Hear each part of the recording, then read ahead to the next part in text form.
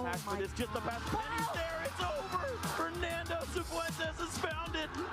You've been patient. You've been waiting all this time, but you ready. You've been putting in that grind, so let's go. Champions are hard to find, but you know the goal when you're ready to shine. Have they heard of you? Then they know. You got your sights set on that road. If it's time to battle them, then let's go. 'Cause you'll never stop. Show them what you got. Stays asleep. From that shit Close house. combat onto a Morgan. Is that enough? She did. Chop him cross, gets the knockout. Defeats Ochua. Show them what you got. Yeah, they already know. You got your sights set on victory road. Show them what you got. Yeah, they already know. You got your sights set on victory road. Gets the leg down. Can you look down the wish catch when he has a little bit held left? Oh! What HP left. I know it's over.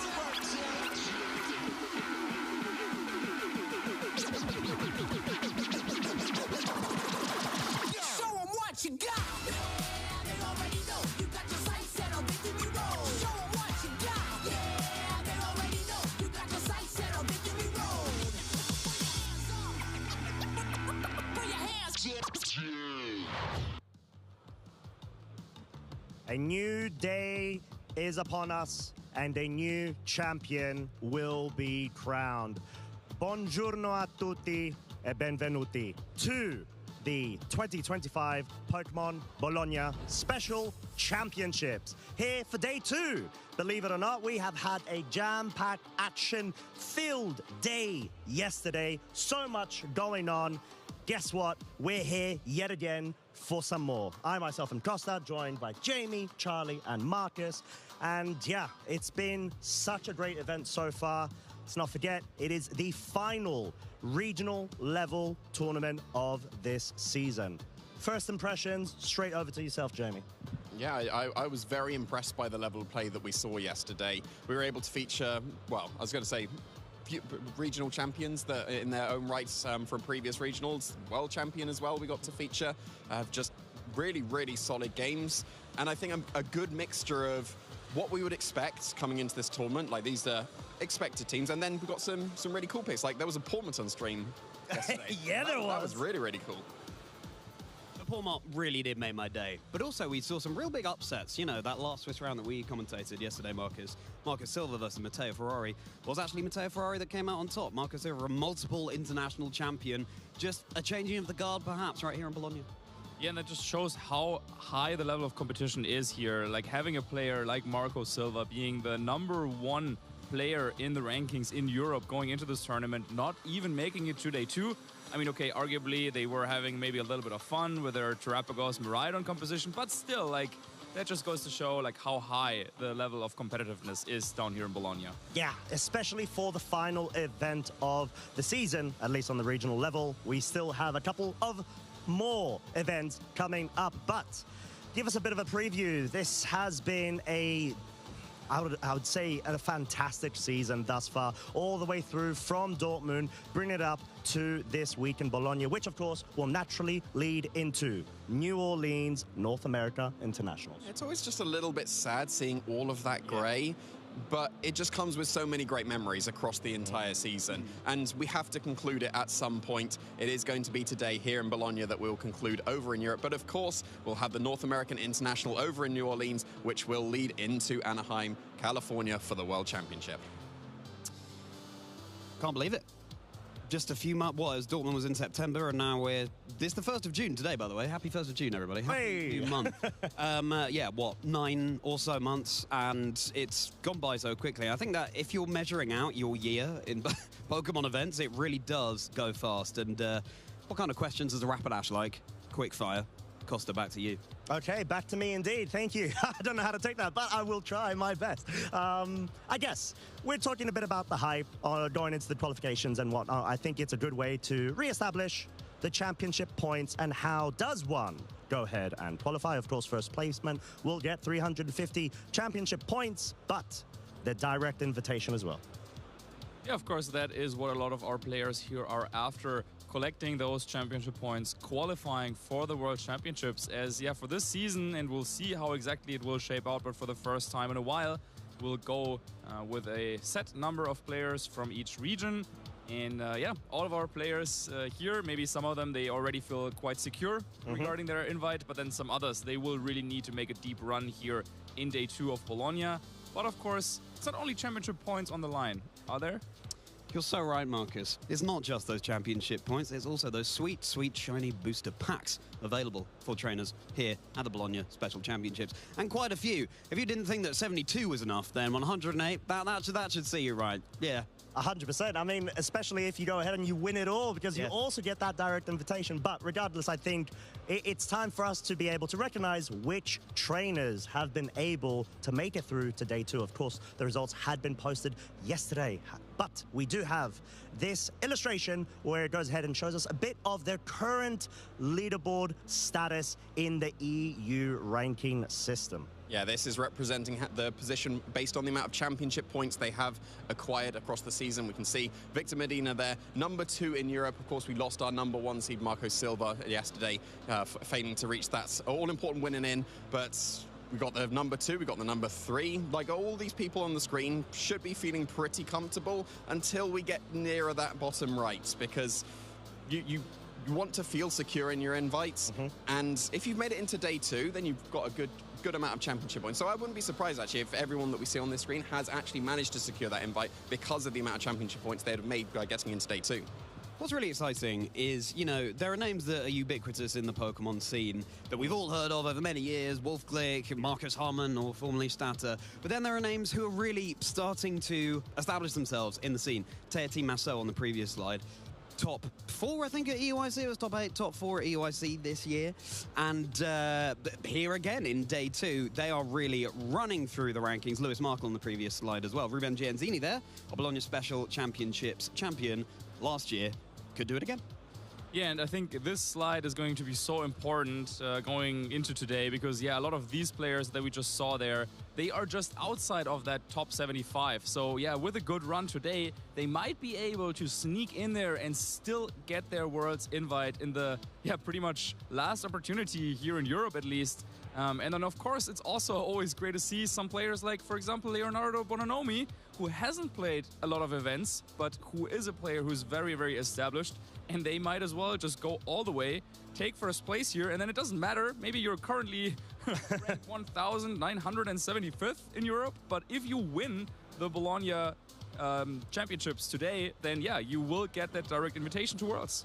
Exactly that. But I'll tell you, 2 trainers initially that we saw have the best chances at the start of today. There were 2 undefeated trainers, of course, going 8-0. First off, we do have Giuseppe. So we have a lovely little illustration of what Giuseppe's run actually looked yesterday. Obviously, as we mentioned, 8-0, undefeated, all greens, all places, but very interesting team compositions as Giuseppe was rocking that Calorit Shadow Rider and the Zama.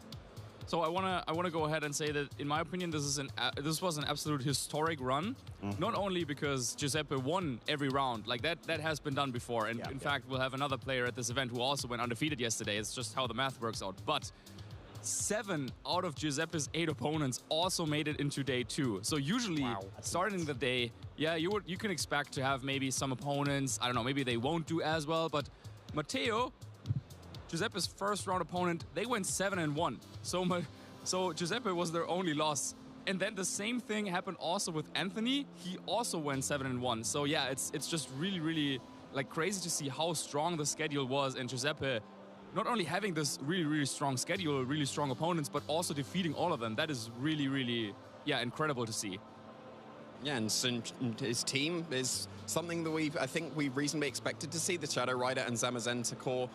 It was the most common restricted pair that we did see in day 1. We'll have to wait and see if it is going to continue to be that case in day 2. But if you mentioned that 7 of his 8 opponents made it into day 2, there were 3 there that had Shadow Rider Zamazenta as well. So that would have added to the numbers also. I think that the core of Incineroar and Rillaboom is quite established, and usually it's an Urshifu somewhere, but it seems like Giuseppe's going on that Amoonguss that had such a good showing in Portland just recently. I'd say there's also a fairly broad diversity of Pokemon that Giuseppe went up against there. It's not like we've got Incineroar on every single team there, or Calorit Shadow Rider on every single team. So clearly, the team that Giuseppe is running is adaptable. It can work into various compositions. So hopefully, that will stand them in good stead for today. But they were not the only undefeated trainer. We also did have Teo Team, and I'm quite curious to actually see his run as well yesterday, because I know he had the Lunala and the Maridon team core, or should I say pairing, and already seeing off the bat a couple of really fascinating teams that he was able to go up against, and yeah, a couple of friendly fires as well against Antoine in that final round 8. Yeah, I'm spotting that Oranguru. Yes. I know, that's what I was hinting at. That's You obviously know I the was. standout, right? Like, that's a Pokemon you don't often see. And usually when it's paired with Maridon, you usually have the Symbiosis and an Electric Seed on the Maridon. And then when you activate the Electric Seed, Symbiosis activates from the Oranguru and passes whatever item it is onto the Maridon. I wouldn't be surprised if that was the strategy that Federico was going for there. But it's obviously really cool to see all the niche picks that's coming out. And Oranguru, for me, is clearly the standout that Tier Team was facing. Sorry to get your hopes down. It was just there for Instruct. No! Of course, also. It's very, very strong. love that and move anyway. Powerful, yeah. My heart is broken. We've got co-organization there as well that Tommaso was running as just round 7. And there are a couple of those in day 2 at least. It's not a composition that we're able to feature on stream, but I hope that we get to be able to. Kyogre, of course, won in Portland just last weekend, but not with Zacian, it was Calyrex Ice Rider. So could this finally be the tournament where this pair that we've all talked about, we've never really looked at too seriously, could go all the way? Potentially. I think we're going to have to find out as well. But talking a bit about patterns and identifying, you know, common trends when it comes to both of our undefeated trainers' runs. Something I saw a lot of, and obviously we featured quite a bit on stream yesterday, were Maridons. Even though we saw that, at least when it comes to the conversion into day 2, the past couple of events, it's just not been hitting those strides that you'd normally expect. It didn't even reach the top 8 in Portland, right? Yeah. And I think that was what contributed towards the rise of, well, the mushroom Pokemon. Amoonguss and Brute Bonnet. You always use Brute Bonnet. Well, you should always use Brute Bonnet if you've got a Brute Bonnet. Koraidon. I'm specifying if you've got a Koraidon and a Groudon. Oh, here Of we course, go. Groudon can also set the sun. But yeah, I think that caused the rise of Amoonguss. And we've been seeing that tick up a little bit in this tournament as well. Amoonguss specifically has been on a lot more teams that I would expect, given that Maridon is usually so prevalent. Yeah, I mean, it's back in full force, well, nearly full force now, it seems. It's almost like what happened in Portland didn't happen so much, because there have been so many more Maridon than I expected based on Portland. I mean, how does that fare for you, Marcus? What do you think about that? Yeah, I think the metagame is like still shaping out. Like players are still identifying the best ways to use these restricted Pokemon. Like even starting, yeah, like which pair is strong, like which restricted Pokemon is strong individually. And yeah, I think we won't have like, well, we still might have a big surprise. Like we saw Marco Silva yesterday with that Terapagos and Maridon, and I know that there are still a couple of players who are using that very same combination today. So yeah, that's something that I will have my eyes out for. Yeah, exactly that. We're going to have to find out and not miss any of the action. You lovely folks also shouldn't, as we do have a lovely website, Pokemon.com/broadcast. It's got so much valuable information if you want to make sure you are in tune with all of the latest competitive news. But there's also another medium, channels. You're probably going to be going ahead and watching us right now from either one of those platforms. YouTube, Twitch, thank you so much for the illustration there. It was very exquisite.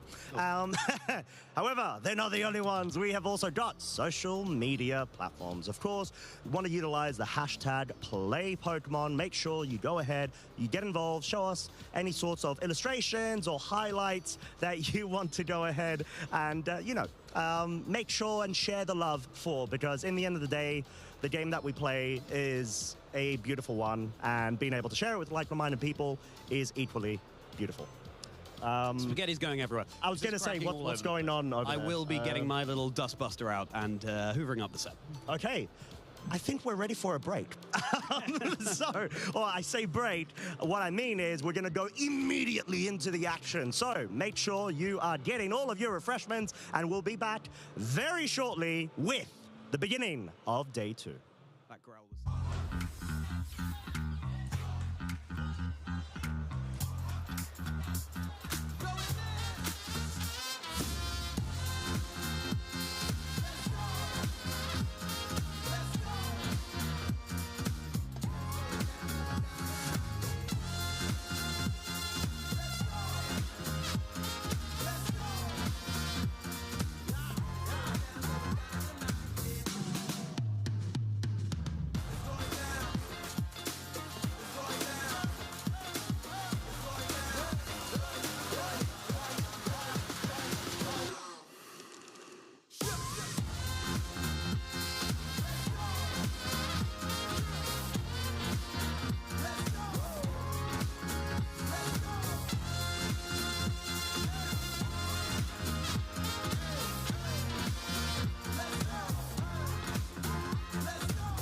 This weekend, the 2025 Regional Championships are bringing the electrifying action of Pokemon Scarlet and Pokemon Violet to the global stage. Top trainers from across the world have gathered to compete for a share of over $125,000 in cash prizes, travel awards, and the all-important championship points that could secure their spot at Worlds 2025 in Anaheim, California.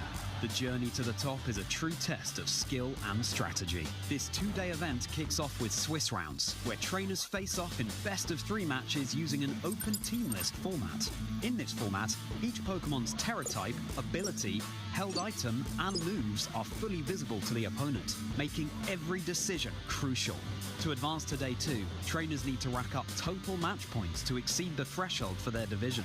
On Day 2, the competition ramps up as trainers continue through more Swiss rounds until the top cut is determined. Then the battle reaches its peak in a single elimination bracket, where only one trainer will emerge as the regional champion.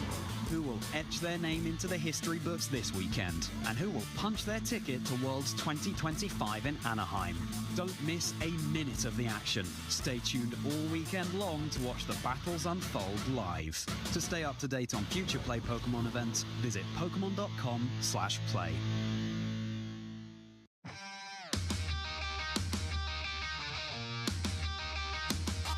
I train hard, go hard. I'm a real rock star. Got the fire in my veins, yeah, I'm a go far. I'm a maverick, in my way, hot stakes, and I'm dishing out moves. Time to step up through the plate, and I'll battle anywhere. Yeah, I'll step up anywhere. Name the place and I'll be there.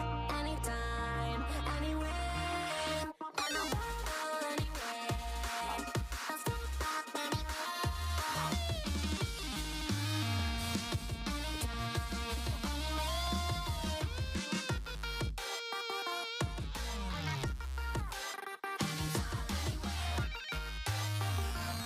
Anytime, anywhere. I'm a battle anywhere. I'll step up anywhere. And I'll be there. Anytime, anywhere. Anytime, anywhere. Opa, bom dia, Adrian. Salve, como é que você tá, cara? Hello! We have teleported our way through Como é que você tá, cara? to the Beleza? Casadest dimension, of which we are here. Plus all of the live action for you at the 2025 Pokemon Bologna Special Championships. I am Josta, and this is Jamie. This is Jamie. Is it Brew Bonnet or Jamie or Boy Bonnet? But, What do you prefer? I don't know. Buenos dias, Am I fusing with Brew Bonnet? You might be. Seems like it. the way I'm hard committing to Brew Bonnet and Amoongus. You've literally mentioned it like, what is it, like 10 times ever since yesterday? You honestly have. I'm not even kidding. Like, Yeah, maybe. yeah, you have. And if I haven't, I need to reach that. Oh, you should. Oh, that's a good goal. Anywho, we are here for the second day of the broadcast. Like we mentioned, there has been so much action so far, and we are very much looking forward to seeing so much more. I would say a variety of different sort of team compositions, but then again, we've seen a lot of good stuff and a lot of different variations as well, leftovers, just becoming one of the most prominent items in comparison to at least previous regulation sets. Yeah, for sure. I think that the only real surprise for me from Regulation G into Regulation I is that Calyrex Ice Rider has completely dropped high horsepower for the most part. There are still a couple of around. I saw one yesterday. But yeah, exactly. They're still around, but the most prominent set is definitely Leech Seed now. Yeah. And if you'd have said that to me back in Regulation G, I'd have been very surprised. So, yeah, I think that's the only real thing that surprised me. Otherwise, the teams that we've been seeing, the compositions, well, if it's a Shadow Rider Zamazenta, we've either got, well, let's just go for the offense and have a Focus Sash Shadow Rider, or let's still do the Nasty Plot stuff with the rotation of the Fake Outs. Yeah. And, yeah, there wasn't too much surprising yesterday, I don't think. But, we did get the Palmot on the stream, which was really cool. We did! And we did get the Electric Seed Terrapagos with Miraidon, which was, I would not have put that down as a restricted pair that anyone would ever use, because you would have thought the anti-synergy of, well, you get rid of the Electric Train would be there, but there we go. I know. Apparently, it could be. I mean, there is an Electric Seed Terrapagos in Day 2. I think it's Francesco Piopero, if I'm not mistaken. Yep. That is rocking it with that Sinistcha, sorry. It's basically the same composition as we saw Marco in the final Swiss round yesterday. Yeah, there were a few Italians that did jump onto the Maridon Terrapco squad, and then I think they put their personal preference on things. So there was a screen tail that we did see from Marco Silva in the final round of Swiss, but then some of the Italians that have clearly done the team building together maybe have Iron Valley in that slot instead. So there was the Maridon Terrapcos course seemed to be established between those at the team building Italians, and then they just put their own spin on it, which I think was quite cool. I want to pick your brain a bit around the exclusion of a grass type move on the Synergy, but we're going to go ahead and find out soon, as we're going to check through and see what the current standings are. Obviously, we weren't able to go ahead and feature the first round of Swiss today, and we've got confirmation. Now there's only one undefeated trainer, and that is Tail Team Muscle, which of course did go up against Giuseppe. So we did have a bit of a breakdown of their runs just before on the couch, and Tail Team seems to have just come out on top in between this confrontation. Yeah, it would seem so. Both trainers had a fantastic run yesterday, and only one of them could emerge victorious. Tier Team being able to take down Giuseppe, so really nice showing here. And it's not an Italian that's currently undefeated as well. Given the sheer numbers of Italians that attended this tournament, there were 133. Yeah, exactly. And there was, 100 and something non-Italians. Yeah. So the fact that Tier Team is able to remain the only undefeated player is very impressive. Yeah, exactly that. And I think Tail Team has really done such a good job to represent all of the French community as well as all the French trainers as well. He's not the only one. We do have Antoine Gouillardet. Same team, right? It's the same team. I think that's what we were talking a bit about with Marcus yesterday, sort of a French variation of this team comp where you've got the Grimsnarl and the Ogerpon Half-Flame that come in favor of maybe like a Smeagol or... I don't remember the 6th slot. Do you remember the 6th slot? No, it's funny because I literally ran a very similar team at and for some reason I'm blanking. But regardless, like, I mean, just having the synergy, right? Oh, it's Urshifu. Of course it's Urshifu. Of course it's Urshifu. I'll just like, where's my water type? But yeah, so just being able to see Antoine really rise to prominence when it comes to being one of the really good representative of the French region is so cool, because I met him many years ago, and we were just both starting off a bit, and then he just progressively kept on getting better and better. So it's really happy to see him have such a strong result. Even in the top 5, there's the French players there's Adam Shafawi, there's there in A1 as well. Okay, so it's a slightly different team there. We still got the Maridon Lunala and the Rillaboom and the Incineroar, but Volcarona and Urshifu. So Urshifu's back there, I would see. It's back. It hasn't been dropped by all the French players. I see you, Adam. I mean, but yeah, Volcarona though, very interesting inclusion. Not sure of the item, maybe it's safety goggles, it depends on what sort of like set it is. Is it a hybrid? Is it a full support? Is it just a setup full offense? Variations are key, but I think when it comes to this team, the whole idea and win condition is to try to pivot and support the Lunala leftovers Calm Mind as much as you can in order to be able to, you know, just run through, because it's really tough to break a Lunala that keeps on reactivating Shadow Shield through incremental HP recovery. Yeah, I think the Volcarona is one of the best standalone counters to Shadow Rider and Zamazenta, because you have Struggle Bug available on the Volcarona, so you can reduce the special attack of the Shadow Rider, and you resist both the body presses and whatever steel type attack the Zamazenta chooses to go for as well. And then if they do attack the Volcarona, they can get burned by the Flame Body. So it is a very nice addition there for Adam, and I'm not surprised to see that he's made it into 8-1. Yeah, exactly that. But he is not the only trainer alongside the other French co-trainers too that have gotten that 8-1. There have been quite a few successful trainers here. I think we actually featured Liam Westland yesterday, even though, if I'm not mistaken, he wasn't able to win on stream. Yeah, but he's won every other game. Exactly. So like, fair play to you, Liam. Very well done. But then also Max Muzumechi, which we have actually featured in previous times. I've had the pleasure of interviewing him as well a couple of events back, and great guy, and really humble, but also really just trying to do the very best for himself. So I'm super happy to see him doing so well. And you mentioned about Francesco Pierpero being one of the Maridon Terrapcos users, and it is at A1 still, so it does seem like he is going to be able to get some kind of success here in Bologna. Yeah, exactly that. But yeah, generally speaking, when it comes to all of these trainers, all of the battles as well, that we could sort of Imagine will be going on. Unfortunately, we're not able to go ahead and feature them all, but we do have a couple of notable matches we do want to highlight, especially at this crucial stage of the tournament. We are essentially now at Swiss round number 10. Oh, wow, okay. Thank you, production. That is an amazing choice. We have got Francesco Piopero versus Giuseppe Musico, which I don't believe we actually featured Giuseppe, if I'm not mistaken, yesterday, did we? No. Yeah, it makes perfect sense to be able to feature them here. Both at 8-1, so very, very good records. And we were saying about the Maridon Terrapagos as a surprise, and we get to feature it once again here. And as I said, the Marco had the screen tail, but a couple of the Italians seem to value the Iron Valiant in that slot a little bit more than the Scream Tail. Can do some similar things. It also gets Encore and Disable. We'll have to see what the actual moveset on the Iron Valiant is, but it can do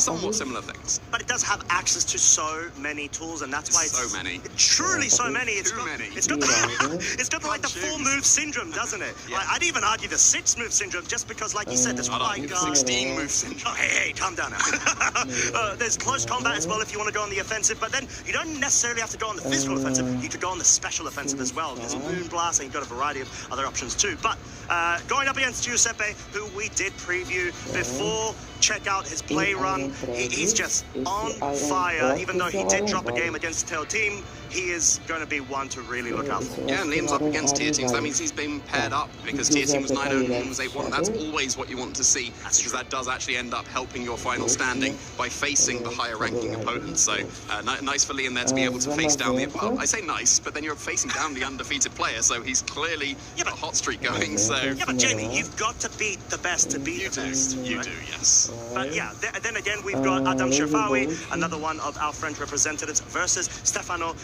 Greppi, running very, I'd say, standard compositions. The Raging Bolt, though. Good stuff. Yeah, the Raging Bolt is something that we've been seeing rise just a tiny bit more. A bit unexpectedly, but also kind of makes sense. Well, Raging Bolt's been strong ever since it's been introduced, right? For this format. But it still seems strange that such a strong Pokemon in every single regulation that's been available for Maridon. You do have to make that comparison, but then if you're not using Maridon as you're restricted, then there's nothing wrong with slapping the Raging Bolt on the team. It's still going to be very strong, and it does have the Thunderclap as the niche over Maridon. So it definitely still has its place, even though it does seem to be on the drop.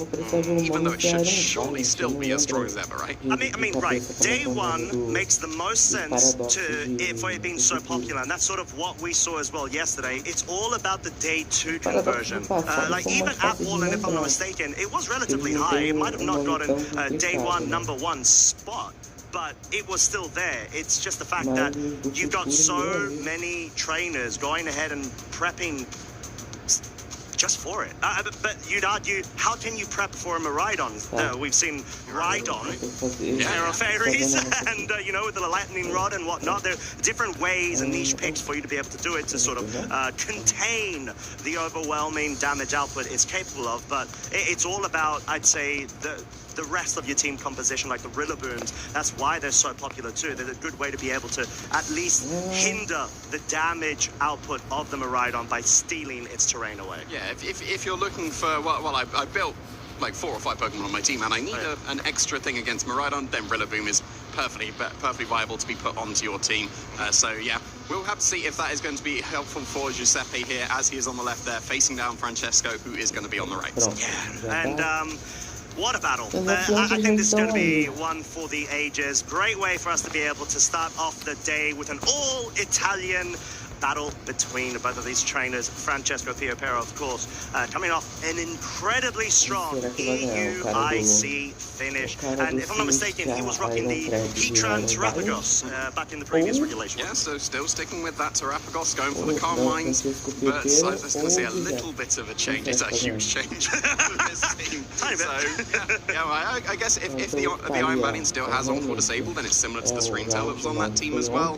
But yeah, the fact that there's a second restricted available has clearly changed some dynamics here, and there's a lot of Pokemon that was not on that original team that Francesco piloted to a lot of success. Yeah, and already just observing both of our trainers, Giuseppe was all smiling, all happy, he's all joyous, and you could just see how concentrated and focused Francesco is. He just wants to be able to find that Zen moment before he goes ahead and flips his hat around. Yeah, and then he gets the fire typing as he turns into Zen mode. Hey! See the accomplishments there. We've got a regional champion versus a regional finalist. Giuseppe was able to take the Stuttgart Regional Championship all the way back in 2018, so very, very experienced player.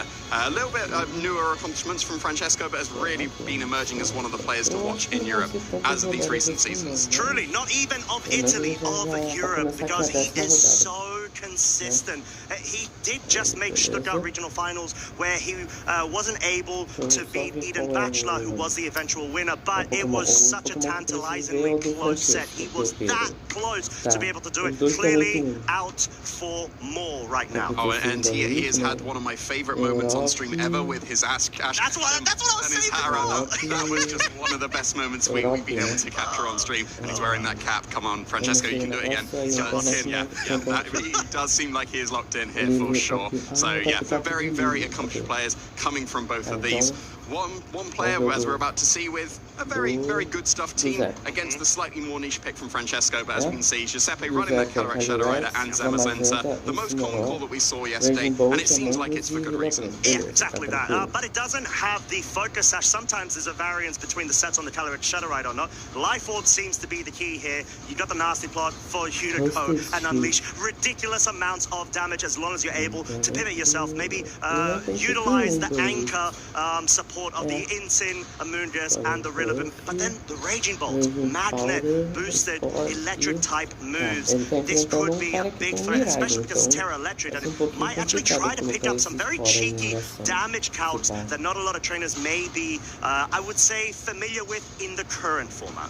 Yeah, the Magnet, I think, is starting to become the most common item on Raging Bolt, and it's hard to say that given that Raging Bolt isn't as common as we usually saw back in the previous regulations, but just from what has been observed on what's been successful on Raging Bolt, it seems like Magnet is the go-to item right now, and opting for the consistency of the Dragon Pulse over the Drake and Meteor means that because that's a little bit of a weaker move, you're only going for that if electric is not going to be very effective, so then you can fully commit to, well, I want to be going for my electric type attacks, let's do as much damage as I can. Yeah, and I think one of the things that places Raging Bolt into a nice spot is all of the electric terrain that's available because of the Miraidon, so you're able to not only have, let's say, a budget Miraidon, but most importantly, you absolutely take advantage of the additional damage output, especially with that Terra Electric. But talking about Terra Electric, Miraidon's got that as an option as well, but is an Assault Vest over on Francesco's side. Terrapagos, of course, being the classic, I would say classic, it's not classic, it doesn't have leftovers. It's cool though, Electric Seed, Earth Power, Carmine, Terra Starstorm, so you got the secondary option, and to not get essentially locked into a wide guard scenario of a pin. Incineroar, Iron Valiant, Sinistra, and the Iron Treads. Iron Valiant seems to be physical with Disable, and that Sinistra does not have a grass type move, or offensive move, should I say. Yeah, Machagotra has got to be like the go-to when you're using a Sinistra. But I think it makes sense that if you only have space for one offensive move, to have Shadow Ball, because you want to be taking care of the ghost types, right? Sure. So, yeah, you'll be well, if you're facing down a normal type, then you won't be able to hit them at all. But that wouldn't be that big an issue, because if you're facing down a normal type, you're probably matching it with your own normal type in the Terrapagos. And the Iron Valiant there, it's not quite the same as the Screamtail that we saw yesterday. It's only got Disable and not On-Call. But the nice thing about Iron Valiant compared to Screamtail has no offense at all. Like, yes, it hits player off with Dazzling Beam, and it does like 10% damage. Close combat from an Iron Valiant is going to be doing massive damage here. Yeah, and I think for good reason we're going to have to see, though, what our trainers are leading with, as we've got game 1 of our round 10 stream match. You're going to see Francesco rocking with double restricted Terrapagos, going ahead and getting into its Terra Shift form. Whilst having Miraidon by his side, electric terrain, sure, it's amazing. But on the other hand, Giuseppe's already led with the Rillaboom, and the Zamazenta's absolutely going to be able to have the grass terrain reign supreme. Yeah, but the Electric Seed activates before Rillaboom would override that grassy terrain, so the Terrapagos, with this new item that it seems to be picking up here in the Bologna Special Championships, allows it to take on both these physical attackers a lot better. I'm really curious. I want to see a body press into that Steel Terra Shell Terrapagos with the +1, and I wanted to see it do 10%, because that's got to be the point of the Electric Seed. take on these physical attackers a lot better. There is fake out pressure available on the Rillaboom now, so you can go for the fake out to break the Terra Shell and then follow up with a body press into Terrapagos. But no, the fake out is going to be stopping the Miraidon here.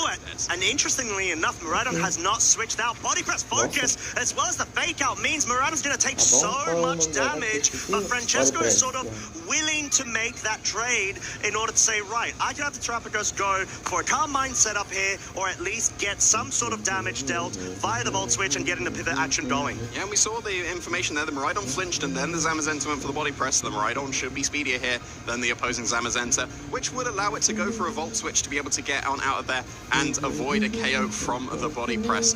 You still have the option of breaking the Terra Shell on the Terrapagos with the Grassy Glide first if you want to be going for body press there, but no, not going for body press this turn. Just keeping yourself safe, maybe expecting the Volt Switch to go into that Zamazenta as it is protecting itself, but no, smartly called Volt Switch into the Rillaboom instead. Yeah, well played from Francesco there, just wanting to make sure he doesn't allow any slowing of momentum in terms of his strategy right now. Getting that pivot action going allows you to bring that Incineroar in, not only for the Intimidate onto, let's say, the Rillaboom if it wants to try to focus and break the Terra Shift, for example, but it has Fake Out online in the subsequent turn. However, U-turn now will come out from Giuseppe's side. Of course, Rillaboom gets a bit of chip damage because of the Rocky Helmet, but now you've got another mid-turn decision-making process allowed for you via the pivot.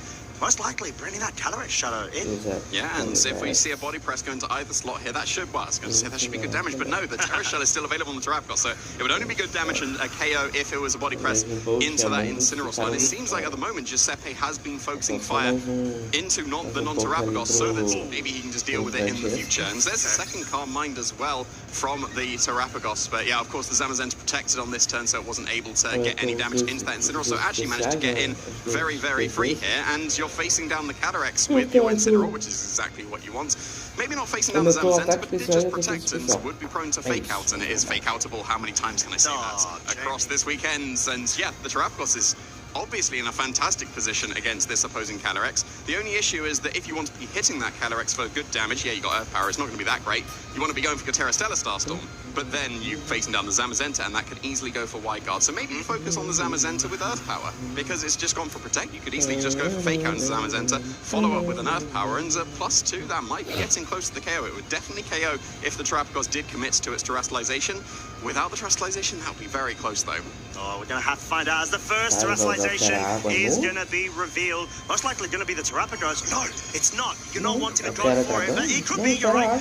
It is the Terra Water on the Zamazenta, so this may be a bit of an indication of a Wide Guard being chosen here in order to nullify any Terra Starstorm moves coming out from Francesco to be able to capitalize super effectively, because we've got the switch of the single target into the spread damage via that Terrestrialization. Yeah, so both players opting for Terrestrialization here. We'll have to see if White Guard was clipped by the Zamazenta. Of course, the Grass Terrain is going to disappear thanks to that Terraform Zero, so no recovery anymore. But just Fake Out into the Zamazenta. Wasn't going for the White Guard there, and Psychic shouldn't be doing too much to this Terrapagos because of all those Calm Minds. Okay, so Special Defense drop though, that is very useful, especially when you've got a life orb on that Calyrex Shadow Rider. We're going to see the flinch from the Zamazenta. Earth Power though, no Terra Starstorm, just trying to catch out that Zamazenta, clearly being a key piece that Francesco wants to be able to remove and didn't actually want to lean into making a very aggressive read from the get-go.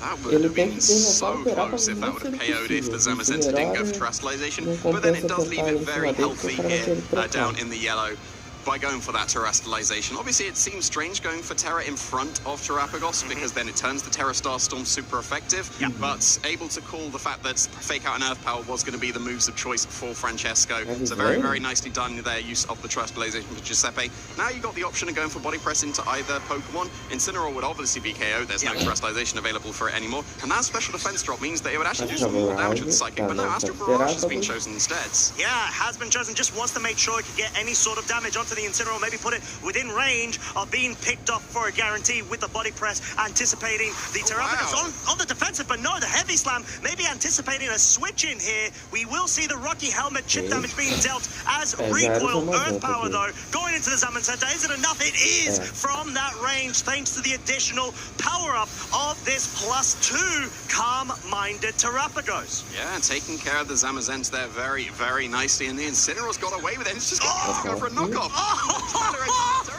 That's his KO on this turn for Francesco. Wow, what turn of events there. It seemed like, well, you go for body press, but then it seems like Giuseppe was going for the read of, well, Incineroar's got to switch out, right? It's thrown by the body press, and we've got an unrevealed Pokemon in the back. The attacks that Giuseppe went for, that's got to indicate they were expecting either the Sinister or the Iron Valiant, right? Because if it's the Iron Valiant, it's going to be caught resisting the body press, so that wouldn't be doing too much damage. And then the Sinister would do no damage at all, so really, really committing to that. But no, Incineroar standing proud and taking care of, it's taking care of the calories. That is game. Giuseppe realizes that. Rillaboom and Incineroar come in, but there's nothing that can be done against this Terrapagos that is +1 defense and +2 special attack, and it would just take the game. So Giuseppe realizes that, forfeits, and game 1 goes to Francesco. Yeah, what a way to be able to just absolutely push through. Initially, I would say with the aggressive pin scenarios where Francesco is like, okay, you either focus on my Miraidon or my Terrapagos, at least I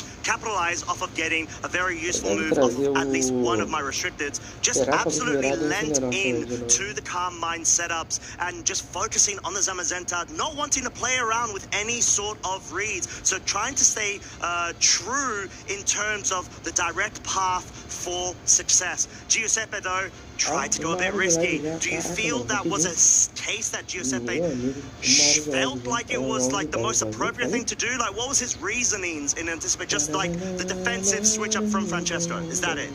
Well, if you're expecting something like Sinister or Iron Valiant, the Astral Barrage and Heavy Slam does make perfect sense. Because if you go for the standard play of body press the Incineroar, that is a KO. The response is switching a quarter resistance or an immunity. So it makes perfect sense to go into that read, and Giuseppe is a very strong player. He's a regional champion. Knows that Francesco is a very strong player. So it makes perfect sense to try and go for a read based on what you think would be happening here, which Sinister switch in, will recover the Terrapagos and become immune to body press. So this is expecting the defensive play from the Terrapagos, the protect. A lot of Terrapagos players do tend to play somewhat offensively, don't they? So it's usually protect the Terrapagos. That's going to be with cycling fake out or getting redirection in. Sinister can go for that redirection. So yeah, Giuseppe, obviously the reading didn't pay off there, but it would have absolutely done if something like the Sinister did switch in. It's true. And I think it's just clearly Francesco's got like a flow chart already in his mind in terms of, okay, well, this is what I need to do at this point of the game, and I just need to be able to absolutely go on the offensive with the Terrapagos, get rid of that Zamazenta. The moment that I can do so, it unlocks the game. So I'm really interested to see how Giuseppe is going to try to adapt going into this game too. Most likely going to bring the same leads, but we're going to have to find out as Francesco is doing just that with double restricted. But there is indeed a switch up here. Rillaboom and the Amoonguss, so double grass types here. Maybe wanting to have both Fake Out online as well as Spore. Yeah, Spore's going to be online immediately because, there's the Electric Terrain that's going to activate the Electric Seed on the Terrapagos and get that +1 defense boost.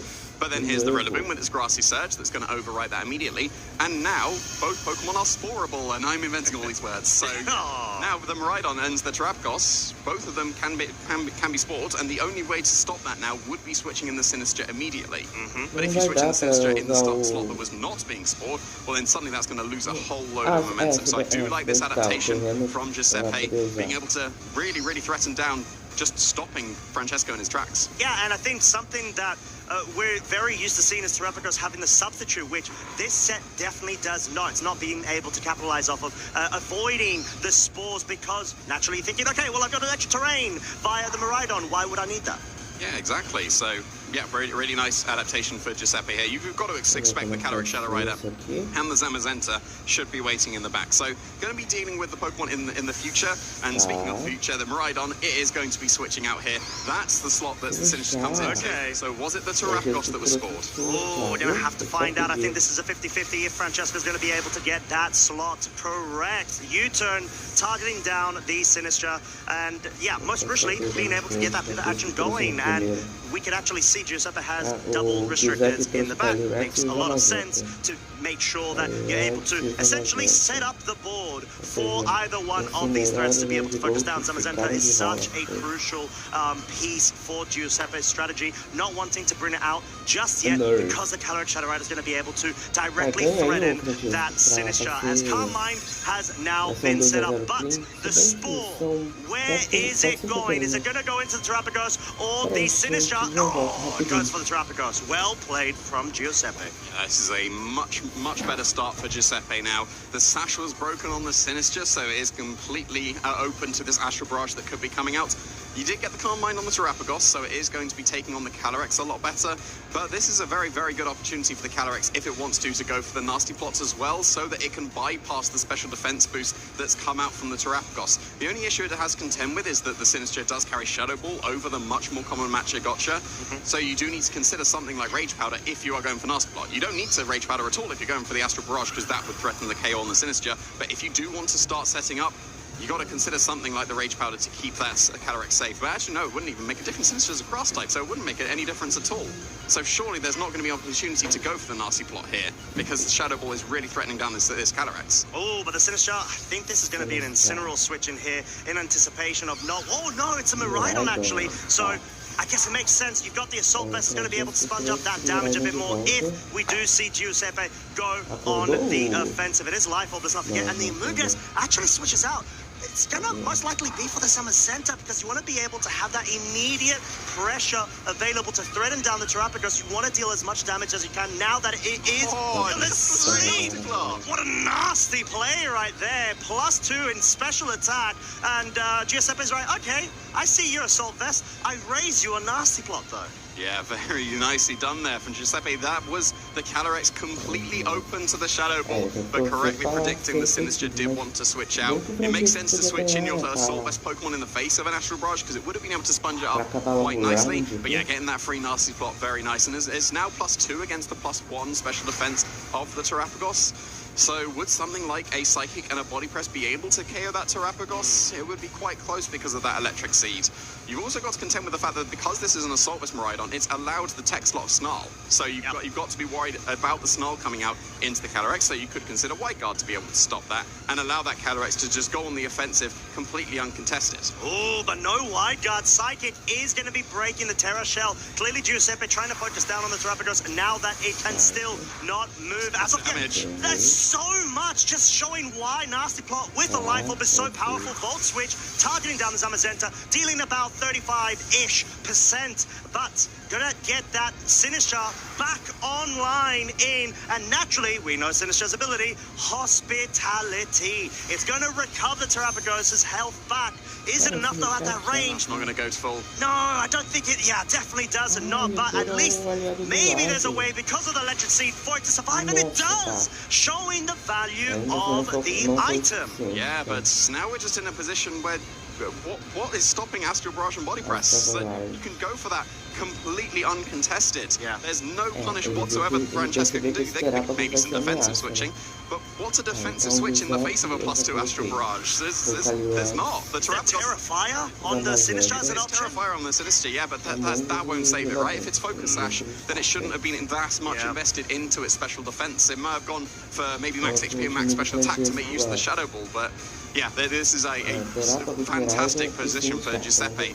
The defensive switch, the Sinister, makes perfect sense with the Volt switch. That was an opportunity to go for a Snarl, though, into the Calyrex, and it would have been close if it would have been able to KO. Snarl's an incredibly weak move, but then it gets quad super effective, and yeah, like you're playing defensively here. The Sinister is going to be switching out, so it does preserve the Hospitality. Okay, to be fair, an Incineroar is a switch into but you can't really stop the Body Press either, right? Yeah. And I mean, it's going to be a bit of an out there read if Giuseppe's going to anticipate the Incineroar go for the Body Press into the Ghost type. But most crucially, the Terrapagos does wake up. It goes for the Protect. It has its Buddy Opal Incineroar by its side in order to have Fake Out available in the subsequent turn. We're going to have to see that the Body Press, there's any sort of cheeky read from Giuseppe's side. Jamie, that's a 2-shot. Oh my lordy. No, Body Press was trying to target down Terrapagos. Makes sense. You just want to make sure that you can capitalize off of any sort of cheeky, I would say, well, not cheeky, I'd say if the Terrapagos remained asleep. Yeah, but it managed to wake up there. If it didn't wake up that turn, I think it was just immediately game over. But there is still a chance for Francesco because terrestrialization is still available. Of course, Terrapagos, when it does go for that terrestrialization, it gains a bunch of HP. So maybe if you manage to switch in the Sinister as well, then you'll be able to recover even more HP. I think the only issue would be that if you immediately switch now, it will recover the HP of this Terrapagos rather than the Terrace version. So it wouldn't recover as much HP as it possibly could do. Right. So maybe you go for Fake Out this turn and assume that your +1 special defense with the extra HP will allow you to survive the +2 Psychic. That'd be close though, for sure it did like almost 50% when it was still in the Terra Shell. But yeah, it looks like maybe the Sinister is going to come in, get that recovery going. Is that's surely not going to save the Terrapagos though, right? No, I mean, we're going to have to find out though.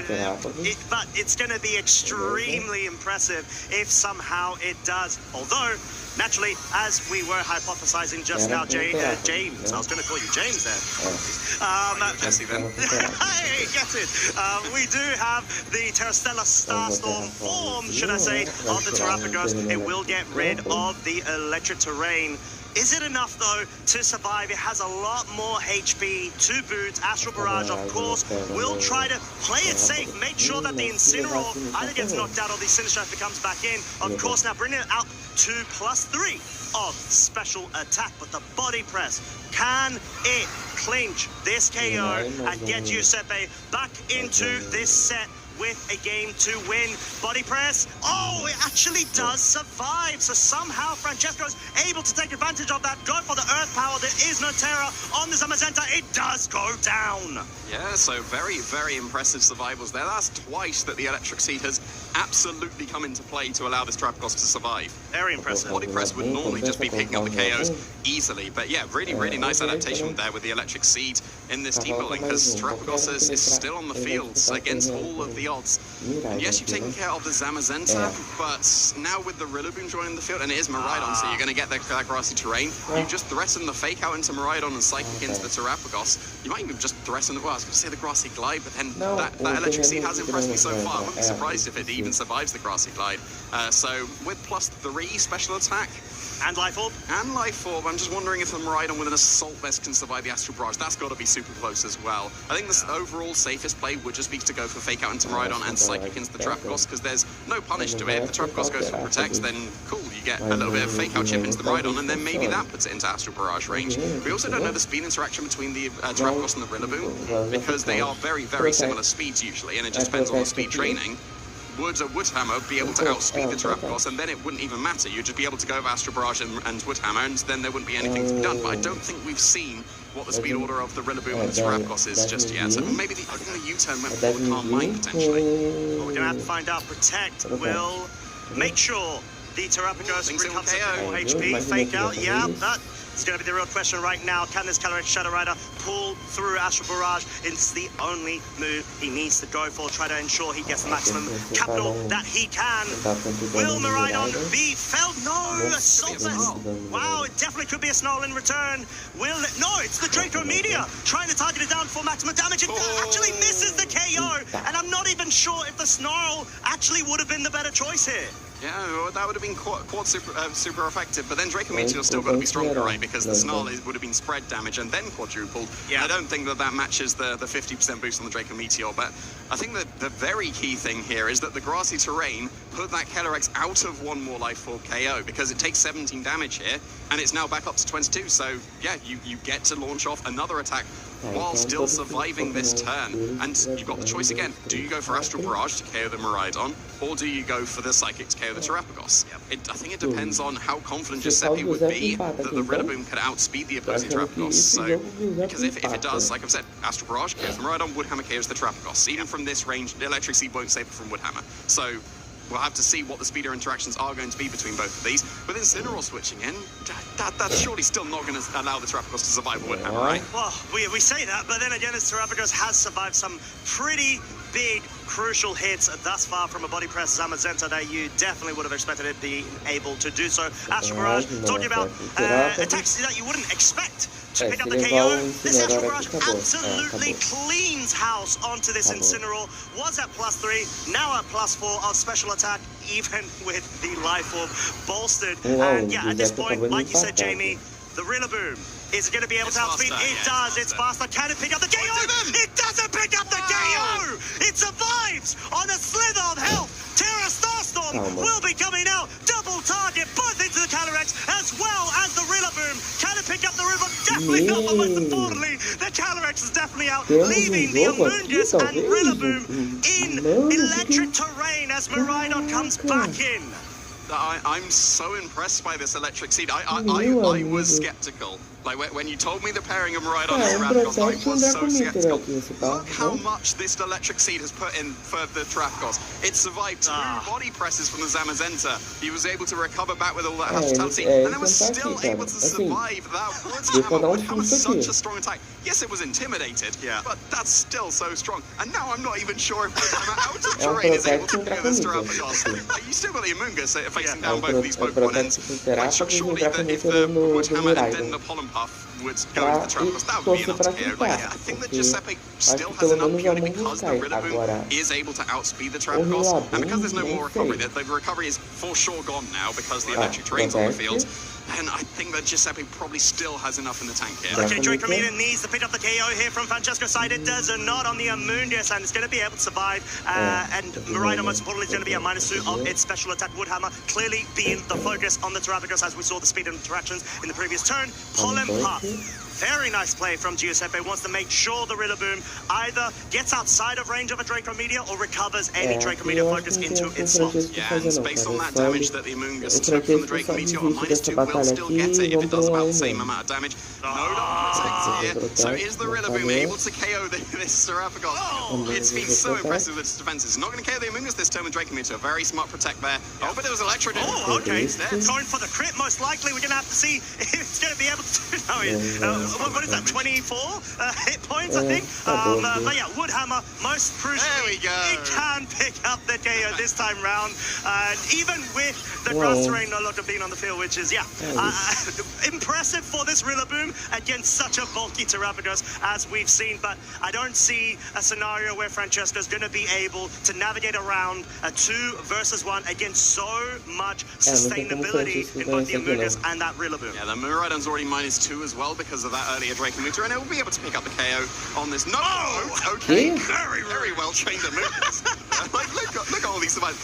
Okay, so you can see how well experienced both these trainers are, right? And one of the things is how to train your Pokemon. Exactly. Both have clearly done it very well. That Terrapagos is perfectly trained. So is this Amoonguss that survived on 1 HP. It doesn't matter. Even if the Amoonguss got KO'd there, the Rillaboom would still win, and Giuseppe is now able to take this game as Francesco locks in the forfeit. But yeah, wow. I'm so, even though the Terrapagos lost that game, I'm so impressed. I mean, well played from both of our trainers. And clearly, as we can all tell, Jamie was not a believer. He definitely now must be after seeing that Terrapagos' ridiculous amount of bulk. But regardless, Giuseppe has been able to achieve his goal, his current short-term goal, get that game 3. Was able to do it to such a great extent. He led with the Amoonguss and Rillaboom and did finish up that game 2 with them both. So, do we feel going into this crucial game 3, any change-ups, Giuseppe most likely going for what worked, or is there any sort of scenario of an adapt to an adapt? I think that bringing the Amoonguss was incredibly important, just getting that initial support, because Terrapagos was able to Carmine twice, completely uncontested in that first game, and then that allowed it to be too strong and unbreakable.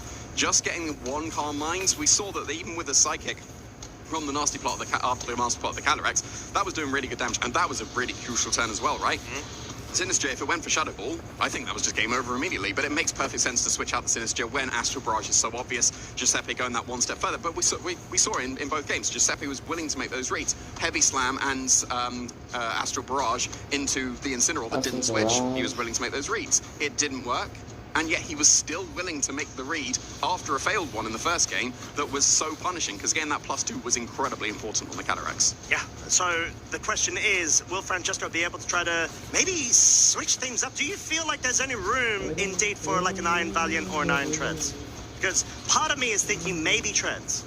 But then it's still awkward. Well, you usually assume that an Iron Treads has got a speed boost, right? Right. And that would allow it to outspeed both the Calyrex and the Zamazenta. The speed boost obviously coming from the Quark drive and Miraidon concept. But then that would... It has Ice Spinner, by the way. Oh, wow, that's really It does. Good. But then you're getting rid of the terrain a lot of the time with Terrapagos terrestrializing anyway. And there's the opposing Rillaboom on the field, and that would just get rid of the terrain as well. So I'm not sure that Iron Treads really has a place here. I think that the Pokemon that are being brought are correct, but at least the order has changed this time. It's not Miraidon getting that electric seed immediately on the Terrapagos. Instead, it's going to be Incineroar for both of these trainers, with Zamazenta facing down the Terrapagos. Yeah, a bit of a cat fight and I guess, dog and a turtle fight. But yeah, no double restricted lead from Francesco, which already differs from Game 1 and Game 2. And we do actually see the Incineroar over on Giuseppe's side move first. And most likely, going to be faster, but then again, you never know with Incineroars how they can be trained. There may be certain speed benchmarks that both trainers have identified in trying to hit. So do we expect a cheeky fake out into one another in terms of the Incineroars, anticipating to be the faster one? Well, if you see on Giuseppe's side, he's got the Covert Cloak available on the Incineroar, so there's not going to be a fake out mind game between the two Incineroars. So I wouldn't be surprised if there is just that fake out into the Zamazenta. Well, it kind of has to be the fake out into the Zamazenta, right? Because Body Press is threatening down both of these Pokemon. The Terrapagos hasn't got its electric seed just yet, so even though it would be a not very effective hit on the Terra Shell, well, that could be broken by a fake out as well. So like fake, and this is the Incineroar switching out from Francesco. So if there is a fake out on Body Press into the Terrapagos, yes, the electric seed is going to activate because Miraidon was what was switched in, then that could be incredibly dangerous. So I wouldn't be surprised if the Terrapagos is also protecting here. Yeah, so clearly a board momentum sort of play, wanting to anticipate the fake out. Actually going into the Incineroar as a precaution, or at least a Body Press. But the fake out... Whoa, wow, going into the Terra Shell, we'll be able to break it, and this opens up the Terrapagos to a Body Press focus. No, but Francesco was able to at least read the focus of the Body Press into the slot, most likely picking up the KO on Incineroar, but because it's a Miraidon now, it is able to survive, but it's not going to survive a follow-up, although it is going to be faster. Yeah, I think this is a very, very solid position for Giuseppe, purely because you can very safely just ignore this Terrapagos if you opt to go for Parting Shot. Yes, it can Calm Mind, but then that would be completely neutralized by that Parting Shot. You still get a special defense boost, but that wouldn't really matter when you're facing down the Zamazenta. I think it's important that on Francesco's side, the Miraidon still outspeeds, because if it didn't, you body press that Miraidon slot and then something's going down, and even if the Sinister comes in, well, the Sinister coming in would restore that Terra Shell, but I don't think that's too important at this point. That was a big swing of momentum already for Giuseppe, because you've already done half damage to that Miraidon. Yeah, and we're going to have to see how Miraidon actually goes for the Volt Switch into the Incineroar and wants to make sure that it's starting to put it within range, most likely from an Earth power of this Terrapagos. And we did see there is no Protect from the Terrapagos because the Volt Switch will allow the Sinister to come back in and reactivate the Terra Shell. And knowing the speed tiers between the Incineroar and Zamazenta, Zamazenta's going to go first. For that Body Press, it will only be met with that Terra Shell, which, of course, renders it not very effective. But I was hoping for 10%. No, it didn't happen. But the Calm Mind has now been set up, and we know Incineroar does have the Parting Shot. There's no point going for any sort of knockoffs, I feel, here. You want to be able to get that pivot action going, maybe even bring in your own Rillaboom, but that is something that Giuseppe is going to have to really consider, given the Miraidons now back in the four of Francesco. Yeah, well, you can bring in your Calyrex somewhat safely here, because you brought the Terrapagos back down to neutral, and then an Astral Barrage and a Heavy Slam would definitely KO the Sinister, and you'd have to go for that to KO it through the Focus Sash. Ooh, okay. But then, of course, there's the Incineroar waiting in the back, and Incineroar would be a very good switch into an Astral Barrage and a Heavy Slam. We've already seen how ineffective that was in the Game 1 when Giuseppe went for that read. But then at the same time, are you still going to ignore this Terrapagos? Because if you ignore it and just go for the Sinister, that still opens up the opportunity to get that Calm Mind again and then start to actually get the boosts, because the Incineroar's off the field and you can't Parting Shot it currently. So you would be able to in the future, but allowing this Terrapagos to get those boosts will start to turn it into a threat again. It's currently not going to be doing too much damage. Even if this went for something like the Terra Status Earth Power into the Zamazenta, that would still do just okay damage. So you still need to be getting those Calm Minds. I think it's just going to depend here. Does the Sinister stay in and allow itself to be KO'd to the Astral Barrage and Heavy Slam? Or does something like the Incineroar switch in, but then could there be a body press into that Sinister? That's always a brave play to go for a body press into a Ghost type.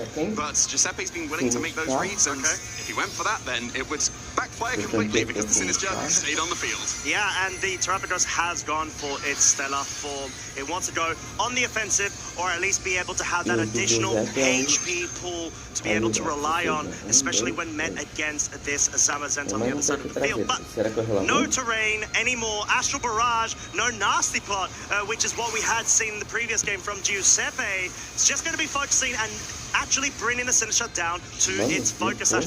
This is the utility of being able to have this kind of Pokemon that's normally built to be so bulky and supportive. Body press. Oh, body press, and because of its Ghost typing, of course, it's going to be able to forego the double up there, forcing another Astral Barrage to have to be done, or at least a Psychic pick it up. And yeah, I mean, there's the Astral.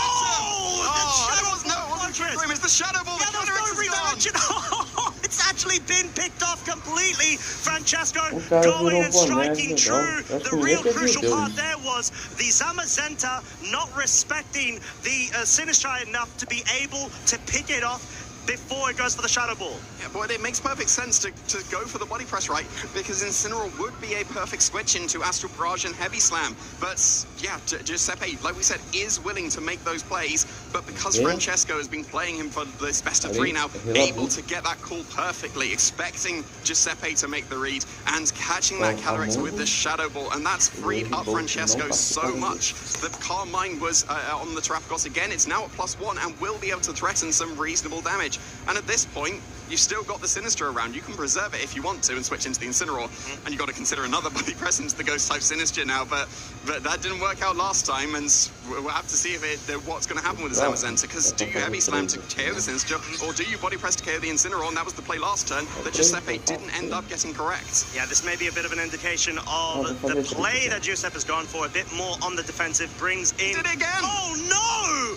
He actually did! He tried going for the read, and it didn't work out. Earth Power will be boosted by the Stellar Form. It is enough to pick up the KO! It's a critical hit! Francesco has celebrated already! He knows what this means! Giuseppe's down to his final 2 Pokemon. Strength Sap, just to rub it in that tiny bit more. Get that HP recovery in combination with the incremental HP recovery of the grass terrain. But it's full! It's gone! Stop it, Francesco! He's down and out already. But, I mean, what an incredible turn of events. It literally does come down to knowing Giuseppe wants to go on the aggressive, absolutely capitalizing off of it. Giuseppe's locked in. The forfeit. Francesco Piopero will be getting yet another win. I would like to take this opportunity to sincerely apologize to Electric Seas Terrapagos. I was completely mistaken. You are an absolutely viable set, and I think that's been absolutely proved. That was so impressive. Yes, Francesco had to play absolutely brilliantly to be able to take that, but yeah, wow. I didn't expect to be this impressed. I'm gonna be honest, I was shell-shocked because at some point I just lost... shell-shocked. Yeah, I absolutely lost focus of, oh my god, is he actually like making that play? Because we saw constant 50-50 flips, essentially, and Francesco got them each and every time. He was sort of taunting Giuseppe into focusing and respecting the Incineroar switch in every single time, and Sinister was like, yeah, no, I'm not gonna have that. I'm actually gonna stay right here, not be special. Astral Barrage, yeah, I've got my focus sash, I'm good. And then just pick up the KO.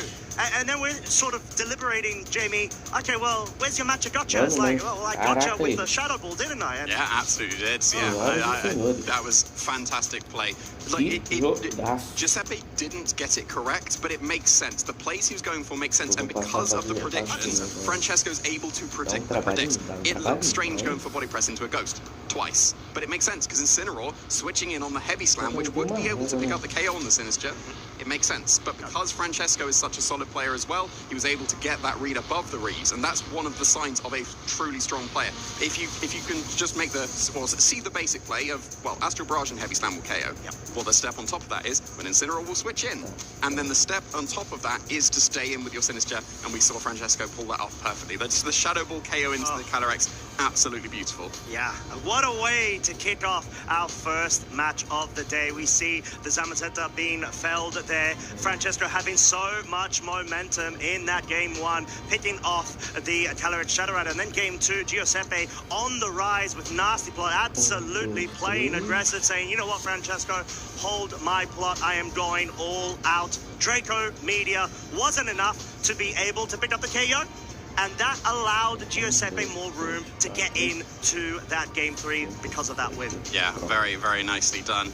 It seemed like some good adaptations coming out from Giuseppe. I did like the Amoonguss. I think the Amoonguss was a really nice adaptation going into that game two. But then, yeah, the game three, he ended up dropping the Amoonguss, didn't he? He brought back the Incineroar. So, there we go. The body press into the Sinister. It makes perfect sense. But no, Sinister staying very, very proud there and launching off that Shadow Ball into that Calyrex. Easy KO. There were multiple things that could have happened, lads. And even if you went for... There's the hat. Yeah, there was the hat turn. Even if you went for Terra Dark, just to avoid that, like even Astral Barrage Body Press would still work.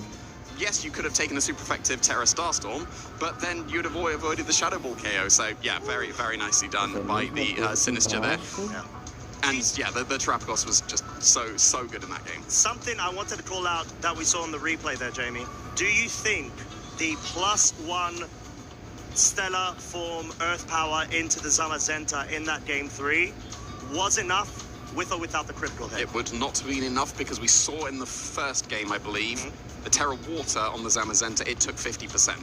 So if it's only +1, then you would expect 75% coming out from the Earth Power. So yeah, the crit would have come into play there to be able to get that KO. But I think, given that there was a second body press into the Sinister, even if the Zamazenta would have been able to survive there, then you'd have probably... Subsequent turn. You'd have been able to probably, at that point, because the Sinister would have been back to full HP, and you're facing down Rillaboom and the Zamazenta, you'd be able to go for Rage Powder and Earth Power as well, and then that's just an extra turn that you take to KO the Zamazenta. So yeah, the crit probably not mattering in how the game would have progressed, but it just sped it up a turn. I mean, it wouldn't have had its focus sash intact again, because obviously it was broken from the first... It's facing down Rillaboom and Zamazenta, right? Exactly. Full HP's fine. Yeah. Yeah, you don't have a problem at all, and all of a sudden you've got like this focus sash based Pokemon actually having so much sustainability via that strength sap, clearly being called out as one of the key themes when you're going up against such physically offensive Pokemon that, let's say, for example, may not have clear Amulet, or even if they do, I'm not sure of the mechanic, but I think you don't drop the attack, but you still get the HP recovery, right? Yeah. So I think that's a bit of synergy that I didn't initially spot. The attack drop paired with the Calm Minds makes perfect sense, right? And it gets the I would say that the bonus is the HP recovery for the Sinister. The main thing would be to get those attack drops, because if you're calm-minded and electric-seeded and against a -1 Pokemon, how are you breaking that Terrapagos? Because we saw it just take attacks it really had no right in taking. That's a good shout. I think that's, once again, the result of high-level team building. Clearly now we're able to see the true fruits of that sort of idea and sort of a strategy when it comes to getting more and more sustainability and damage mitigation on board to be able to extend not only your chances but your Pokemon's essentially lifeline in that game. Something that we've seen in other teams as well, usually having the struggle bug called Rona and whatnot. You want to find ways to be able to just lower all of the damage, please. Like we saw at Milwaukee, there was just the screens coming to the fore as well. We've seen in previous events with the Grimmsnarl. Clearly Sinister, a Pokemon that not a lot of people were counting on, but clearly has a lot of merit to it. I think mainly because we'd been using, well, Trick Room on the Sinister. Yeah. Like, I even called out in the game, well, I was going for Trick Room. Didn't even have Trick Room. You did, and that threw me off. Yeah. I was like, wait. Yeah, I was like, yeah, what? I know. Like, even just in, like, I see the Pokemon in front of me, and I know it's set, and I was still like, Sinister will go for Trick Room because it always goes for Trick Room. And we've got the innovation here of, well, it's got Protect instead of Trick Room. So, and it seems like, well, at least for this kind of team, does it matter when you're moving if you're just so bulky you don't get KO'd? So, Yeah, I guess obviously Trick Room is not necessary on the Sensei. But I mean, very, very impressive. And, you know, huge shout-outs as well to Giuseppe, playing so incredibly well there. It literally just came down to, we saw game 1 and game 3. It was the reads. It was truly down to the reads, the flips, essentially, where you either get it or you don't. And maybe, obviously, Giuseppe would have at some point played up against Francesco, most likely. And it could also be a detriment to his own if he had previous experience knowing his play style and then having the mind game of Francesco knowing Giuseppe is going to know that. And then, okay, well, let me do the opposite. Let me just like fake you out essentially in a mind game sense, but try to find the right moment to do it where either the play's too obvious or it's not so obvious. Does that make sense? Oh yeah, there's multiple levels to predictions. Like you've always got the I see a super effective hit, I will just go for that. And then the level like the level 1 play, level 2, then level 3. Yeah, and because your response to my most obvious play is this, or my response to that is this, but then your opponent's response to the new play is this one. And it's like there are usually multiple layers to predictions, and like an onion. Yeah, like an onion. Like an onion. Yeah. I was trying to find a sinister onion thing, but it's like maybe like cut up some onions, pop in your tea. Yeah. Is that a thing people do in the UK? Or? Probably not. We're in Bologna. Yeah, we're in Bologna. Like the phrase that I have in my head that is not a thing, but I've been making things a thing, is logic chicken. Like, where do you stop on your prediction? Where on the ladder of this prediction for this prediction for this prediction do you stop, and who's going to play chicken and who's going to go for this one on this one? Logic chicken. It's a thing. Let's find out if Francesco agrees, as we've got Charlie at the stage ready with an interview. Out with the old, and in with the new, Calyrex, Shadow Rider and Zamazets from Generation 8. They are felled, but Generation 9 with Terrapagos and Miraidon rising to the fore. Francesco Piaferro, we could see how much that win meant to you. How are you feeling? I'm feeling amazing, Charlie. Yeah. To come back on the top cut now, after missing it in Stockholm, always with Terrapagos, I was like, okay, Regulation E is coming out. Terrapagos hasn't been doing well at all, I think. It has always stopped in top 8 with every time the same team. Yeah. And I think that team doesn't cut it. And I was kind of lost, but I said, if not me, who else is going to bring Terrapagos to the top? Exactly. A Pokemon you brought to EYC as well, I believe, yeah. But you believed in it, you believed in the turtle, and it's serving you well now. Really, really exciting. Always. We saw how much you popped off in Game 3 on a certain play that was made. Talk us through what was going through your mind, though. Okay, so after playing Game 1, I think it was a very dominated game. Yeah. We had a very, very nice game too, where Giuseppe adapted really well to my lead. Actually, he counter-led my Miraidon Pagos lead, and he got the Spore, right? Because I could have gone for a Protect, go for whatever on the other slot, and then come back with the Miraidon, and that would have put me in a really nice spot. But Giuseppe, knowing me, we've been in the same scene, you know, for many years. We've played a lot together. He knows me, so he went for the right play, which was the Spore and the Terrapagos, and that kind of put the nail in the coffin for me from get-go, I think. It was very hard to come back for that, but almost with that Draco meter. If that would have KO'd, maybe with the Insane in the back, I think I would have came back, but of course, like Giuseppe on his Calyrex, so he took the hit. I was kind of hinting that, but I went in Game 3 thinking what Giuseppe did in order to win that game. He really had to take so many calls right, even like the Shadow Ball on the Calyrex in the Game 2 that I was so close of clicking. Like the judges at the stream station told me, you were so close to the Game 2, and then you did in Game 3. I know, but I don't regret it, because I was like, okay, I see what is going on. Yeah. He has the White Guard. He hasn't clicked White Guard once, but I have always the Shadow Ball threatening, and he really wants to click that nasty block, because Miraidon with Snarl and the AV otherwise is not something he can take down really easily. So I was like, okay, I think in Game 3, I just need to play my outs right, And I didn't go for the Miraidon lead because I was like, maybe he's nervous because the matchup is not really good. So he's probably gonna go for what worked, because if that works, why change it, right? So I kept my Miraidon in the back just to keep it. And then when he led with Incineroar and Zamazenta, I was like, oh, he got me. Yeah, I had to spend some resources in order to counter that.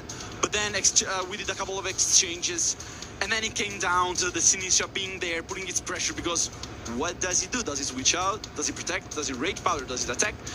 And he was disrespecting it too much. But you know, the T has its pride, so the Sinistra said the masterpiece Sinistra. It's a masterpiece. It's master and shiny. Masterpiece Sinistra and shiny. Said, I am the original one here. I'm the protagonist. Okay. Delicious tea. Delicious matchup. Thank you. Chef's kiss. And that play, yeah, that just sort of paved the way to you then winning.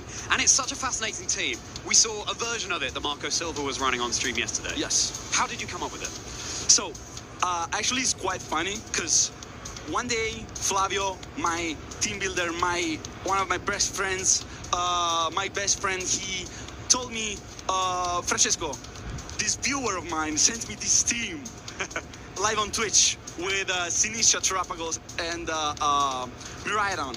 I don't think the rest is our style of playing, but maybe we can adapt this. And I was like, that sounds cool, actually, because Lunala had just won Milwaukee with Miraidon and Electric Seed. But I was like, Terrapagos is Lunala, but just better, you know. Of course, always with the Terrapagos. So I was kind of thrilled. And then playing it, we adapted and changed it, basically the entire sets of the team, putting the Iron Threads that is very nice, has been paying off for all the Miraidon, because we don't have a Rillaboom anymore, right? Yeah. So we have the Threads that has to stick around for the Miraidon, right? It's a little Zacian. I like to call it the little Zacian. Or we call it the vacca, which means the cow in Italian. And then, of course, Incineroar, because it's the talisman. We call it the talisman, right?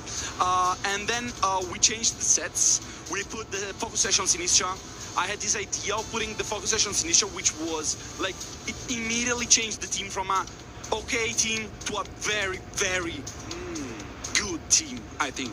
And it changed everything, because you could see against Calyrex Shadow, because they have to double it, but it has Protect. Yeah. So it puts, Flavio suggested to put Protect on it to generate so many mind games with it, and it was so nice. It changed everything. And then we saw Marco yesterday that used the same team, because Flavio on the battle spot faced Marco under an ult. So there we go. We have Storm in the venue, the mysterious tropical Sinistra player, where it all started basically, and they all saw it. And then Marco saw it, and he saw the focus sesh activating, and I think he took the idea from there. But I was like, okay, Marco likes Terrapagos as well. Yeah. We have to think 3 steps ahead. Yeah. Let's put the Iron Valiant on the team. Let's change the Scream Tail. Because I was like, if I go further in the tournament, I think I'm gonna face Marco because he's the best player. So I was like, let's have something for it. I didn't face Marco, but on round 1 of today, I faced a full mirror. Oh, wow. And I had the Iron Valiant that paid off so perfectly. And I had basically the counter for the team, because we predicted that they were gonna use that after that game, because, you know, before important events like this, every information is priceless, right? Yeah, absolutely. So I was watching the Napoli game that night when I discovered our team got leaked. Yeah, oh wow, okay. And I was so down bad, I couldn't watch my team winning the championship at the last game. I had to take a shower. I had to go. I was like, I was eating dinner with my parents. I was like, Dad, something terrible happened. But it was like, Napoli's winning, something terrible happened. So I went to take a shower, came down, Napoli won the championship ultimately, so I was very happy, but I was at the same time very worried. So we had to think quick for a solution. Now, nothing is done, because there's the rest of the tournament to be played.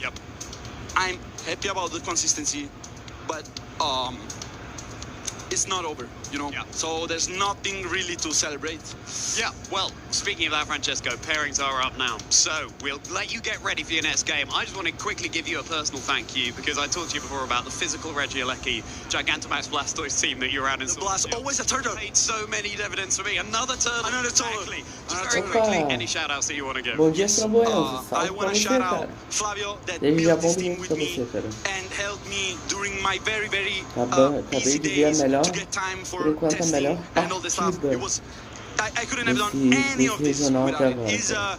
not in day 2, but he's supporting me. He woke up at 6 this morning just to come with me at the venue, and I have to thank his help so much. Then all my team, Team Aqua, of course, all the staff that is supporting me, and my family, Luigi, my brother, that is here with me, Andrea, my other brother, that is at home watching, my parents, and then Salvatore again, Alfredo, Francesco, all the people watching at home. I may be forgetting someone because it's kind of a nervous moment, but my parents, of course, because they invested in me, they believed in what I was doing, and this year, finally, I could have a worthy, results to pay them off, you know. All damn worthy. We're so excited to see how the rest of the competition goes for you. And speaking of that, we'll let you get ready. We'll get to our Swiss round 11. That was just the first round of the day. There's so many more thrilling games to come. Mano, Hi there, a I'm Anna rodada Prosser. We're just outside the 11, competition né? floor of the 12. Pokemon North America International Championship. And I'm here with Gumi in the Play Lab. Gumi, what is the Play Lab? It's a nice, easy 3-step streamlined process where players can learn of all ages, all experiences, how to play the Pokemon trading card game. What are those 3 steps? So we've got Pokecash, we've got Attach and Attack, and 30 card demo decks, which they all get to take home. That's exciting. You're holding something as well. What's that? So this is a little research folder. It's got little baby steps throughout the whole process. They can benchmark with little stickers or keep it all as a souvenir. So if somebody is just coming to the competition for the first time and they're trying to get involved, this is the place to start? Oh, absolutely. I Yeah, highly recommend it. And I simple. love about this is that we have family members all around, all Hoje é o generations. segundo So I dia love e o seeing último dia grandparents play with desse their grandchildren. That's so regional. exciting. Inclusive, é o If último somebody is regional like, que a I gente don't vai ter know, esse like, I ano. don't know if I'm going to be good O at this, or I próximo don't even é know, like, whether internacional I e é belong só here, what encouragement would you give them? dia 13 a I would 15 say de junho. take first step. You never know what, trying something new can do, and bringing on new experiences can open new doors for further opportunities and grow your community. I love that. And who knows where it could take you next, all the way maybe to the top here at the Pokemon North America International Championship.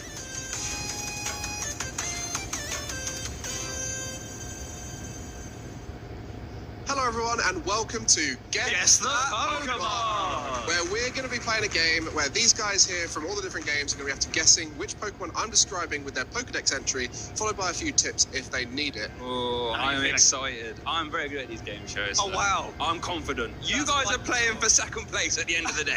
That's what I figured when I entered this competition.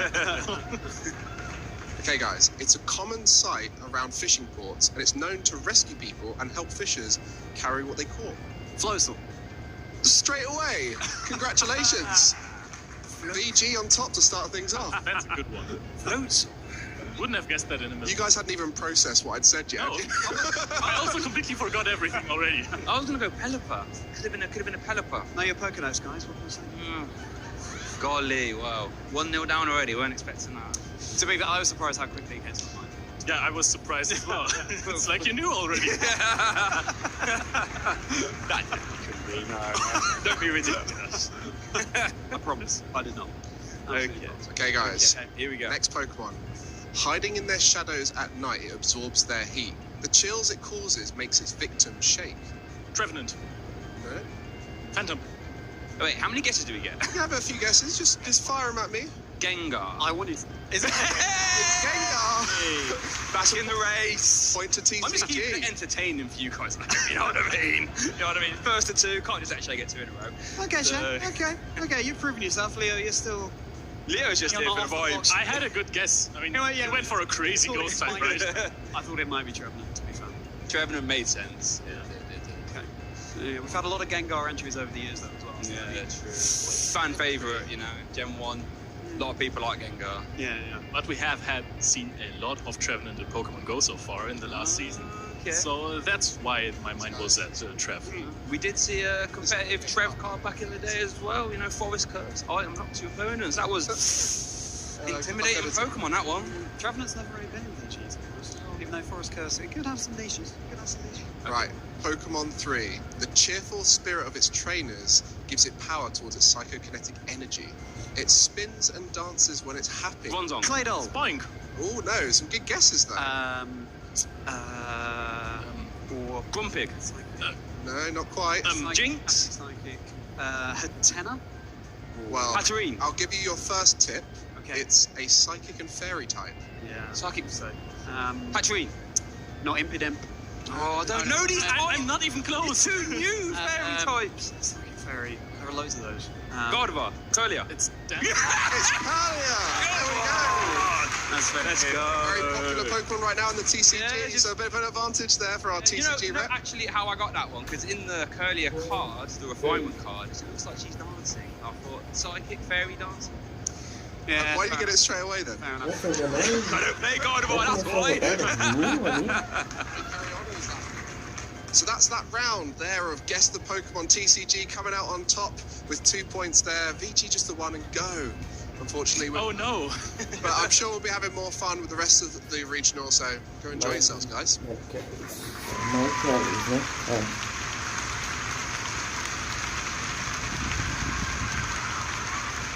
Legal.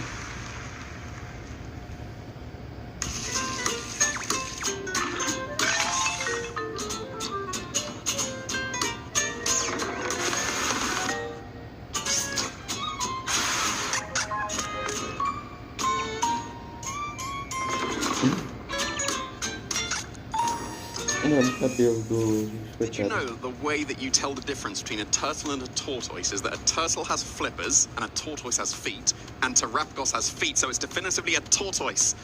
And that doesn't matter at all, and my name is Jamie Boyce, and we're here with Costa, yes. So, now that we've cleared that up, it is not a turtle.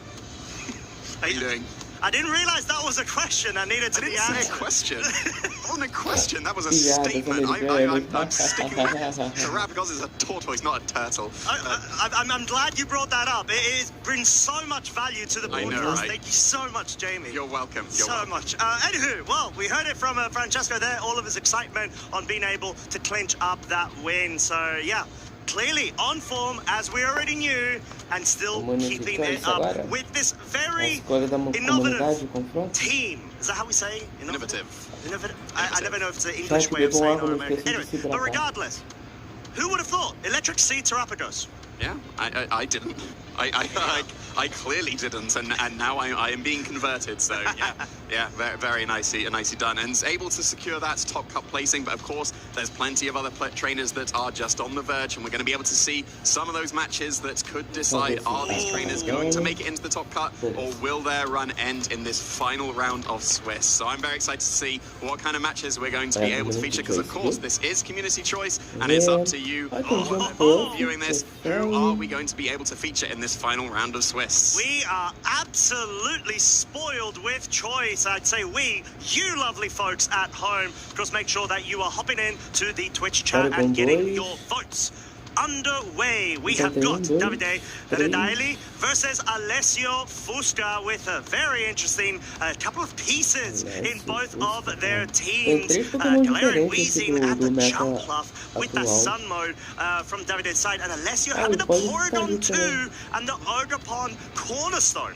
Yeah, so it did kind of a classic Terrapagos build, but then the Porygon 2 comes out of nowhere and clearly fills some holes that Alessio's found in the team building. And just I'm very curious to see what the Porygon 2 would be, but then I've been impressed by other versions of Terrapagos teams already, so I wouldn't be surprised if that Porygon 2 is filling the exact niche that Alessio wants. Very quick reminder, Alessio did go 15-0 last year in this very location and at the same event. So, very strong contender, clearly trying to push it through. However, we've got a lot more strong contenders. Lorenzo Silvestrini, as we did feature yesterday, he was able to go ahead and win out against our current reigning champion, Luca Cherry-Belli, bringing very common composition, I'd say, with the inclusion of Clefairy Redirection versus Luis Markle. Hot coming off from a finalist placing back at Utrecht, of course, with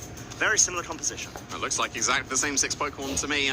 We'll have to see if he's made any kind of slight adaptations across the team, but it worked very, very well for Lewis in Utrecht, and it's working pretty well so far. So if you want to be seeing it, can he still make that run straight after his fantastic Utrecht run, then you'll need to vote for that one. Going down again, we've got a regional champion versus a regional finalist here. Hippolyte Bernards we were able to feature yesterday. Victor we weren't quite able to, so I'd be interested to see what that Smeargle is doing on that Calyrex Shadow Riders Amazenta team. Big fan, and let's not forget, Victor Medina is also an international finalist. He was able to go up against Marco Silva back in LAIC this very season. Clearly still on the pursuit of those titles. We know he is one of the strongest contenders. Hopefully for him, he is hoping to pick up that first spot, but that is not the final choice. We have got Carlos Cabal versus Christoph Goose.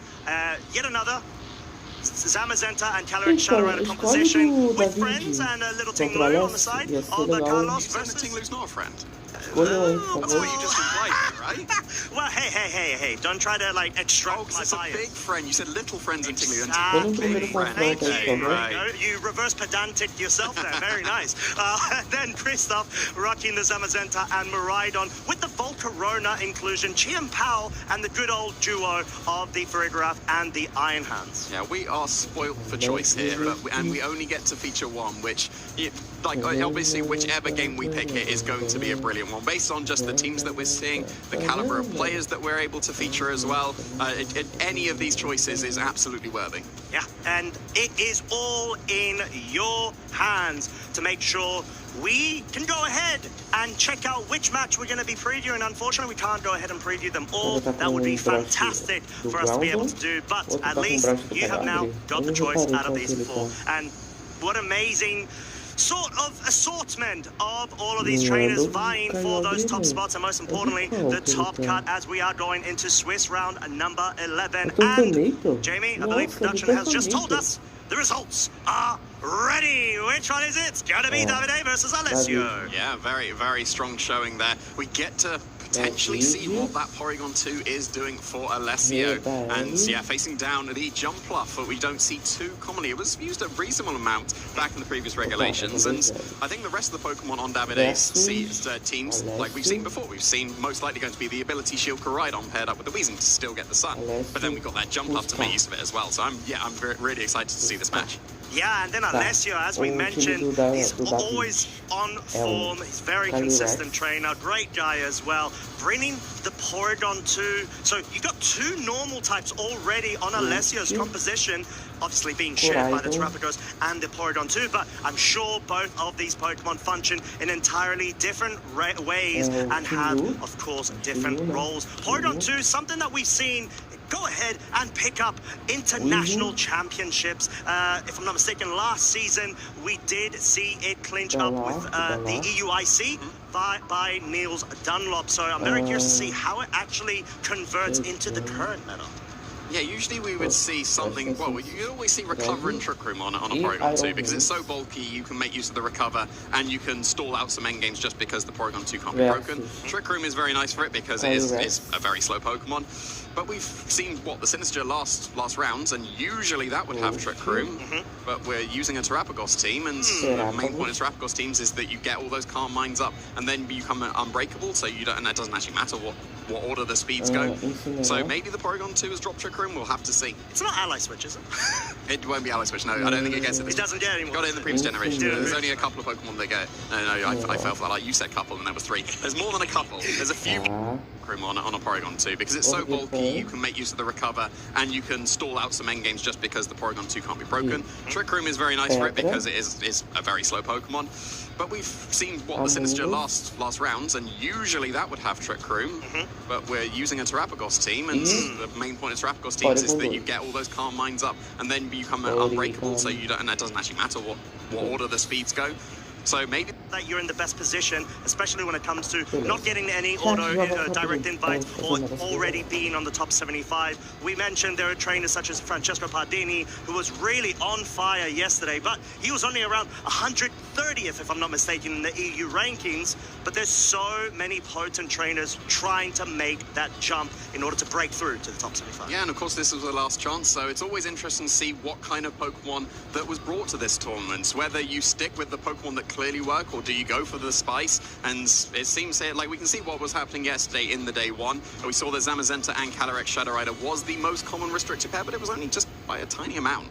Yeah, and it sort of makes a lot of sense in terms of how much flexibility these Pokemon have, the different roles that they have as well. You see the Calyrex Ice Rider and the Miraidon usually act as a sort of speed sandwich restricted duo. You've got the slower, heavy hitting end with the Calyrex, and then the Miraidon being super speedy, super impactful with all of the multipliers. But Lunala, Miraidon coming in third spot, alongside the Calyrex Shadow Rider and the Koraidon. Feel like a bit of a personal favorite for you. Yeah, and that's one of the teams or restricted pairs we're going to be able to feature here. There's that Davide is going to be using. So yeah, that's how the day one ended up working out. It's very, very close between the Shadow Rider and the Ice Rider and Miraidon. So is that going to continue as we go into the day two?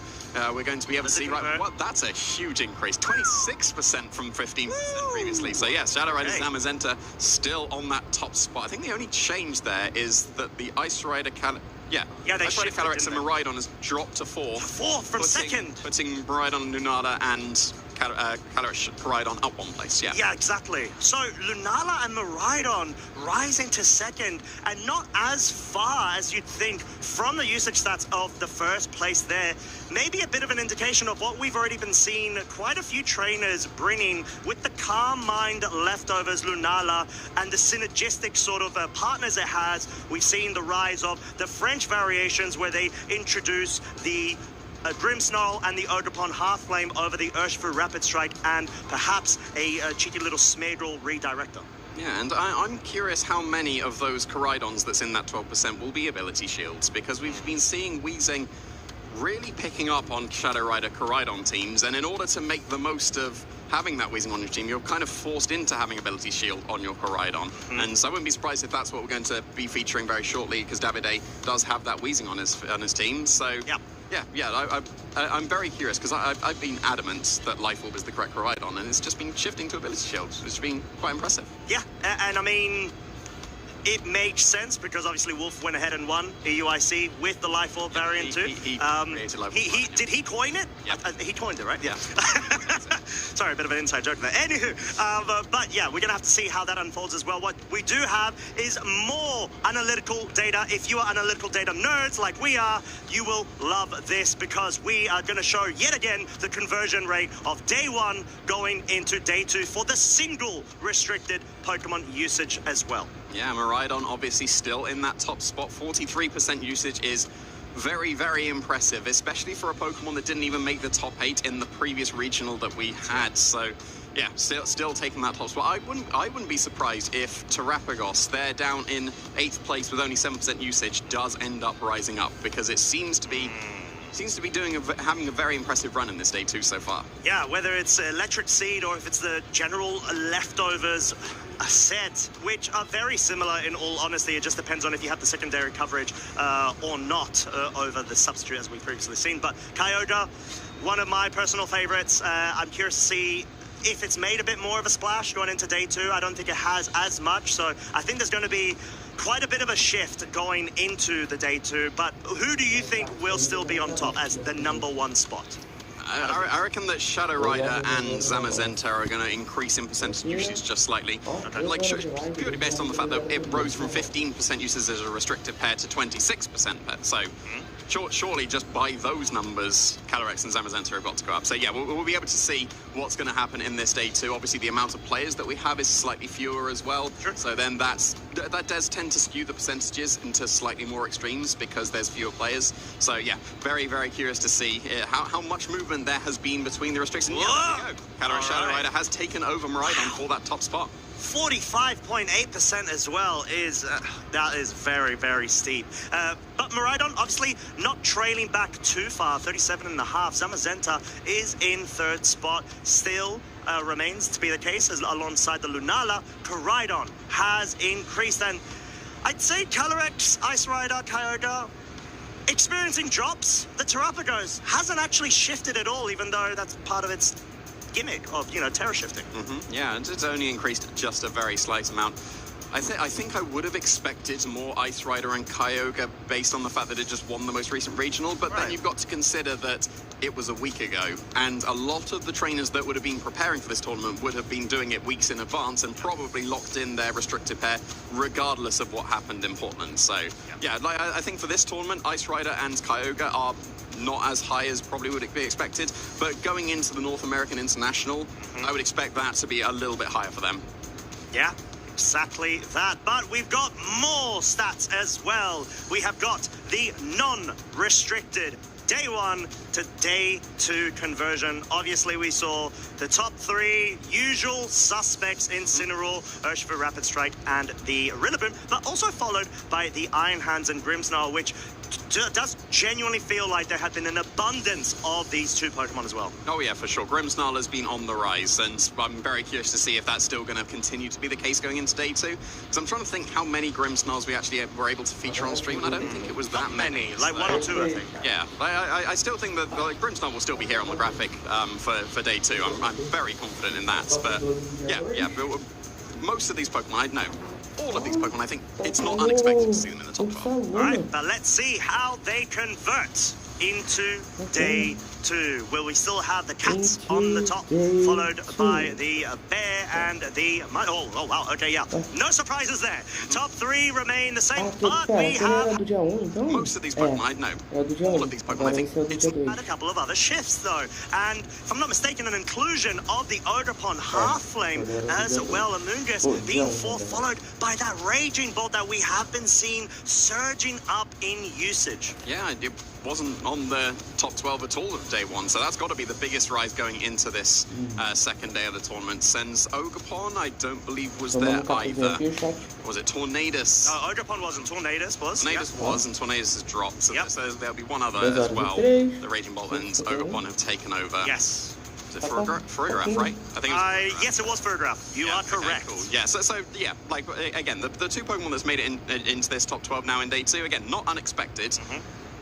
I think that just Raging Bolt in particular, people have just maybe been forgetting about, and maybe they're about to remember what Raging Bolt can do. Because now it's back in the top 5. It's been fantastic in the previous regulations that it's been available, and going into this double restricted format, it really hasn't seen the usage that really represents how strong it can be yet. I'm going to be honest, I didn't expect Raging Bolt to actually loop over Iron Hands, in all honesty, as the #1 used regular electric Pokemon. But clearly, there's something that our EU competitors have identified, a key part and location for it to be able to properly make an impact in the current meta leading up to this event. But talking about this event, we have got our trainers on screen. You have got Alessio on the left-hand side and Davide on the right. Yeah, so we're going to be determining who is able to make it into that all-important top cut. This will be a win-and-in match for these trainers, so yeah, very curious to see what's going to be coming here. We've got that Terrapagos, the Calyrex, that's... I think that's been assumed to be the most common restricted pairing when you do have a Terrapagos, and now it's got that contender in that Miraidon as well. So Alessia's got to put on a show for us to see why Calyrex should be the correct restricted pair of a Terrapagos over Miraidon. Yeah, exactly that, and of course we have got the achievements of our trainers. Alessio, as we mentioned, did get that top 8 in Bologna, this very venue last year. Top 8 as well. Barcelona was absolutely on a rampage in terms of form during special top 4 in 23 and the Bochum regional top 32 in 2020. Yeah, and then over to Davide there. No accomplishments just yet, and I always use that word because this is clearly going to be Davide's first accomplishment for himself, and potentially going even further if he's able to take down Alessio, as we're seeing his team on the screen there now. Then he will be able to advance into that top cut and get an even better achievement. Calyrex, Shadow Rider onto Raptor's teams tend to go with the Encore Disable set, like we are seeing coming out here for Alessio. We saw Screentail onto Raptor's teams back in Regulation G when it was a single restricted, very, very commonly. And now it seems like the adaptation has been, well, let's turn the Screentail into a Calyrex, because you were going for Dazzling Gleams as your offensive move with Screentail, and that was doing like 5% chip damage. Astral Barrage can do absolutely fantastic damage. The only issue is that you can't hit the normal types, but then you can Encore Disable the normal types, and then they just start struggling instead.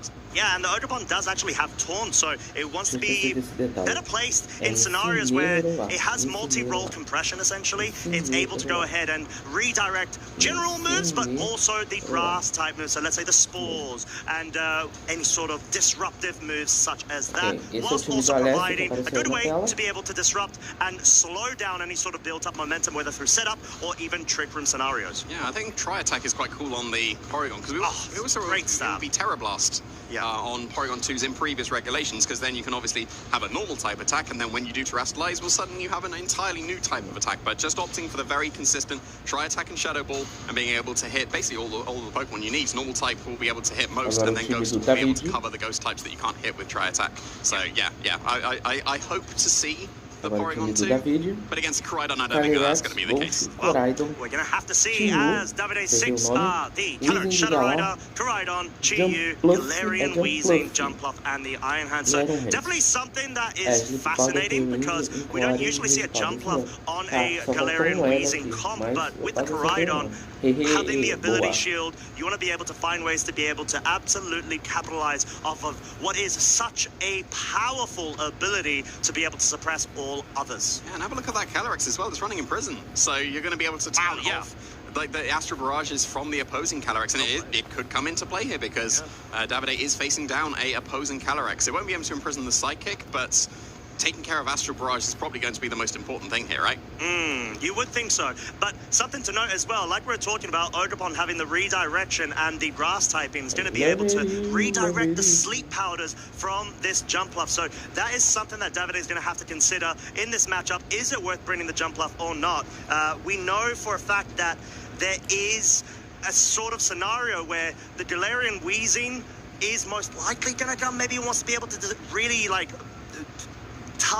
gear up the pressure in terms of limiting Alessio's capabilities with the Terra Shift, or Terra Shell, should I say, in that case. If he's in a spot where the Koraidon can just go for the offensive, go for the collision course, and have the Orichalcum Pulse boost in hand, you could see one-shots on the Terrapagos as well as the Incineroar with no Terras. As well as the Ogerpon as well, because you would even get the Sturdy. Well, I say the Sturdy just wouldn't be there. So, yeah, that's exactly why we're probably seeing the Weezing paired up with that Koraidon, turning off the abilities here. So, yeah, that Ogerpon currently doesn't have Sturdy and would be open to the collision course KO immediately. But then you do have the Calyrex over on Alessio's side of the field that is threatening down that Astral Barrage. No imprisoned Calyrex on Davide's side of the field just yet. But I think the Weezing is a little bit safer than it might feel otherwise, purely because a lot of Calyrex do run Psychic and this one does not. So it's going to be able to survive an Astral Barrage, or even a Terra Ghost Astral Barrage. It should be able to survive. So the Weezing's slightly better positioned against a Calyrex than it would normally be, purely because you've gone for this very supportive Calyrex on Alessio's side. Yeah, and it sort of opens up the realm of Davide trying to go on the full offensive. Like we said, the Astral Barrage is the only offensive move on this Calyrex, and at this point, I think if you are Davide, you want to be able to start getting that disruption going ASAP, get those KOs as soon as possible, and maybe open up the board to allow your own Calyrex Shadow Rider to start sweeping from the back. Yeah, potentially. We'll have to see. You could always just go for a safe double protect to see what's going to be happening as well. Well, the Calyrex is going to be going for the protector, so the Ogerpon better be following suit, otherwise it's open to a collision course. Yeah, there we go. There's a spiky shield. So if a collision course did go into that Ogerpon, it would be taking a little bit of recoil damage. Yeah, you just want to be able to scout out, essentially, and it's a good way to be able to sort of gauge the intentions of your opponent in terms of the targeting, and most importantly, get a bit of chip damage, because that is exactly what Spiky Shield does on contact-based moves. Gunshot, clearly the focus on the Calyrex as well, wanting to not only break his focus sash, but put it in a spot where, like we said, it plays up to a mid to late game sweep from Davide's Calyrex. Yeah, there were a few things that double protect there. It stalled the turn of the sun, which is always going to be useful going down the line. It was able to see what the opposing Pokemon went for so that you can respond with an Encore or Disable appropriately as well. And it got that little bit of chip damage on the Koraidon. So, and there was no real punish for Davide on his side of the field. So there was nothing that could be done to punish Double Dead. It wasn't something like Toxic Spikes on this Weezing, right, so wasn't able to go for that, opting for the Will-O-Wisp instead to be able to reduce the attack damage coming from the physical attackers. So, yeah, even though that double protect didn't seem like it achieved much, it actually achieved a lot more than you would have thought. As we actually see the Ogerpon switching out for the Amoonguss, wanting to make sure that it's able to take those fighting type moves, in particular the collision course, if it does come out, and that is such a good way to be able to force a pin scenario of either fighting type going into the Calyrex or the resisted Amoonguss, and it does go into Calyrex. Well played from Alessio there, as the gun shot does connect, it breaks the focus sash. Of course, it's not going to be very effective due to the ghost typing, but at least you've been able to break off that additional sustainability option with the Focus Sash. Yeah, the Koraidon's kind of useless now. As a collision course into Amoonguss won't do that much damage, and it'll start taking Rocky Helmet Chip as well. At least you can't Spore the Weezing because it's got the safety goggles, and it does carry Taunt as well, so this Amoonguss isn't in the greatest of positions in terms of facing down the Weezing. You can safely go for the Spore into the Koraidon slot, maybe forcing this turn to be a Taunt from the Weezing, so it's not going for a Gunk Shot. Yeah, the Poison would have happened on the Calyrex. That would have put it on a timer, so that didn't end up happening because, of course, it's resisted and not doing that much damage, and now the Koraidon can't do any damage because it's locked into Encore. Maybe you consider going for Disable into the Koraidon so it can't do anything at all, but nope, just content to just go for the damage with the Astral Barrage. And the Koraidon stays in as well, so it would have been susceptible to a Disable in that case. Collision course focusing down on the Amoonguss, clearly trying to get as much damage, and that's very respectable thanks to, of course, its Orichalcum Pulse, but the Rocky Helmet will deal additional damage, and no Taunt, like you said, just the Gunshot Focus, wants to make sure that he puts it within the 2-shot range, and we've got Focus Sash re-enabled because it hasn't been consumed as of yet, and it has gone back to its full HP. Yeah, this is looking very, very strong for the Calyrex. There's nothing really stopping just Astral Barrage after Astral Barrage at the moment, so the Koraidon's definitely in range. Based on the damage that the Weezing took, it's probably still in range because it took about half, so it will be very close if that's going to be able to do the amounts of damage again. And getting that Focus Sash back as well is going to be probably quite crucial going forward into this match as well. Whether the Koraidon switches out to preserve itself so it can reset into something like Flare Blitz in the future, or maybe Flame Charge so it can get faster than the Calyrex.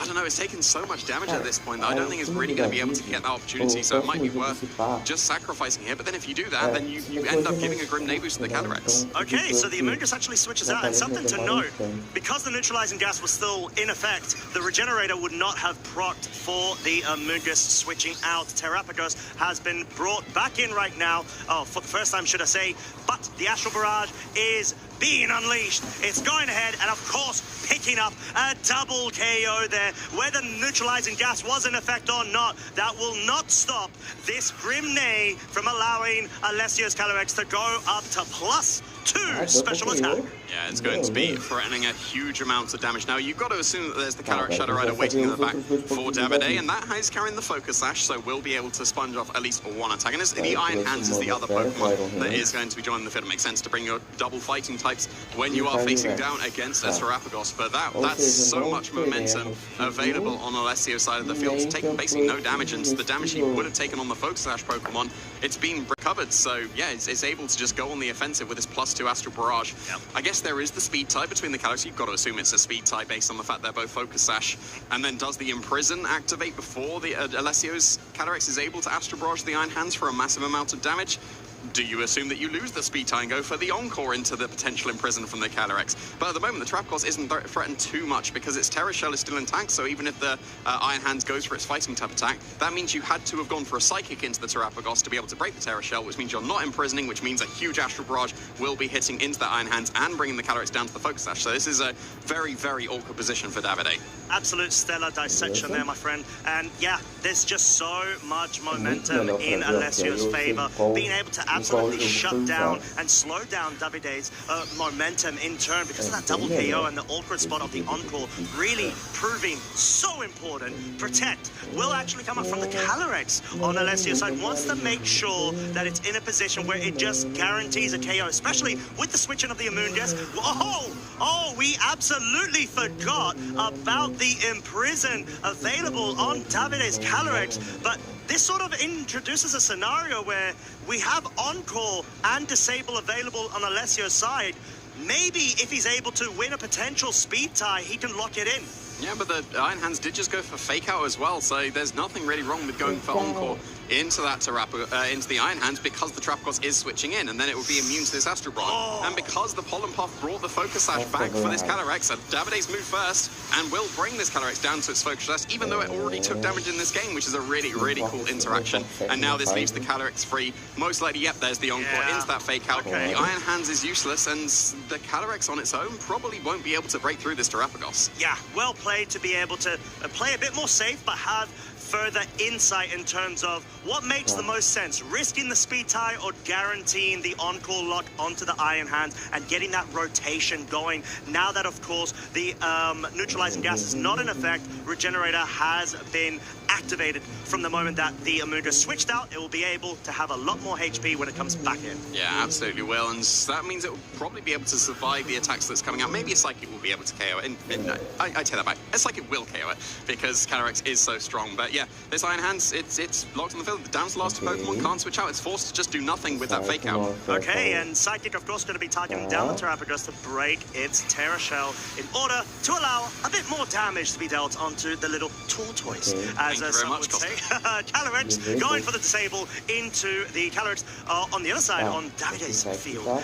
Maybe hoping to try to lock it into the Astral Barrage, but no, Psychic was able to get essentially used and avoid that lock intermittently as the Calm Mind has now been set up.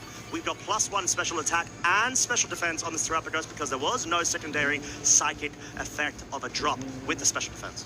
And now how does Davide break through this Terrapagos? The only way of hitting it with the Calyrex was Psychic. It can't use Psychic anymore. It's locked into Astral Barrage as is offensive move, and the Terrapagos is completely immune. So you can just now, if you want to, set up a few more Calm Minds, but I reckon that a +1 special attack, 2 Stereotar Storms will be able to get it if you do go for that Terrestrialization. And you do want to be taking care of this Iron Hands a little, like, before it can go for the Drain Punches, right? Because that would be the other way of being able to break through. But with the Disable on the Calyrex, there's not going to be enough turns that it has available to wait before it can get that Psychic. That's exactly why we're seeing this Terrestrialization coming out on the Terrapagos. Yep. It should be able to two-shot this Calyrex. Yeah, and I think what you need to make sure is you put that Iron Hands in range of being able to actually get felled. Oh, it's only over now.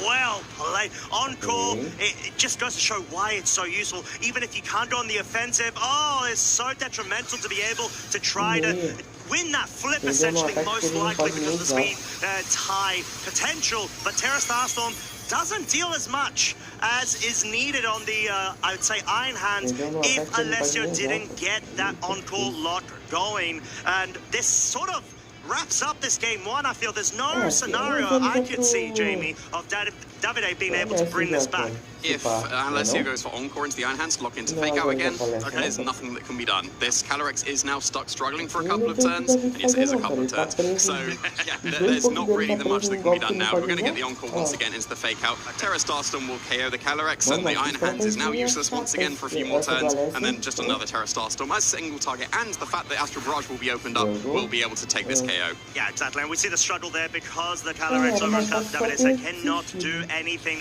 better, even though it's got Imprison. You'd think it's locking every other Calyrex down in terms of what they can and cannot do. It will be felled by this Terrapagos over on Alessio's side. And I do have to say, what a stellar performance from Alessio, being able to absolutely lock down not only the Koraidon and the Galarian Weezing, but an Imprison Calyrex on the other side of the field that locked you out from dealing any damage. Yeah, usually an Imprison would be able to take care of opposing Calyxes quite nicely, but no, Alessio is able to take that first game after Davide does lock in that forfeit. There was nothing that could be done. There was nothing that could be done for like a few turns. Yeah. As soon as the Psychic was disabled, I think that was just immediate game over, because the Calyrex, even if it would have won the speed tie and not got on-call into Psychic, and Astro Barrage would have KO'd the opposing Calyrex, that wouldn't have really mattered, because you'd have been able to two-shot the Calyrex with the Terra Starstorm, and then you bring in your Ogerpon, you follow me away the fighting type attack that can come from the Iron Hands, and then you Earth Power it on the next turn. It was just,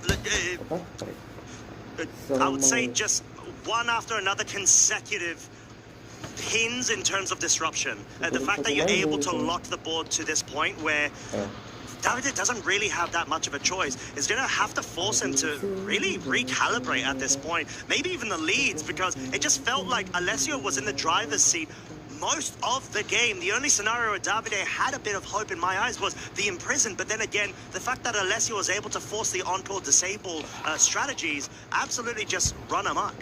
I think that if the same lead is brought, and I think the Wheezing is entirely reasonable to bring. Okay. If you've got the same lead, you can't go for collision course, because then you just get encored.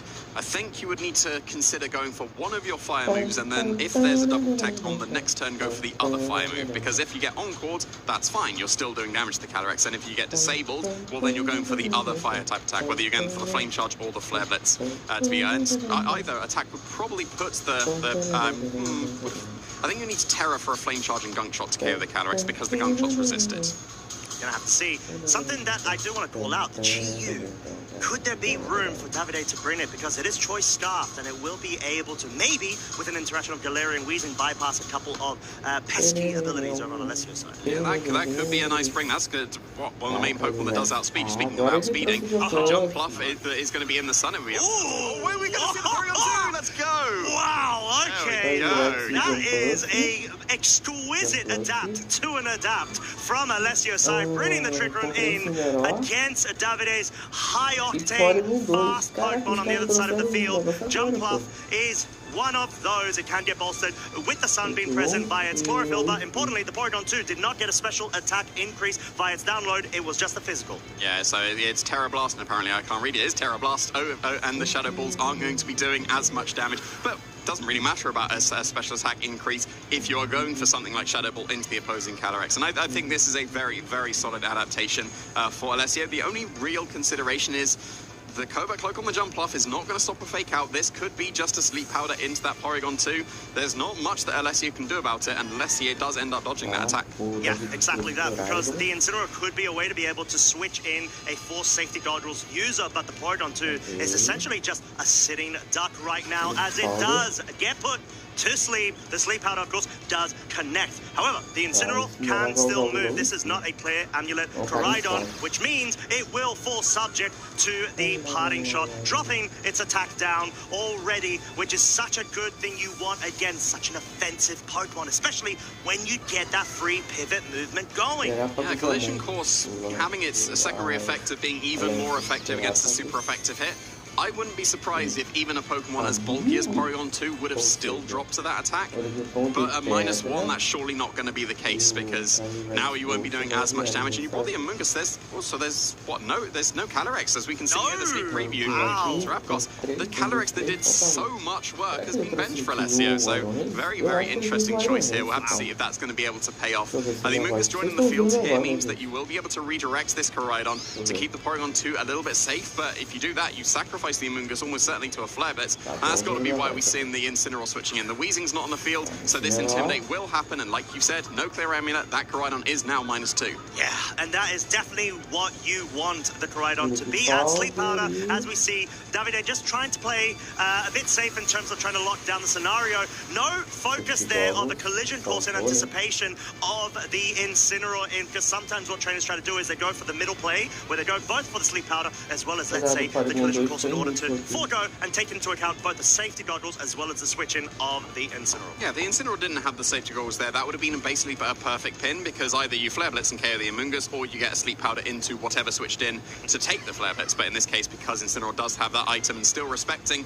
all of the sleep moves that can be coming out, the Incineroar getting in very, very nicely there. The Porygon's taken 2 turns of sleep, so it is likely to be able to wake up this turn. And if we do get into that Trick Room, that it can set all of the Pokemon on Davide's side are incredibly speedy, so you would be able to move first for those 4 turns of the Trick Room. Yeah, but already an interesting scenario where we've got Alessio having, I would say, at least damage mitigation advantage. Sure, there's the sleep powders that you need to be wary of, but maybe that's what this Porygon 2 is going to try to do, try to get that Trick Room set up, as the Chi-Yu is indeed revealed to be the 4th Pokemon from Davide, so clearly opting in for the Sun mode. Rage Powder online, getting that redirection, making sure that the Chi-Yu does not fall short of either getting its item knocked off or additional parting shots, or at least drops of its special attack. And Porygon 2 is still asleep. It's not able to move, but it's not exactly in, I'd say, the worst spot, but this Chi-Yu, Jamie, it's in the sun. It's got overheat. It's got Beads of Ruin. There's a lot of different multiplies and avenues of damage output.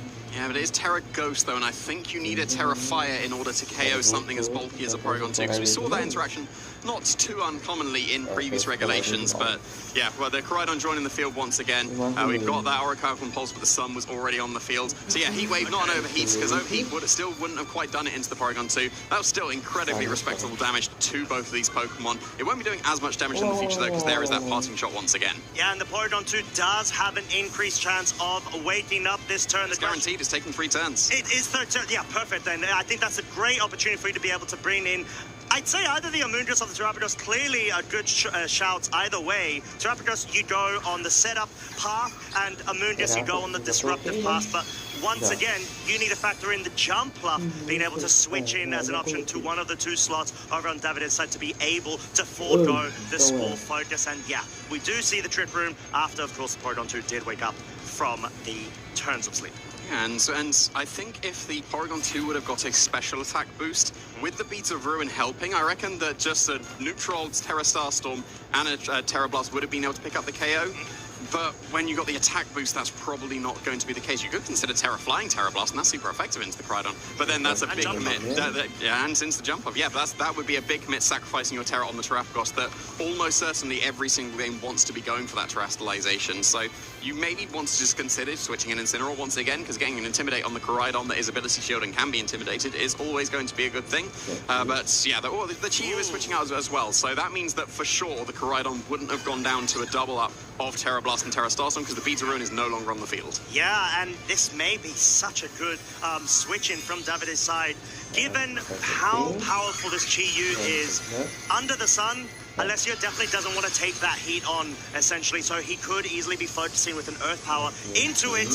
However, Terrapagos has gone into its stellar form. Terraform 0 will mean the Sun is no longer in effect, as Koraidon says, you know what, I'm going on a full defensive, and I just want to protect. I do not want to get felled. But Alessio looks like trying to go for the focus into the secondary slot, anticipating the protect, was hoping to try to see maybe even a Calyrex switch in there or the Chi-Yu remaining, but the Jumpluff, nice switch up. Yeah, we saw a cover there where with the Shadow Ball that would have been able to break the Focus Sash. Well, I say break the Focus Sash, bring the Calyrex down to its Focus Sash. Yes. And then the cover of the Earth Power in case the Chi-Yu stayed in, because surely a Shadow Ball and a Terra Stella boosted Earth Power would have been able to care that Chi-Yu. But then the Jumpluff is the correct switch in there. And Alessio did get away with it, because if that would have been a collision course into either Pokemon, that would have been absolutely huge damage, maybe even a KO, because it wasn't intimidated. And it still isn't. That was the switch out of the Porygon 2, but it's Amoonguss joining the field. Yeah, and Amoonguss is a good way to be able to be immune, essentially, to any sort of cheeky sleep powders, but it's just going to be the redirection for now from the Jumpluff. This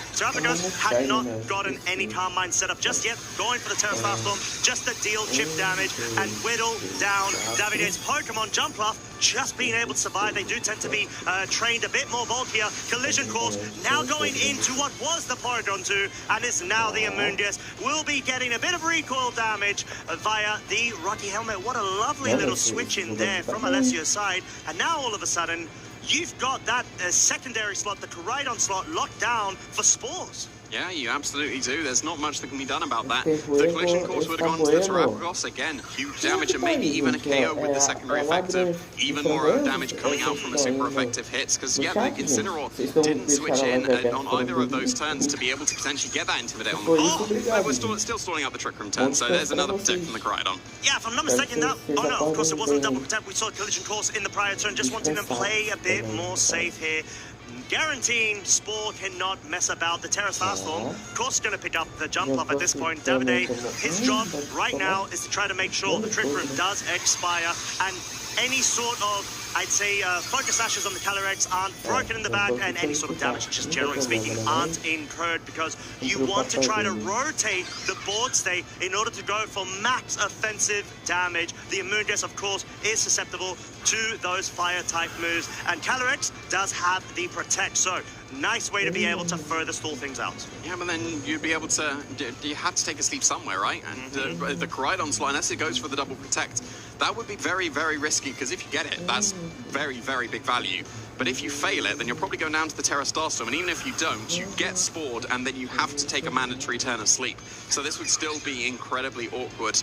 As soon as the Koraidon's been taken care of, the Terrapagos will be freed up completely. And on this turn, you have to choose, is your Koraidon going for a double Protect? And if it gets it, that's massive. But if it fails, or just goes on the offensive, then it's going to be kind of useless for the rest of the game, whether it's KO to the Terra Starstorm or just a Spore. And if you switch in the Chi-Yu on a potential Spore, then it would go to sleep and be guaranteed to stay asleep. But no, Davide has chosen no double Protect attempt, guaranteed sleep on the Koraidon. Yeah, I think it was a wager of which mode do you prefer, the Koraidon with the Chi-Yu or the Chi-Yu with the Calyrex. The Terra Starstorm will be unleashed. Not picking up the KO on the Koraidon. Actually, I would say Davide probably would have wanted that to happen if the Trick Room turns do expire at the end of this one, as Psychic will pick up the KO onto the Amoonguss. Davide playing a bit brave there, not going for the Protect on the Calyrex in order to be able to capitalize off of that sort of situational pin. Which target do you go for? You can only go for a Spore into one of them. Yeah, exactly. And Koraidon makes the most sense to be able to go for, because then that keeps the Terrapagos completely safe. It's still at full HP. The Koraidon is probably even just in range of Fake Out at this point. And then if the Koraidon, like we said, if the Koraidon's taken care of, the Terrapagos is freed up completely. The sun's gone, so Chi-Yu would be doing even less damage. It would probably be forced to lock into Snarl, and then you're just not doing any damage at all. So, well, at least you can then rely on the Calyrex that is actually going to be able to do some pretty significant damage now it's got its Grim Nade, but not on this turn. It's going for Protect.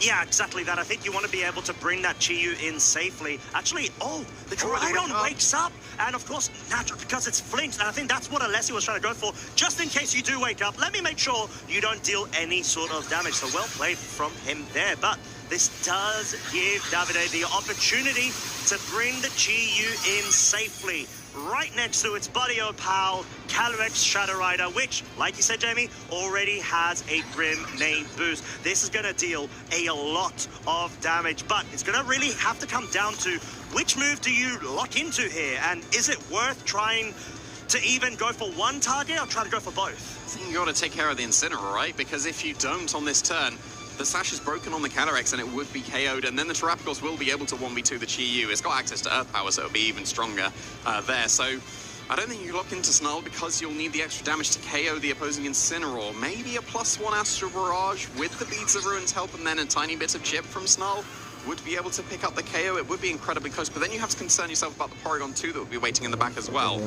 And I think that you need the extra damage that can come from Chi-Yu going for something like Heat Wave to be able to tip it over the edge, because assuming you'd be able to get the KO. That's massive damage then. Go for the Overheat instead.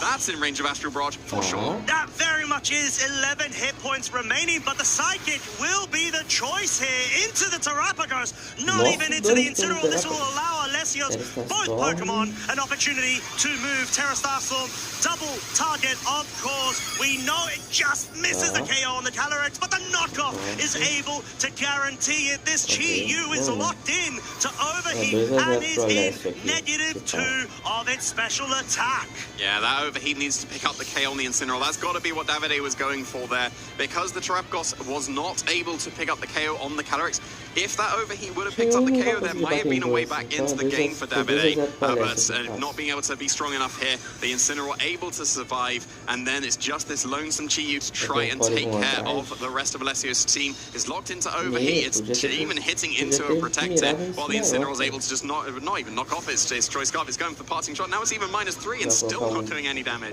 Yeah, I know. I mean, talk about playing safe. Alessio wants to make sure he can guarantee any weird scenarios, I'd say RNG-based scenarios, from occurring. Porygon 2 means that you can just go ahead, bring it in right now. The Chi-Yu, like I said, is at -3. And Porygon 2, sure, he gets the attack boost, but this is a Porygon 2. It is so bulky. And we've got one of, I'd say, probably the bulkiest normal-type Pokemon that are available in this current rule set. Yep, and -3 overheat. Yeah, you can get a critical hit to maybe do some good damage, and that's not the critical hit, and that is not good damage. So yeah, -5 now on the Chi-Yu. Here is going to be that terrestrialized power into that Chi-Yu, able to pick up the KO, and Alessio Fusca is going to be able to advance into the top cuts.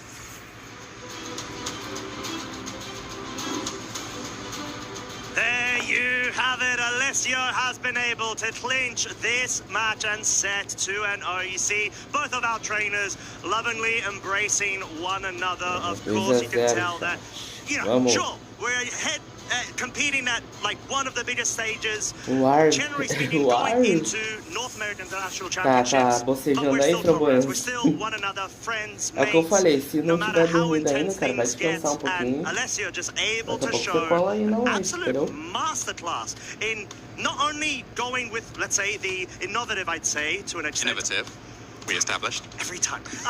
Encore disable of the Calyrex mode into the Trick Room Porygon 2 immediately after. Yeah, and I'm very surprised that Alessio ended up benching the Calyrex that seemed to do so much work. Even in the face of an imprisoned Calyrex, it was able to put in the work with that Encore disable strategy, completely switching it up. And like we saw here, like the Iron Hands was completely locked down as soon as it went for Fake Out. When the Koraidon went for Collision Course, that was also locked down. And then here's the Porygon 2 as a completely separate strategy. And you would have thought, like, look at the 4 Pokemon that Alessio brought. Koraidon's good against every single one of them. And yeah, Alessio played well enough that we're able to get into that Trick Room, able to slowly whittle away at that Koraidon. As soon as Koraidon was felled, I think that was just game over. You reckon Alessio just absolutely knew Davide had to change things up, bring that Chi-Yu Sun mode immediately, because that was the impression that I got, and that's usually why you have such good flexibility when you've got high-octane modes on either side of the speed spectrum. You've got the very fast, high-offensive Calyrex Shadow Riders, and even the Ogerpon to an extent, because it hits a certain speed benchmark that not a lot of Pokemon do pass, because there's a lot of middle-tier, bulkier Pokemon nowadays, as the meta has evolved. But then you've got the slower mode, and then you just got absolute disruption available. You got the Immundius put in so much work in that game too, and that's not a spot you want to be in if you're Davide on the other side with the team composition that you do, especially when you're limited with what you can do under Trick Room. You've got Jumpluff, you've got Calyrex, you've got Koraidon, Chi-Yu. They are not built for Trick Room, and that is exactly what Alessio did by taking advantage. I think that's where the Porygon 2 really comes into play there, right? Because it's one of the bulkiest Pokemon that we have available, able to throw up the attacks. I am very curious if a Porygon 2 is able to survive the super effective Collision Course, because of course it gets that bonus damage on top of it as well. Big helps. Yeah, I'm going to work out afterwards. I need to know, because you know, like that's not an interaction that I'm familiar with. So yeah, and the fact that Alessio was able to get into the Trick Room, I think, was quite crucial, because, well, Amoonguss, it's good in the Trick Room and Sporing, but then if it's facing down a Psychic Calyrex and it's facing down a Flare Blitz Koraidon, it's facing down an Overheat Chi-Yu, it doesn't seem like it's in the best of positions. But if it's moving first, that's fine, because then it will just put the Pokemon to sleep. Exactly, and that's sort of the strategy when we see Amoonguss not only being able to have, like, redirection, but it's such a good anchor when you've got Trick Room. Not only your own Trick Room, that's why you see Balance Cores always rocking, most of the time, with Amoonguss for the opposing Trick Room modes, for the hard Trick Rooms. It hits that sort of speed tier, and just disruption potential is crazy when it comes to this Pokemon. That's why every single format it is available in, it is always one of the most popular ones. You know, I feel like it starts of let's disrespect Amoongus. It's not being used that much. And then what happens is, because of the disrespect, we don't have as many counters to Amoongus, and because of that, the Amoongus start to pick up, and then we just have this cycle, and we're going to start to respect Amoongus again. We're going to have all the counters, which will make it worse, which means we don't need the counters, and it does repeat. And it's done that for years and years and generations, and we're still locked into this cycle, and we're currently in the stage where Amoongus is really good, so... I think there's a remedy for that. Don't disrespect the mushroom. The remedy is use Brute Bonnet. Or that as well, yes, of course. But we do have the interview ready with Alessio. Marcus on the couch, take it away. Thank you, Jamie and Costa. Thank you, Yeah, here he is, the man of the hour, winning that last match. And for the third time in a row now in Top Cut here in Italy, how does that feel? It feels great. If I may, I will start with two things. First, a shout out to, of course, my team, Capital Underdog Sea Parrots, and to a very nice group of guys called Il Circo, because the guy that I faced is one of them. They are very close friends of mine. Their shirt, unfortunately, is not allowed on stream. He asked me if you ever face on stream to wear my jersey. So that's why I had the Capital Underdogs jersey, and it's been a pleasure to face him. He's a very good guy. They are all good guys, and the first shout out is to them. Very quickly, a second one to Leonardo Bonanomi, a friend of mine that I've been very, very lucky against in round one. I will not be here without a victory, and I wanted to shout out to him because he's a great player. He didn't deserve to be an X3 that way. Yeah, I wanted to say that. Yeah, usually we do shoutouts at the end, but, well, good to get that out of the way already. So we can analyze the match now. It's nice, of course, as you said, like playing a high-stake game like this, right? It's a win and in. Your world's invite still on the line, and then playing against a friend. So how did that feel to you?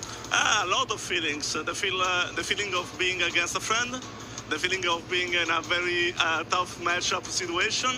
I had to win some speed ties. I had to be right on many of my plays. There have been the air power on jump left. I was like, he called it. But yeah, he played well. I played well. I had to be right in many turns to win. I knew that. I was like, I play, and what happens, happens. I'm glad that I went through. And yeah, my qualification is still on the line. Even with the top 32, I'm not sure if I will qualify. Yeah, so well, we gotta see how exactly the bracket will shape out, and yeah, if you can make it then into top 16 or even further. Top 16, I believe I locked it. But I have very good chances depending on the NIC with the top 32, but top 16 will be locked. Wow, yeah, then of course a lot on the line here for you, but so far you were able to deliver. Of course, we've seen you last year with this historic run, also with the Terrapagos team, and the Comfy, for those of you at home who remember that. I'm used to play Terrapagos with Encore the Pokemon, and this team is not mine, it's made by Giulio Darlau and Davide Carrer, teammate of mine in the Capital Underdogs, and they did a great job. I just changed very few things, like quick things, but it's a great team. It suffers a bit of Zamado, and I had to dodge it a bit, but it was very good against everything else. So I was like, I try to avoid it. If I face it, I try to eventually come out of there. And it happened against the Leo in round one today. So, yeah, I knew what was my doom with this team. And unfortunately, so far, it went well. Yeah, one key piece, I would say, in that matchup, or at least in the first game, of course, was that Calyrex Shadow Rider really disrupting your opponent with Encore, Disable, even kind of really locking out both Iron Hands and the Calyrex of your opponent there in this end game. So this is a set, of course, that we didn't really see in any of the previous regulations, because then Calyrex Shadow Rider was more a damage dealer. But now it's really only here to mainly support the Terrapagos. So how did that work for you in this team? It worked well. It's very strong against many things. Of course, it's limited offensively speaking, because you don't have Strike Kick. If they have Wild Guard, you cannot attack them. You can put pressure with the Disable, the Encore, but you cannot really attack them. So it's a sort of glorified Screamtail. I would use Screamtail if I had a 7th slot, but I don't have it. So Calyrex has to do jobs here. Yeah, and it did that job so fantastically. Yeah, I won a couple of speed ties, and I lost a speed tie that allowed me to be in a very good position it's part of this regulation. I prefer the regulation G if I have to be honest, but if I have to play by these rules, I play by these rules. Yeah, and then also the casters were maybe a little bit surprised because then in the second game you of course decided to not bring Calyrex Shadow Rider. So just last question before you gotta go prepare for your next match. Like why did you decide to change things up so drastically, now bringing the Porygon 2 and playing under Trick Room all of a sudden? Because I can do either things. It depends on how my opponent leads. It depends on many things. It's one of the thousands of coin flips that involve this regulation. So yeah, I was like, maybe leads in another way, not with Jump Laugh, because he didn't bring it, and I can be in a good position. He brings Jump Laugh, so 3 turns of sleep. Okay, but I knew that it's a very passive situation for him. He just has one Pokemon. If I keep Intimidating Cycle, Among Us, I can deal even with infinite sleep turns, and that's what happened. Yeah, and of course, it worked out in the end, and you now get to advance to Top Cut, so congratulations on that. Well done, and of course, then, yeah, good luck in your next round. Yeah. We will get ready to set up the bracket, figure everything out, and we will be back with another interview momentarily with another one of our top players as we're preparing for Top Cut, so don't go anywhere. Yeah.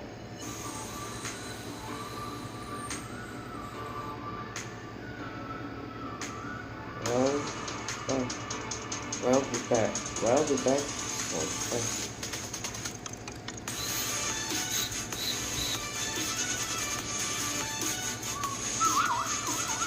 Been fun meeting everyone from all around the world, people we haven't seen for years, and well, every year that goes through, the presentation is even greater. I'm excited. This is a huge international. Tons of great players are going to be here. The excitement is, through the roof. The hype is through the roof, and the pressure is on. I am quite in love with this event. The people have been amazing. The judges have been very helpful as well. This is truly a good Pokemon event, and most of these events are like this. I think once you start sort of trying to go into competitive, you might feel nervous, but there's a lot of communities and friendly people out here. They're just so, I can't even say words. It's just so incredible, really. What an incredible play so far. This Ice Punch connects, and now let's swap out a little combination play. A Blast Burn on a low health Stuntus for the 3-0 sweep. All hail Tonton Batsus and his Shadow Charizard. He is your European International Champion 2023. Tyranitar V. No. And that is wild here as we see the retreat into the Tyranitar, and that means we have ourselves a winner at the European International Championships. Remy taking things down here. Oh, good. Look at this.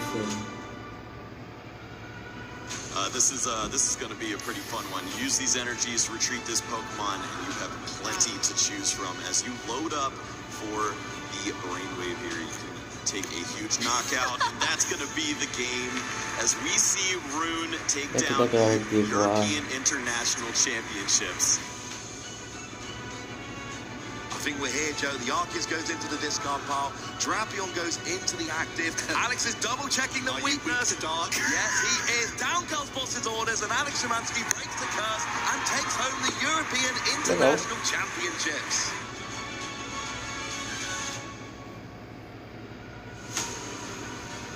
As it does get caught with the freeze dry, and it does wrap up this set, a brisk 2-0 from a very offensive team. A fantastic performance, move perfect across the set. Pietro is going to be your junior division international champion. Now, Stomping Tantrum in response doesn't need much. Takes down the Fluttermane, and Kylan has just his Amoonguss against a multitude of Pokemon available for Mattia. And Mattia is our 2023 European International Champion. Really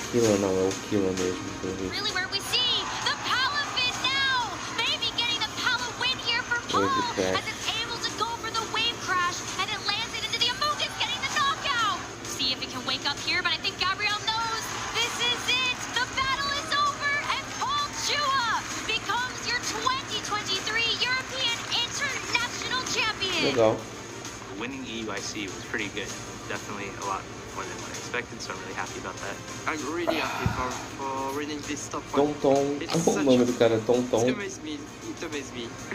It feels great just because I won Peraí, 6 e OCS. 36, I ok. feel like renewed 6 e 36. a two-time champion. This win really means a lot to me. Winning a tournament feels Ah, really great. Having the title under 2023. your belt feels amazing. It feels amazing to win UIC. I didn't really expect it, and it's my first win at a major event that wasn't 25 people, so it's very exciting.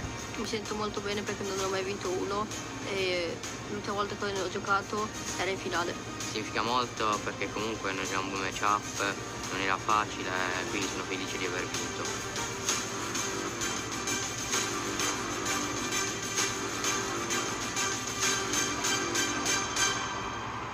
Tom Tom Tom Tom.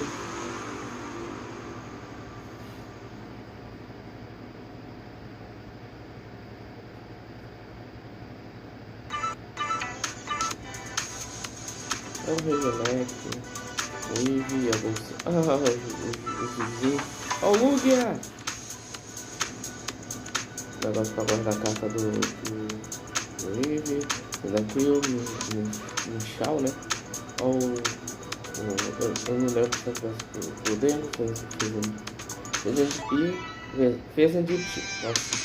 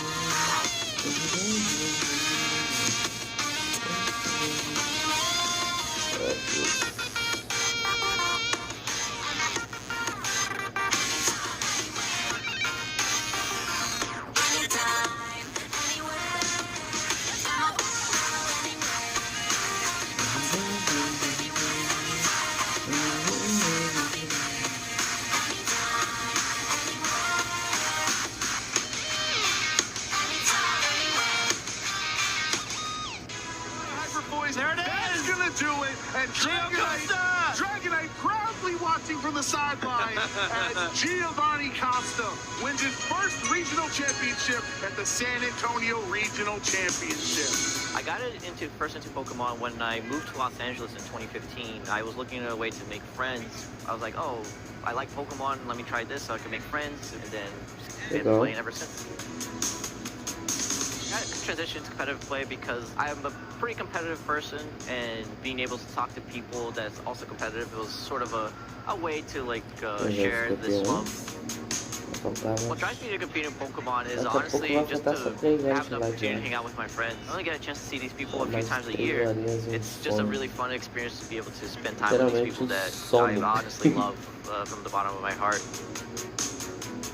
My favorite moment from Pokemon is my 4v1 comeback with my Dragonite back at 2017. I don't think anybody thought I was be able to come back from that, but Dragonite pulled through. It gets the knockout on Dialigo. It gets the knockout on Hariyama. Absolutely crazy. I could hear the crowd through the headphones. That's how loud people were.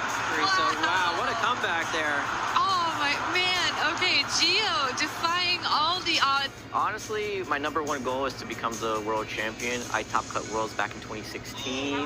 Ever since then, I've been chasing being able to get to that place again. And it only gets more and more difficult every single year. And if I can get that one title, then I can say I accomplished what I wanted to with Pokemon. One of the things I learned very early on is like I like to make my own teams. I like to just try my own things, and I think that has translated very well to other things in my life. If I were to give one advice to someone is like always march by the beat of your own drum. Do what you think is right, and I think you will be successful no matter what you do.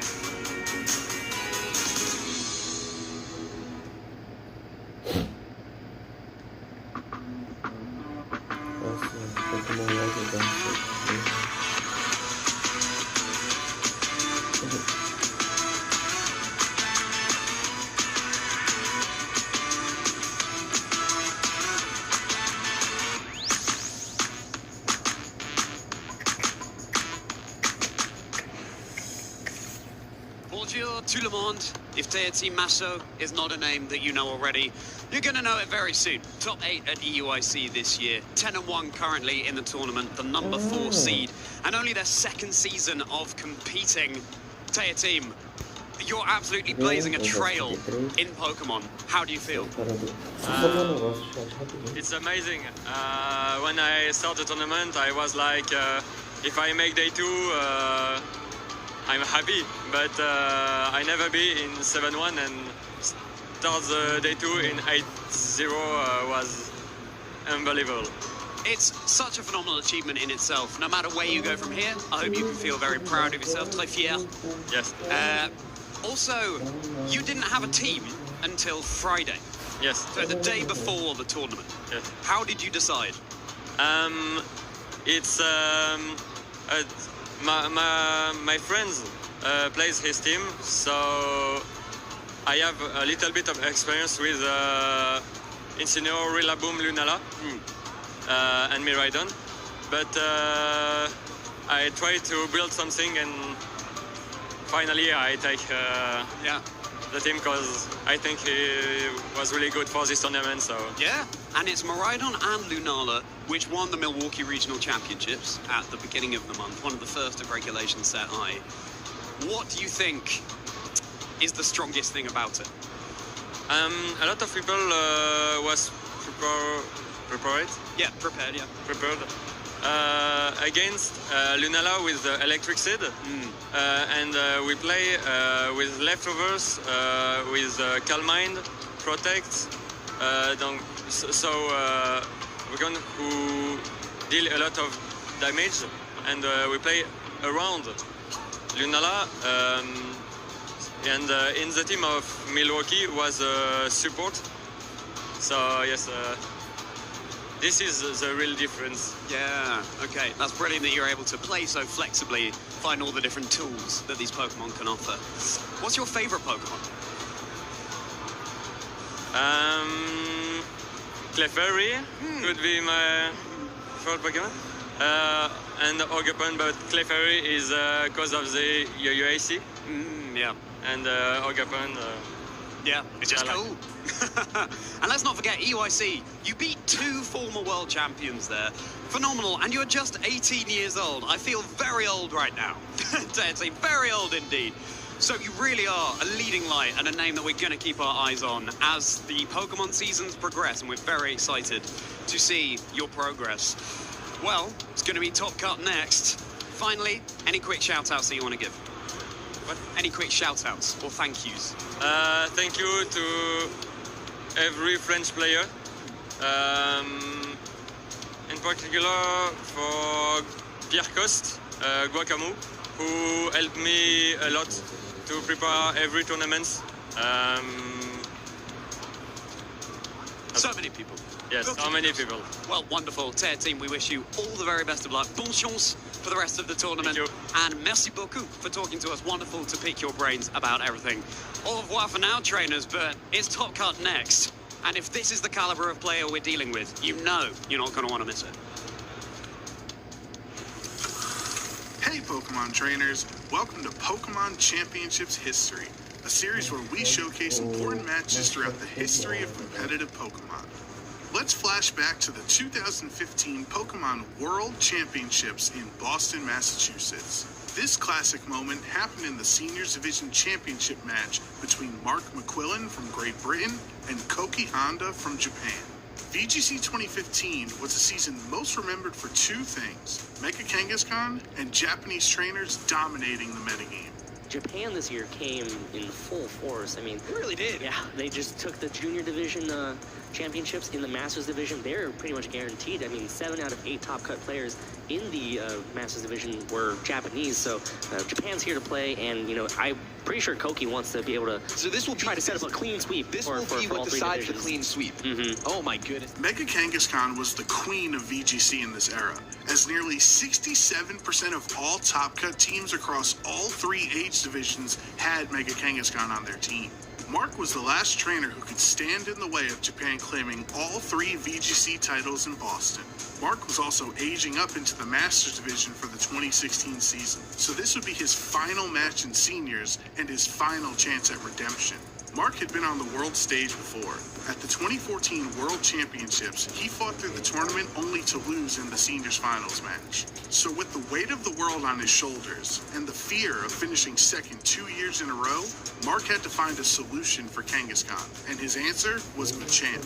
But before Game 1 could start, the casters had one simple question.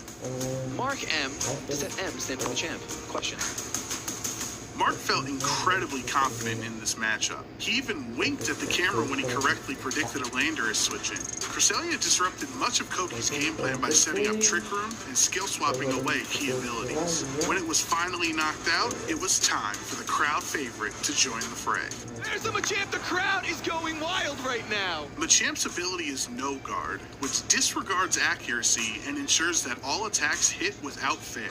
Mark used Dynamic Punch as the main attack, because without its dubious 50% accuracy, it is now 100% a problem for Kangaskhan. That's a no-guard Dynamic Punch, a move that normally has 50% accuracy, but thanks to that ability, never gonna miss. Mark finished up Game 1 in convincing fashion, and was now 1 win away from fulfilling his dream of becoming world champion. The crowd was captivated by Cresselia and Machamp, realizing they were the ideal brains and brawn combination that was capable of defeating Kangaskhan in a format ultimately warped by its success. Did you ever think that you'd see a Parental Bond Cresselia and a Machamp in the senior division final championships here? I don't think that ever crossed my mind once. As Game 2 progressed, Mark built up momentum by making all the right plays. The will of the crowd had been determined, and Mark was eager to give them the Machamp sweep they so desperately wanted. We're going to see Dynamic Punch into that same slot. Ladies and gentlemen, will it pick up the knockout? It picks up the knockout. It's a crit. That is a critical hit on an incoming Mega Kangaskhan. Lost its Parental Bond and now lost its will to fight. Dynamic Punch is just going to punch this Heatran right in the dome. Is it going to pick up the knockout? It picks up another knockout. Mark breathed new hope into VGC by showing that no Pokemon can exist without counters. The match was forfeited. Ladies and gentlemen, say hello and congratulate, applaud, give a huge hand to your new Seniors Division World Champion, Mark Machampion McQuillan.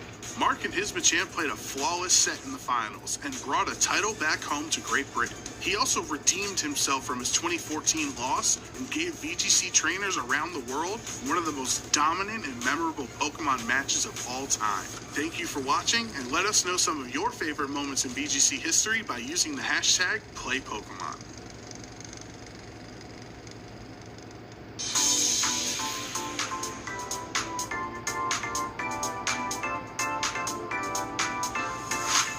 Between tournaments, I make sure that I can get a lot of rest and recover after the tournament, and as well as taking time to do lots of practice. A lot of it really comes down to practice and making sure that I'm knowing what I'm playing is the best I can play for that tournament. It's always good to look at the meta, see what decks is performing well. You never want to play something that doesn't beat the top deck. Right now, Charizard is the best deck, and you want to play something that can beat Charizard. So I would just say play a deck and just kind of make sure you know what you're playing, you're comfortable with it, know your matchups, and don't last minute switch decks. Between tournaments, I like to hit up friends to scrim, making sure I know my counts. So yeah, all those things help me improve for the next tournament. I continue to practice and test the different matchups, looking at different stats and how everyone's doing in the meta, what's being played. I also find the car rides up to the tournaments a great time to talk strategy with my teammates and prepare to see what matchups we're going to be going against. I guess the best way for me to improve between tournaments is understanding the meta, having a good idea of team composition, what works well with what has good symmetry with each other and against, whatever you can see between other opponents. I think that's one of the best ways in order to improve, between tournament and tournament. Also, continuing battle, learning counts, learning type differences, learning matchups, those things.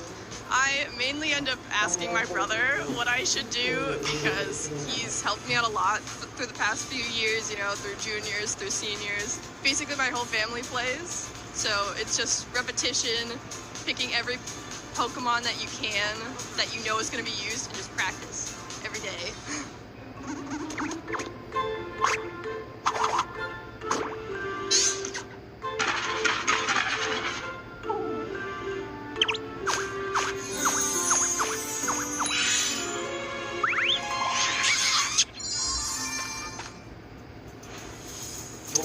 Marcus, what do you call a four-sided turtle Pokemon? A four-sided turtle Pokemon? Enlighten me. Squirtle. Welcome back, trainers. We're nearly getting into our top cut here at the Bologna Special Championships. Can't believe it, really. A day and a half done already, and so many of these trainers already establishing themselves as the very top of the field here. And we are, back behind the desk, ready to cover the action. Of course, the top cut bracket is currently being figured out. And as usually, we're operating under these asymmetrical top cuts rules. So we will only have a couple of kind of play-in games, but they are ever so important, of course, in order to claim those championship points and in order to have a chance to still win and take home this tournament. Don't the days of the non-asymmetrical top cut seem like so long? It was only a year, but it feels like, you know, these changes that have come in this season. But it's wonderful. Wonderful that so many more trainers have that opportunity to just be able to go all the way, and some who would have been knocked out in previous years because of the way the tournaments worked. Nowadays, they could be our eventual champion. I was talking to Teati Masso there. I mean, he was 10-1. He was guaranteed to be in top cut from a while ago. Wonderful to speak to him. He's 18 years old. That is absolutely terrifying to me. This is his second season playing. He was top 8 at EUIC and now top cut here at Bologna. This is a name that we're going to be seeing and so much more in the future. Yeah, absolutely incredible. And he has the luxury, of course, of sitting out this upcoming top cut round, because he will be, on top of the standings already with this really great run in this tournament. But while we wait for the standings to be figured out, let's say, I also have a question to you. Why was the normal type trainer not available to go to dinner? Why was the normal type Pokemon trainer not available to go to dinner? Tell me. He had to take care of the household. Yeah, nice, very good. Hey, there we are. And we are just one big Pokemon family, aren't we, trainers? No, we were talking about back in Dortmund at the start of the season. Yes. Yeah, true. Yeah, I remember. And here we are again. We're just sharing that love around. I thought it was going to be something to do with leftovers, maybe. Yeah, like I don't know. Like, I get inspired by your pins. Hey, no, clearly, your Why Not Joe yesterday, as I said, my highlight of yesterday. Check it out from yesterday if you didn't. And, hey, what's not to love about a lovely surfing Pikachu? Yeah, very summary for Bologna. You know something that is equally good as a surfing Pikachu? What's that? A flying Pikachu, flying high like our trainers and their standings. How are they doing? How are our very top trainers performing at the Bologna Special Championships? There's their team at the 10-1 record, but so many others well. Wow. Ruben Gianzini, our champion from last year. Once again, at the top of the standings. Yeah, you said it. He's the reigning champion, and he said he was ready. He was here to defend his title, and well, he's doing a pretty good job so far. Yeah, already locked up for top 16. And then a couple of players from outside of Italy. Exactly. Antoine and Teotim. Yeah, a couple of French players. And also Max coming in from Ireland. Yeah, interesting. There are obviously so many Italian trainers. I think it's around 85–90% of the field are Italian. So to have a couple, well, 3 trainers from outside of that region now in this 10-1 record, really impressive. But then, you know, casting our eyes down, Giuseppe Musico we saw on stream earlier today, of course. Yeah, managed to finally get that nice win. Yeah. After a flawless day yesterday, 8-0. Yeah. Well, you don't want to lose all 3 and be out, right? So he lost 2, but now he won the last round, so he will be in the top cut as well. What are the other matches going around in the venue right now? What matches might we be bringing you here for our top cut?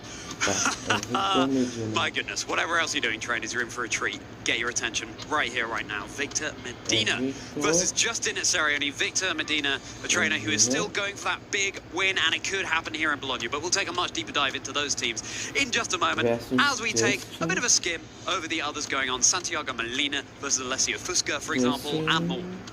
Yeah, these are some of the matches that will be played, and the winners of these games will secure themselves a spot in our top 16, while some of the other players who already are on top of the standings over the last 2 days, they will get to kind of skip this round and they will be in the top 16 guaranteed. But anyone with a record of 9-2 or better over the 2 days that we had will be placed in this top cut. And yeah, those lucky trainers, they get to play another round of Pokemon. Yay! Thank you for that explanation, Marcus. Yeah, very well summarized. Can get a little bit knotty, but that's how it works. Porygon 2 there, we have the Zacian and Kyogre from Jacopo as well.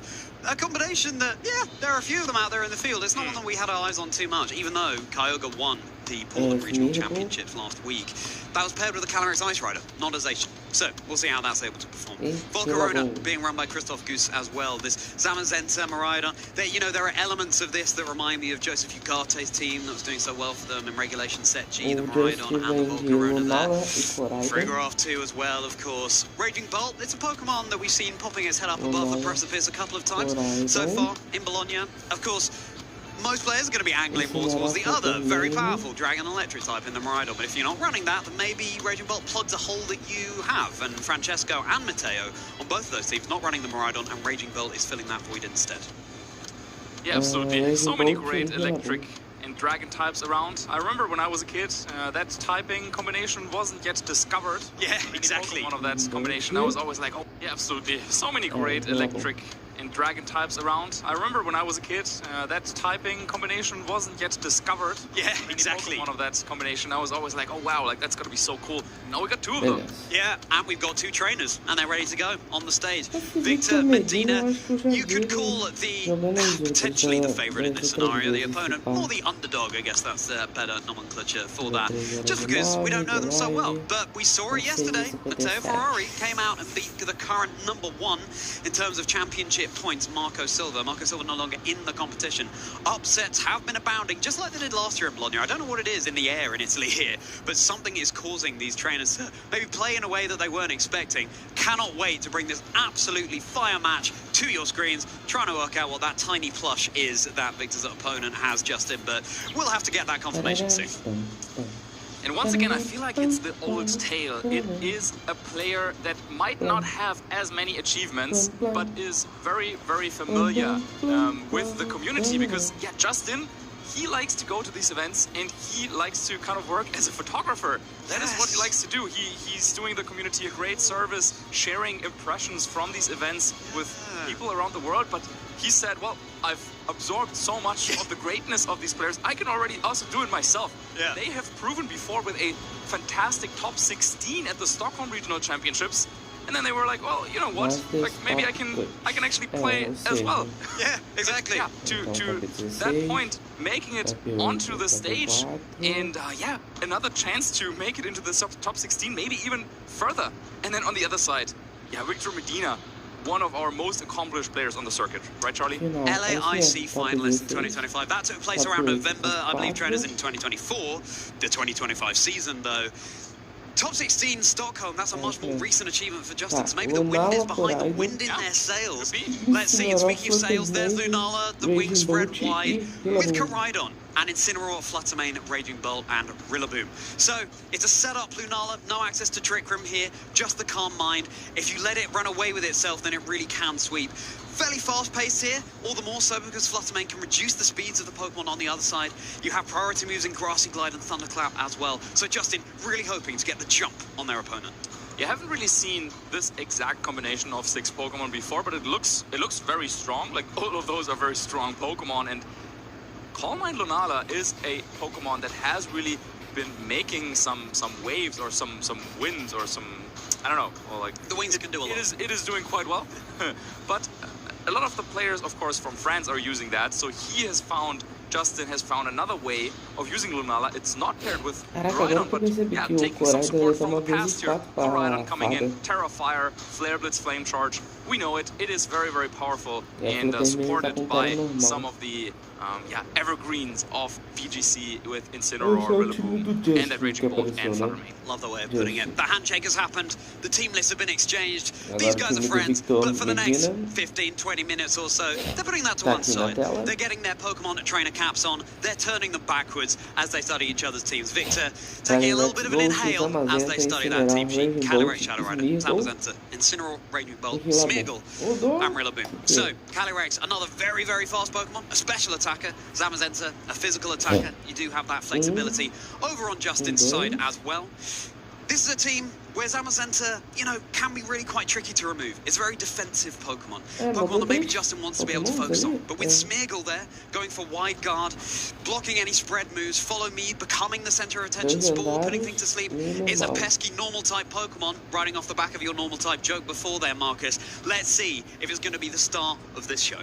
Yeah, helping hand Incineroar on these Calyrex Shadow Rider teams is something to watch out for, because increasing the power of Calyrex can lead to some KOs, and we all know what happens when Calyrex gets some KOs, of course, with Grimney getting some additional boosts. But yeah, Victor Medina currently ranked 2nd place in Europe. Can he maybe even overtake Marco and finish the season as #1 in Europe? That's what he's playing for. And then Justin, on the other hand, already had one fantastic result this season, is looking to add another one. The leads are going to hit the field, trainers. It's our first Top Cut game here in Bologna. It is going to be Smeargle alongside Calyrex Shadow Rider, Lunala and Incineroar over on Justin's end. Alright, so already this is saying Victor wants to go for a setup plan potentially, but one really important interaction is the Calyrex Shadow Rider over on Victor's side. It is Terra Dark. Now, Lunala has Ghost and Fairy type attacks available, so it could be either a Moongeist Beam or a Moonblast, and already on this first turn, this could be so important. Do you try and predict the Terra? Do you maybe even go for a Fake Out on your opponent's Ghost type restricted Pokemon, expecting the Terra? So already this first turn will be very, very important. Stakes couldn't be higher, and it's just game 1. The responding Terra, though, coming out from Justin's end as well. Calyrex Shadow Rider has become a Dark type. Lunala is about to embrace the crystals to become a Fairy type. Both of them have terrestrialized away from their Ghost type weakness, but how have these trainers been targeting? Well, Fake Out connecting into Lunala makes the call, so it is no longer immune to that Fake Out over on Justin's end, going into the Smeargle. And nasty plot. A big, big play by Victor, setting up a nasty plot for free, because Justin was going for the Fake Out into Smeargle, saying that hey, you're not going to use Fake Out on my Lunala, right? It's a Ghost type. That's not how the typing chart works, right? So Justin was saying, okay, so and the speed boost on Smeargle as well. Later on. Yeah, Moody is going to boost a random stat and drop a random stat. So basically, Justin was saying, okay, Smeargle, either you're going for Fake Out on my Incineroar, that's fine. Incineroar has the Rocky Helmet item, so that would break Focus Sash over on Smeargle. Or the alternative would be Smeargle maybe wants to go for a Spore, and with that, Justin was like, okay, I'm gonna go for Fake Out into that Smeargle. But Victor was already kind of one step ahead, was saying, okay, you know what? You're not going to just let me Astro Barrage this Lunala, right? You want to go for the Terra Fairy, potentially for the Moonblast, and so Fake Out into a Ghost-type Pokemon. Big, big play by Victor, and now he can follow up with a Spore as well. Another big play as Lunala is going to embrace the moon it represents and fall asleep. Another nasty plot coming out from Calyrex here. It's about to get snowballing. It's not an Ice Rider, but it's now +4 in its special attack. You do have your Shadow Shield back with Lunala, thanks to the leftovers, healing off the Fake Out hit. Critical hit, knockoff, probably didn't matter there. Smeargle, not the bulkiest Pokemon. It is down, but you can very much argue that Smeargle has done its job already. Oh, absolutely. It bought a free turn for Calyrex, which now is able to go for another nasty plot. This is also reminding me a little bit of the Utrecht finals. So we also saw a Terra Dark Calyrex kind of going off the rails there with those boosts, but now Victor has all... Yeah, he has the board position, and even though Smeargle went down, that means Victor can bring in another Pokemon, can bring in Incineroar. This could go for a Fake Out onto Lunala to break the Shadow Shield, and then the follow-up would definitely KO it. Alternatively, of course, also you can just go for a Fake Out into Incineroar, but with that Terra Dark on Calyrex, Incineroar cannot really hit Calyrex that well. So yeah, that Calyrex can feel quite safe. And I feel like, yeah, Fake Out into Lunala and Astro Barrage, and I feel like Victor is in a fantastic spot. The Incineroar only has access to Dark-type moves over on Justin's side, so yeah, can't do much damage to this Calyrex here. Things like a very tiny Incineroar over on Victor's side, but that doesn't mean a helping paw can't come out. Astro Barrage is going to be boosted all the more. Cannot wait to see how much damage it's going to do. Might be resisted onto Justin's Incineroar, but it's still going to do a ton like we saw in yesterday's championship. How much will it do? The Shadow Shield still intact. It's just going to be enough for the double one-hit look out! Yeah, Victor showing that he knows his damage calculations, knowing that even with Shadow Shield active, you don't need to go for the fake out like I suggested to break it. Instead, you can go for the helping hand, and whatever comes in will take even more damage from that attack. And now sharply rising the special attack once again. I got bad news for Justin. It's as high as it could be, that special attack stat for Calyrex Shadow Rider for Victor. +6, doesn't go beyond that. Can they just sweep through? It seems so. I mean, with Fluttermane joining the fray here, the Calyrex is just going to be super, super fast. The Fluttermane is holding Focus Sash, but, you know, you've still got an unrevealed Pokemon for Victor here as well that can deal with that. I mean, we have to say, of course, all of Victor's damage so far is in that Calyrex. So maybe getting this double knockout actually means that now Justin, well, he doesn't need a sleeping Lunala, right? Incineroar, we already said, cannot really deal with his Calyrex. So yeah, there it is, +6. Justin shaking his head there. But if you can land a Moonblast to KO Calyrex and maybe predict what Incineroar is going to do, maybe there is a chance to come back into this game, actually. You can't Moonblast that Calyrex since it's going for Protect. No damage going into that slot, but that's exactly what Justin was going for. The Moonblast would have been super effective there. And now, close combat, super effective into Incineroar. That's going to be enough for the one-hit knockout as well. Now, Justin does have the luxury of being able to see the final Pokemon that Victor brought, getting a little bit of an insight into the game plan. But what is it going to be? Now, on some of the other versions of this Calyrex Shadow Rider team, players like to go for something like an Ogerpon for an additional redirection option, but Victor does not have that available, and Smirgle already went down, so no Follow Me available. And with his Zamazenta now joining the battlefield, Fluttermane still is boosted by the sun, will outspeed Calyrex. If Moonblast can get the KO there, maybe Koraidon and Fluttermane can take down Zamazenta in a 1v2 as well. So did Justin find a way back into this game despite there being a +6 Calyrex Shadow Rider on the field? Oh, and the double protect coming out from Victor's Calyrex as well. Keep yourself safe so that Zamazenta can pave the way for a knockout on the next turn. Massive here, that could have just decided the game in Victor's favor. Moonblast once more, super effective close combat into the Zamazenta. Wow. It's hanging on at about 1/6 of its HP thanks to the defense boost it got from the Dauntless Shield ability. Same cannot be said for Koraidon, dropping its defenses, being all softened up here and losing some health to boot. Body press, just going to be enough to secure the KO.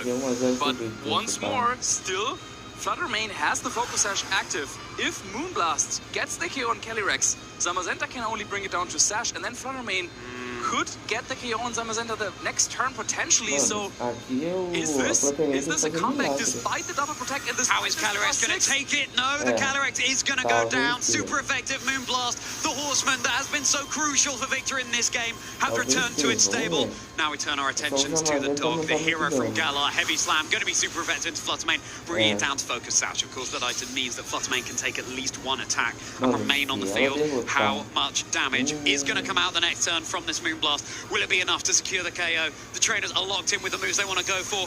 Connecting into the Zamazenta, yeah, Justin's done it with 1 HP in a dream. Justin Cherioni has been able to secure this game one just when it seemed like it was all over. Wow. Against a +6 Calyrex Shadow Rider, Helping Hand, Life Orb, Astral Barrage, getting this double knockout. But Justin knew that from there on, with Koraidon and Fluttermane, he had the exact 2 Pokemon that he needed. I think any other combination would have lost the game for him instantly. But with that, with the speed boost on Fluttermane and with the terrestrialization already committed over on Calyrex on Victor's side, all of a sudden, he kind of had it locked up. It looked like Victor was running away with the game, but yeah, very well identified by Justin. And yeah, now Victor has got to think about, well, I should not have allowed this double KO to happen, but then, yeah, how do you want to play any differently? This is really tough to foresee. But yeah, with those 2 Pokemon, with the Focus Sash, with a fast Koraidon, it seemed like Justin knew exactly where he needed to target, and even the double protect could not stop him. The value of the Focus Sash in Regulation Set I. The power level is high, with 2 restricted available for each trainer, 2 legendary Pokemon, very good stats, but as long as you're taking 1 attack, remaining on at least 1 HP, it means that Pokemon can act. 1 HP, infinitely more than 0. Perhaps for Victor, I mean, it was getting up to +4, and then it was the Grimnay boost on a double KO that got it up to +6. But the +4 was so nice as well to be able to sweep through Justin's team. Got to be able to somehow bait out that Focus Sash and break it sooner so that Victor can go for the sweep that they're looking for. Can we ask Jamie Boyd at one point about the infinitively more than 0? Infinitely more than 0. Yeah. Maybe that's true. Enlightening us about Terrapagos. Maybe he has something to say about that as well. But anyway, it is game 2. Victor has to come up with something because this is an elimination match. If Victor loses this game, he is out of contention, and Justin would move on. The same leads for both players. Yeah, very interesting. We often see the trainer who wasn't successful in the previous game switch something up, but no. Calyrex and Smeargle once again. Victor deciding, okay, same Pokemon, but maybe I'll go for a different play that you might not be expecting. And now we have the mind game of this fake out again, Marcus. Yeah, you Terrastalize into the Fairy type and make yourself vulnerable to the fake out? And is Victor going to call it? Let's find out. Yeah, it worked so well for Victor in game 1, and I'm still thinking about what really went wrong for him, because he got the call correct on turn 1. Using Fake Out into Lunala, got the free Nasty Plot, and then he also got the call correct, or he got the double protect later on, and he still lost. So this must not feel well for Victor. And this time, okay. So you now cannot fake out that Smeargle. It's become the Terra Ghost, immune to normal type moves. If Incineroar's targeted into that slot with Fake Out, it's not going to do anything. Certainly not, and keeping Smeargle around for longer is definitely something that could help Victor claim the game, because yeah, we were saying it's the only option on his team to go for redirection, to go for follow me, and that would have helped him so much in the previous game. Fake Out was going down into that Smeargle, but it's become the Terra Ghost. It's not going to be able to do anything. Astral Barrage now, at least you've Terra Fairy'd your Lunala, and you haven't faked out with Smeargle. Taking it really, really nicely, but is it going to be a cheeky Spore coming out from this Smeargle now? Yes, it is, but it's targeting into the Incineroar instead. Rocky Helmet, not the safety goggles, so it certainly is vulnerable to sleep. Yeah, I was going to say, that would have been so risky leaving the Calyrex open for potential knockoff, but yeah, he was saying, okay, it's not going to be a Moonguy's Beam, instead Terra Fairy Moonblast will bring Smeargle down to 1 HP thanks to the focus sash now over on Victor's side. But yeah, a very risky play to open up this game too, because yeah, had that been Moonguy's Beam into Calyrex, that would have just knocked it out right away, and probably would have ended the game on the spot. So a risky play by Victor, but it's paying off to some extent, as now Smeargle could go for another Spore into Lunala, and potentially Calyrex might want to go for a Nasty Plot. Now in this game, Smeargle got a boost and a drop to its offensive stats, not speed. So that's not going to impact anything too much. Smeargle can't really do any damage apart from that fake out. Yeah, Smeargle there to support, but the question would be, even if you put everything to sleep, of course, at some point, Justin's Pokemon will be able to wake up. So do you want to risk that? Nasty Plot is coming out, Incineroar.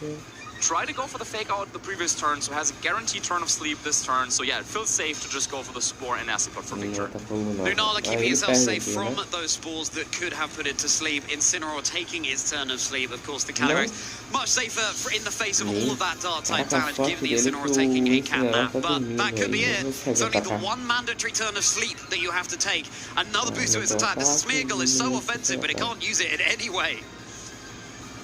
Yeah, now the question would be, well, we saw how much damage Helping Hand +4 Astral Barrage did on the Terra Fairy Lunala in the previous game, so I have a feeling that Helping Hand +2 Astral Barrage would get the knockout on Lunala, and then you might even be able to also get the knockout on Incineroar. So we would enter kind of the same game state as we had previously, but the difference would be Calyrex is not terrestrialized and Smeargle is still on the field. A double protect attempt from Justin there, but it's not going to go their way. Follow me from Smeargle as well, so any moves coming out from the Incineroar are going to go into that slot rather than the Calyrex.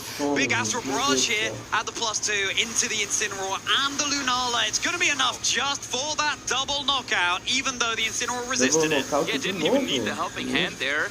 I'm almost wondering if Victor would have liked it if one of those two Pokemon over on Justin's side would have survived that hit. Because now, yeah, we're entering the same kind of situation as in the previous game.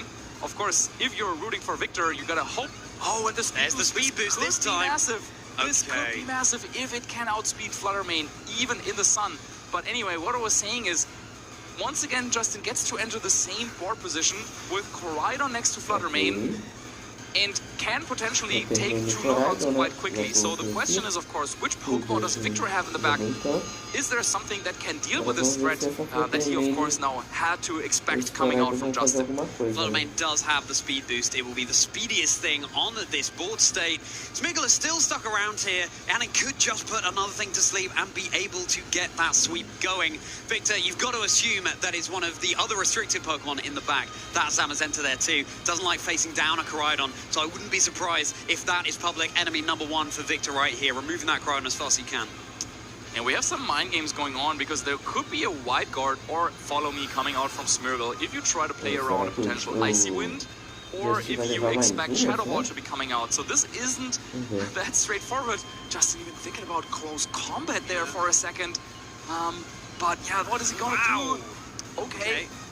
Looks like he's gone for a immune close combat into this. That's not going to do any damage. It's going to be wide guard instead, so the speed cannot be reduced from Icy Wind. But no, just a Shadow Ball into Victor's Calyrex Shadow Rider. It's going to take double super effective from that Ghost type attack. Calyrex has been felled once more. Now Victor can switch something else in from the back. Is this the pathway that Justin needs to be able to get into this game? The close combat certainly won't be helping matters. This time a defense boost, dropping the special attack, so the Smeargle is still really speedy. Yeah, huge play there by Justin. This was kind of a coin flip. Is Smeargle going for wide guard? Is it going to be follow me? But Justin called it perfectly. Didn't capitalize though and take out Smeargle as well. Instead, fishing for a switch there with close combat. Now, that means Smeargle is still around and Flurmain will have to spend a turn getting rid of that Pokemon. And this could open, another turn potentially for Victor. We saw in the previous game close combat not quite enough to get the knockout on Zamazenta, but it was dropping the defenses, allowing Zamazenta to get a knockout on Koraidon right away. So now, Justin, I think, thinking about, okay, maybe I can go for the combination of Flame Charge and close combat instead, which would give my Koraidon a boost in speed and would also ensure that it does not go down to body press as easily like in the first game. Yeah. Do you go all in on the offense and soften yourself up, or do you just go for something a little bit less hard? Keep yourself safer. Of course, Flare Blitz deals recoil damage as well, so it's another way of softening yourself up. And now we also have the mind game of the wide guard or not again, and the Ice Wind or not again. Zamazenta keeping itself safe. Is Smeargle going to go down here with the Moonblast just targeting into Victor Zamazenta? What is Koraidon going to do about this situation? Smeargle acting first, thanks to its speed boost, and Koraidon is now just snoozing. Zamazenta so much safer now. Yeah, this was such a risky play by Justin. He could have gone for a Moonblast or Shadow Ball into Smeargle, but instead decided to double up into Zamazenta, saying that, well, whatever Pokemon is in the back next to Smeargle, you won't have any damage output if I can get rid of Zamazenta. However, with the boost that Smeargle had acquired previously, thanks to Moody, outspeeding Koraidon meant that, that play wasn't going to work if Smeargle is going for a Spore, and that is what Smeargle did. So all of a sudden, it feels like, the dynamics have changed once more, and now, once again, Desde já bom dia pra você, bom domingo. Esperamos que seja domingo muito bom pra gente. Doido que acabe logo pra eu ir, ó, dormir. After this amazing prediction with Shadow Ball, but now it's back in Victor's side. Yeah, that Smeargle just got another boost to its speed from Moody at the end of that turn. It's now +4, even faster than it was before. Koraidon does get a one-turn wake-up. Flame Charge, finally able to remove this artistic Beagle from the field. A speed boost over on Koraidon's side to boot, and now it could be what Justin needs to sweep. The Smeargle's down, there's no option to Spore anymore. Zamazenta feeling a whole lot more threatened. And the body press coming out, but it hasn't been softened up. Koraidon will be able to take that. 36 HP, fine margins once again. Such a thrilling match between Justin and Victor, the newcomer and the veteran. Victor's going to have to win this one to be able to take us to a game 3. Yeah, and we could have been in the same spot, but with Koraidon, I guess, at max HP, had Justin just gone after the Smeargle previously, but, well, maybe the speed boost on Koraidon can help here a bit. However, now, Incineroar joining the battle, so that is the 4th and final Pokemon for Victor here in this case. You could go for a Fake Out, of course, into Koraidon, which might not quite knock it out, but maybe gets it into range of another Life Orb recoil chip. However, of course, that seems very obvious. However, with how Justin has been playing those last couple of turns, I mean, it's really tough to call anything here at this point. Fluttermane protect the previous turn. Do you really want to go for it? O Victor tá numa range boa pra bater se ele quiser. No, not going to go for the double, just going to go for damage. No fake out. Good for a good amount of chip here. There's no fake out, and the close combat connecting into Incineroar. That's just going to secure the knockout there. And now all eyes on this Zamazenta. It could be Victor Medina being knocked out of the Bologna Special Championships in our top cut. And the Italian Justin Cerioni on home turf, going all the way as the body press, enough to secure the KO onto the Koraidon here. Now it's just Fluttermane versus Zamazenta. The Moonblast, that's going to be a 3-shot onto the Zamazenta, but it's got its focus sash intact. Oh no, maybe a 4-shot even. Got its focus sash intact. Once again, how's it going to go? Yeah, that is exactly the question. Is this a 3-hit knockout from this range? Can Moonblast do more than 33, 34% of damage? Oh, let's find out. Another Moonblast. Yeah, it should be a 3-hit knockout. Heavy Slam is going to bring Justin Fluttermane down to the sash. One more Moonblast, and that could be Justin Cerioni progressing through to our next stage with another just 1 HP. You can't get any finer margins than that. You lock into one more Moonblast. Photosynthesis wears off. Zamazenta is going back to the kennel. Victor's tournament hopes have been dashed. Justin Cerioni with a 1 HP Fluttermane again, progressing to our next round. And the Italian crowd goes wild here for Justin. You can see in his face how happy he is winning this game, but winning it in such a fashion against a player of Victor Medina's caliber, and yeah, doing it really in those really scary endgame scenarios where it looked so doomed against the Calyrex Shadow Rider over on his opponent's side, which was able to set up multiple nasty plots, but it wasn't needed. At the end of the day, it came down to the speed advantage. It didn't matter how strong Calyrex was. What mattered was Fluttermane in the sun was ready there to outspeed it and get the KO, whether it was going for the Terra or not. So the perfect combination that Justin had there with Koraidon and Fluttermane, and both games it worked out, even though, yeah, some of the calls, especially in that second game, really crazy. We had the 1-turn wake up. Yeah, that must feel so good to win such a set.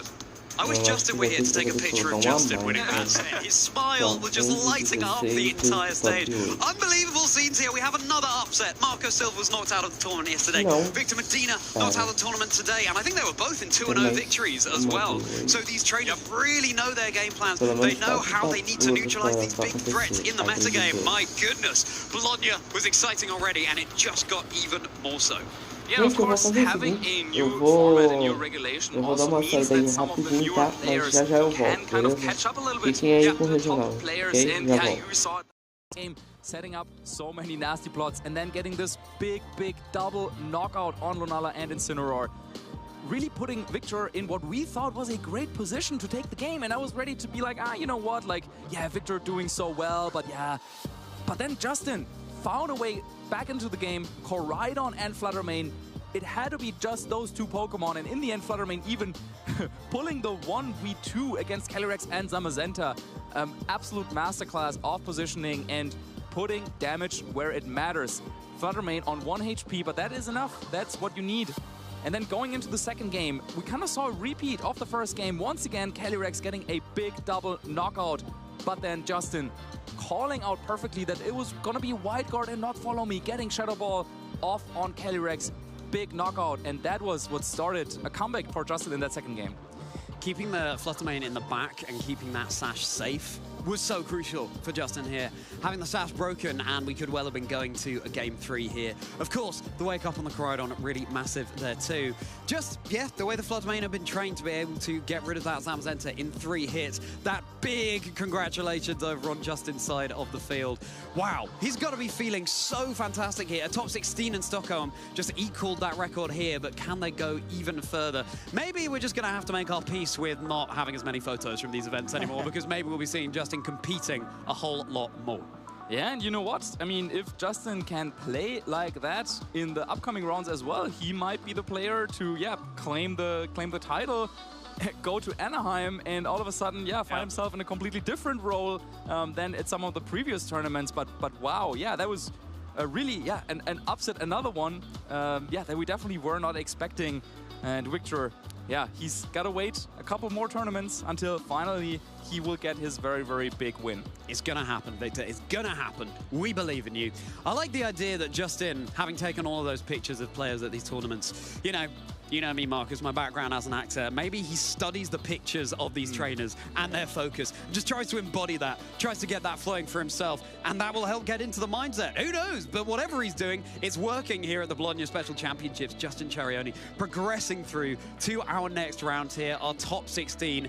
It's such a stacked field out there. There are so many more incredible matches to come. So, our rank 1, Marco Silva, eliminated yesterday. Oh yeah. Rank 2 in Europe, we just saw him on screen, Victor Medina, eliminated just now. Our rank 3, Federico Camporesi, still in the tournament. So yeah, maybe now he would be the favorite to take it home after already winning a regional this season.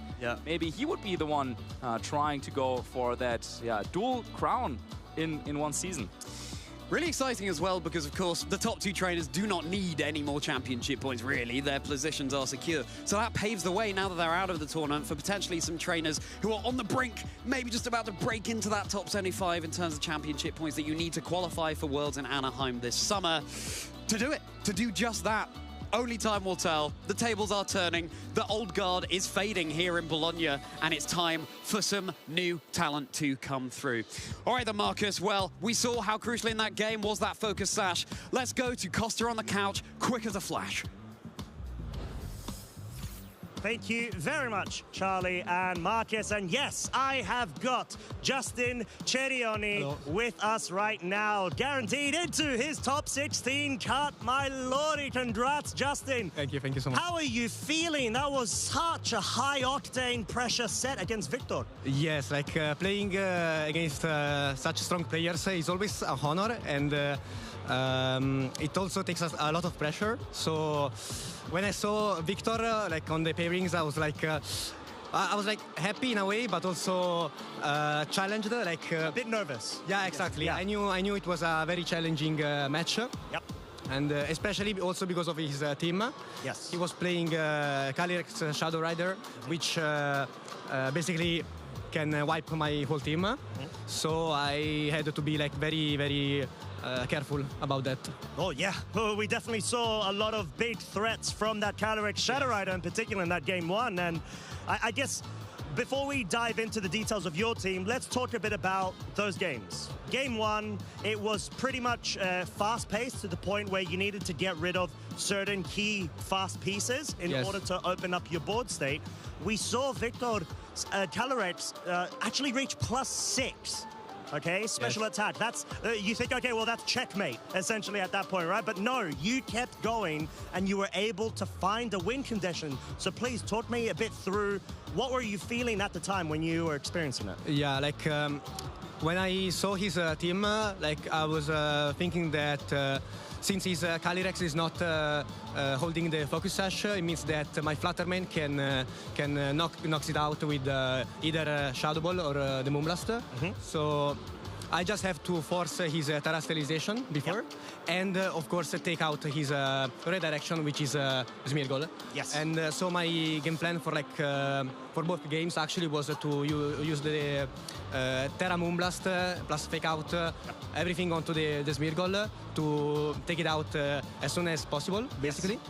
And Victor was actually, he played very good in the sense that he never allowed me to do that.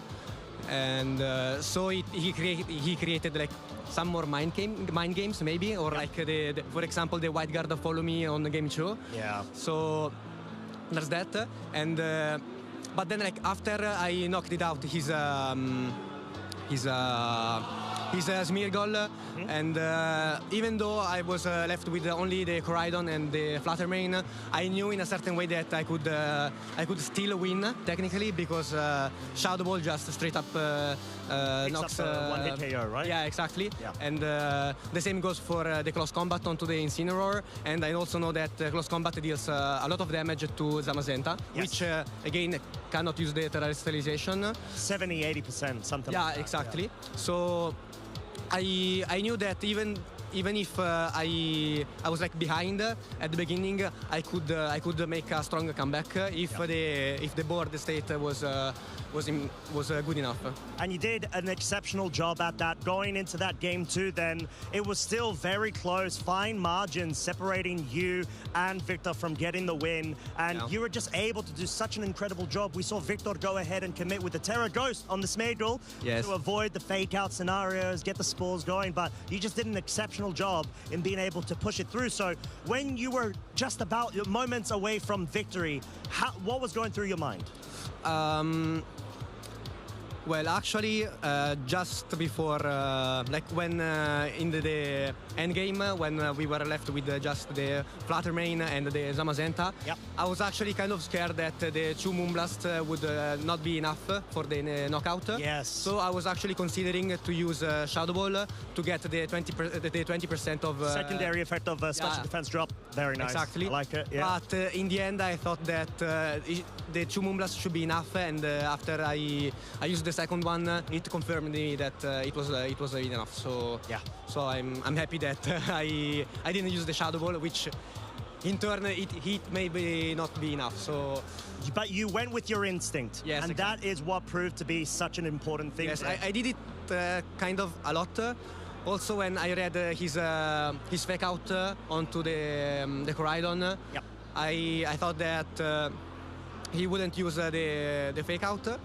So I just went to feed the cross combat, and actually I was still thinking about all the scenarios, but my time was running out. So I was like, okay, let's go with the close combat, relying again on my instincts. So it paid off in the end. It did. You played at a very high level, especially up against one of the very best of the European region, Victor Medina. So, unfortunately, I have been told by production we've got very little time because the top 16 is already starting. So we've got to get you in the seat, my friend.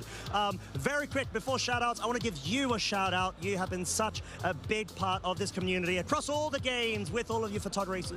Thank you very so much, my friend. Of course, a shout-out is mandatory for the Sax, which is the team of the jerseys that I'm wearing right now, and they helped me with the preparation of the tournament, and the same goes for Il Server, another strong Italian team, I guess, maybe the best.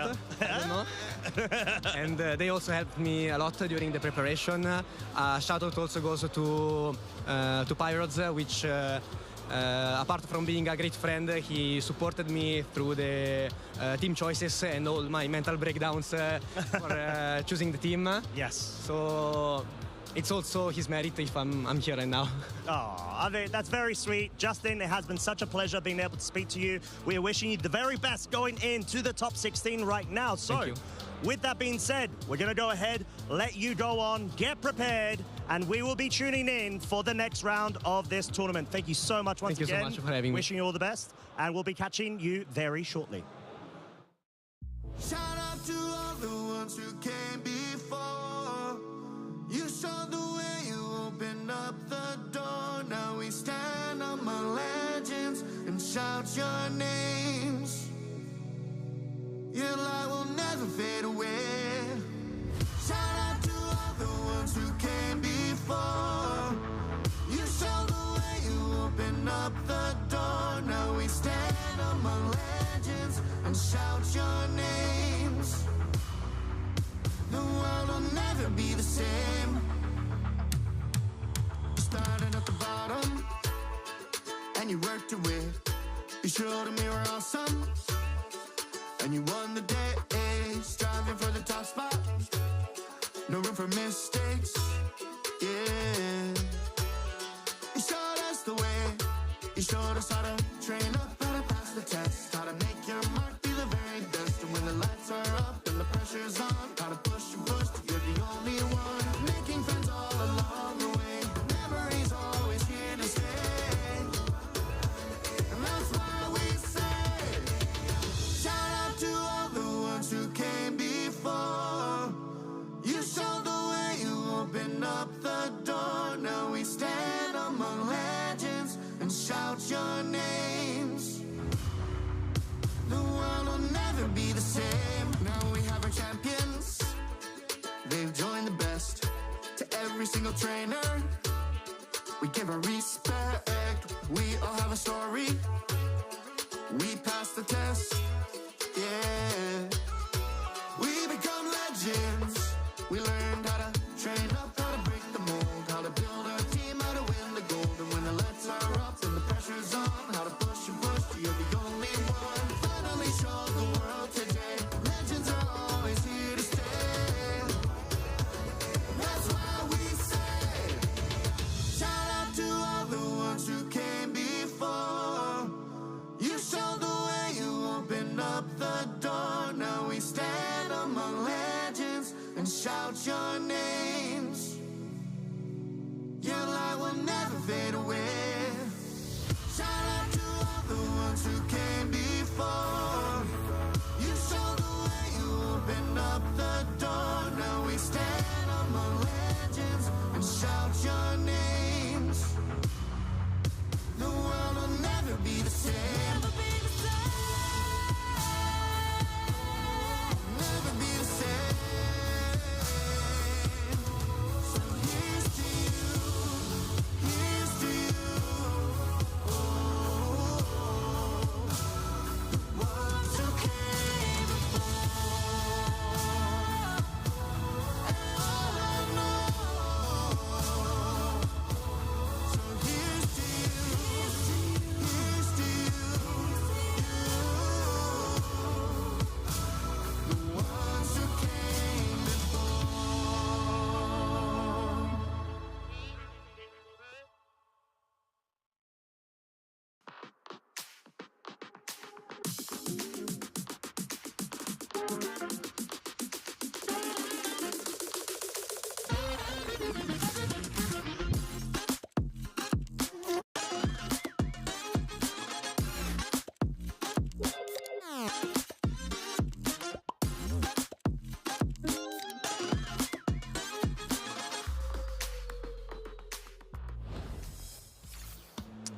We're in Bologna, the last European major tournament of the season. Only 16 players are still in the tournament. One of them is going to be a champion at the end of the day. I am Marcus Hamann, and I'm joined by the merry Charlie. How are you doing after this last game? Marcus, the intensity here, the action, and the upsets. So many fantastic names that have just been knocked out of the competition. Real fast-paced, that last game, and I'm still catching my breath, and I'm sure it's going to be another absolutely incredible match coming up next. But I was just thinking, as you were introducing us there, Marcus, we need a name. We need some kind of casted duo name. It's kind of hard with our names. You know what? The one I came up with only works with your Merry Man. Merry Man. Yeah, Merry Man. Well, I guess, yeah, Merry Man. With two ends on the end. Because, you're no longer Statter. I was going to be like Merry Stat, get Merry Stat, you know? But while we muse on that, let's take a look at how the competition's doing. Well, I'm married now. You're true, yeah, you're married. We'll workshop that one, traders. So, that's how our top 16 is looking. Ruben Gianzini, the winner of this very event, this time last year, still out very top there, going up against Santiago Molina. Yeah, I think we saw that yesterday. Yeah, we definitely saw both of those traders. Okay, well, that's incredible. And Jeffrey coming over from France as well, Miguel Paquete, Francesco Piapero, we talked to earlier. You mentioned Federico Camporese, number 3 in terms of the championship point standings just now. And then Taya Team, I had the pleasure of speaking to earlier as well. Just saw Justin winning that previous game. Lorenzo, oh my goodness, the names just keep on coming, don't they? Yeah, we got Max there, a player who has also had a really good run in Utrecht. Now going up against Justin Cerioni, who we just saw on stream. And yeah, if you go down the list, Stefano against Sebastiano, Matteo against Antoine. I think still 3 French players in there with that Carmine Lunala composition that is kind of, one of the stories of this tournament. But then there's also 2 Italian players still in there with the Miraidon and Terrapagos duo. A lot of action and a lot of great matches to be played. And then, after that, we'll move into top 8, into top 4, and into the finals. So it's my favorite part of the tournament always, to kind of see, okay, what if this person wins? Like, they would go up against this team composition, like who has the matchup advantage there? And yeah, just so many great games. But why don't we have a look at what some of our players are running in a little bit more details with some of our notable matches in this top 16. Yeah, what are we going to be bringing to you? What other matches are going on? How are the teams going to be matching up? Do we still have any Zacian Kyogre running around out there? Because there's certainly some progressing through to our top cut. Okay, going to be Team Masso. Player I had the pleasure of speaking to earlier, on an absolute tear at the moment. Top 8 from EUIC this season, going up against Christoph Goose, running this Volcarona team with Miraidon and Zamazenta. Really interesting composition. But that's just the match we're going to be featuring. There are so many others going on in the venue right now.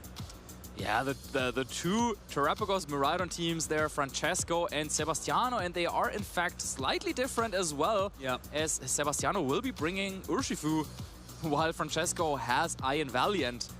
Yeah, it wasn't on my bingo card going into this tournament. Maybe some of the other teams, we got the Calyrex Shadow Rider and Zamazenta compositions there.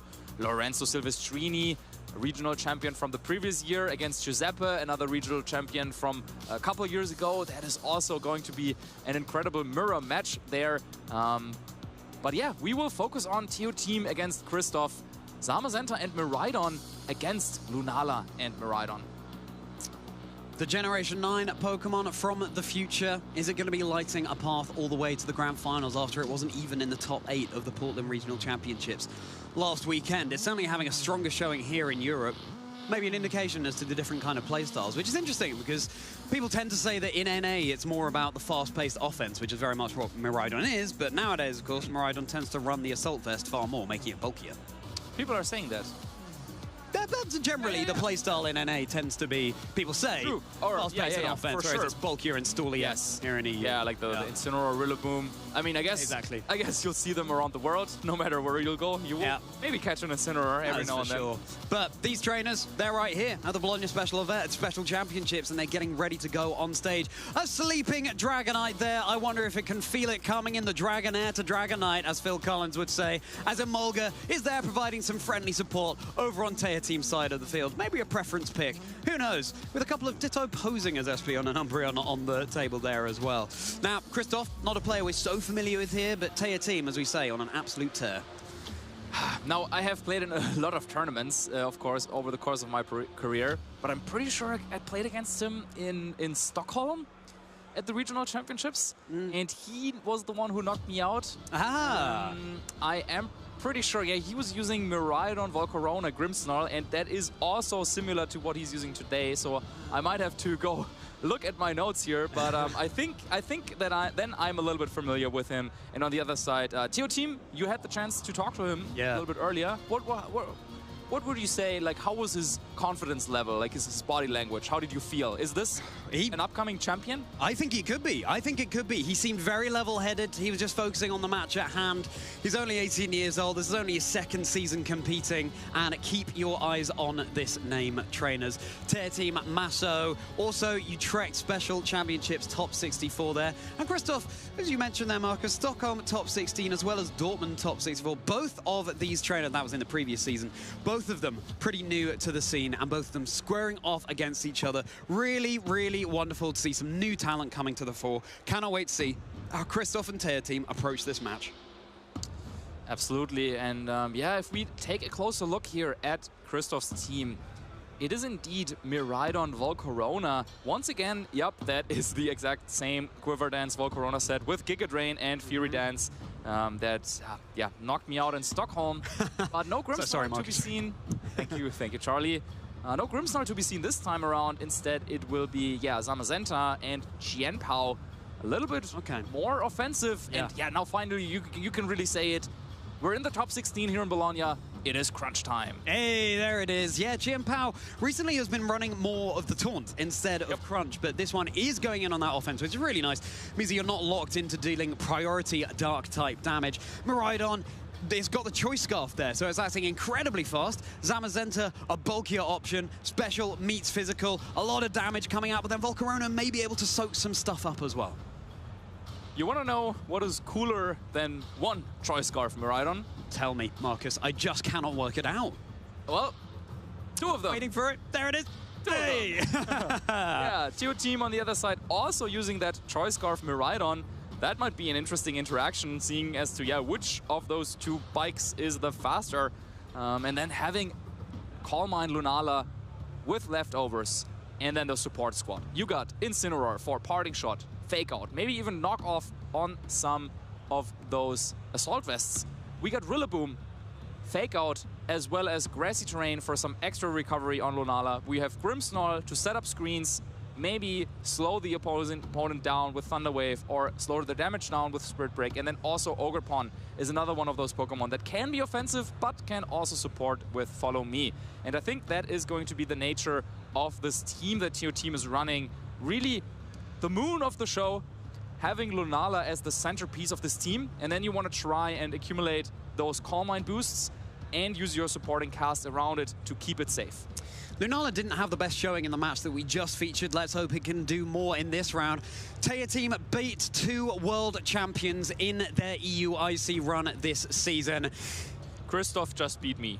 And Christoph just beat Marcus. So there we go. Is their team going to be able to capitalize on their incredible talent here? Christoph, of course, no less talent. That Dauntless Shield defense boost for Zamazenta. The attack drop from the Intimidate. It's G and Power and Zamazenta, the cat and the dog for Christoph, and Incineroar and Lunala for Teo Team.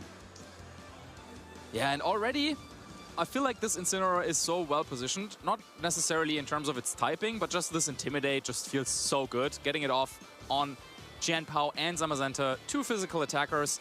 Maybe now it's already time for Incineroar to leave the field again so that it could maybe go for another round of Intimidate soon. But it seems like Teo Team has other plans.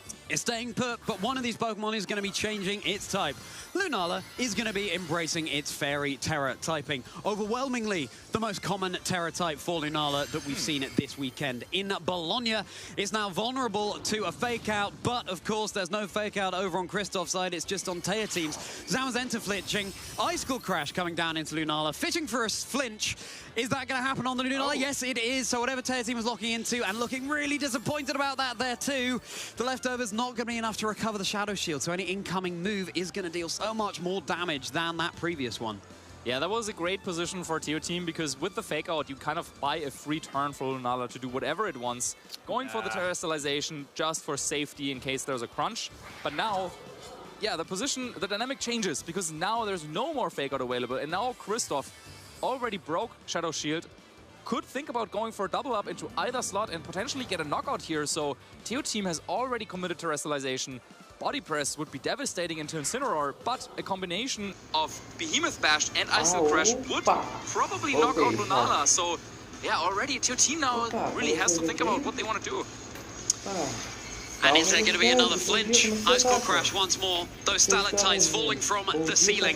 Body Press, the double up. It's going to be the Incineroar that's removed instead. Christoph recognizing that too many physical attackers are so useful to them to keep the Incineroar around. Lunala is going to be able to act this turn, and that's going to be a sigh of relief for Teo Team. A Moongeist Beam channeling the Lunar energy it knows so well into the Zamazenta, brings it down to about 1/3 of its HP, and with one more tick of leftovers, might have that Shadow Shield back intact as well. It's going to be really good. No, I think it's just about out of range of the Shadow Shield there.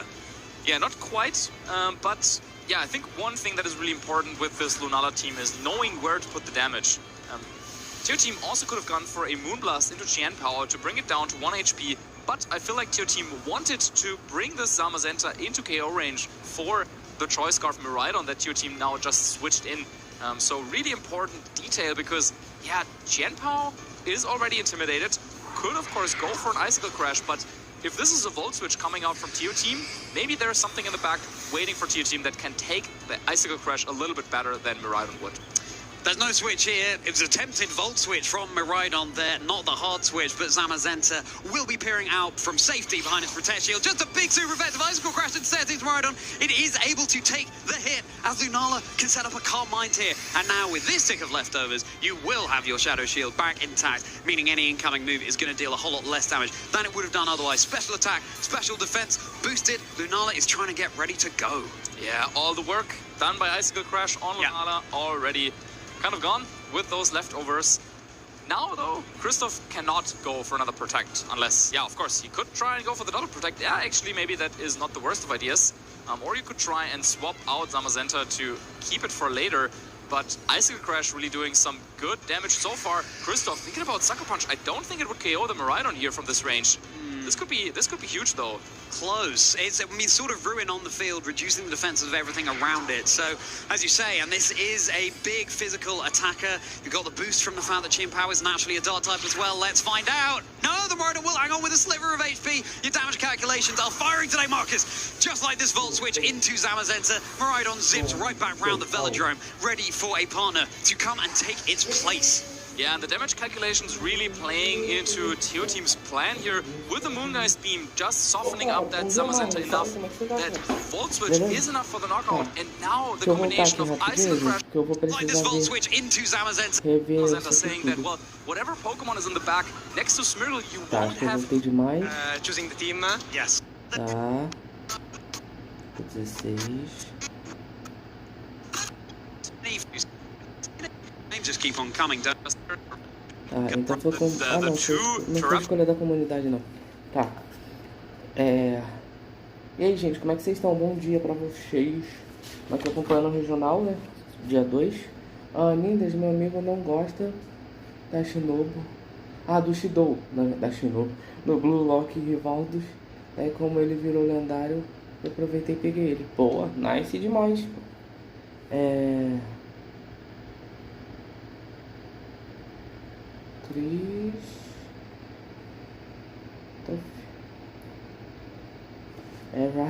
O Alexandre cismou que é Rivaldos, né? Versus Teo Time. Esse aqui foi... O nome desse cara é muito estranho. Assault. Tá, então é a Zamazenta. Sabia que isso aqui ia me atrapalhar.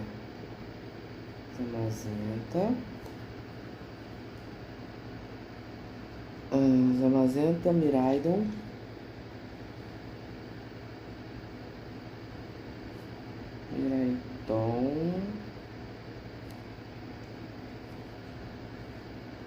Zamazenta, Miraidon, Volcarona.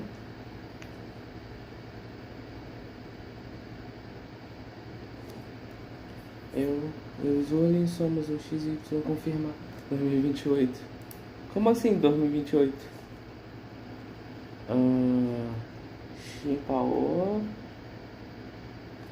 Chimpao, né? Pao.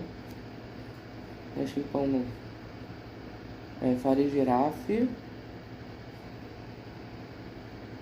Farigirafe. 1, 2, 3, 4, 5. E o Iron Hands, né? Iron Hands. Já adiantaram 3 anos. Então, né? E o do Teltimel, Lunala e Miraidon.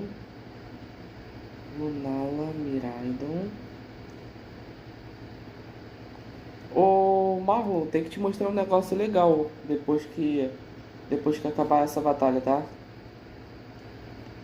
Incineró. Ô Marlon, depois eu tenho que te mostrar um negócio legal. Tu vai achar legal. Bom, não sei o que você vai achar, mas eu achei legal. Fogo. Griznal.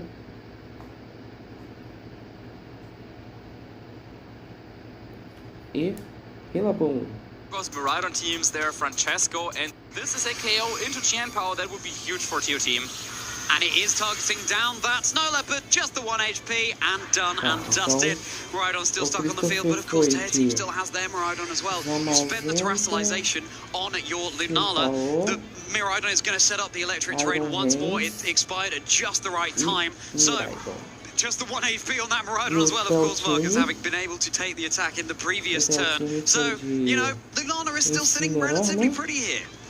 Yeah, absolutely. Now, Christoph, I thought, had a nice idea there. If you can get the double protect, then in this position, there would have still been a GN Pal there that could have gone for a sucker punch on Miraidon, but now, turns out Miraidon over on TOT's side is faster. Electro Drift for the perfect accuracy, even if it's not super effective, will still do a decent chunk, and Electro Drift boosted by Terra, boosted by Electric Terrain, but early enough to well the knockout on Miraidon for sure, even through the screens. But how is Lunala going to be responding? It's no longer threatening super effective damage. Miraidon has dropped its dragon typing, it's pure electric now, going for its signature, the Moongeist Beam, connecting into Christoph's Miraidon with the Shadow Shield intact. Oh, it doesn't even come down to that. Miraidon just going to go down this turn. The Carmine boost coming in huge.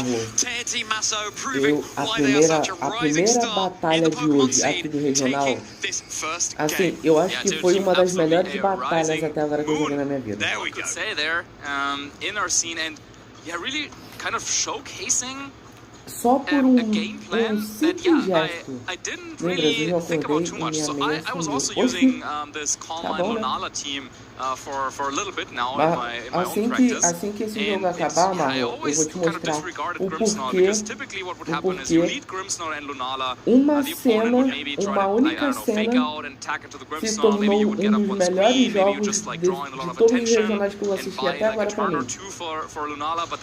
Yeah, Grimmsnarl never really felt like it was pulling its weight on that team composition. But seeing how Teo Team uses Grimmsnarl in the back in a very clever way, that probably also caught Christoph off guard, who was maybe expecting something like the Rillaboom to be waiting in the back. But Teo Team saying, you know what, you want to play with Electric Terrain? Yeah.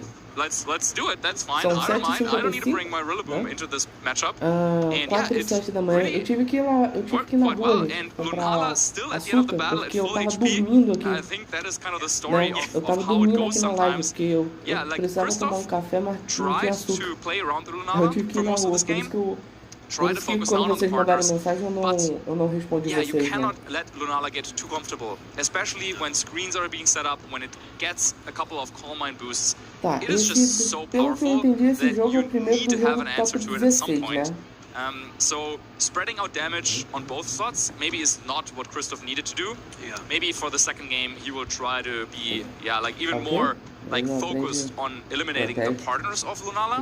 But then you also need to have something that can take care of it in an endgame scenario. And I feel like Miraidon is not the right Pokemon to do that in the very end game. Lunala and Incineroar hitting the field once more for Tear Team. Unsurprising it works so well, but it's also going to be the same leads for Christoph in the Zamazenta and the GM Power 2. So clearly, even though that last game didn't work out for Christoph, thinking that maybe the strategy, the moves they selected, weren't the right ones to go for, and maybe, as you say, Marcus, just going to be instead targeting down the Lunala. But actually, it seems like Christoph was again going for that Incineroar. Mas é café com lactose ou I café? think É the café one from Teo Team was Alexandre? just so safe. Like, I don't really see any reason for them not No to go for caso, the o same thing again, lactose que eu because bebo com leite é unless só there's a lactose. Farigiraf Eu não gosto, that could eu be não sou hiding in muito the fã de back café and you com leite, não. wanna Eu try bebo, and se tiver predict eu bebo, that. mas And this is, I eu guess, não sou what Teo muito fã, Team não. wanted Entre to, beber café saying e that, café okay, com well, leite, if eu there is a prefiro mais Farigiraf café, switching in, entendeu? this could Eu be precisava a de um priority café pra block ficar and acordado, body porque, press meu Deus do into céu. Incineroar. So yeah, makes sense to switch on Incineroar here, Eu expecting tava the adaptation cochilando from na your live, opponent. The Miraidon would still take big damage from that,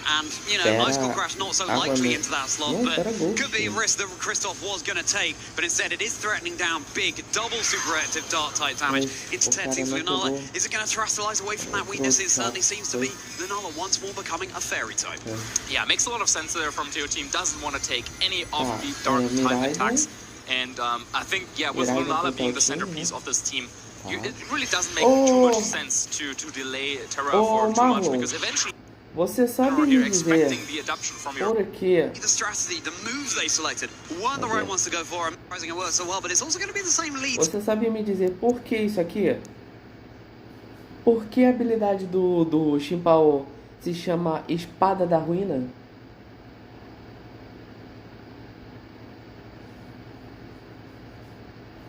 Você sabe me dizer?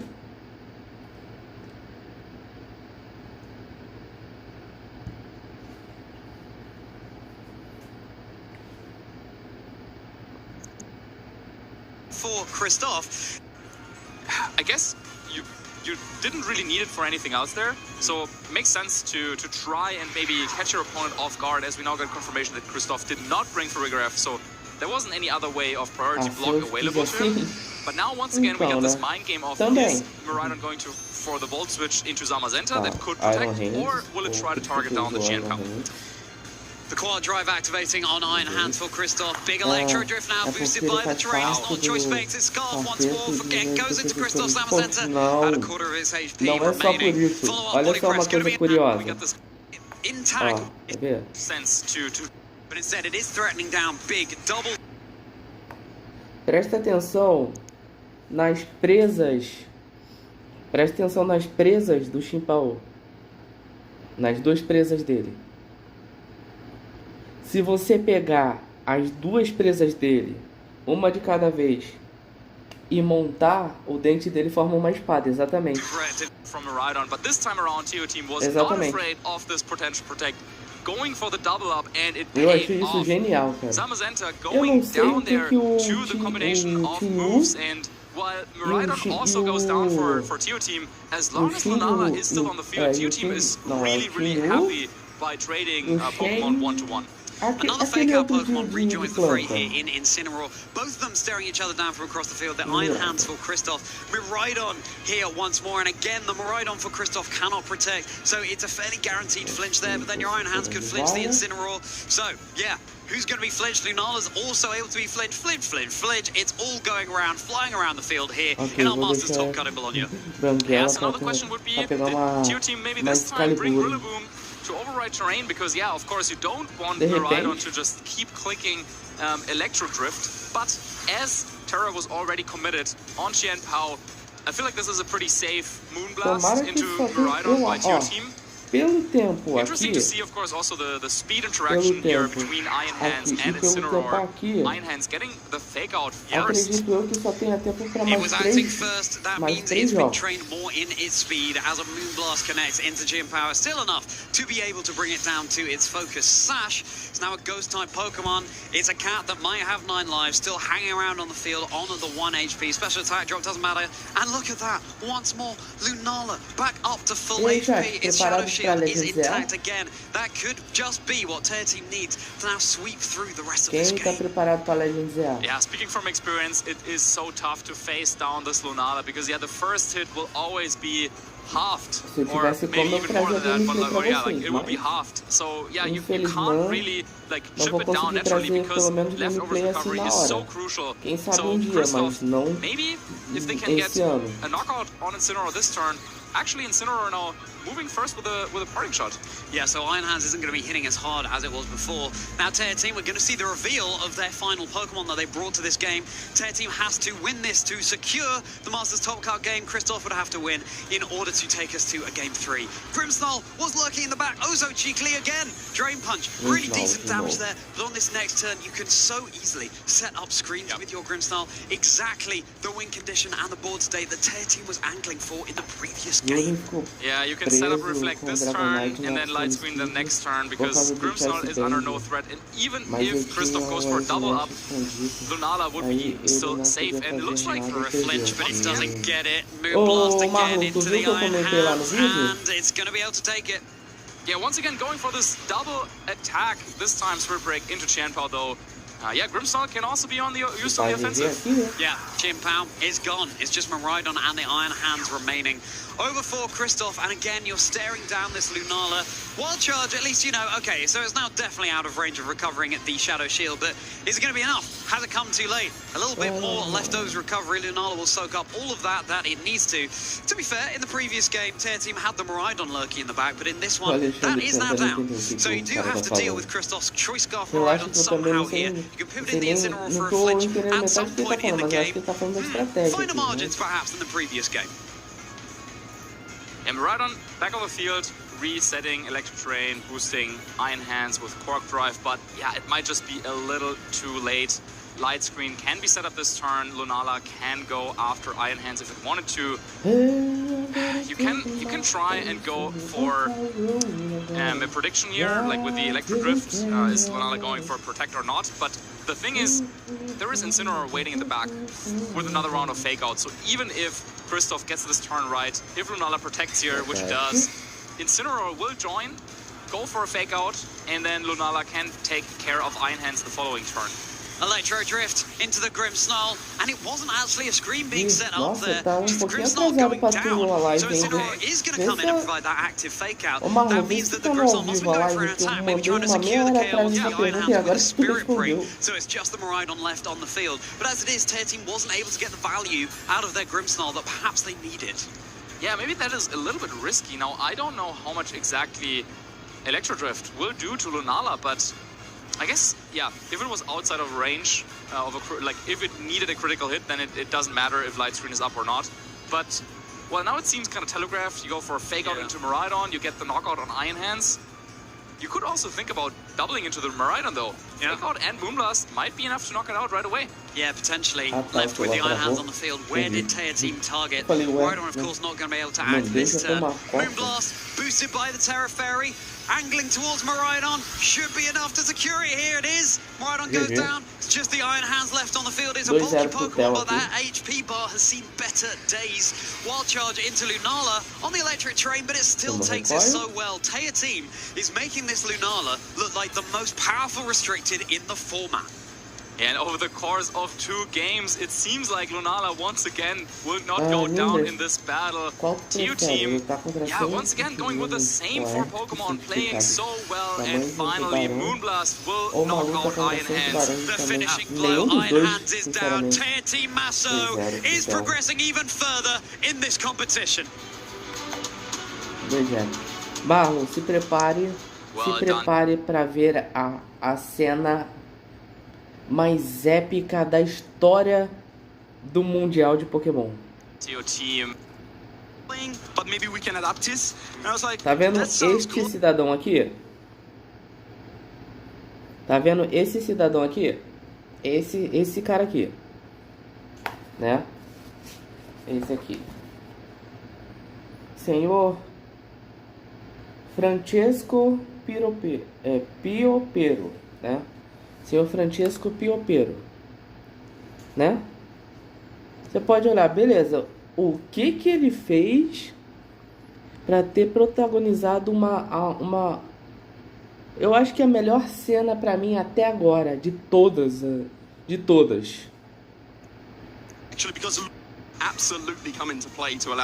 Ele estava jogando, né? Ele ganhou o primeiro jogo, perdeu o segundo, beleza. Ó, ele vai perder o segundo.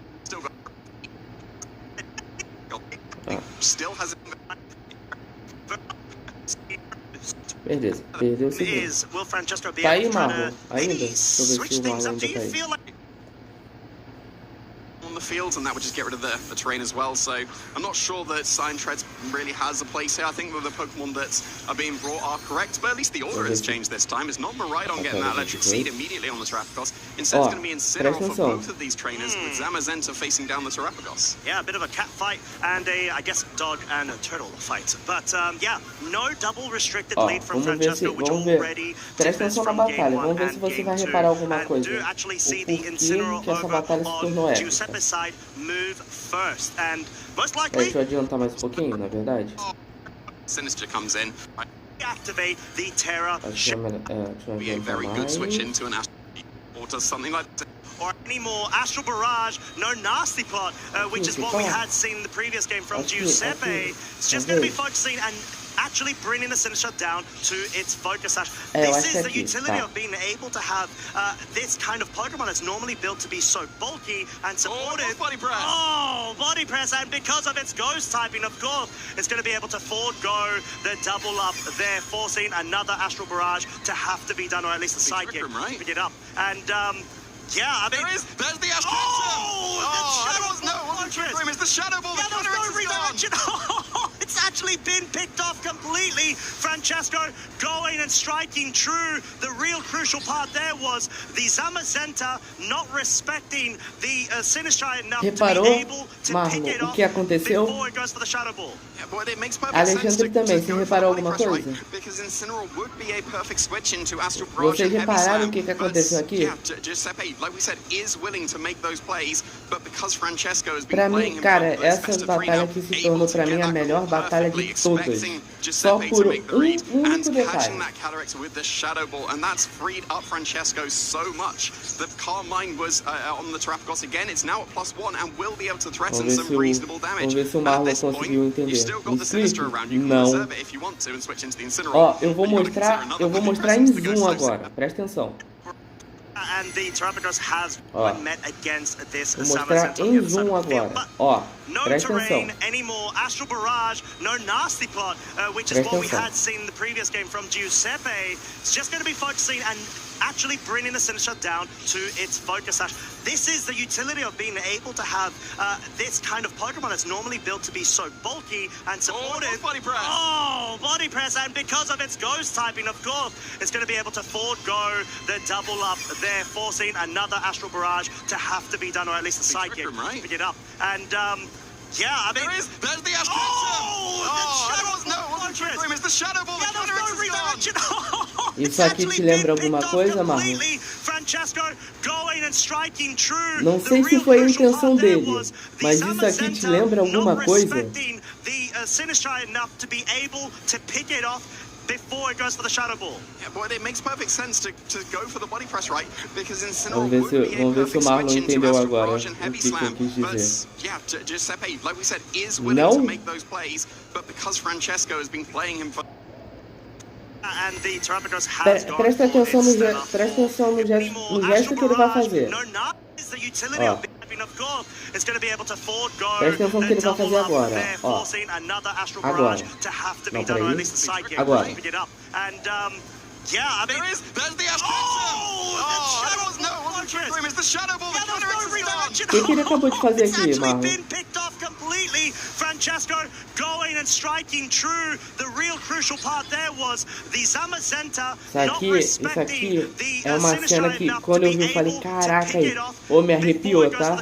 Me fez lembrar um negócio e me arrepiou. Because Incineroar would be a perfect switch into Astral Barrage and Heavy Slam, but yeah, Giuseppe, like we said, is willing to make those plays, but because Francesco has been playing him for this best of 3 now, ele virou o boné. Quem assim? Quem vendo esporadicamente por aí, você já viu aí na história que fez esse movimento com o boné? Ei, quem? Quem é que faz esse movimento? Was it -1? No. So what made you decide to stay in the face of the Sucker Punch? Hey, look, and I think in the game one, I switch in. No, I stay in, but he think he killed me with a Sucker Punch, and this time it's sure I die from this Sucker Punch. Ash Ketchum da cidade de Pallet, Marlon.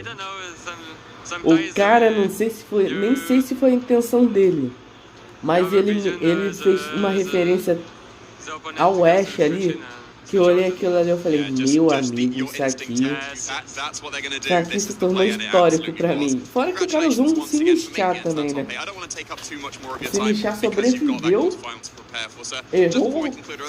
sobreviveu ao ataque, aí o cara errou e ela ainda conseguiu derrotar o Pokémon. Thanks, like I said in the interview, to Pierre Coste, Guacamu, who helped me to... Esse é o nome da conta, o Framboesa. Prepare my tournaments. And at all, aí só por aquele mínimo detalhe ali, pra mim foi a melhor partida até agora daqui, de todos os regionais que eu já vi. Every players in the French community. Excellent, and congratulations once again. We're not going to hold you any longer. You've got a top 8 to get ready for, and so do we, which we're going to be cutting to very, very shortly. Hey Pokemon trainers, welcome to Pokemon Championships history.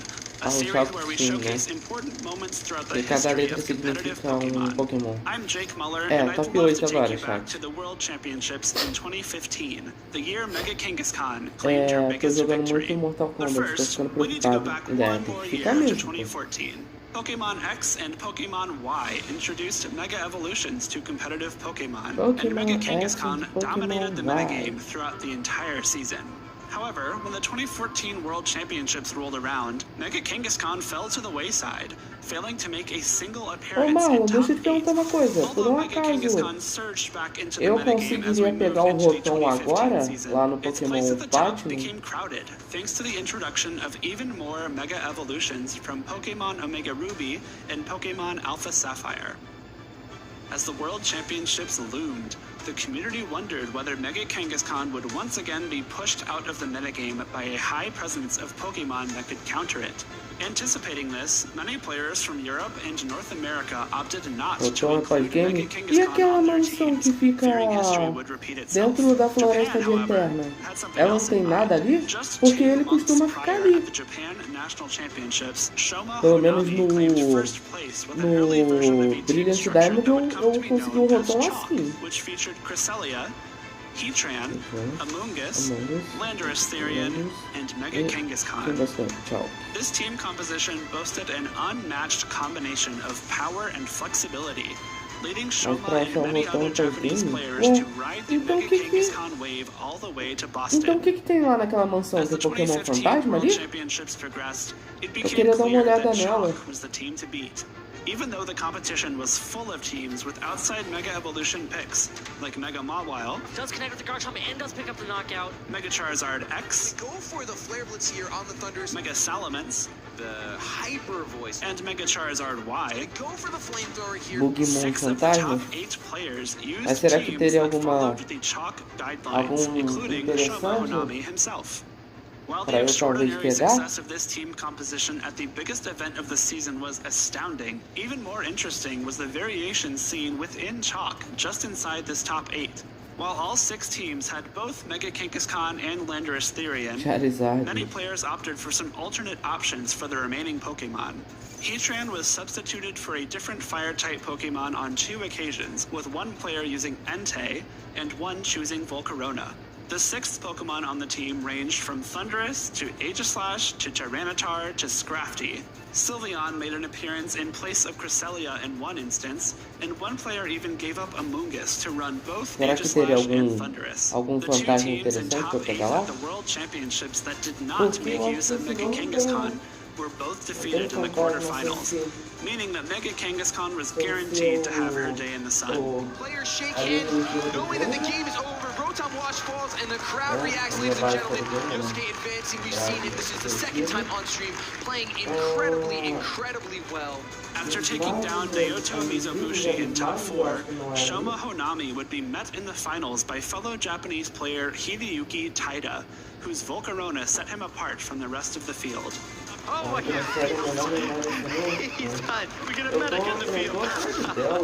The championship match was a back-and-forth affair. Shoma won Game 1 thanks to consistent damage output from his Landorus Therian and clever use of disruptive attacks like Thunder Wave and Swagger. And here we go. Will it be able to hit through confusion is the question. No, it hits itself. Huge. Shoma very excited. But Hideyuki turned the tides and even the score at 1 game all after his Pokemon broke through confusion on crucial turns. Lot on the line for these 2 trainers, almost $20,000 in prizing here as it hits through with a big Shadow Sneak, and I think that will pick up the feint here on the Thundurus. It is definitely at this point looking like Hideyuki's taking it to a Game 3. In the deciding game, Shoma made expert use of Heatran's defensive utility and offensive power, proving that the original Chalk Fire-type Pokemon was still #1. Do a ton here. Oh my gosh, picking up the feint on Hideyuki's Pokemon as well as catching the burn, activating the weakness policy there, but the burn is absolutely huge and it's only a matter of protects before this one is over. Fittingly, Mega Kangaskhan re-entered the field right before Hideyuki conceded defeat. Shoma's decision to stay true to his run to the Japan Nationals title with the original components of the Chalk team composition paid off as he became the 2015 Pokemon World Champion. Shoma Honami is your 2015 Pokemon Video Game World Champion. Thank you for watching, and let us know some of your favorite moments in VGC history by using the hashtag #PlayPokemon.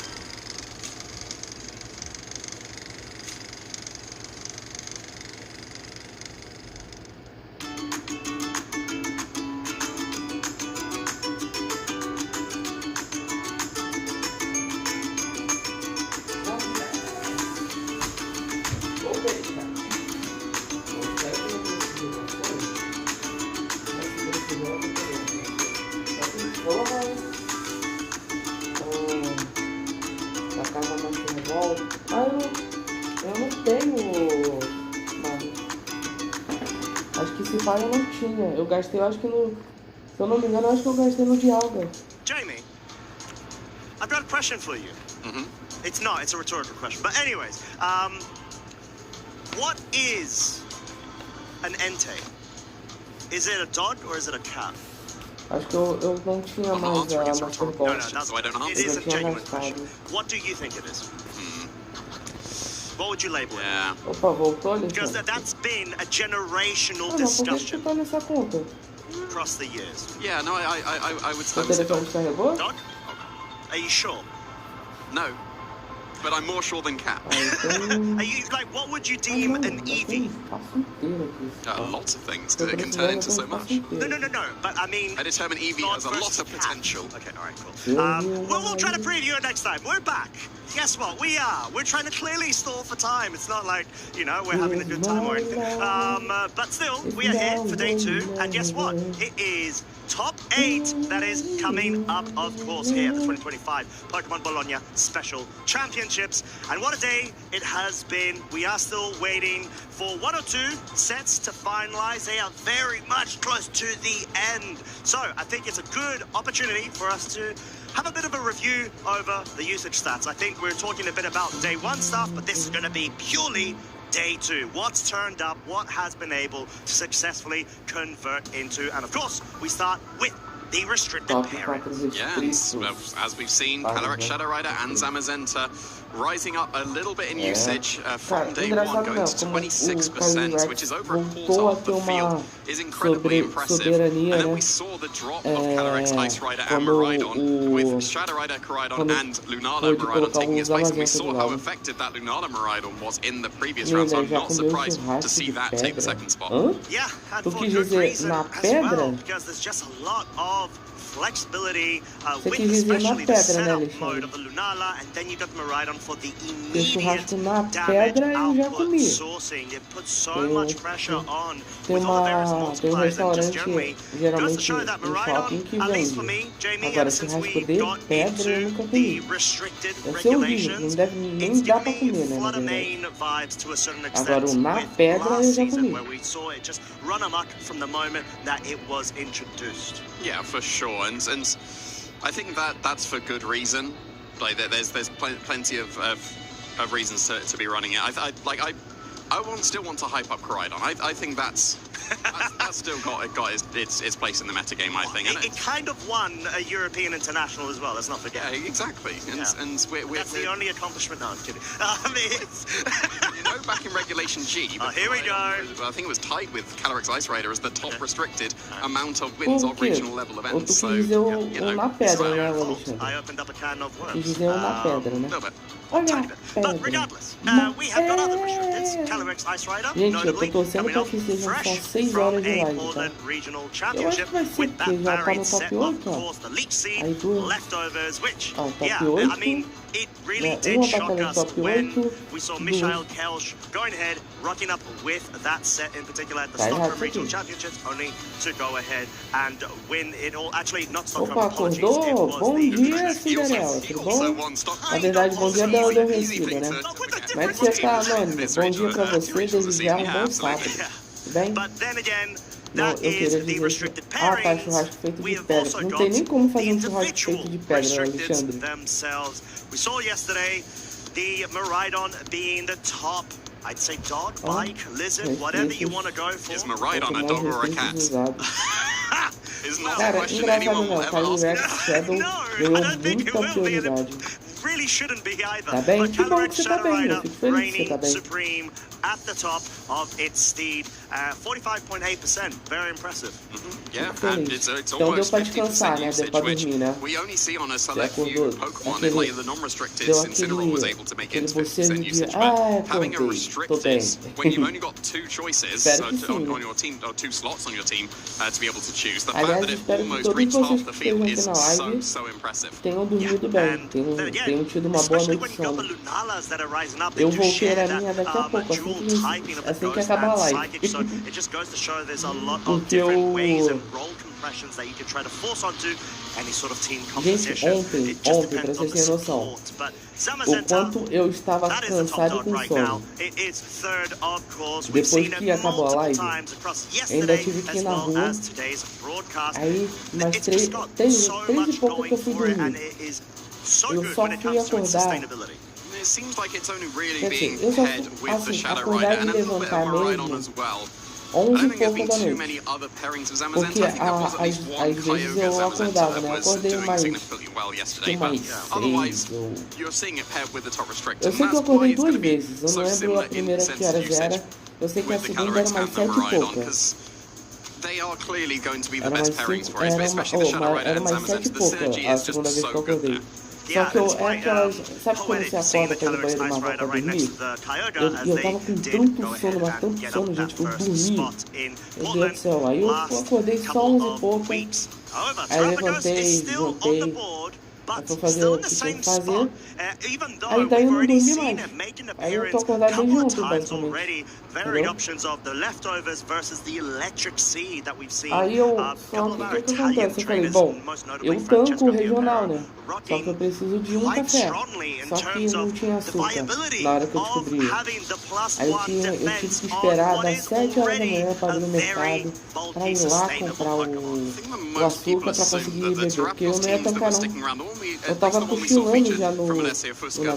Esse coraçãozinho roxo aí, o Armando, gostei. Gostei porque é roxo também. Meu Deus, lançou o trailer da terceira temporada de Reagindo. Partners pop up with the Sinister putting in so much work for Francesco when we saw on stream. The Electric Seed is an innovation over the leftovers to just really add to the mold. We saw that come into play as well. Just Ó, lembrando mais uma vez aí, quem ainda não é inscrito, quem puder se inscrever lá. Lindas tem um canal de react aí, então vocês se inscrevendo lá, eu batendo 50 inscritos o mais rápido possível. No sábado eu já vou estar soltando o primeiro vídeo, beleza? Have been able to rank up, especially when it matters eu devo fazer in um this day videozinho 2, and we have seen it quite a few explicar mais times. ou menos como é que vai funcionar lá no canal, lá naquele canal, mas os reacts mesmo você deve soltar no sábado, entendeu? Porque aí, ó, fica legal pra vocês, ó. A gente tem vídeo e live aqui de segunda a sexta, aí no sábado, pra vocês, no sábado e no domingo, pra vocês não ficarem sem nada, eu solto um react no sábado, vocês podem assistir no sábado e no domingo, entendeu? Aí vocês têm vídeo do Lindas quase todos os dias. That's just showing again that is a very strong Pokemon that maybe some people have disregarded in their team building because we haven't seen it as often, but over a course of the players that were able to make it in State 2 are using that Raging Bolt, so it's still finding success. Mencionar coisas do... We have actually seen a bit of a change from day 1 into day 2 mencionar coisas do Bullock não adianta, porque eu não vou saber de nada. Tô carente, vou hamster. And if I'm not mistaken, no, it wasn't Volcarona. Go on, you got this, Costa. Oh no. Vai adotar um hamster? E já tem um nome pra ele. Yes, I've completely forgotten about it because I do not remember seeing it this weekend. But hey, Portonatus. But regardless, we've got the rise of the low budget, let's say, Miraidon, Electric, and Dragon. Well, chama ele de... Não, se for ela, chama ela de Pikachu. Yeah, it is for sure. Poor Scovillain. Mas vai ser legal. We'll never see Scoville, except maybe it's got it. Not on the top 12.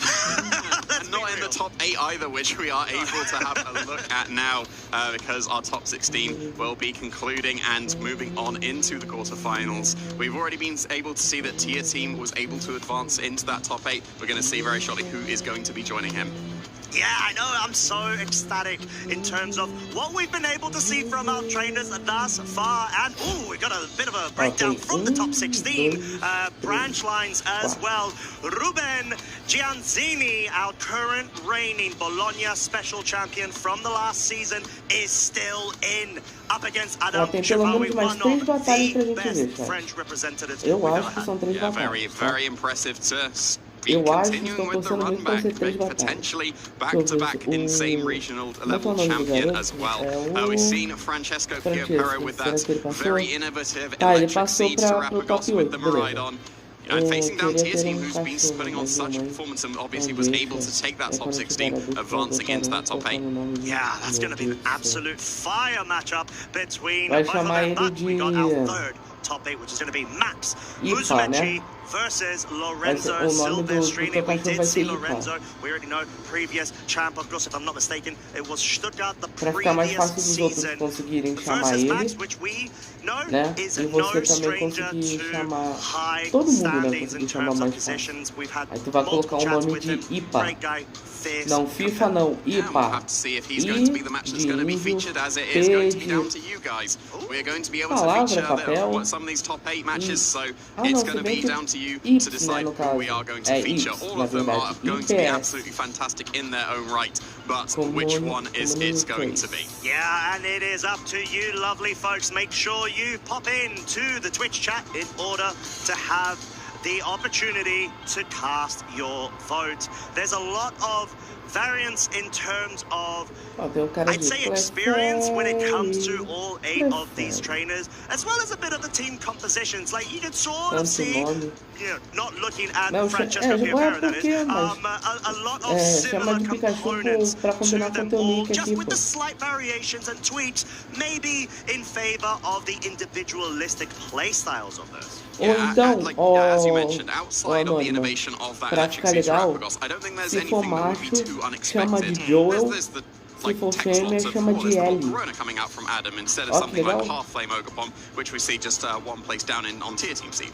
We see the Clefairy coming out for Lorenzo as one of the redirection Pokemon. Again, like Ogerpon is probably the most common redirection Pokemon with access to Follow Me, but Clefairy is doing an absolutely fantastic job for Lorenzo there as well. Yeah, exactly that. But then, of course, there is the Stefano Brevi versus Matteo Bellata, yet another Italian all-around battle between them both. Very similar team compositions with a couple of key piece differences. And yeah, I think being able to see all of these Italian trainers come to the fore right now and have such great representation is so key here. If I'm not mistaken, and my math is not horrible, it is 5 out of 8 of our top 8 trainers who are indeed Italian. You remember the conversation that we had with our fellow casters of how many Italians do you reckon will make it into that top 8? And we both said 5. Oh, wow! I thought I saw 6. So we are the correct pair here. We get absolutely nothing. But we were correct, and that's all that matters. So yeah, amazing. Obviously, all of these matches are going to be fantastic. We've got so many cool teams here. Like I do think that out of these, obviously Francesco's is the standout in uniqueness and innovation coming into this. But all of these will be fantastic in their own right. Yeah, exactly that. And a reminder, if you haven't already, please go ahead and cast your vote. There's a lot of different exciting opportunities that we can definitely see from any one of these matches. And let's not forget, they're all vying now for that title. One of these 8 trainers is going to be crowned your Bologna champion in just a couple of hours. There's going to be some of those trainers that I think will be incredibly secure in their invite because they've been successful across the season and acquired quite a few championship points, and then the amount that they've got from this top 8 will almost certainly secure their place there. And I think there's going to be a couple of those trainers that probably were out of the range. Ei, você não respondeu a minha pergunta, Alexandre. Você sabe por que eu falei para tu chamar o teu cachorro de Ips? Yeah, to get that exactly, because that's still an opportunity. You've got essentially what is a 1 out of 8 chance from here on out to be able to just essentially win it all, go for that direct invitation. So we're going to have to see what you lovely folks have been able to choose. IPS? Top 8, or at least I believe the one top 8, if I'm not mistaken, that we will be featuring. But do you feel like you get a bit of a vibe on what the community is going to go for? Without any caster bias? Without any caster bias, I would say just purely because of the potential back-to-back run, Ruben would make sense. But like all of them make sense as a pick. But I think the fact that it's the back-to-back potential that people might want to see more of the run, but if it were to come to fruition. Qual o nome que você falou? O primeiro nome que você falou para que você ia dar pro teu cachorro se você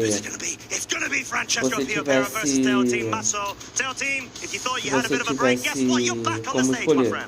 Yeah, and we're going to be seeing that very, very cool team coming out from Francesco once again. I think it is the most innovative team coming out from this top 8. There's some really, really cool techs that we just don't really see too often. The Sinister is a Pokemon that gets access to redirection, and you probably see the Ogerpon, or the Clefairy, or the Amoonguss, and so on over the Sinister. But the fact that it gets that Hospitality paired with that Electric Seed Terrapagos, it really put in work when we were able to feature Francesco earlier in the Swiss rounds. Yeah, I think it's going to be a fascinating matchup in all honesty, because you're essentially going against, if you're from Francesco's point of view, going up against that synergistic Lunala, Miraidon, a fire, grass sort of core where you've got so much sustainability options via the support of the screens, of the redirection, of the double fake out, as well as pivot tools available to you. They sort of really enhance the staying power of the Lunalas, which of course do have the leftovers mindset. So poético certificado, foi o nome que você deu. Por isso que eu falei IPS, entendeu? IPS. In order to get into the semis against Francesco. Yeah, you were saying about the staying power of the Lunala. In that top 16, it came onto the field turn 1 to Terrastallize, and then just was sat there the entire game, just getting a Calm Mind and then launching off really powerful attacks, and there wasn't really much that Christoph could do in that case. So it worked out very, very well for Tier Team there. But then if you've got the Calm Mind's Lunala and it's being matched by a Calm Mind Terrapagos, then that's potentially a lot more of an awkward position for the Lunala, because you'd be, well, the Terrapagos would be immune to the Moongeist beams, so you'd be forced to go for the Moonblast, and in order to do the most amount of damage possible, you need to go for the Terra Moonblast, but then suddenly, oh no, it's super effective Terra Starstorm going to be able to hit you as well. So I think this is going to be a lot more of an awkward matchup for the Calm Mind Lunala. In the previous match, it was able to just sit on the field and it would be perfectly fine, but the point of the Terrapagos and the Lunalas on both Francesco and Tier teams respectively, you're supposed to Calm Mind and sit on the field. And if you're both doing that, then you're almost in a stalemate. So I think it might come down to the supportive cast to be able to break through those Calm Minds and really give the edge to the Pokemon. Like, I'm not going to be surprised at all if we see Lunala Terrapagos led for both players. Go for some Calm Minds. How are we going to best support that? And I guess there is sort of an angle where you can see the Miraidon actually being brought in as well for that. I'd say immediate damage. We know it's choice stuff. It's not choice specs. So it doesn't have that additional 50% multiplier added into the damage count mix. So is there a way that you can position a board where Miraidon maybe can even go for snarl spams to a certain extent to be able to lower the damage output of the Terrapagos? That would be very useful for if you've got Calm Mind versus Calm Mind.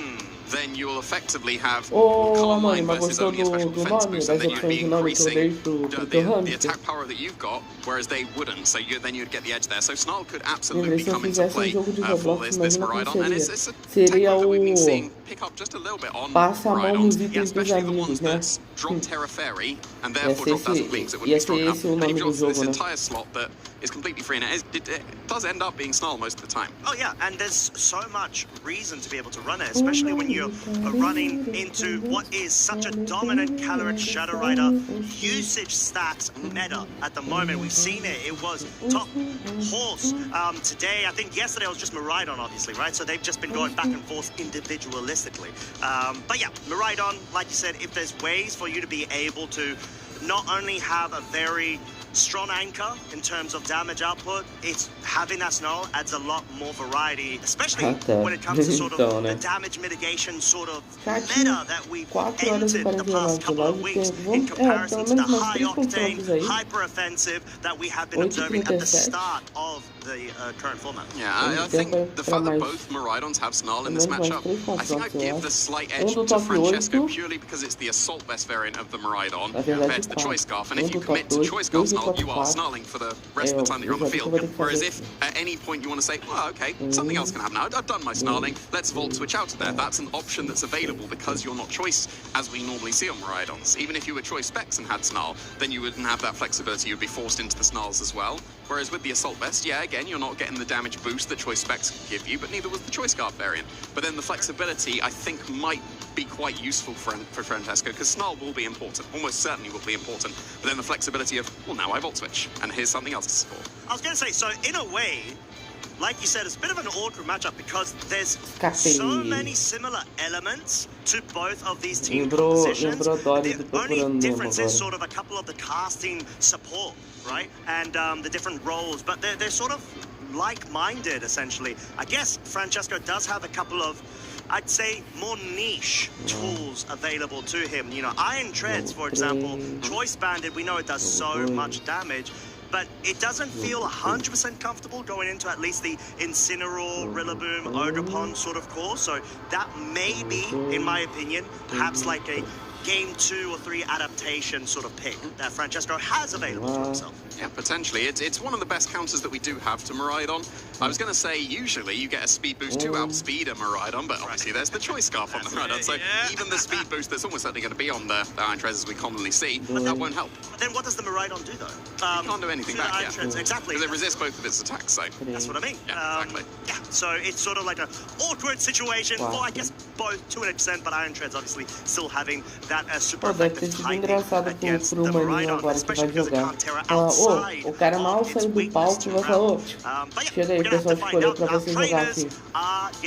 Daí vai ter que ficar ready, and yeah, I think at this point with your tournament run on the line, especially given the fact that it's the final regional level event of the entire season, it's going to be tough. There's going to be a lot of pressure going on, but then again, they are both used to it. They've been able to find themselves great success, not only generally in, let's say, previous seasons, but in particular this season, especially both of them. They've really upped their game, especially I'd even say Anônima, tu gostou do nome, dos nomes que eu dei de opção pro teu hamster? Francesco didn't have notable achievements from the previous season, but he's really worked on that in the current one. Oh yeah, this has been a very standout season for both of these trainers. We've had a top 8 at EUIC from Tier Team this season and top 16 from Francesco as well. We've got a finalist placement from Francesco as well, and so I think we're going to have a look at Francesco's achievements right now, because he was able to get, like mentioned previously in the stream, he was able to get to the finals in the Stuttgart Regional Championship, but then falling just a little bit short there, and as mentioned, top 16 at EUIC. Very, very strong performance. And even going back to 2021, top 8 at the Players' Cup 3, so no shortage of top 8s here for Francesco. Oh, I know that Francesco has just been upping his game every opportunity he finds. I've seen him quite consistently also get involved with grassroots-based tournaments as well in the downtime of the official tournaments. And yeah, he's absolutely hungry for the game, hungry for the success and titles, and you know, just being that one step away. I'd even argue 1 or 2 turns away. Remembering back to the finals against Ida Bachelor at Stuttgart with this season, he just wants the title at this point. Like, even if, let's say, he may at this point have guaranteed Worlds invitations, he's still hungry for more. Yeah, I wouldn't be surprised to see Francesco on that podium at the end of the tournament, given his previous accomplishments and just how well he's been playing this entire season. But as we said, Tier Team has been having an absolute standout season, and I think Marcus was saying on stream, Rising Star is a very appropriate way of referring to Tier Team, because as you can see, all of the accomplishments of 2025 this season, but look at that, top 4 at the Stuttgart Regional Championship, which I think they've been so, like, Francesco and Tier Team, they did top 16 and top 8 at EUIC, and then then top 4 in the finalists, the Stuttgart Regional, and now they're top 8, like facing down each other in this Bologna Special Championships.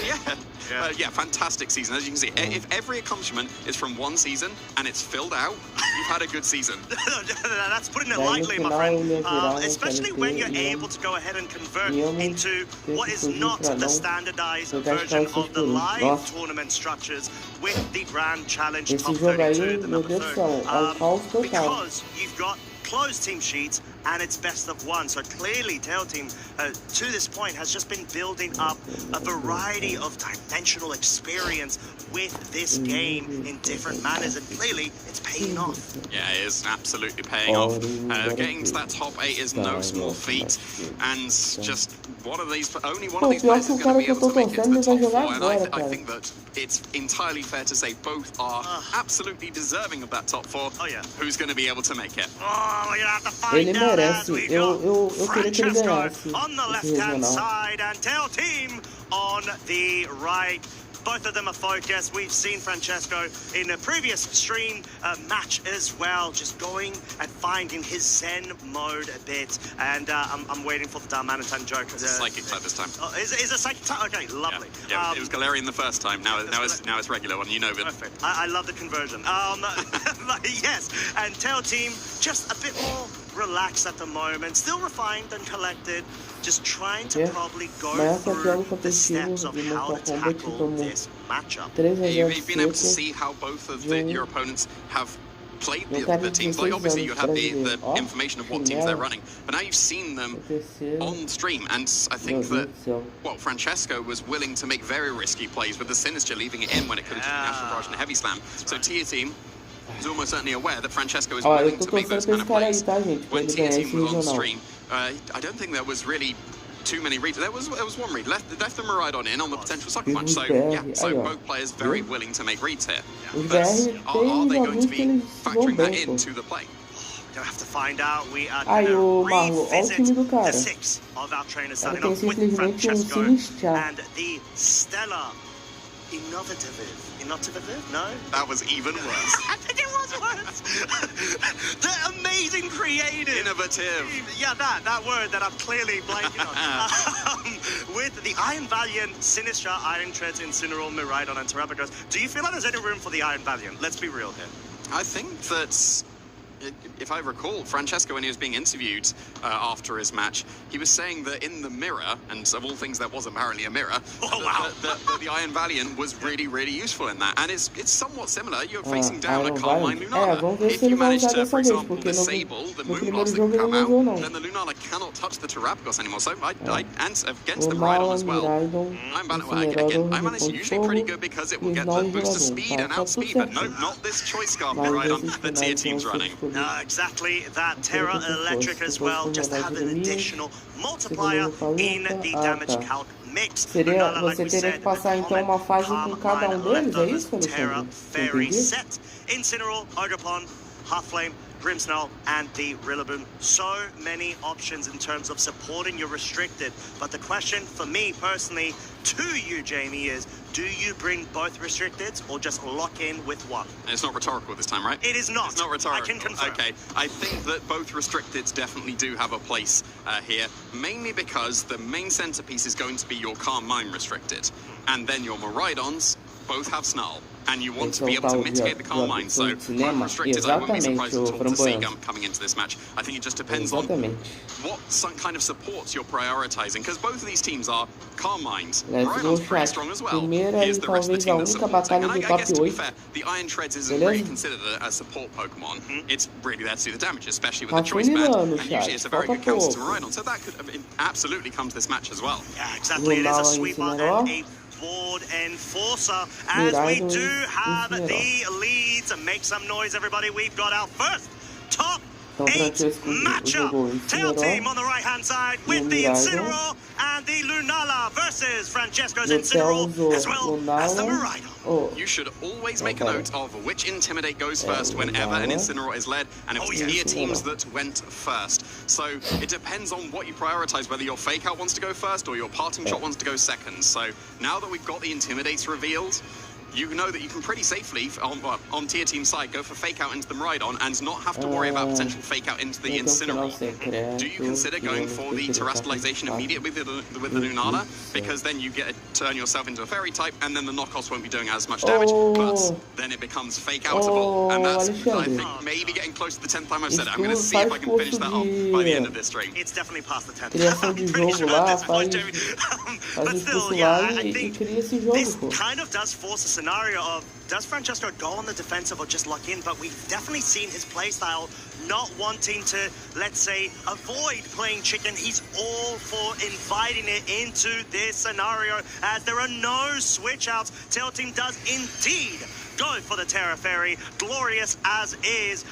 Bruciapello, in other words, fake out going into the Miraidon. Will be flinching it for the remainder of the turn, as we just have a raw Moonblast going into the Miraidon, which, of course, it's going to be weak to, but because of the Assault Vest, it tanks that. Yeah, that was very, very impressive from the Miraidon there. It would have been in range of another one, but there is the parting shot from the Incineroar, and now the Lunala is going to be significantly weaker. And if you bring in your Terrapagos, then you're going to be coming in at neutral, and already you've got a step ahead of the other Calm Mind Pokemon that you will be facing down. And you've also immediately forced the Terrestrialization on the Lunala, so here comes the Terrapagos. It's going to get its Electric Seed going, so even the knockoff from the Incineroar on tier team side of the field won't be doing anything really at all.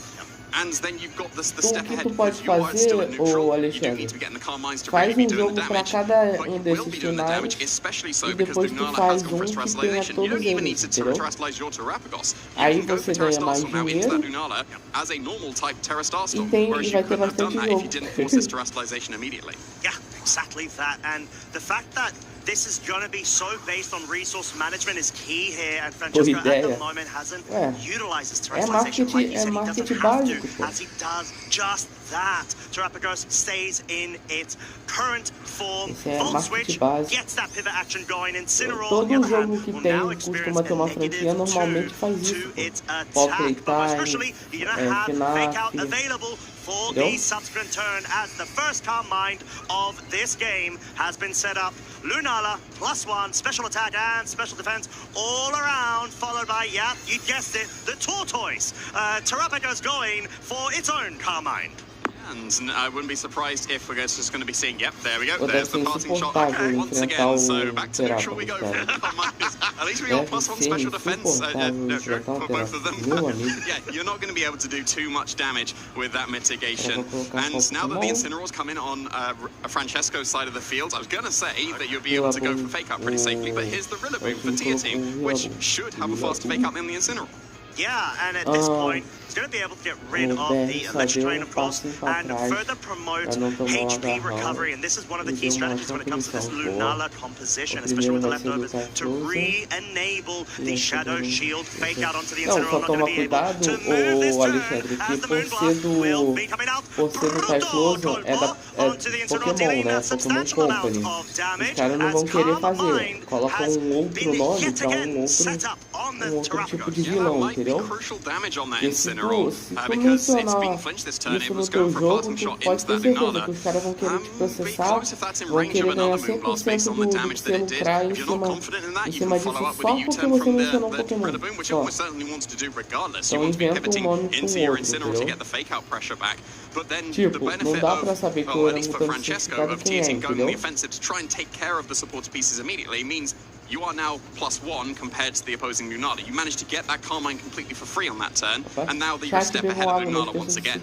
Yes, as the Moonblast yet again is going to be coming out, just trying to prioritize. Pick up the KO, it does! Pick up the KO! That critical hit clearly coming into effect there, and this is sort of one of the key things when it comes to tackling such a sustained based team composition. You want to start breaking down those pieces of support over time to limit what the opponent can do and get for example, those switches activated or not, or any sort of synergistic bring-ins of fake out for subsequent turn sort of strategies. Yeah, but it's not going to be fake out coming to the field for TEA Team on this turn. It's Miraidon instead. And again, TEA Team seems to be prioritizing get rid of the supported pieces, but that means that you're not going for Carmine. Now the Francesco's going for yet another Carmine of his own. He is now +2 compared against TEA Team's still neutral Lunala, and will be at what, +3 special defense at this point? I think that's been the 3 Carmines coming out from the Terrapagos, so it'll be able to take on this Miraidon very comfortably as well. Another Pokemon that can take on Miraidon very comfortably is this Iron Treads that Francesco did opt to bring, so not going full support, because Iron Treads is not a supported Pokemon.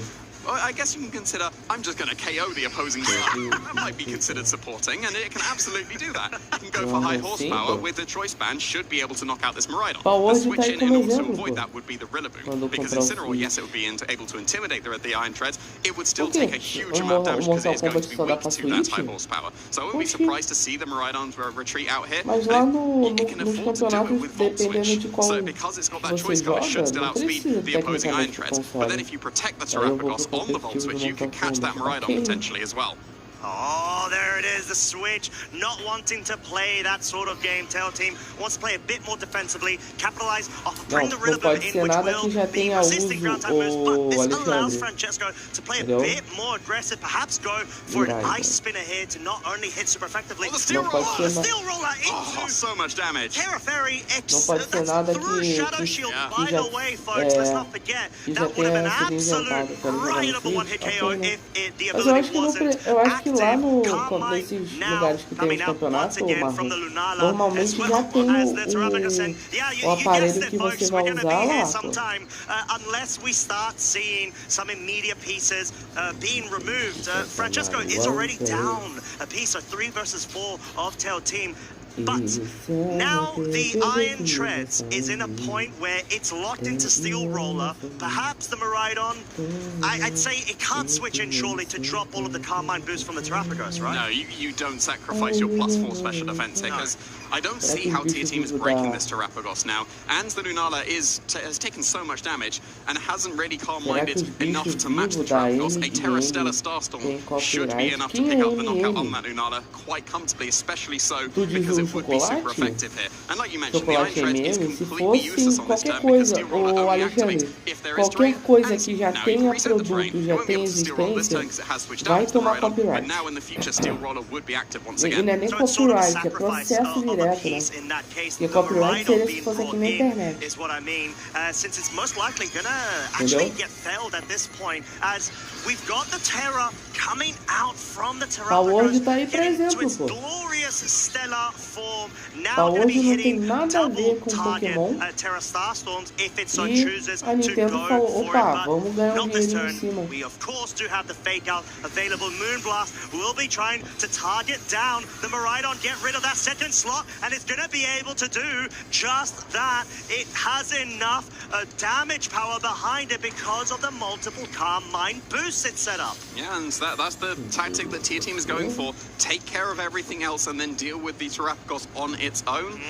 But I think this is going to potentially backfire given the amount of calm minds that Terrapagos has.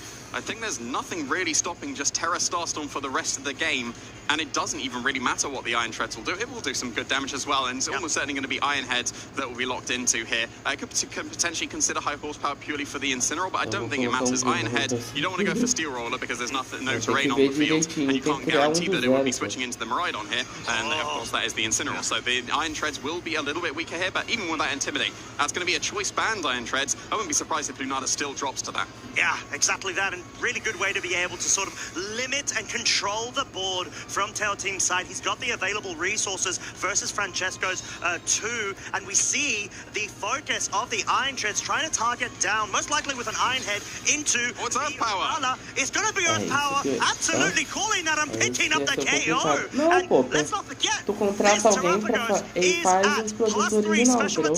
+4 special defense, and the Lunala is a se tivesse uma história legal, ia ser, pô. Yeah, and that was a Rillaboom slot that Power was clicked into, so really nicely calling that the Incineroar would be joining the field. Here comes the Rillaboom once again. You're going to have fake out pressure. With the boost that the Lunala's got, I wouldn't be surprised if a Moongeist Beam is able to pick up the knockout on Iron Treads, because its special defense is something to be desired. So a fake out and a Moongeist Beam into that slot might be able to pick up the knockout, but then you just completely ignore this Terrapagos. And I've said from a couple of turns ago, I don't see how this Terrapagos can be broken through outside of some critical hits now, because it's got so much special defense to Lunala, and the Miraidon will not be able to break it. You've got that electric seed from however many turns ago active, so the Rillaboom won't be able to do the damage it needs to as well. And the Terrapagos is still so healthy that even this fake out is going to stop the Iron Treads, so you have to go for the Terra Starstorm to be able to KO this Lunala. And a Moongeist Beam's probably going to be able to pick up the knockout, we'll see. But then you still got to break this Terrapagos somehow. Exactly, as the Lunala does just that. +1, of course, going to guarantee onto what is a relatively glass cannon. Iron Treads the KO. Now, Terra Starstorm in reverse is going to be able to get a revenge KO onto this Lunala. It is a +3 versus the +2 of the special defense of the Lunala. Does pick it up, forces a 2 versus 1 scenario. Rillaboom alongside the Miraidon versus Francesco's Soul Tortoise, the Terrapagos. And I'm very glad that you're committing to yes, Terrapagos is a tortoise. Entendeu o que eu falei, né? O San já tem, o San já tem, o San já dá do jogo Undertale. Tudo que já tem criação, você não pode usar simplesmente pelo pra você, then by running this a não ser que você entre saying em contato com a empresa, negocie com a empresa, entendeu? No máximo, ela vai querer alguma porcentagem em cima, entendeu? His answers will not be, or requests will not be answered, should I say, as the Woodhammer hoping for another critical hit there, just in case at this point. I don't think you're going to be able to pull it back as the Terra Starstorm +3 special attack. Rillaboom's been damaged, the Miraidon has not, it's able to survive, but it is on its own. Is there a way Tail Team can break through this Terrapagos? There is one. It's a critical hit. Let's find out. Is it going to go through? It is! What did I do? I am so Mano, sorry. que crítico foi esse? Way out. The Terrapagos was so set up, and the only way Mano, que crítico foi esse? And at the absolute final moment, the Miraidon pulls through for Tier Team and wins this first game from the jaws Mano, of defeat. que foi isso? I am so sorry, Francesco. I will take all responsibility. I am so sorry, but Tail Team had to play to his outs. He did just that, Francesco. Absolutely. Mano do céu, que jogo foi esse? Mal, você tá aí no chat, mano? Mano do céu, que foi isso, cara? Marcus as well yesterday. Around these team compositions, there is a solid weakness because of the amount of sustainable turns and strategies go with it. You are more and more susceptible to critical hits and RNG effects. Yeah, and the more turns that you have, the more likely a critical hit. Não, tu vai ter que pensar no jogo em todo, ô Alexandre. Desde a árvorezinha de fundo do cenário até toda a história mesmo, entendeu? Tudo tem que ser bem original. Tu pode pegar inspirações, mas tem que ser tudo original, tem que ser tudo teu. Entendeu? Então, tipo assim, é sempre bom, pega um papel, um caderno velho, se você tiver, ou papel em casa, e começa a escrever ideias, entendeu? E aí você guarda isso em algum lugar. Aí, mais pra frente, quando você tiver esse curso de fazer jogos e tal, você já tem as ideias e você pode pegar, pô, isso aqui é legal, mas eu posso melhorar. Aí você melhora, entendeu? Aí você vai melhorando as coisas.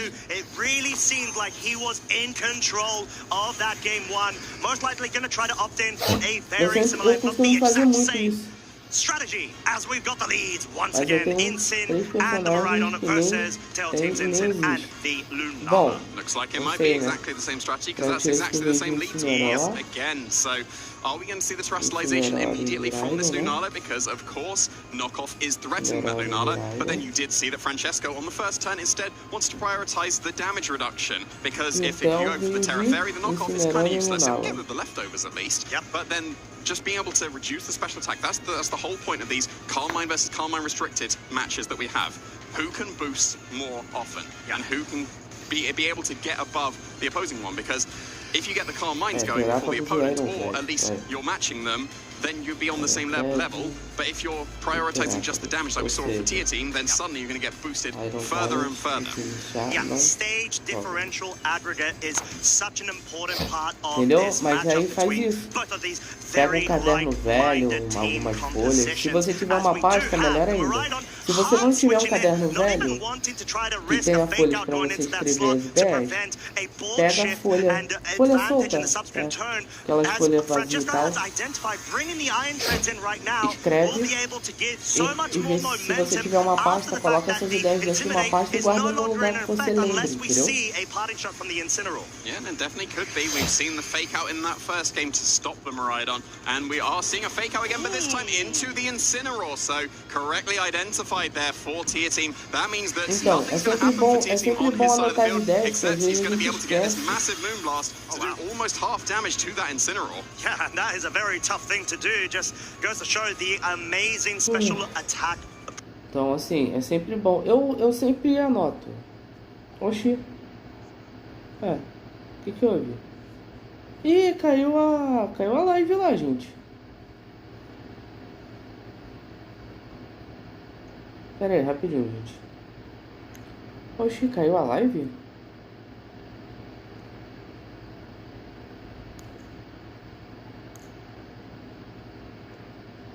Is a very tough thing to do. Just goes to show the amazing special attack. Deu uma queda do nada. Aí, ó. É lá, não é aqui não, gente. Tanto é que eu tô falando com vocês. A live de lá caiu, aparentemente.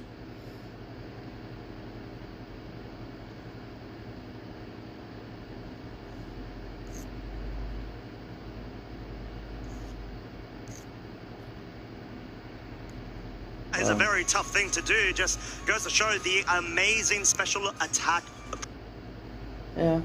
A live tá. Então, deixa eu ver aqui. Ver se tem alguém vendo além de mim.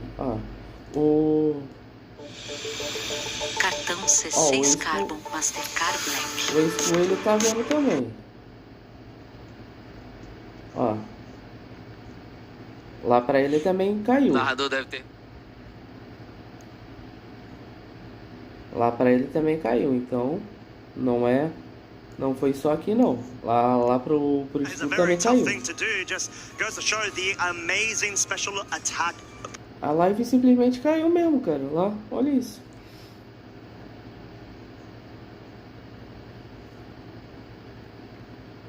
What's going on?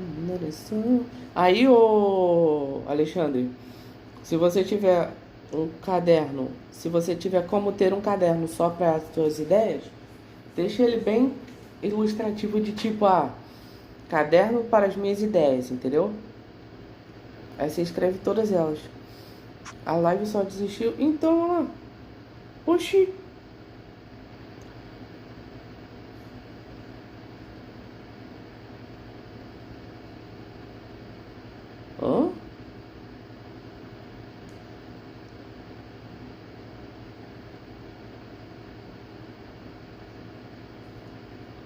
Nossa, mano.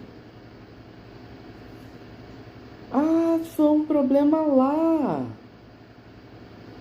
Lá, cara, foi um problema lá, isso. Vou colocar meu celular pra carregar. Falou, cara. Nickname playing that Swampert as well, but now we have Alfie playing the Swampert again. We've seen most common ground type this season has been Claydol. But here, when we started today in the top 16, there were 3 Swamperts and 3 Claydol. So Swampert is trying to claim that throne back. Swampert has been a constant for Pokemon Go PvP for a long time. Yeah, I think Swampert also has this ability to resist rollout damage from Blast. That invested and into this set between both of these two terrific trainers. Yeah, it's been fantastic so far, and obviously a very much momentum or staying power momentum like that in the entire Shadow Shield would have still been intact for the Lunala. You wouldn't be able to pick up the knockout with either attack, and then you'd be able to get that flinch chance potentially on the Iron Heads. But I think that the high horsepower and obviously the ribbon. Okay. Yep, it is. But still, I agree. But yeah, we're going to have to see how that in compositions in this sort of matchup affair with the different flowcharts. Like, no matter how much you flowchart this, it requires a lot of adaptive thinking on your feet during the moment as well, with all of the incremental mid-turn positionings of, let's say, the pivot moves like parting shot, U-turn and whatnot stuff, and volt switch, sorry, because you've got so much pivot potential. There's so many different sort of branchings of, let's say, the pivot moves. Check down the path for depending on what the current board set is, and that's why it sort of doesn't make it a clear, I would say, win, loss, advantage, disadvantage, because there's so many things that could go on at any given. Like for game 2, getting to see exactly what this Roaring Moon deck is. That there would be a flow-charted strategy for either of these trainers, because the game 2 started off completely differently to the first game. The hard switch of the Iron Treads and then catching the Incineroar with that high horsepower was completely different to that first game. Like we saw the Fake Out go into the Miraidon in the first game. No Recarga Pay você faz o Pix hoje e só paga quando chegar a fatura.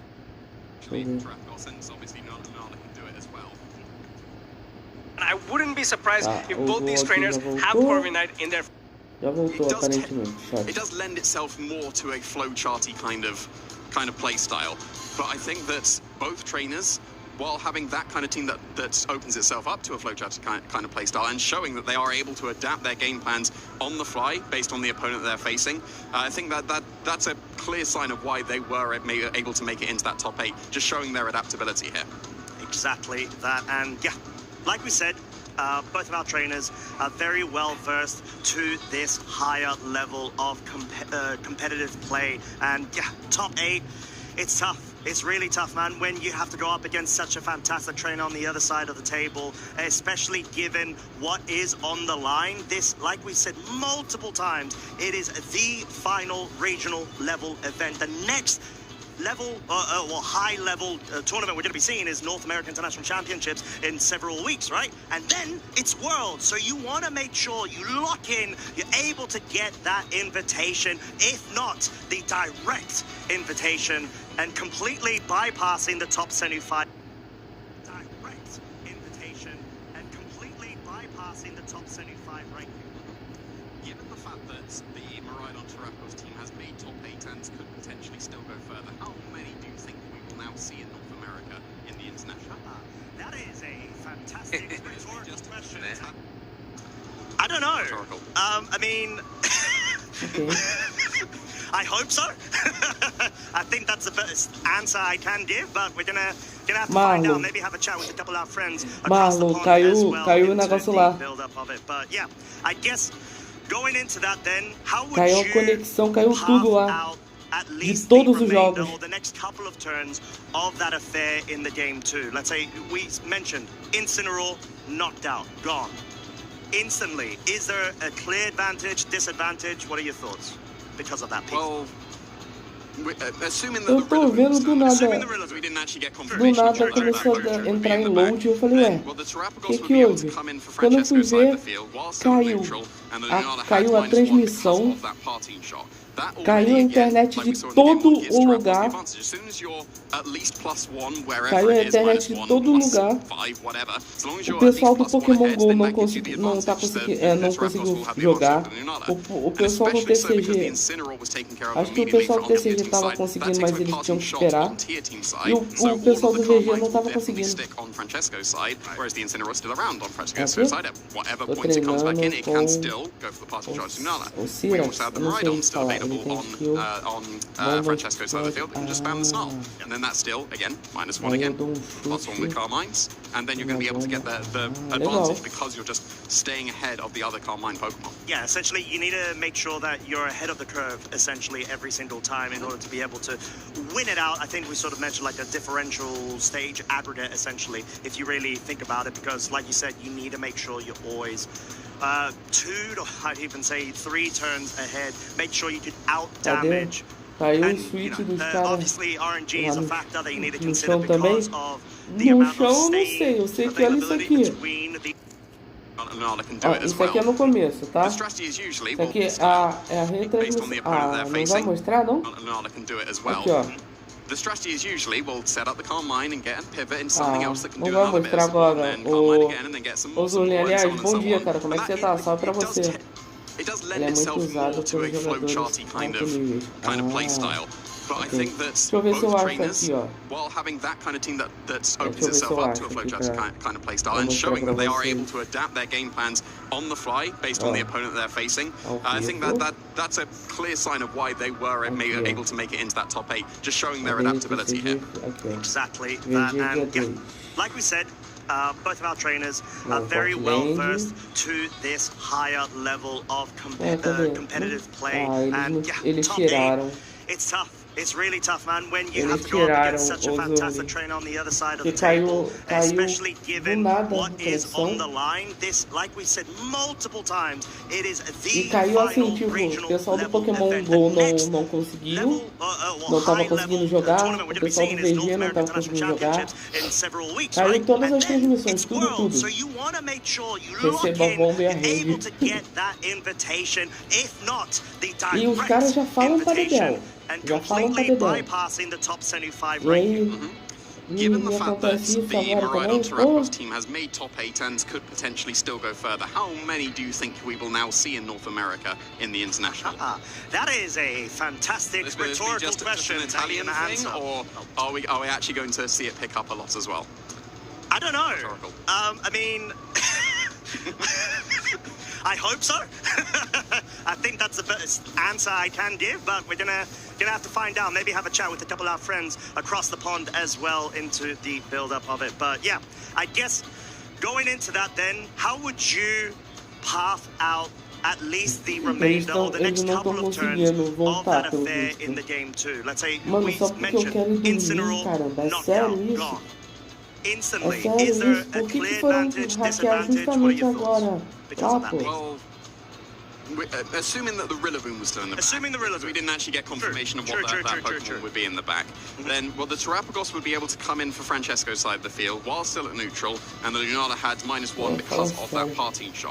That already, again, like we saw in the game 1, gives Terrapagos the advantage. As soon as you're at least +1, wherever it is, -1, +5, whatever, as long as you're at least +1 ahead, then that gives you the advantage. The Terrapagos will have the advantage over the Lunala.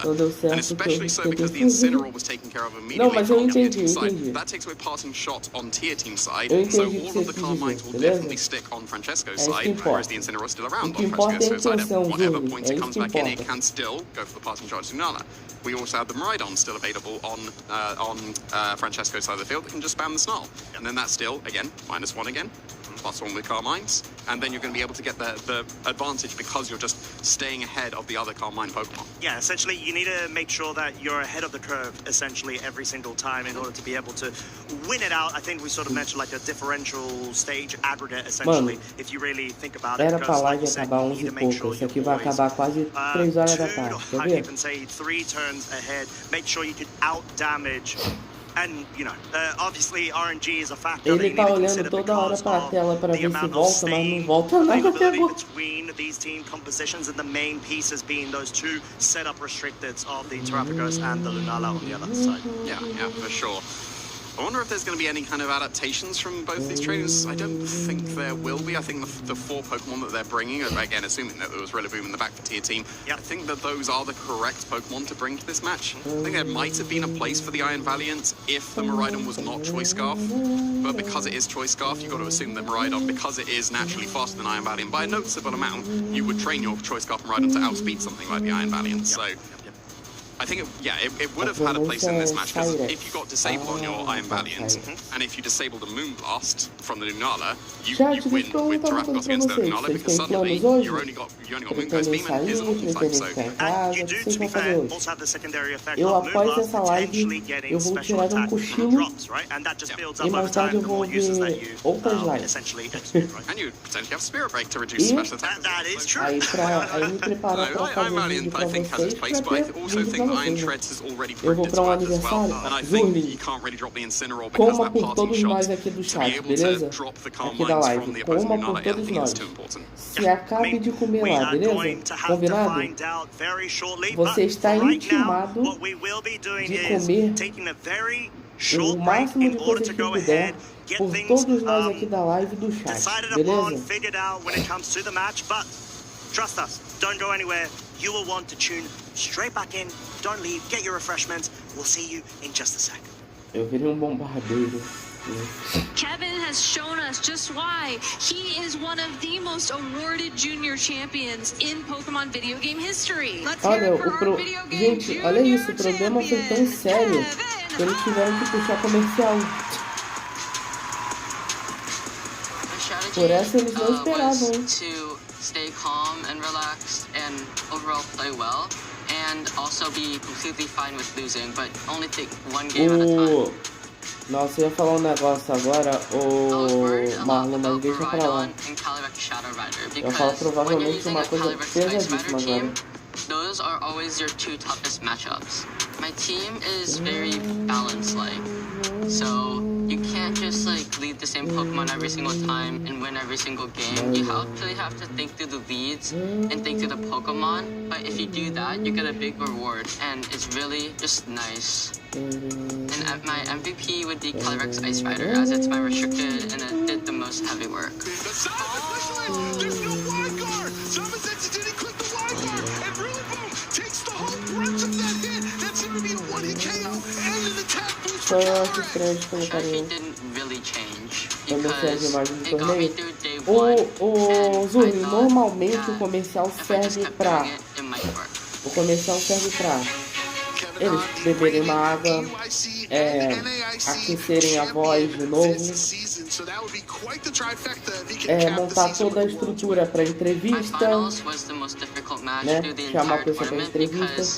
Se for aquele tipo de intervalo para chamar outra batalha, ter todos os integrantes que vão participar, por exemplo, eles normalmente quando vão colocar para a comunidade, né, votar numa batalha, né, para acontecer, normalmente são 4 batalhas, ou seja, são 8 pessoas, então eles têm que ter noção de onde estão as 8 estiverem ali no lugar onde saiu o voto da comunidade, é tal versus tal, beleza.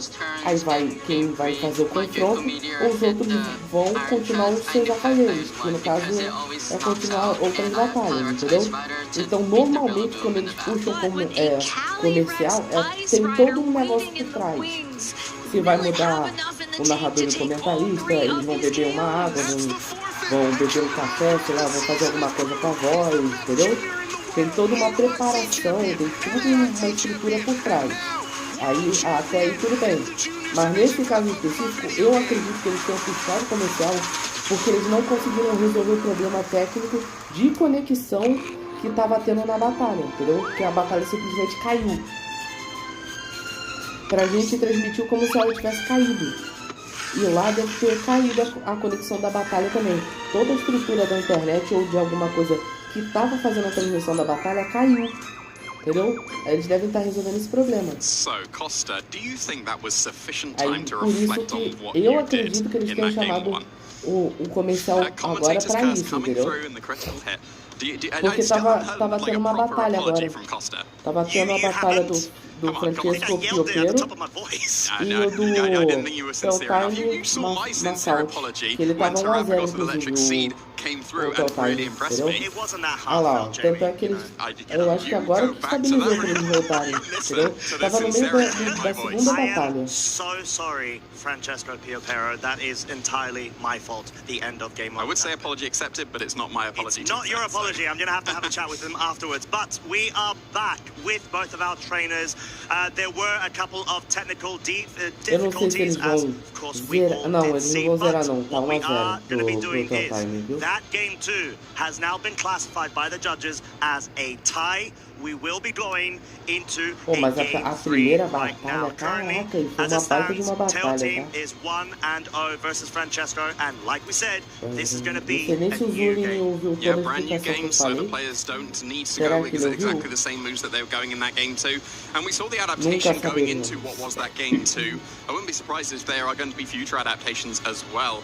Are we going to see the same leads coming out once again? Because it seems like Francesco is prioritizing Pior que eu tô torcendo leave pro the Terrapagos, the Francesco, Carmine cara. Pokemon, the main focus of the team, in the back, whereas Tia Team is prioritizing leading the Lunala, try and get the damage, or maybe the Carmines up straight away. So maybe Francesco could consider leaving the Terrapagos to get the Carmines going straight away. Tia Team could consider leaving the Lunala in the back and try and KO the supporting cast, then bring in the Lunala when maybe the Incineroar's not on the field to passing shot it. Yeah, well, we are going to find out in some very short moments as Lunala Incineroar, the choice of lead once again from Tail Team's side, followed by Francesco in the same fashion, Incineroar and Miraidon. So we hear the crowd is amped up, fired up as well, as we are going into what is a very decisive new game. Yeah, and we saw the fake out go into the Miraidon in the very first game, and then there was an immediate switch up in the Void game into the Iron Treads as well. Are we going to see something very similar? Because if you go for fake out into the Incineroar and the Iron Treads will get in for free, then that would be fantastic as well. But no, there's no hard switch here. It's fake out into Incineroar instead. This gives the opportunity for a Volt Switch, potentially into the... not even a Volt Switch. That's going to be the Snarl. And Francesco's going to call the fact that the Terra Fairy hasn't actually been activated on the Lunala and gets a lot more buck for its utility of Snarl there whilst getting the special attack drop. And this is sort of what we were talking about, Jamie, being able to control the setup potential of the Lunala, getting those stages on +1 special attack and defense, now just having the special defense. Yeah, and that's Shadow Shield broken and actually like notable chip down to the Lunala, because the chip is notable purely because you always want to be able to get the leftovers back to the Shadow Shield if you can help it, and that's like, what, 3 turns worth of recovery to be able to get up to that? And that's assuming that you just don't take any damage, which, if you're going for Snarl once again, you'll absolutely take the damage. And now there's the potential of the Parting Shot once again, for both of these Incineroars. But the priority is getting the Parting Shot onto the Carmine Pokemon. The Miraidon, it can switch out whenever it wants. It's got Volt Switch. If it gets Parting Shotted, oh no, I'll Volt Switch next turn, it's fine. Whereas the Carmine Pokemon want to stay on the field as long as they can and make use of their boosts. And now the Lunala is +1 special defense and back down to neutral because of the Snarl, and going for its terrestrialization, so the Snarl, if the Miraidon did stay on the field, which it did, wouldn't be doing as much damage to it. Yeah, exactly that. And with its Shadow Shield, it gives you even more motive to be able to go for the terrestrialization, as Snarl does indeed come out for a second turn in a row, now bringing the Lunala down to -1 at the moment until we see another Carmine bring that back up to neutral. So it's sort of like we said, trying to control the damage output resource of this Lunala from Francesco's side. He's doing a great job about it too, as the Parting Shot will target down the Miraidon, but at least with how it's currently being utilized, that's not going to matter, although generally speaking, it's Miraidon. It's always capable of a huge amount of damage, even if it is an Assault Vest variant. Yeah, so it's going to be always the Miraidon joining the field, and not the Rillaboom that could be waiting in the back as well. And the Incineroar is yet to move on Francesco's side of the field, and that is a Parting Shot, but it wasn't into the Lunala. That's going to be able to catch the Miraidon on the switch in, so now that won't be as effective as doing the damage. So that's going to lead this Lunala at neutral. It's been able to match the Snarls with 2 Carmines, so it's got a bonus. It's got +2 special defense. But now, in the previous couple of rounds that we saw, the Lunala was at -1 when the Terrapagos join the field, and that already gives the Terrapagos an advantage. And yeah, it looks like we're seeing the Iron Treads come in instead, because if you bring in the Terrapagos at neutral compared to the Lunala at neutral, but also plus 2 special defense, the advantage is with the Lunala. But now you brought in the Iron Treads, you're threatening the high horsepower KO into this Miraidon. You're threatening the Steel Roller KO, and maybe even Ironhead KO, given the Shadow Shield's broken, into this Lunala as well. So now you've got to play the guessing game on tier team side of the field. This Iron Treads is going for high horsepower into the Miraidon, Steel move into the Lunala, and if you can catch the correct slot with the Intimidate from the Incineroar, that would be very, very beneficial. And it looks like it's the Miraidon switching out here. Alright, so wanted to be able to bring that Rillaboom in, grassy terrain right now to have Fake Out available in the subsequent turn, but not even the Incineroar, so anticipating or trying to cover for a ground type super effective move into that slot, hence why you want to be able to bring that grass type resist in combination with the protect of the Lunala Volt Switch,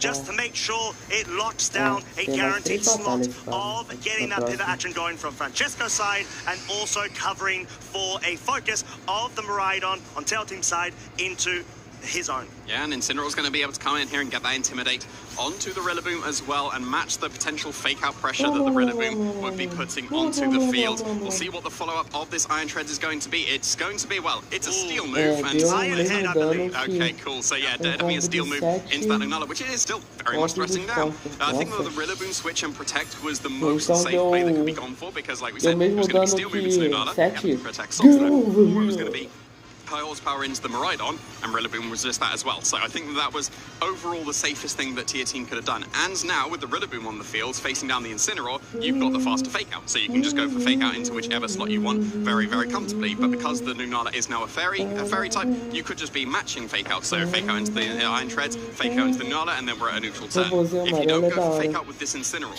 then you're probably taking a lot of damage from the Moongeist beam into this Iron Treads. We saw it neutral, it was able to survive that, but at +1 it was not able to survive that. But this Lunala is still at neutral. It's had 2 Calm Minds, but there's been 2 Snarls on it as well. So the Iron Treads will be able to make it through this turn if there is going to be a fake out, and it looks like that's what it's going to be. Exactly, flinching the Iron Treads, not making it move a muscle, as Calm Mind now bolstering up +1 special attack in the Lunala's favor, whilst having that +3 in special defense just means that you're really setting yourself up quite nicely to be able to take all of this pressure from both of Francesco's restricted. You know, they're mainly special offensively based, and at this point, you're really setting yourself up quite nicely with having that residual HP recovery via the grassy terrain of the Rillaboom. But now that Miraidon's coming back in, Telting may be tempted to get another board state switch up, maybe get that Rillaboom back out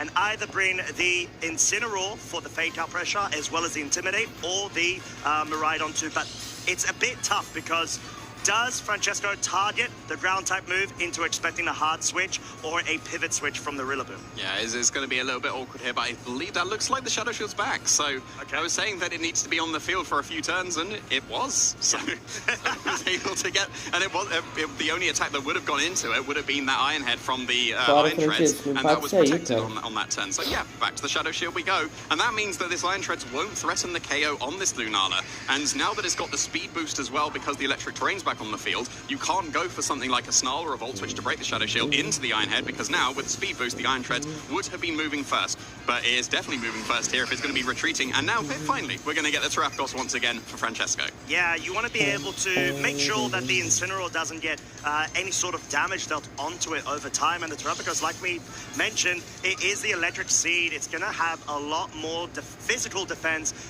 especially, but the Snarl in combination allows for the Lunala not to run amok of having the differentials between the stages right now. Brings it back down to neutral, for it to only say, you know what, I want to go back up to +1, please.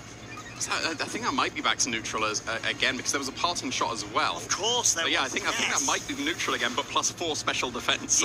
So I think the only real way to break through this Lunala has got to be that Iron Treads now, right? Because it's a fairy type, and you've got the choice bands, which would completely ignore these special defense boosts on the Lunala. And yeah, of course, you've got that U-turn going with the Rillaboom, so you can pivot out into whatever Pokemon you want here. And it's going to be Miraidon, so ele sempre foi assim de abaixar o ataque e o especial ataque, ou a defesa, o especial defesa, não lembro agora o que faz. Ou ele igualava o teu HP com o HP do oponente. Eu tô ficando doido. Se for assim... que golpe que... Qual é o golpe que iguala o teu HP com o HP do oponente? Eu sei que tinha um golpe desse. O pessoal usava bastante no Incineroar, principalmente também.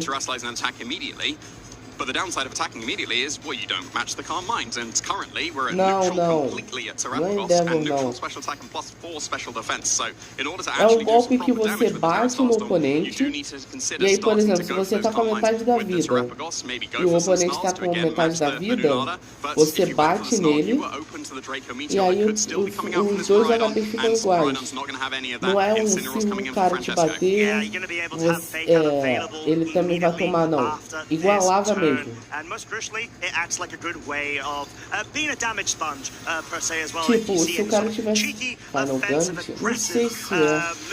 Tipo, se você tivesse com 1 de vida e o cara de HP cheio, ele usava esse ataque, eu não sei se ele deixava o oponente com 1 de HP ou se ele pegava parte do HP do oponente e juntava para fazer o suficiente para os dois ficarem com a metade da vida. Era um negócio assim, eu não lembro qual era o nome do golpe. There are also increases. Yet again, now Lunala is up to +1 special attack, +5 special defense. Yes, you heard it. 5 Calm Minds have happened on Tail Team's side, followed by Terrapagos' first. Yeah, and now we're in a very awkward situation for both, where you're trying to match the Calm Minds. But Lunala is so specially bulky at this point that even the super effective Terrastar Storm won't be doing too much damage. And now that the Incineroars join the field, yes, you do have fake out pressure, and you've got to do it into the Lunala if you are going for fake out on this turn, because the Miraidon, it's a -2 now, and the electric train is not on the field, so it's not going to be doing too much damage here, and it's going to be retreating out so to get rid of those drops, and Incineroar is going to be joining the field for it once again. Yeah, like we said, it's all about resource management and making sure you are able to bring the right piece at the right time on the board. As we've got Moonblast finally going on the offensive from Tail Team's side, because he's able to pick up the KO on Incineroar. That +1 is such an important step in terms of this set of a Lunala to make sure you hit those correct and appropriate damage counts and pick up the necessary KOs. 2-shot onto the Incineroars as we've got a +2 Calm Mind all around stage boosted Terrapagos. So at least the Terrapagos has more boost in its special attack now. Tá jogando qual MK? It still doesn't have the amount of special defense that it has. It comes to Miraidon, so the Incineroar no longer an option for Francesco's side of the field. Didn't even go for anything like the fake out, just did o Final Gambit não é o ataque assinatura do King Gambit, não, pô? You can go for fake out and Moonblast into this Miraidon. There's not really much that can stop that. You'll probably be able to survive at +1. Tu tá no MK3 ou o MK3? E se o MK3 é de Ultimate, é isso? But no, it's not going to be. The Miraidon is going to flinch that fake out. Yeah, exactly that, as Moongeist Beam is going to be following suit immediately after, going for the Miraidon there, not even wanting to perhaps mess around with the defensive switch up there, dealing consistent damage. And talk about damage, Terra, Starstorm at +2, it's going to deal a lot of damage onto the Incineroar. Eu sei que eu já joguei agora o Paulo eu não sei. If the focus is there. However, the Lunala absolutely tanked that like a champ. It did have Shadow Shield available as well. O traje do Sub-Zero que ele é todo quadradinho. O colete do Sub-Zero ele é todo quadradinho. Ele, no meio eu acho que ele é preto e ele é todo quadradinho. O azul. would have been able to pick up the knockout on that Miraidon, because it's just about the amount of HP that it had remaining in the Moongeist being damaged. So maybe a little bit of a missed opportunity to go for the Moonblast, but it makes sense to cover the switch into the Iron Treads as well. As soon as you've taken care of this Miraidon, then the Iron Treads is going to be locked into the field and going for whoever attacks it once. And if you can just maybe protect your Lunala, switch out your Fake Out Pokemon, Fake Out Moongeist beam, take care of it, and then the Terrapos is finally left on its own. And that's mainly the place, or at least what tier team seems to be going for. KO the Pokemon around the Terrapos and eventually be able to deal with it. Whilst at the same time, Francesco's win condition, I think, is keeping that Iron Treads healthy in the back in order to be able to checkmate that Lunala after having its Shadow Shield broken, which is going to be a tough ask, given it's a 3 versus 4 That's scenario. not ideal for Francesco. It is not. Volt switch into the Rillaboom. That means that the Iron Treads is coming straight back in. It is going to be susceptible to getting KO'd if we do see any sort of focus targeting into that slot. Terra Starstorm, though, is going to be moving first. Of course, there is the protect on Lunala side, but because the grass terrain and the leftovers combine in terms of having more HP recovery, I'm pretty confident the Shadow Shield will once again be enabled. Yeah, the Lunala's been boosted here. We saw neutral Moongeist Beam was not enough, but any kind of boost on this Lunala would allow it to KO this Iron Treads with Moongeist Beam. I don't see any punish here at all to a Fake Out into the Iron Treads, stop the Steel Roller from being able to do the massive damage to the Lunala, and then follow up with the Moongeist Beam, because the only switch in is that Miraidon, which we've already seen. Eu lembro de uma coisa ou outra do Raiden.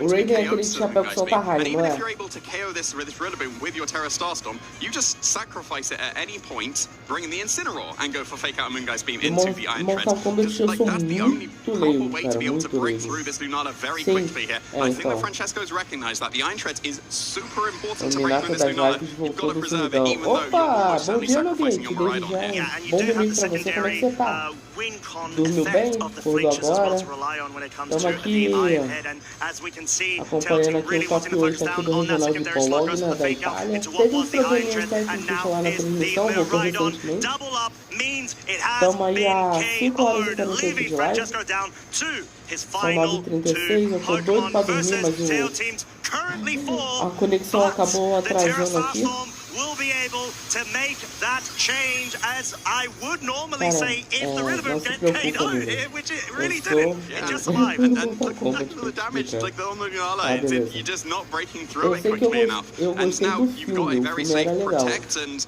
either hard switch to Incineroar or U-turn with the Rillaboom. It just depends on which Fake Out Pokemon you prioritize keeping more. You're going to sacrifice one of them this turn, because the Rillaboom is on such low HP, it will be KO to whatever kind of attack. I think the safest play for tier team would be the hard switch, because if there was a play of, well, I'm going to protect the Lunala and try and sacrifice the Rillaboom here, then you could get into an awkward position where you don't actually KO the Rillaboom. But I guess if you U-turn the Iron Treads, that's guaranteed because you've got to protect away from that, because it is choice banded. So yeah, either U-turn into the Iron Treads and protect, or switch to Incineroar and protect should overall be the safest way for this Lunala to take care of the Iron Treads, because regardless of what happens, whether Rillaboom is KO'd or it is switched in, Incineroar is KO'd, then the Fake Out and Moongeist Beam will be able to happen to the Iron Treads once again. Looks like the Rillaboom is going to be able to sacrifice itself here. Yeah, and you can see that Francesco was really trying to figure out which move to slot in. Oh, not even as faster.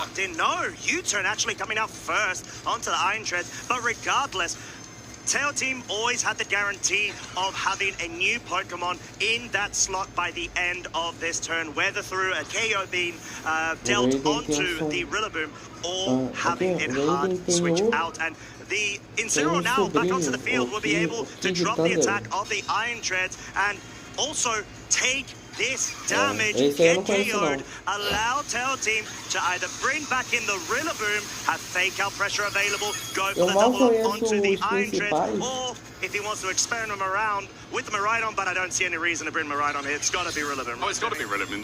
The whole point of these couple of plays, by thinking ahead, is you go for Fake Out, Moongeist Beam, and Iron Treads KO. There is nothing it can do about it. And by going for that U-turn and protect, that's what was guaranteed here. In comes the Rillaboom, even though it's at such low HP, and it will be KO'd to the Terra Starstorm on this turn. It will have done its job. It will go for Fake Out and stop that attack from the Iron Treads. going into the opposing Lunala. Another thing to consider as well, that's half of the Terra Starstorm's gone. So you've got to be able to KO this Lunala. Like, Earth Power won't do it. You will not be able to break through this Lunala with the Earth Powers. It's got to be the Terra Starstorm. So yeah, there we go. There's the fake out. This will be a follow-up Moonguy's beam to be able to KO the Iron Treads, and then will the Terrapagos be able to do it itself? Yeah, exactly that. It will be, of course, targeting down the Iron Treads. No room for error. Timer as well, but the Iron Treads does get KO'd. Most importantly, even with the timer in hand, Tail Team does still have the advantage. The only way to do this is with a critical hit through the cards of the Lunala. Oh my god, Jeremy Sutton is trying to do it for Francesco. You're the one that's cursed. I am so sorry. Rillaboom is now down for the count. Eu não entendo nada de Mortal Kombat, and like you said, Jamie, I think that really would have been the out. In all honesty, the fact that you've got, if I'm not mistaken, is it a +2 special attack for Terrapagos? Yeah. Probably with the critical hit advantage or additional boost, bypassing the special defenses, that surely would have done it because, of course, it has thrust lines. It is super effectively weak to this Terrapagos, but now we have got the endgame scenario. Tail Team bringing in that oh-so-healthy Miraidon with the electric terrain, and yeah, this is absolutely looking tough for Francesco to bring back. Yeah, you're almost certainly going to see Tier Team take as much time as possible on this end, because you've seen there's 2 minutes remaining in the game, and he is 2 Pokemon to the 1. You can go for Snarl with Miraidon. We're going to see the Miraidon almost certainly lock into Snarl, because they don't put the Terrapagos at only +1, and even something like an Earth Power, it can go for the Earth Power KO to attempt into the Miraidon. I don't think +1 will do it, because your choice scarf on the Miraidon, you're afforded a load of actual bulk investment, you don't need to invest completely in speed. So I would expect this Miraidon to survive something like a +1 Earth Power, and then if you're going for that, you're not damaging the Lunala at all. And we've only got like, what, 2 turns left in this game as well, because as you're seeing, Tier Team is taking the full amount of time. Diálogos que ela já tentou disfarçar de adaptando algumas vezes para enganar o Liu Kang, né? Se eu não me engano. Vai, o crítico que foi da outra vez no Lourenço, agora vai no Deltime, por favor. To pick up the KO on the Miraidon, as we have the indicator at the top of the screen. 55 seconds remaining of this game. Tail Team has the HP advantage, and the fact that Miraidon didn't go down there means he would have most likely been able to wrap this up. Based on what's happening, there were 7 seconds left before the 45, so we are going to have one more turn here. And it's got to be Terra Starstorm from the Terrapagos. It's forced to be Snarl from the Miraidon. It will be almost certainly going to be either a Moonblast to get the damage into the opposing Terrapagos or Protect if Tier Team is confident that the amount of HP that the Lunala currently has will be enough to take him through. I think that attacking here is probably the most optimal, because you've got +5 special defense compared to the +2 special defense of the Terrapagos. You're surely going to be doing more damage to it than it will do to you, but you've got to consider as well the Terra Starstorm will be super effective as well. And it looks like Tier Team is confident that the amount of HP, especially off the leftovers Lunala will have, will be more than Terrapagos at the end of this turn. Yeah, an additional chip damage as well via that Snarl that's able to connect 148 hit points remaining on the Terrapagos. And yeah, it's just going for the damage and needs to make sure it picks up the KO onto the Miraidon and hope it has enough HP in the bag. Ai, ele perdeu. Caraca, mano, que bosta. We know Terrapagos has a vast pool of HP. Ele perdeu. We're gonna have to find out the game. Ele perdeu por causa da vida. Ah, mano, que isso, cara. Indication who has won this game in 3, 2, 1. We're gonna see the time run out, and we can confirm Tail Team Muscle has progressed through to the top 4. Ah, mano, fala sério, cara, que bosta. Ridículo demais, cara, na moral. Que moleque ridículo, desculpa. Vai ganhar assim pra mim não tem mérito nenhum, cara. Me desculpa, mas que moleque ridículo, cara. Sério, que moleque ridículo. Cara, decepcionante, na moral, cara. Pô, vai ganhar assim. É que não se garante não se garante não ganhar por mérito próprio, cara. Pô. Essentially the queen piece of Tail Team's team composition. You just want to make sure that even though you've got a second restricted, it was purely acting in the supportive role throughout all of the games. Their bonus, well, desanimou real, cara. Nossa, que jogada ridícula, cara. Sério. Que ridículo isso, cara. Jogo sujo do caramba, não tem moral nenhuma pra ganhar por mérito próprio, cara. Pô, ridículo demais, cara. Nossa. Yeah, that's a fair point. Like, you're not breaking through with any special attackers anytime soon. Like, yeah, that was some decent damage there in that first game, but that was because the Terrapagos had the edge of the Lunala. It was Carmining more than the Lunala because the Lunala prioritized, let's just get some KOs and allow the Terrapagos to Carmine, and then Costa. Aí não tem moral de ganhar sozinho.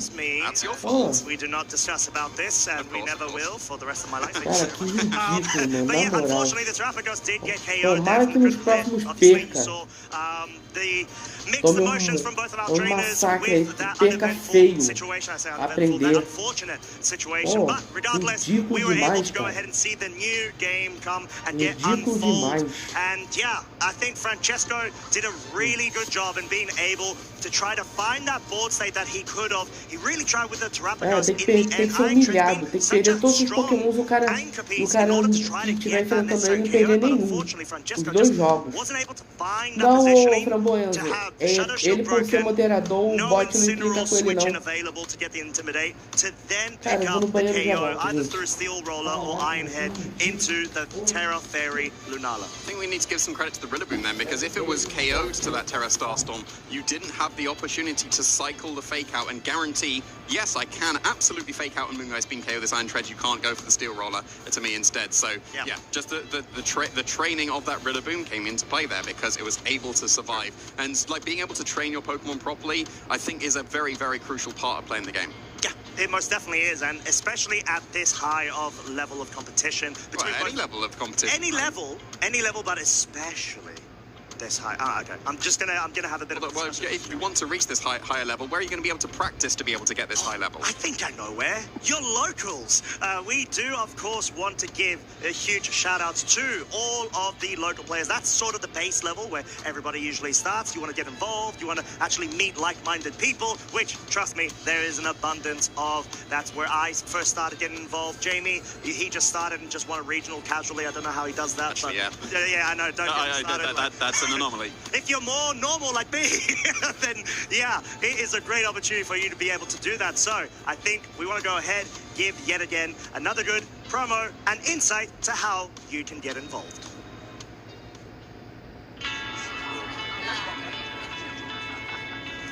Hey, do you want to play? Yeah.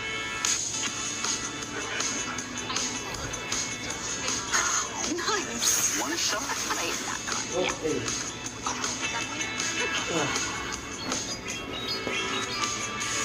Opa, oi. Great game, guys. Bom dia. Bom dia, você, esse Narutinho Edites? As Costa mentions, the local scene is a fantastic place to meet new people, make new friends, practice ideas for the major tournaments, and yeah, I've been able to do that plenty of times. I think I've already mentioned on the stream, I thought I was being super innovative when I went to my local scene with the Leech Seed Calyrex that no one was using, and then everyone started using it. So yeah, if you want to test out any ideas that you potentially have, then you can scan that QR code. And I think I asked yesterday, are you able to scan the QR code on a computer? And I had no one tell me. Que raiva, cara, sério. Nossa, cara, eu no lugar do Francisco eu tinha feito. Nossa, eu tinha feito um barraco agora, cara. Porra, eu vou ter que me expulsar do evento e nunca mais eu teria que jogar competitivo de qualquer outra coisa de Pokémon, cara. Só assim que eu ia sair. Porra, caraca, mano, que raiva. Get everything ready for the next stage of this tournament. The top 4. Get your refreshments. We'll be right back. Hello Pokemon trainers and welcome to Master of Choice, the game where I, Charlie Merriman, as the Master of Choice, ask our two wonderful contestants, Ben Kiriakou and David Partington, to present me with two alternatives for me to choose from. And today we're going to be debating between Ursaluna and Bloodmoon Ursaluna. So, who's going to be representing who? Well, I'll be taking Ursaluna, Charlie. I'm definitely a fan of the original. Okay, and David, that means... Pô, eu tava torcendo pro cara, o cara jogou bem pra caramba. potent in its ability. E sabe qual é o pior, Marlon? Sabe qual é o pior? E sabe qual é o pior? O primeiro jogo que ele ganhou, ele só ganhou porque o Miraidon dele deu um crítico. O Miraidon dele não ia levar o Pokémon do Francesco. Aí magicamente o Pokémon dele deu um crítico. Aí ele ganhou de 1 a 0, aí segunda partida, tava equilibrada, aí caiu. To power itself up with the Flame Orb and Guts ability. That gives it so much power, but also boosts the power of its facade, which is a double boost to its offenses. O Framboesa, ele é moderador, ele não tem esse negócio não. Ele não toma timeout não, Framboesa, eu já te falei, já expliquei. Não, e, ô Marlon, uma situação dessa, não dá nem pro cara de virar e falar, ah, tá no jogo é pra usar, não. Isso daí foge totalmente das leis de humildade e qualquer outra coisa notável que dê pra usar, cara. Desculpa. Eu acho que nem, sabe, é totalmente ridículo, cara. It doesn't need all of that power. It doesn't need the big blood moon, which you can only use once in a row. You can use facade or headlong rush as many times in a row as you like.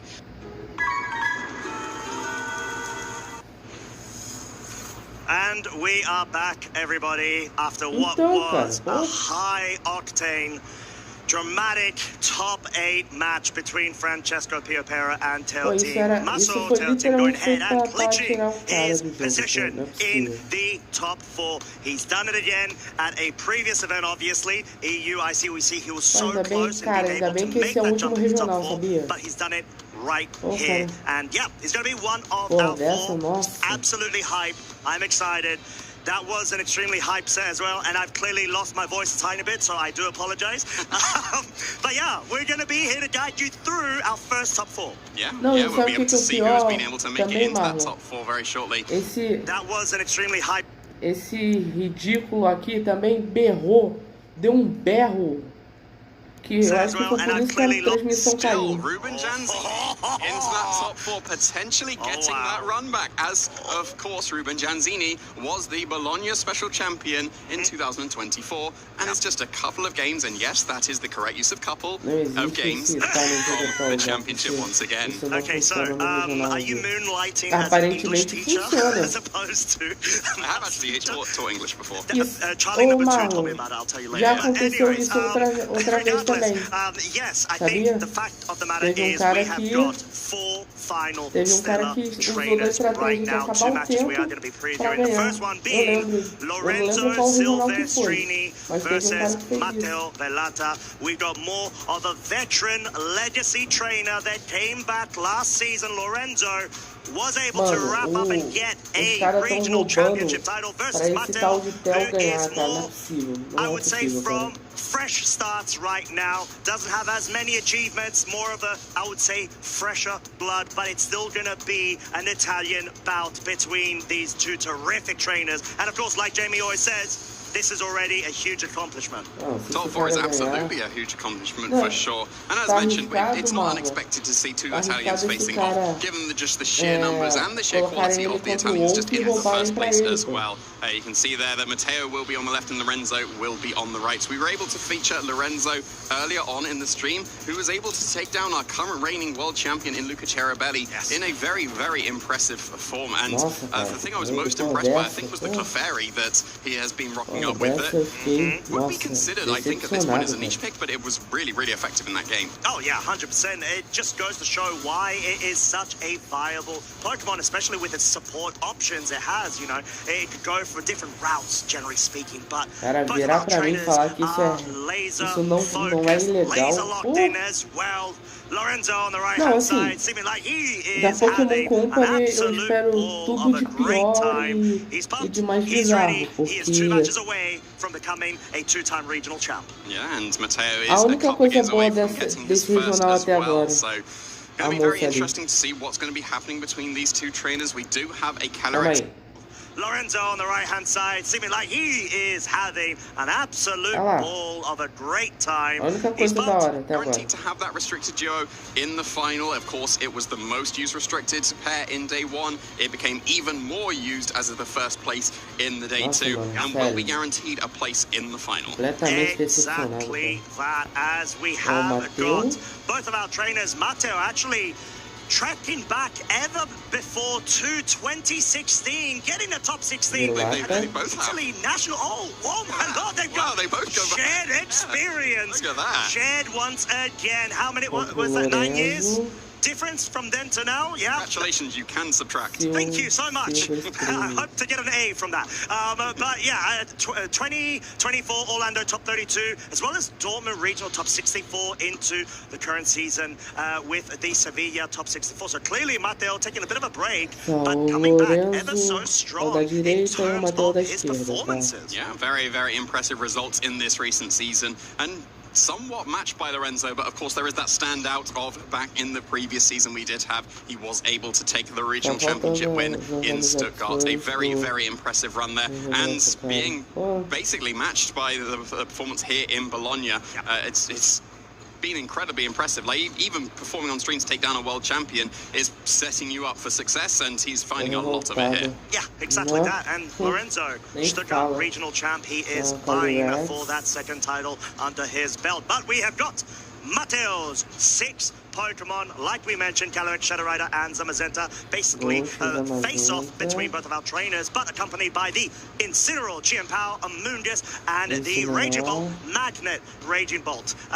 Sure, it's not Zap Plate for style points, but it is still effective enough with the Terra Electric. It is extremely powerful of a piece when it comes to certain matchups. Yeah, we can argue which is better, Zap Plate, Zap Plate, or Magnet later on. Let's focus on the trainers right now, because like Raging Bolt has been picking up, right? We saw it break into the top 5 of usage in the day 2, and it's no surprise to see it make its place here in the top 4 as well.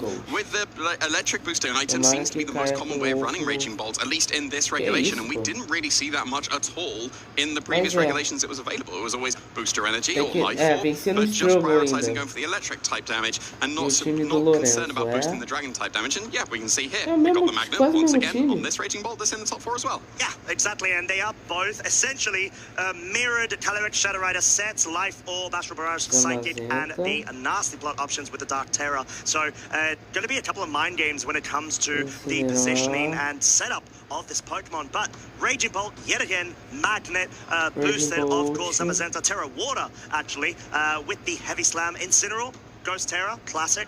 Rocky Helmet, it does have Flare Blitz options. And the Clefairy, like we were just talking about, Jamie, the Redirector option as opposed to Matteo's Amoonguss. Yeah, so there's very, very similar elements to both of these trainers' teams. Obviously, there's going to be the Calyrex, Zamazenta, Incineroar, and Raging Bolt that are similar. And then you've got the Redirector of the Amoonguss or the Clefairy. And then the difference here is going to be between the Chien-Pao and the Rillaboom. You got double Fake Out available, which is very classically paired with a Nasty Plot Calyrex to be able to get that cycling of going for Nasty Plot, Fake Out, and then attack to pivot, and then attack, and so on and so on. But opting for the Chien-Pao, we saw was very effective in increasing the damage output of something like the Zamazenta, as we saw in the previous round in top 16.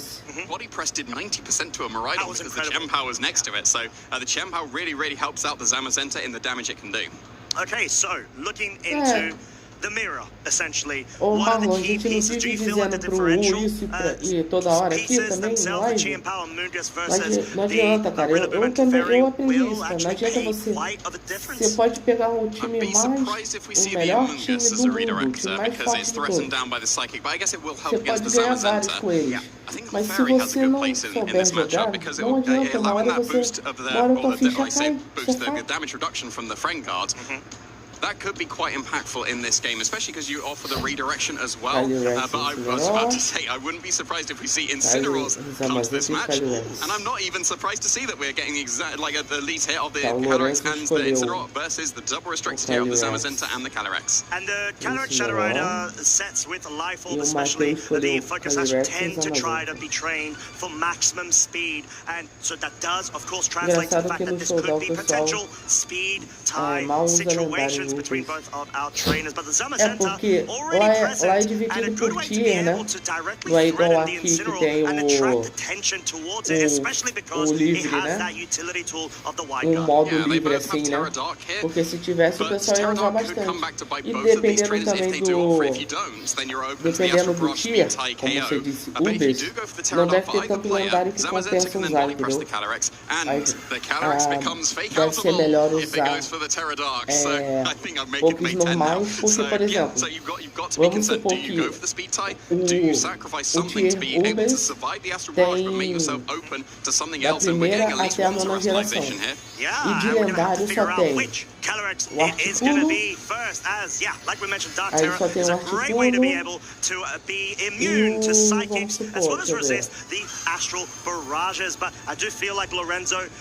vamos supor, deixa e a Meloeta, por exemplo. Assim, pra você usar uma Meloeta e um Articuno, pô, tá fácil você usar outros Pokémon que compensem mais, entendeu? From either of the non-Calyrex Pokemon. It is the Fake Out, but it was into the Zamazenta, so both Calyrexes are going to be able to get away with whatever they want this turn, and it's nasty plot for Mateo to start us off. Yeah, and I'm pretty sure it's going to be a nasty plot, exactly, followed immediately after by Lorenzo. Clearly, both of these trainers had a very similar team, basically the same composition, but most importantly, strategies, the win conditions. You want to be able to get that overwhelming amount of damage output set up in order to start clearing house. Yeah, and you now got the Wide Guards to potentially stop the Astral Barrage, which surely forces Psychic into the Zamazenta this turn. And with the Life Orb and the +2, it will be quite close if the Zamazenta is able to survive. I'm not sure it will be able to survive that attack because the Life Orb boost as well. But what we're going to find out this turn is just a very safe play from Lorenzo protecting that Calyrex on this turn. Okay, this may essentially introduce Rhydon. Double up means it has been K. Terapagos. We were able to go and Teo Steel Roller or Iron Head. But that was because the Terapagos had... Well, and it looks like Tier Team is going to have one more turn here, and it's got to be Terrastar certainly has, will be enough to take him through. I think that... olha, presta atenção na tela, 20 segundos para acabar o tempo no jogo. Tá uma partida entre o Theo e o Francesco. O Francesco só tem um Pokémon. O Theo tem 2, mas aí isso aqui acontece, ó. Probably the most optimal because you've got +5 special defense compared to the +2 special defense of the Terapagos. You're surely going to be doing more damage to it than it will do to you, but you've got to consider as well the Terrastorson will be super effective as well. And it looks like Tier Team is confident that the amount of HP, especially after the leftovers Ignalo have, will be more than Terapagos at the end of this turn. Yeah, an additional chip damage as well via that Snarl that's able to connect 148 hit points remaining on the Terapagos. And yeah, it's just going for the damage and needs to make sure it picks up the KO onto the Miraidon and hope it has enough HP. Leva o Miraidon. Aí tá Pokémon contra Pokémon. Beleza. It's too high right now. We know Terapagos has a vast pool of Beleza. HP. Aí o que o Theo vai fazer? It's about to go ahead and give us Curou. the indication who has won this game in 3, 2, 1. We're going to see the time run out and we can confirm Tail Team Muscle has progressed through to the top 4. Esse cara de vermelho aqui, basicamente deixou o tempo acabar para ele ganhar. O que você acha disso?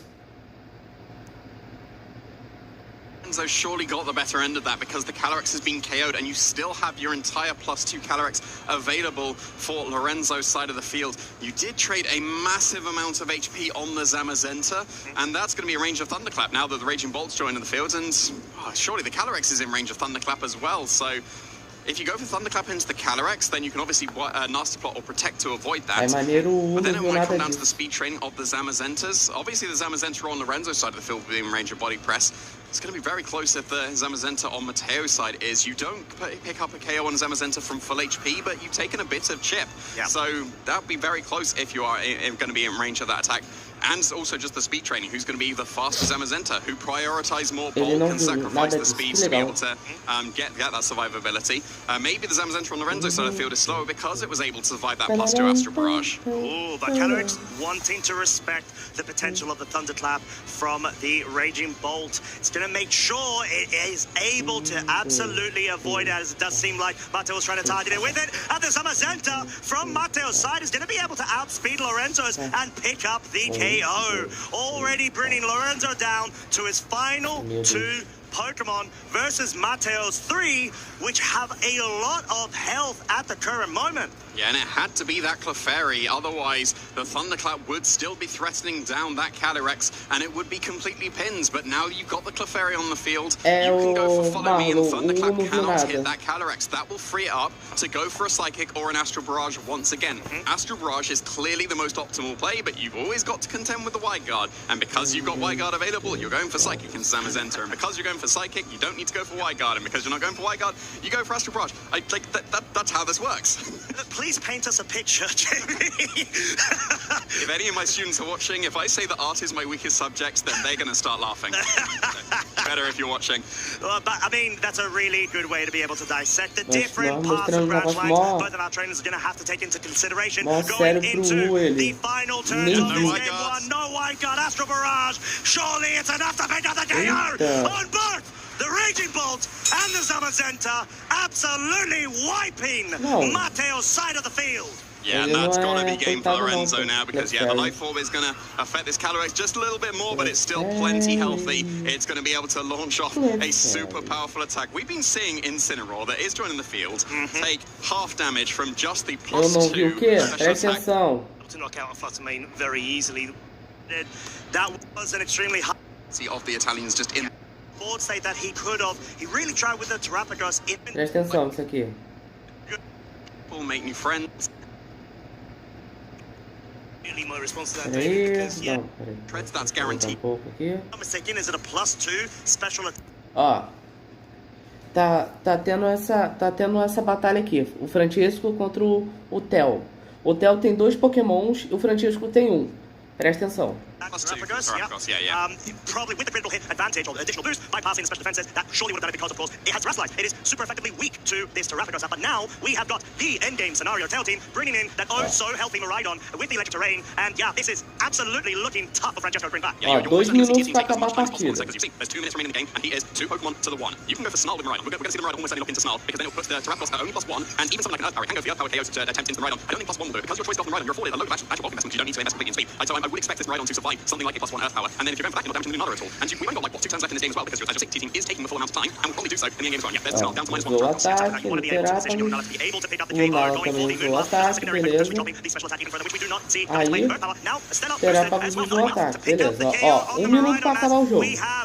No cronômetro ali, ó, 1 minuto. Presta atenção. Of this game, Tail Team has the HP advantage, and the fact that Miraidon didn't go down there means he would have most likely been able to wrap this up. Yeah, and based on what's happening, there was 7 seconds left before the 45, so we are going to have one more turn here.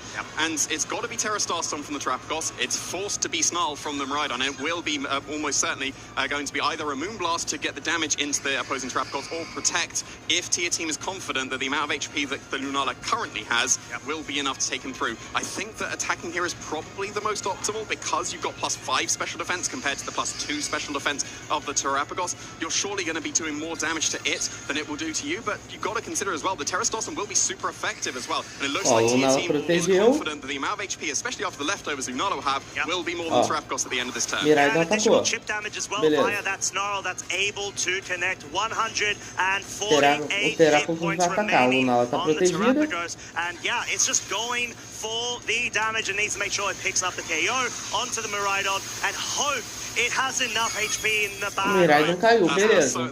The bar is so much too high. It's too high right now. We know Terrapagos has a vast pool of Lunala HP. recupera a vida. Find out the game is about to go ahead and give us the indication who has won this game. O Francisco vai tentar atacar, mas acabou o tempo. E a vitória foi pro Theo. O que você achou justo o que aconteceu aqui? Você achou justo o Theo ter não ter atacado, esperado o tempo acabar para atacar faltando 1 segundo. I think that you, in this match, you surely still bring both restricted. Incineroar makes a lot of sense to go against both of these restricted, just fake up pressure and being able to resist the Astral Barrage and the Psychics. And then, what, Clefairy against the Raging Bolts? Normally, Raging Bolt would seem like it has the matchup, but no, not in this case. And it looks like we're going to get a repeat once again of that first game. It's Incineroar and Calyrex for Lorenzo once again, facing down the Zamazenta and Shadow Rider for Mateo. O Theo ter deixado o tempo correr, sabendo que isso iria prejudicar o Francesco e atacar no último segundo e deixar o tempo acabar. Now we enter even more deeper into the mind game territory. Trainers do tend to try to go a bit more aggressive in order to catch their opponents off guard, but we can subsequently even see a more of a middle game sort of play. Achei da hora. Yeah, there's no safe play from both of these leads here because we've already mentioned the downsides of going for the Terra Dark. You kind of need to go for Terra Dark in the face of the opposing Calyrex because otherwise Astral Barrage is an easy KO and then suddenly you probably won the game on the spot. So you're forced into the Terra Dark. Eu não tava nem aqui, eu tô indignado com essa situação. O Marlon também, o Marlon chegou e falou: até o 1 é mais digno que esse cara e tu me manda um achei da hora da situação, pô. Astral Barrage absolutely getting rid of our Calyrex. My lordy Mateo, teach us more. What a way to be able to approach this turn 1 of game 2. Like we mentioned, you either go offensive or you go home, and Mateo chose the first. Well, this is just going to be a double KO, right? This is the Mateo tadinho da Zamazenta aí. That's definitely a word. Yeah, that's quite good. Wow. Okay. An immediate double KO, especially on the Pokemon that was the biggest issue in that game 1. Yeah, that worked out quite well for Mateo. Just a tiny bit. It's sort of what we were just talking about. The additional layers of mind games. It looks very simple on the surface level, but when you go a bit more deeper, you factor in previous experiences of that prior game. It just adds a lot more thought to it. And clearly, Mateo absolutely taking advantage of that. Both trainers did not commit with their terrors. No, they didn't, and I don't think that matters this. There we go. Wow. We don't see it too often. And it's the semi-finals of a special championship as well. But there it was, forfeit on turn 2. The game was over for sure. Sim, agora a gente vai very often see the turn 2 forfeit. 10, desde já. Mais uma vez, obrigado a todo mundo que está assistindo. Mais uma vez, bom dia a todos. Um ótimo domingo para todos nós. E let's go, vamos seguindo aqui. Meninas, me dá timeout, eu tô, cara, eu tô tão indignado quanto você, Marlon. Eu só não tô mais porque eu tô com muito sono pra estar desse jeito. The Calyrex move first. It's literally a speed tie. Well, yeah, it's always going to be a speed tie. And yes, the Zamazenta did not go for the white guard. So if Lorenzo would have gone for the Astral Barrage that turn, he would have got the better end of it. He'd still lost the Incineroar to the body press, but he'd taken care of the entire Calyrex, and that would have been absolutely massive for him. But I don't say greedy because the nasty pot still makes sense. If you're expecting the opposing Pokemon, the opposing Calyrex to nasty pot as well, sabe qual é o pior? you don't need to use your Terastallization that turn. So that's what Lorenzo was going for there because the plus 2 was so influential in that first game. Ah, não, ele ainda vai passar pelo top 4. Trying to go for the middle play there in respecting the Zamazenta body press focus. Ele ainda vai jogar o top 4. Eu achei que ele ia jogar já a final. He didn't maybe want to go for the fake out in that scenario, but that vai absolutely did not work for him. So genuinely, Jamie, at this point, I feel like we might actually see a very on-the-edge sort of aggressive play from both of our trainers. Do you think it's worth risking a speed tie and not committing with the Terra? Eu não quero nem ele vice-campeão, não. Eu quero que ele perca aí no top 4 mesmo. Eu não devia nem passar pro top 4. Ah, mano, fala sério, cara. Tu deu com timeout no louco, ou Marlon? Não tô vendo mais ele comentando. Os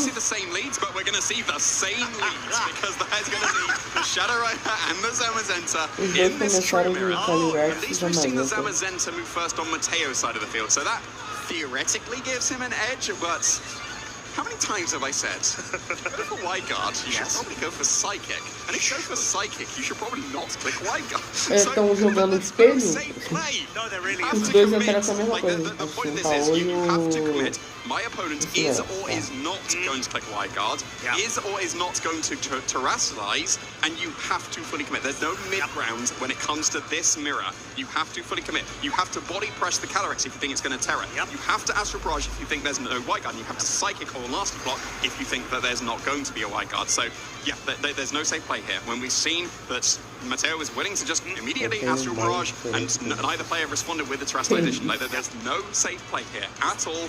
Just fully commit to what you expect your opponent to do, and absolutely commit to the response to that. Okay, here we go. Sabe uma coisa que eu quero ver, Marlon? Eu quero ver a reação do chat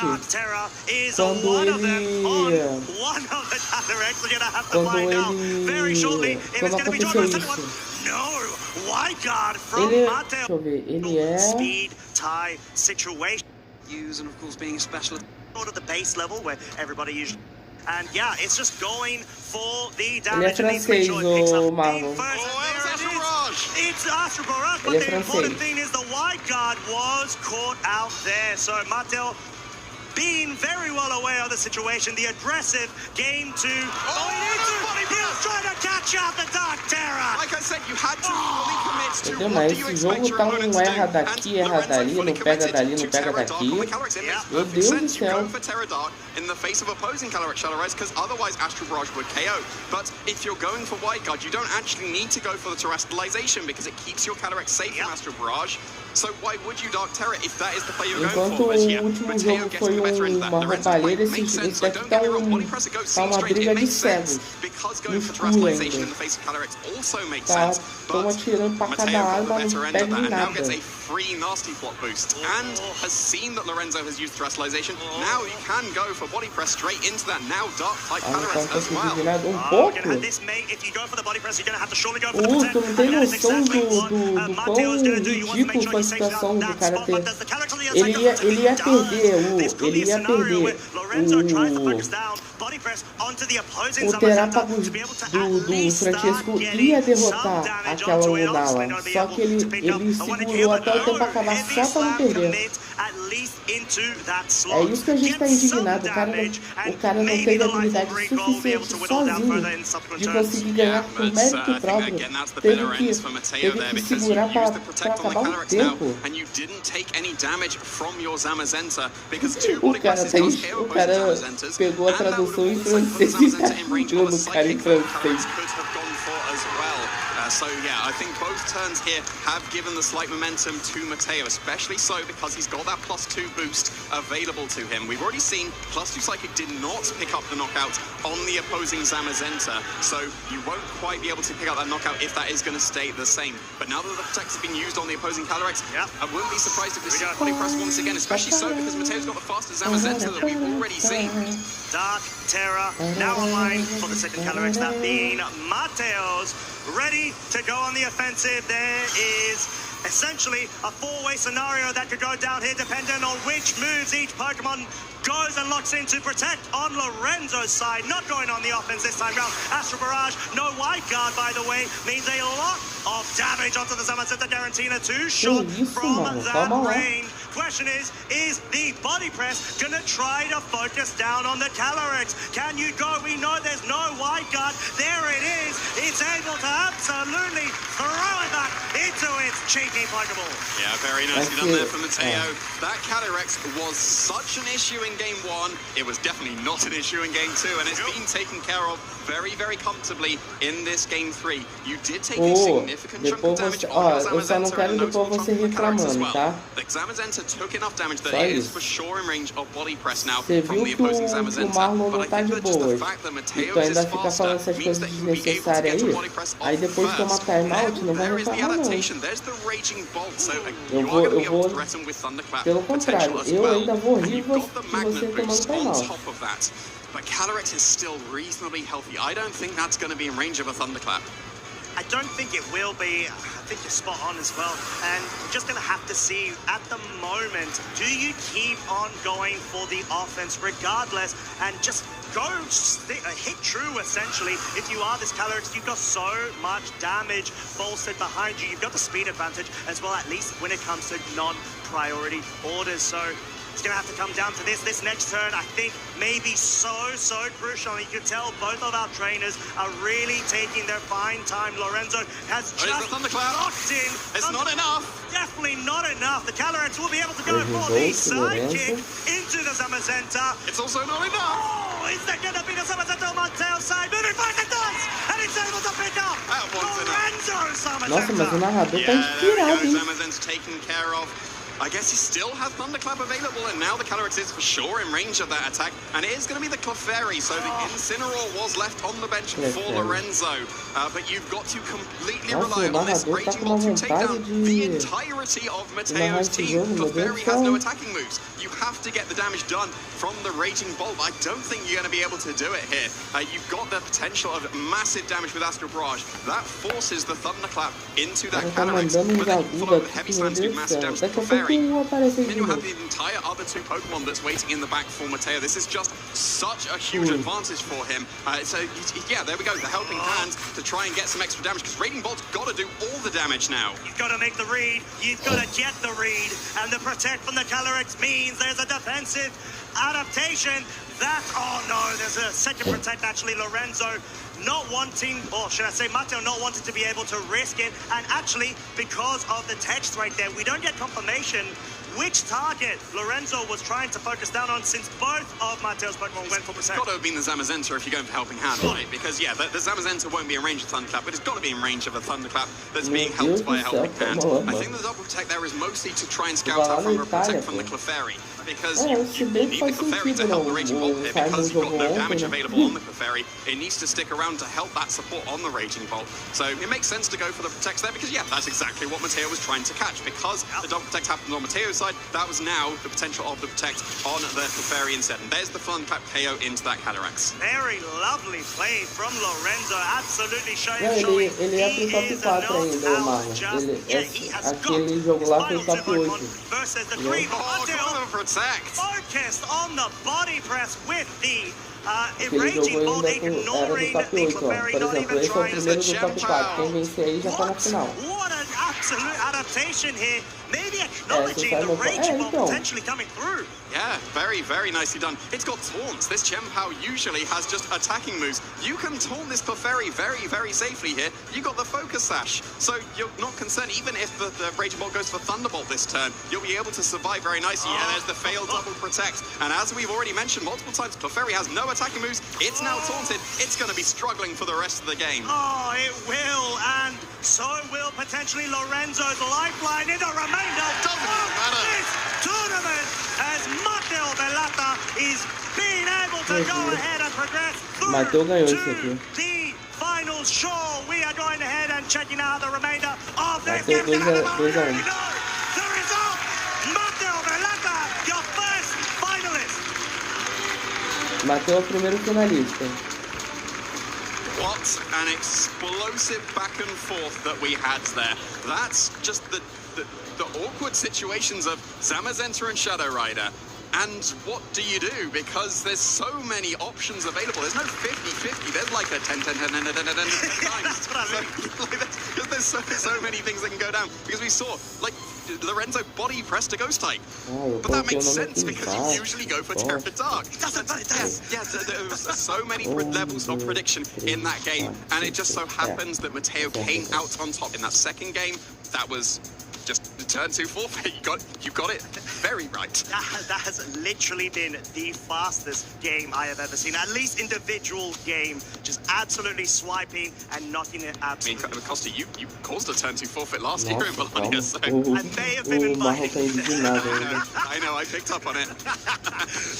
But regardless, I think Mato going ahead and locking in to his first finals is absolutely incredible. He has come back from 2016, 9 years later. Top 16, by the way, as we saw, Italy National Championships, where Lorenzo was there too. And he's able to go ahead, best Lorenzo in order to get his shot for the title. Yeah, and we saw there was the Terror Dark immediately in the first game. It makes perfect sense, but then there's the downsides of you are now body pressable. I've got another one in, nice. So yeah, and then the Calyrex goes down. Obviously that's going to be KO'd here.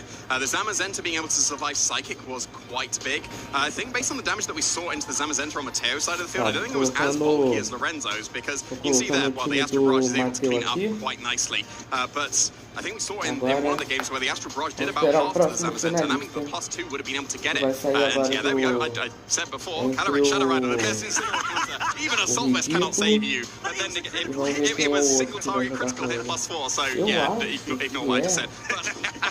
But yeah, then we saw obviously this. I was going to say game 2, like just one turn. That's it. That's all it was. That's all that was needed, apparently. For Mateo to be able, you can see the joy in both. Mateo's face is amazing. But yeah, they sort of knew what they were signing up for. Mateo was able to push through and get that game 3 in order to be able to lock his position into the finals. What an absolute reverse sweep from Mateo in a high-octane fashion.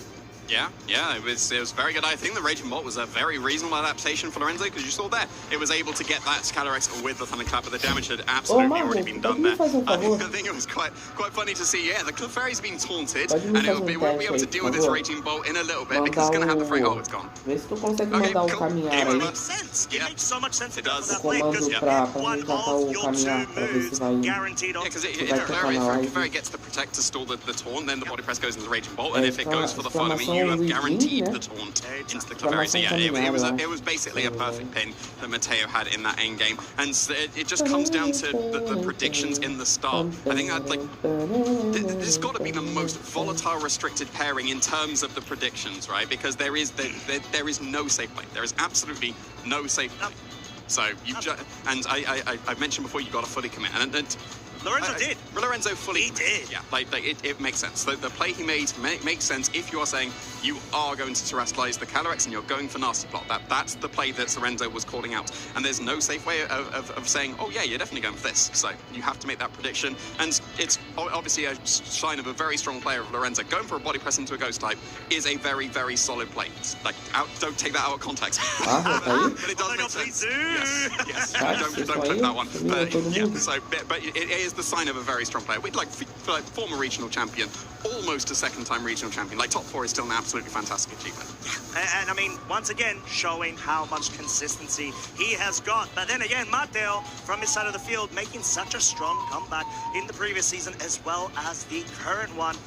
Being able to catapult himself straight through to a 50-50 scenario. He either gets the direct invitation and the title, or he does not. That's it. That's the best position you want to be in, aside from obviously winning. Yeah, there's one better, Costa. Like, obviously there's one better.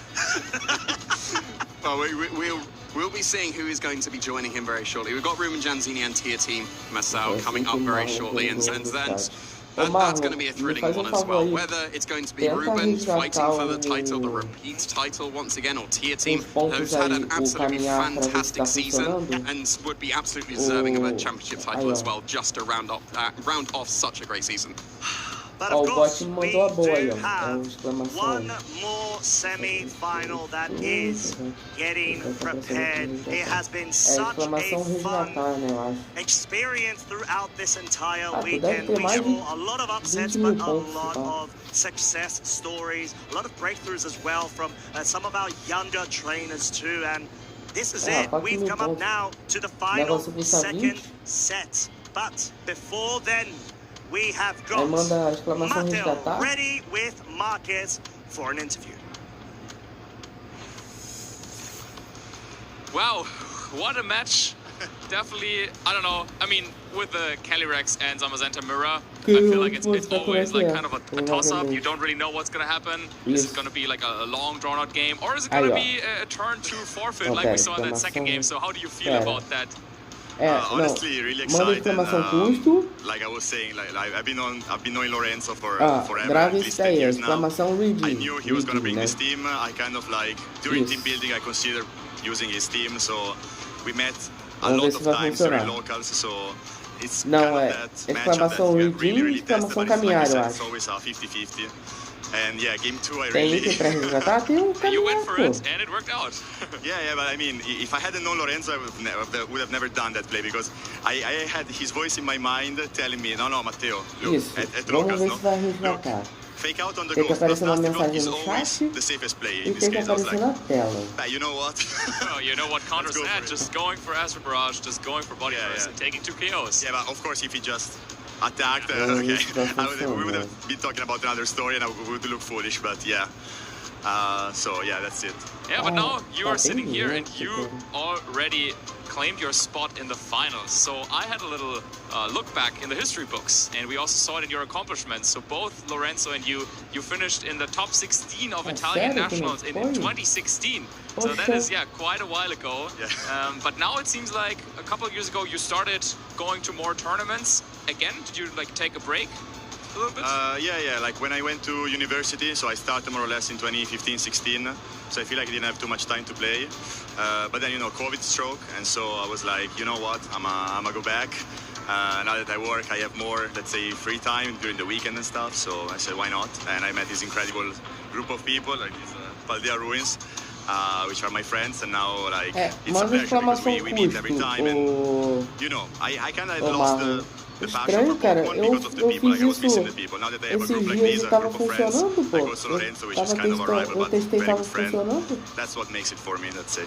Yeah, that's awesome to hear. And now looking at your championship point count, I feel like you might already be qualified for the World Championships. Have you played at Worlds before? No. Será que tem que mandar com C maiúsculo? Tu mandou com C maiúsculo? Eu não vi, não reparei. My goal the whole year was to try to qualify. I knew I had to do a blast in Bologna because like the competition is so harsh. So many good players. Like I was looking at the standings, and below me, like just maybe 5-10 points below me, there were a lot of good players, and I was like, okay, even if now, like Friday I was qualified because I was in top 75. I said no, either I have a blast or it's gonna be harsh. But yeah, and now you probably have it. So a very last short question, because then of course we gotta play a final. Não, manda com C maiúsculo pra ver se vai I get to commentate it though.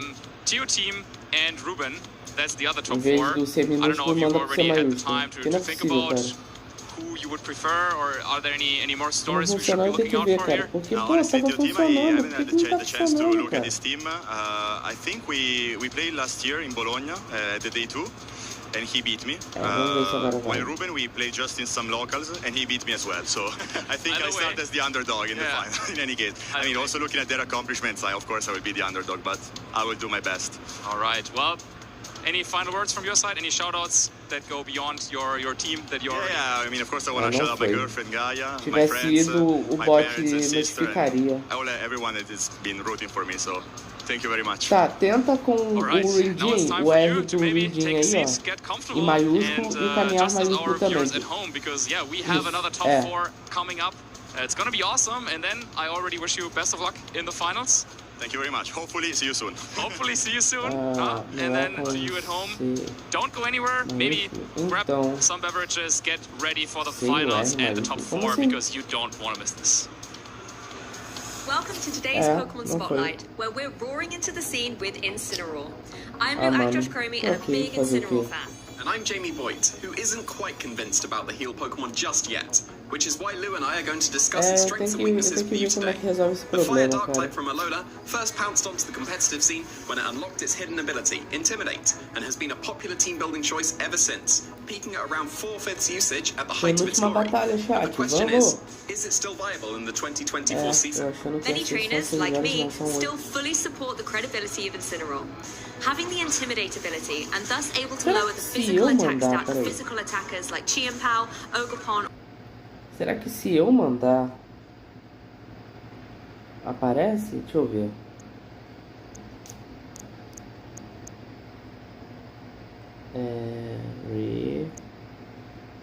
Ringing, né? Peraí, exclamação. Custo. Deixa eu ver se vai.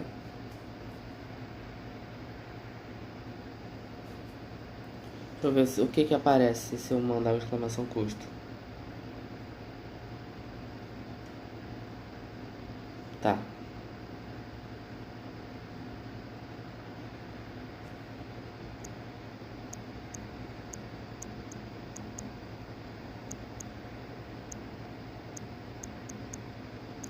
Exclamação.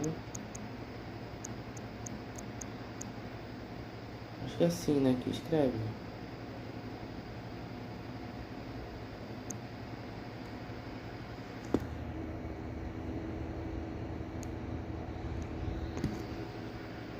Physical attack stats opponents and control the pace of the battle. That's a valid point. Incineroar's move pool is solid. Alternatively, if a supportive role isn't quite your playstyle, Incineroar also has good natural attacking capabilities, so you can utilize it as a more offensive pressure on the field. Moves such as Flare Blitz, Knockoff, and Close Combat provide some great coverage options. But then the issue is that Incineroar can only run 4 moves, so deciding which moves you want to lock in for the tournament is a difficult decision. Let's not forget Incineroar's very interesting typing that helps support it in competitive play. The Fire Water Grass core has always helped enable consistency in team building, and Incineroar can use its fire typing to be a part of this reliable core and allow it to pressure grass types like Rillaboom or defensive grass terrors. Não, porque o comando tá programado para saber quando você falar que você mandar que foi o U. Well, it might be able to counter Fluttermane's Ghost typing, but it's still going to take neutral damage from its Fairy type attacks. Pure Fire type Pokemon like Entei, or even Incineroar's pre-evolution Torracat, are able to resist these attacks with greater effect. Furthermore, Incineroar's Water, Fighting, and Ground type weaknesses can be a challenge to navigate around, especially with Pokemon like Rapid Strike Urshifu or Landorus popping up a lot. You're forced to pivot Incineroar in and out of the battlefield to protect it consistently. That's why Parting Shot, defensive Terra types like Grass, Water, or Ghost, or even useful items like Assault Vest or Citrus Berry can give Incineroar more longevity and protection throughout the set. There are plenty of tools at your disposal as a trainer to help you support Incineroar cover its weaknesses and be a dependable ally in battle. After all that discussion, it does seem like Incineroar still has potential in the 2024 meta, but it may not be the top cat like it used to be. That wraps up our Pokemon Spotlight on Incineroar. Remember, trainers, every Pokemon has its strengths and weaknesses, but it's how you use them that truly makes the difference in competitive play. Absolutely. Don't forget to try Incineroar out at your next event and see how awesome it can really be. The Iron Hand's gonna get knocked out here, and Robbie takes this 2-1 victory in the finals of the Senior Division. Started with Pokemon Go back in 2016, and we had a group chat with people we actively played with and rated. After I stopped playing that, I just got into Sword and Shield and started playing competitive. Não sei. Tomara que não chegue a isso, né? Tomara que até lá ele se comporte e entenda que ele não tem que fazer essas coisas, então. I like how interactive the game is, their fans, the community, just a lot of friends that also go to events, and just love for the game. I also consistently perform well, which allows me to fund my next events. Beating Pokemon. I've learned ability to find ways out of difficult situations, find a winning outcome. Penúltima batalha, chat. Vamos, let's go. 2023 Utrecht special event. I got second, and it was the first event I did really well at. Kind of started my competitive journey. I've already won a regional season. I've already won an international. I got second at Worlds last year, so this year I really want to win. It's also my last year of seniors, so I feel like now would really be the time to. Vai ser 100? Isso aí me lembrou um meme do Pinguim.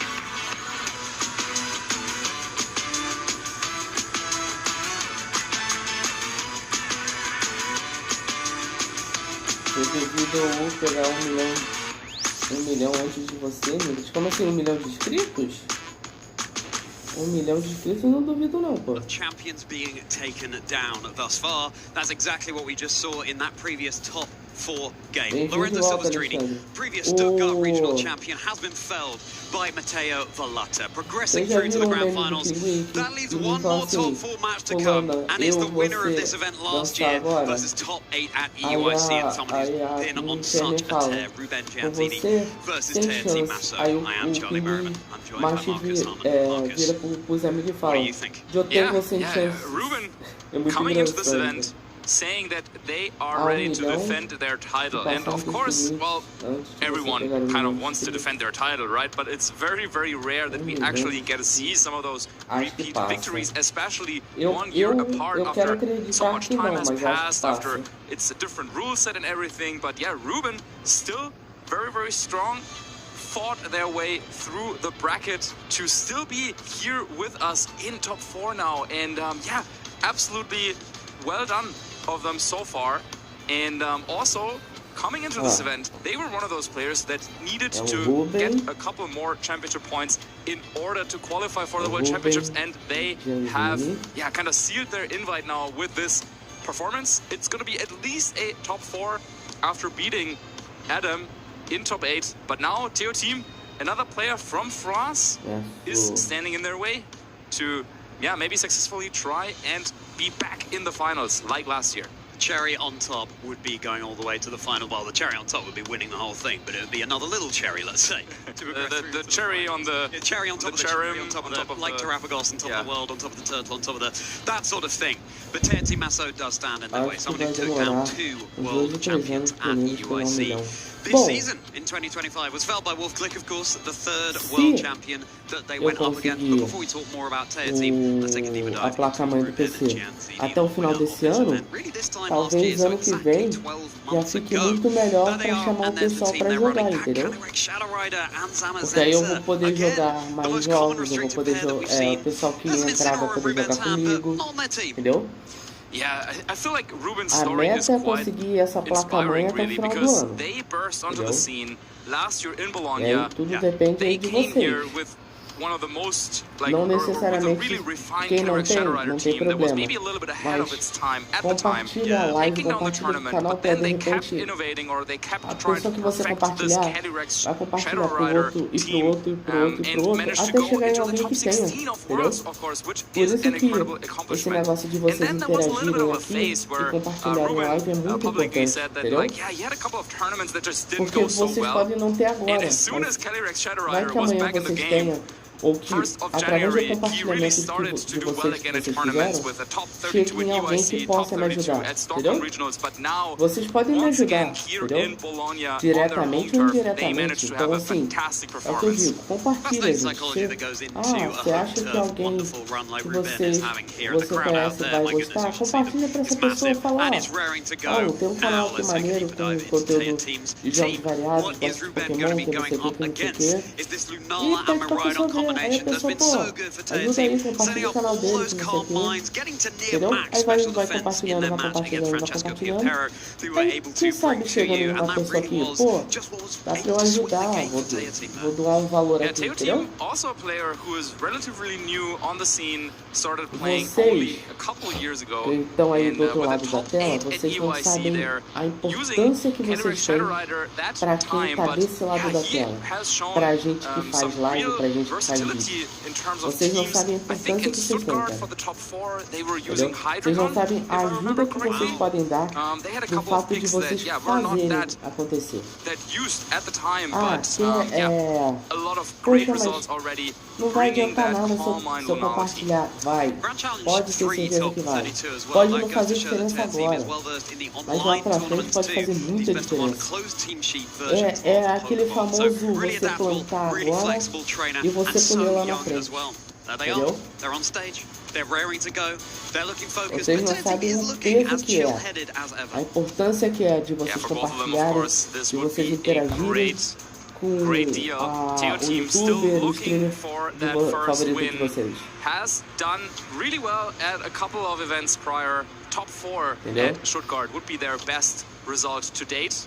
Well, of course, you could argue which one's better. Top 8 at EUIC, top 4 at regionals, but anyway, Ruben has done it already. The Não ele, ó. favorite O moço é daorinha do Jirachi. He is looking happy Mas and he's looking determined, o palhaço que tem que perder agora tá do outro lado ali. Bologna. He is feeling good with that Calyrex Shadow Rider and Zamazenta team. Fascinating seeing the difference in body language from Ruben this year versus last year, fresh on the scene, just making a name for themselves. Now, they are established, they are the champion. They know they can go all the way, and this is the team that they're hoping is going to be riding them all the way to victory. Calyrex Shadow Rider, Zamazenta, Chien Pao, Raging Bolt, Amoonguss, Rillaboom. A combination that really has risen to prominence here in Bologna this weekend, defining the metagame, and it provides so much good stuff, so many balancing options. You've got all the offense that can come out with the Calyrex, but you've got some bulk with Zamazenta. You've got Chien Pao that can increase that Zamazenta's offense as well, but then you've got Amoonguss to redirect, threaten putting things to sleep. You've got priority with Rillaboom striking first, trying to shut down Taya Team's team.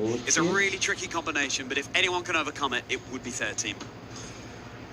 Yeah, not too many surprises, I would say. I think, the Encore on Calyrex is definitely something that we should keep in mind, because Teo Team's strategy will be really slow-paced. He will try to use a lot of those fake-out, calm mind, pivot action.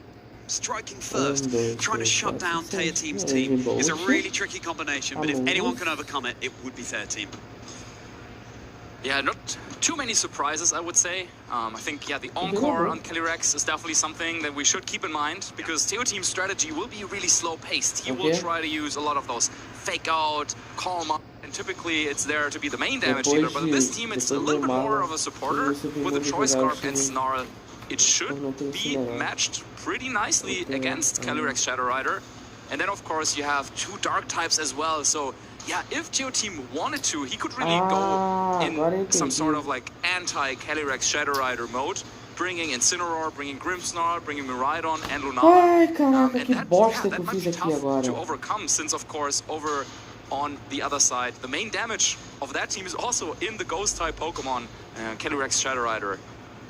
You can't fake out those Ghost-type Pokemon, fake out being a normal-type move. And the question of Bologna really has been Choice Scarf Miraidon or Assault Vest Miraidon. Now, não, mas agora mais do que nunca ele vai torcer para time que não tem Incineroar. Hard, but mainly fast, rather than the Choice Specs we've so commonly seen. The bulk is coming out from Lunala. It's got the leftovers, also potentially the grassy terrain from Rillaboom, getting the Shadow Shield back intact, mitigating the damage of those first moves when the HP is full. Yeah, one thing I want to give a shout out to as well is the fact that while Teo Team's team might not look like it, actually Amoonguss is one of the best answers to that strategy with Calm Mind Lunala setup. But you have to bring it in the perfect position. You need to override the terrain, so there's a lot that you need to consider. But it seems like Ruben wants to go that road, bringing in Amoonguss right away. Make some noise, trainers, for your second top four here at the Bologna special event. Calyrex Shadow Rider and Amoonguss hitting the field for Ruben, Grimmsnarl and Incineroar for Teo Team. And already Teo Team indicates that he wants to take this battle slowly, bringing out the two Dark-type Pokemon that are so tough to hit for Calyrex. And you can start off the battle with, let's say, you can set up a light screen, you can go for some parting shot, but you could also go for Spirit Break or Knockoff. And Teo Team has shown in previous games that he's not afraid to go on the offensive right away, even with the supporting Pokemon. Você vai ter que excluir o comentário ou vai ter que pedir pro Incineroar, so you gotta make a choice. Do you want to set up some screens and do you want to get your game going, or do you want to reposition first to try and maybe set up Electric Terrain so you can play around that Amoonguss a little bit better? On Incineroar, so you gotta make a choice. Shutting sleep down on the field, but no, Amoonguss not going to be getting up to its snoozy tactics. Zamazenta is going to be racing out of its kennel instead, getting a boost to its defenses thanks to the Dauntless Shield ability. The Incineroar going for the fake out into that slot, preventing the Amoonguss from acting on that turn, but Zamazenta's not going to be able to act anyway, having just switched in. Calyrex trying to go for the Encore as the Spirit Break connects into the Calyrex. It breaks the focus, that's crucially, but also reduces the special attack. Yeah, an attempt to Encore light screen there on the Grimmsnarl, but we hinted at that before. Teo Team has shown in previous rounds as well that he is willing to click that Spirit Break button, and that is a big turn for Teo Team there, breaking the focus session, lowering the special attack stat on Calyrex, and yeah, Ruben didn't get anything done that past turn, so now the question is, can you capitalize on the fact that you got in Zamazenta? Incineroar, of course, would be really susceptible to body press this turn, so yeah, Ruben Nossa, que piada engraçada. O Satoru, basicamente esse teu time Massault aí, o cara que tá de vermelho, esse cidadão aqui, ó. Esse cidadão aqui, ó. Esse filho da mãe aqui, basicamente o que aconteceu? Num jogo anterior do top 8, ele simplesmente deixou o tempo do jogo acabar porque ele não tinha capacidade de vencer o oponente dele, entendeu? Ele deixou o tempo do jogo acabar para ele ganhar porque ele tinha mais vida com o Pokémon que ele tinha, porque ele ficou com medo porque o oponente dele iria vencer, que ele ia dar dano e iria vencer ele. Aí ele foi atacar faltando 1 segundo para acabar o jogo. E aí não deu tempo do cara atacar de novo para ele ganhar. Aí esse filho da mãe ganhou com, fazendo o tempo zerar. Aí a gente... Eu e o Marlon, a gente tá revoltado com esse cara por causa disso. Entendeu? Basicamente foi isso. A gente tá revoltado com o cara por causa disso. Porque ele não tem peito suficiente pra ganhar sem o tempo ter acabado. Aí chegou... And with that Terra Fairy, of course, you're no longer weak to Acid Rush. E o outro pintinho disse pra ele? Não, não sei o que ele falou. Calyrex just going for Protect, doesn't really want to be knocked out this turn, and I think, yeah, now is a good time for Teo Team to set up some screens. Aí a gente tá aqui torcendo pra ele perder, entendeu? A gente tá aqui torcendo pra ele perder, porque o outro cara ia ganhar. E ele só ganhou ele ganhou de 2-0, né? Ele só ganhou o primeiro jogo também, porque no primeiro ele deu a cagada de sorte do Miraidon dele critar no ataque, só por isso que ele ganhou. We already kind of can assume, and we just got confirmation there as well, that Rillaboom is waiting in the back, but this could as well just be a Volt Switch as well. So, yeah, Ruben, in a tough spot, will need to try and position Amoonguss in grassy terrain to get some spores down. I feel like that's the position that he will want to play towards. That's exactly what Ruben's done, switching in the Rillaboom into for his drop solo. But will TNT be able to put on their ear defenders? Electro Drift, no longer boosted by the terrain, really decent damage all the same into Zamazenta. There's the Moongeist beam, this time connecting into the other slot from what it was before, into the Zamazenta, whittling away. Is it even going to be able to act this turn? Yes, it is. Big body press now to Team Rider with the critical hit as well. Team doesn't like the look of that one little bit, but the Miraidon crucially hanging on the field. Yeah, a big critical hit, and this might be in range for Grassy Glide. And this makes this even harder now for Teo Team because, well, Grimstone is already down, and yeah, it seems kind of obvious that you want to switch now into Incineroar. However, this could be punished by a Mega into Lunala and Body Press into the Miraidon slot if it switches into Incineroar. So a big decision for Teo Team. If he still had Grimstone, he would for sure switch into that Pokemon. It seems like Ruben, did he call it? Yeah, the Incineroar switch into Tear Team's side of the field. Will it be a body press into that slot? Will Zamazenta be able to move? It is paralyzed as the attack stats drop over on Ruben's side. Fake out into Lunala, no longer immune to that. It's not a ghost type Pokemon now. And it hits. Zamazenta, the body press super effective into the Incineroar over on Tear Team's side of the field. The Rocky Helmet chip damage there as well. As the cat goes back to Tear Team, will the dog go back to Ruben? No, it just has a sliver of HP remaining as Lunala gets its Shadow Shield intact once more. And all of a sudden, what looked like a pretty tough position for Ruben turned into a 4 versus 2 advantage, taking a clean knockout there on Incineroar. And while still, it's not clear how exactly he will deal with Lunala. As long as you get the KOs on all the other Pokemon, it doesn't really matter because, yeah, you can just play the long game. You might even, like, take it to timer or whatever. But now that Miraidon is at such low HP as well, just one more hit would knock Miraidon down. And Ruben still has... Oh, Draco Meteor misses Rillaboom! Meteor onto Rillaboom. Ruben seems to have all the fortune this round at Bologna Bologna as another Moonblast connects into the Rillaboom. There's a U-turn, not enough to secure the knockout onto Miraidon here. It's going to switch back into the back for Ruben, and now Ruben can switch in another Pokemon to be able to deal some damage or suck up a hit if it's going to be the Amoonguss joining the field. Wow, yeah, that Draco Meteor miss, if that connected and knocked it out, well, Miraidon with the Choice Scarf locked into Draco Meteor, also not that useful. And Zamazenta can't move, it gets full paralysis. Okay, this is the start of a little comeback there for TO Team. I mean, as we were saying, Lunala, it's not quite clear how exactly you get the knockout there. I mean, you can start to put it to sleep once you've brought in Rillaboom at some point, but first you need to deal with that Miraidon. Draco Meteor incoming into Moongus. E pela reação do Ruben, não foi muito bom o que aconteceu. But at the same time, yeah, TO Team could just, I don't know, hope to get lucky with another full paralysis on that Zamazenta and then threaten a double up onto a Moongus the following turn. Lunala does have its Shadow Shield now remaining intact. Is it going to be enough for TO Team, the Pokemon that's been so crucial for them all the way through their Bologna run? Rillaboom overwriting the terrain. The Miraidon for TO Team cannot reset that now. Down to your final two Pokemon.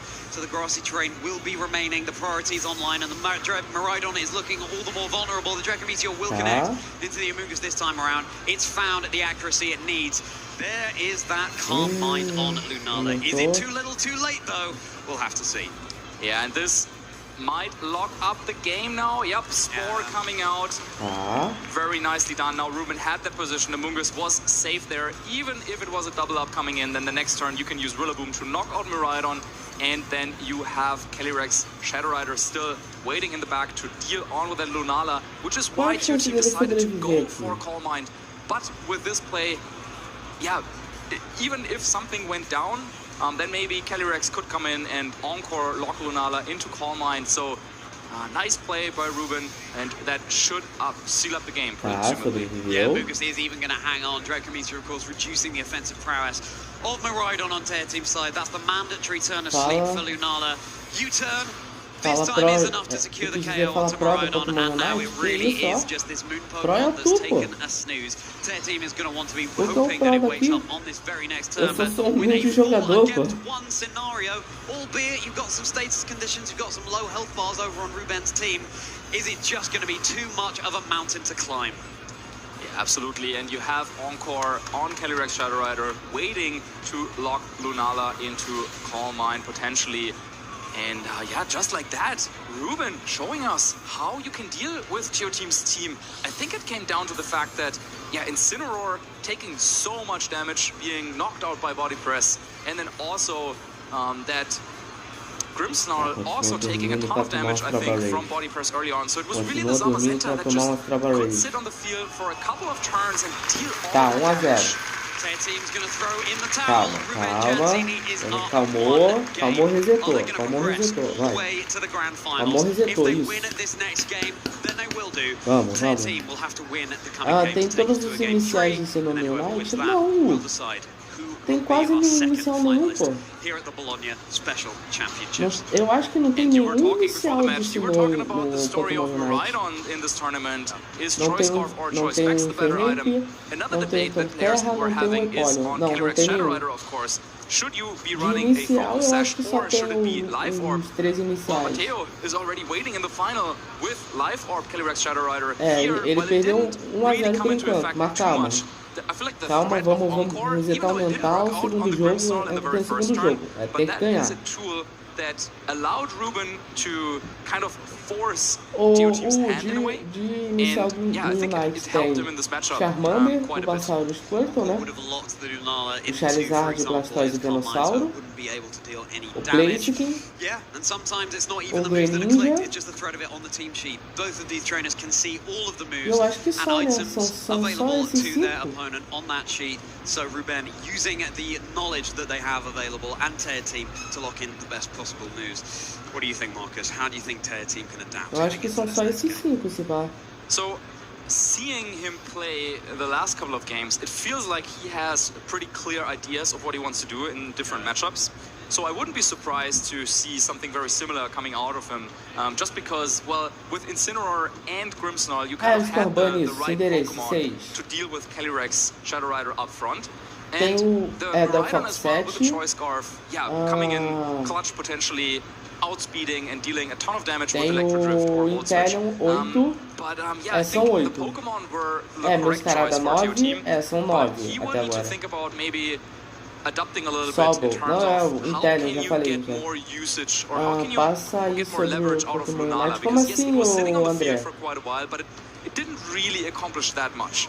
Give us a cheer, trainers. We can see you here in Bologna. Look at the massed crowds forming, ready to get into our second top 4 game. Calyrex, Shadow Rider, and Amoonguss, and that's the same lead over on Tear Team side. Grimmsnarl and Incineroar. Yeah, and Ruben also saying, well, I kind of like how that game 1 went. And with this lead from Ruben, I feel like TO Team can already make an educated guess that, yeah, Rillaboom and Zamazenta are probably in the back, because you need Rillaboom to override the terrain, and you also kind of want Zamazenta because of how well it did in that previous game with all the body press. So now, it's a little bit of a mind game. Are our players going for the same turn 1 again? Is it going to be Spirit Break again? Is it going to be the same fake out play into Amoonguss? Because Ruben used the fake out to kind of position around it by bringing in Zamazenta. But then, of course, we also saw how Encore failed the previous time. Calyrex not going to be taking any damage this turn, and the Spirit Break that looked like hitting into the Calyrex there, but no, it won't have its special attack stat reduced. A parting shot coming out from Incineroar. No fake out, just pivoting it to the back. Tear Team, after reducing the Amoonguss's offensive prowess, not that that's too crucial here, it's not the most offensive Pokemon, can now decide a Pokemon to switch in, potentially that Lunala to get set up, but then you're threatened by the Encore over Calyrex's side. So it will be the Miraidon, hoping to sweep through and be the speediest thing, thanks to holding the Choice Scarf. Yeah, you need to bring in the Miraidon here to block any incoming Spore, and that is exactly what TO Team has identified as well. With Parting Shot into Amoonguss, you kind of guarantee that either Amoonguss switches out, then you get the upper hand and you get the reposition, or if Amoonguss stays in, it's probably going for a Spore, then you can bring in Miraidon kind of for free and set this electric terrain. So now the question would be for Ruben, do you want to just go and switch into Rillaboom, override the terrain and go for Spore? Of course, yeah, these abilities, they are like effects that only trigger on switch in, so you need to be very careful to not be caught out of position, but now seems to be a pretty safe time for Ruben to go for this switch and Spore play. But the question would be for TO Team then, okay, which Pokemon do you want to let go to sleep? And can you maybe capitalize on the fact that this play is pretty telegraphed from Ruben? Rillaboom will be providing the meadow on the field for Amoonguss to hopefully thrive in. Tear Team going to be hoping that the sleep counters are going to be going their way on this turn. What is going to be going to sleep, if anything, as the Grimmsnarl retreats for Tear Team? Just a little bit of a bait, and switching in instead, there's that Incineroar once more. Holding the rocket helmet, not the safety goggles, so it would be vulnerable to having a snooze. A little cat now, as the Intimidate, mitigating the damage output from Rillaboom. Volt switch, meaning that the Miraidon can switch to the back, Tear Team can switch in a new Pokemon, we could have a repeat of the leads, could be Grimmsnarl. Todos nós seríamos acusados, porque o nosso conhecimento, os caras vão falar que é bruxaria. Yeah, this is turning into a little war of attrition, and it seems like Ruben has the better end, because now in the next turn, Ruben can go for another Spore potentially, or could just go for a U-turn as well with Rillaboom, expecting Miraidon to switch in again, just so he will keep the initiative in this terrain war. Todo mundo que dissesse alguma coisa, algum absurdo fora da época. O Marlon tá falando de Mortal Kombat, não tá falando de Pokémon não, cara. TO Team has against Amoonguss, and yeah, we were talking about this esse before the match. The team doesn't look to be de weak against Amoonguss, but under these conditions, if you're facing Rillaboom and Amoonguss, it is really, really tough to stop Amoonguss from just putting everything to sleep. Grimmsnarl retreating. Is Incineroar just going to be put to sleep, or is the Miraidon that's freshly switched in? Well, nothing can be now because the electric terrain is there. And that's so crucial for Tear Team, keeping the Miraidon in the back pocket to be able to set up the terrain, overwrite it. But yeah, I think we're going to see this a lot this game. It's a critical hit with the U-turn as well, and every little bit of chip damage counts there. But this means that Rillaboom is able to switch in on a successive turn to overwrite the electric terrain and make those falls all the more effective. Now Ruben debating which restricted Pokemon to send in. Do you go Não, for quando eu the bulky defense of soltar, Zamazenta, also threatening Small Fence, Satoru, quando eu soltar o primeiro vídeo, aí vocês recomendam as coisas lá. Eu acho que pelo menos 3 aí pra fazer na hora. Depois deles eu vou vendo as recomendações de vocês, beleza?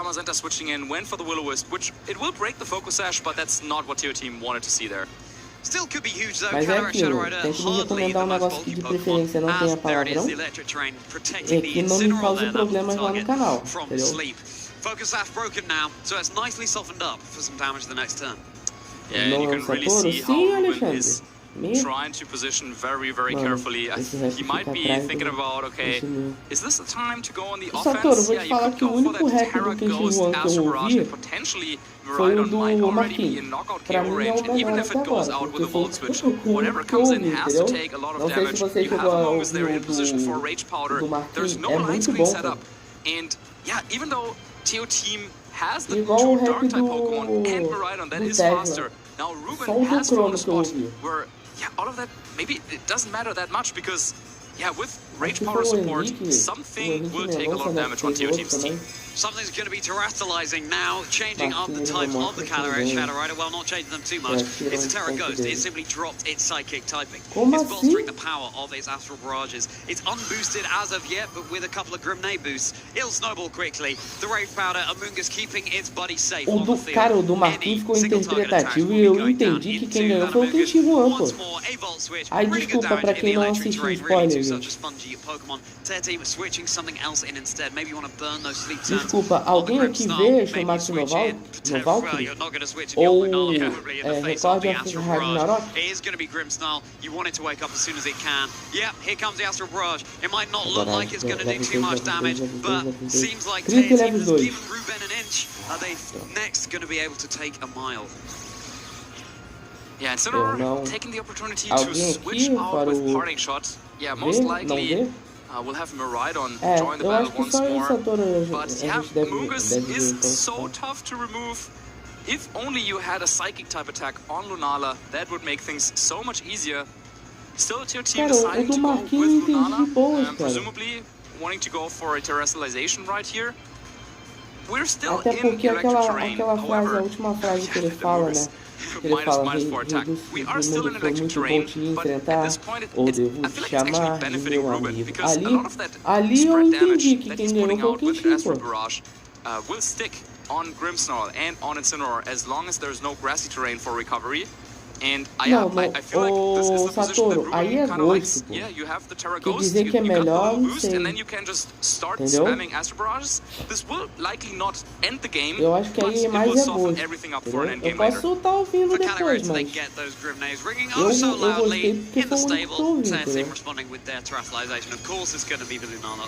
igual, por exemplo, você pode achar que o do Tesla foi outra pessoa fez o melhor rap do que o Crono, mas pra mim foi o Crono porque pra mim o Crono passou a mensagem, entendeu? Só eu gosto de Suana, o pássaro de água que você consegue nadar e voar no Pixelmon, sim, só você aparentemente.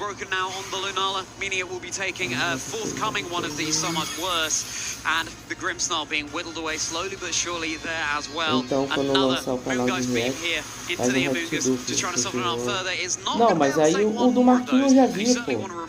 Eu não vou ser hipócrita de falar, olha gente, eu vou reagir a 2 raps do Kenshi-Juan, não, entendeu? Eu não vou ser hipócrita não, cara. Eu vou falar, gente, eu vou reagir a esse rap do Kenshi que me recomendaram. Se, o outro do Marquinhos eu já reagi, entendeu? Eu não vou ser hipócrita não, cara. Raps que eu já reagi, eu não vou reagir naquele canal. Eu vou falar, gente, vocês pediram tal rap, desculpa, mas eu já reagi, entendeu? Eu vou ser igual, tem muito canal de react que já deve ter visto o rap, a coisa e tal, e aí fim de reação, eu não vou ser assim não, cara, no meu canal não. Eu posso de repente fazer live lá e reagir em live com vocês, mas eu vou ser bem claro, eu já ouvi o rap, entendeu?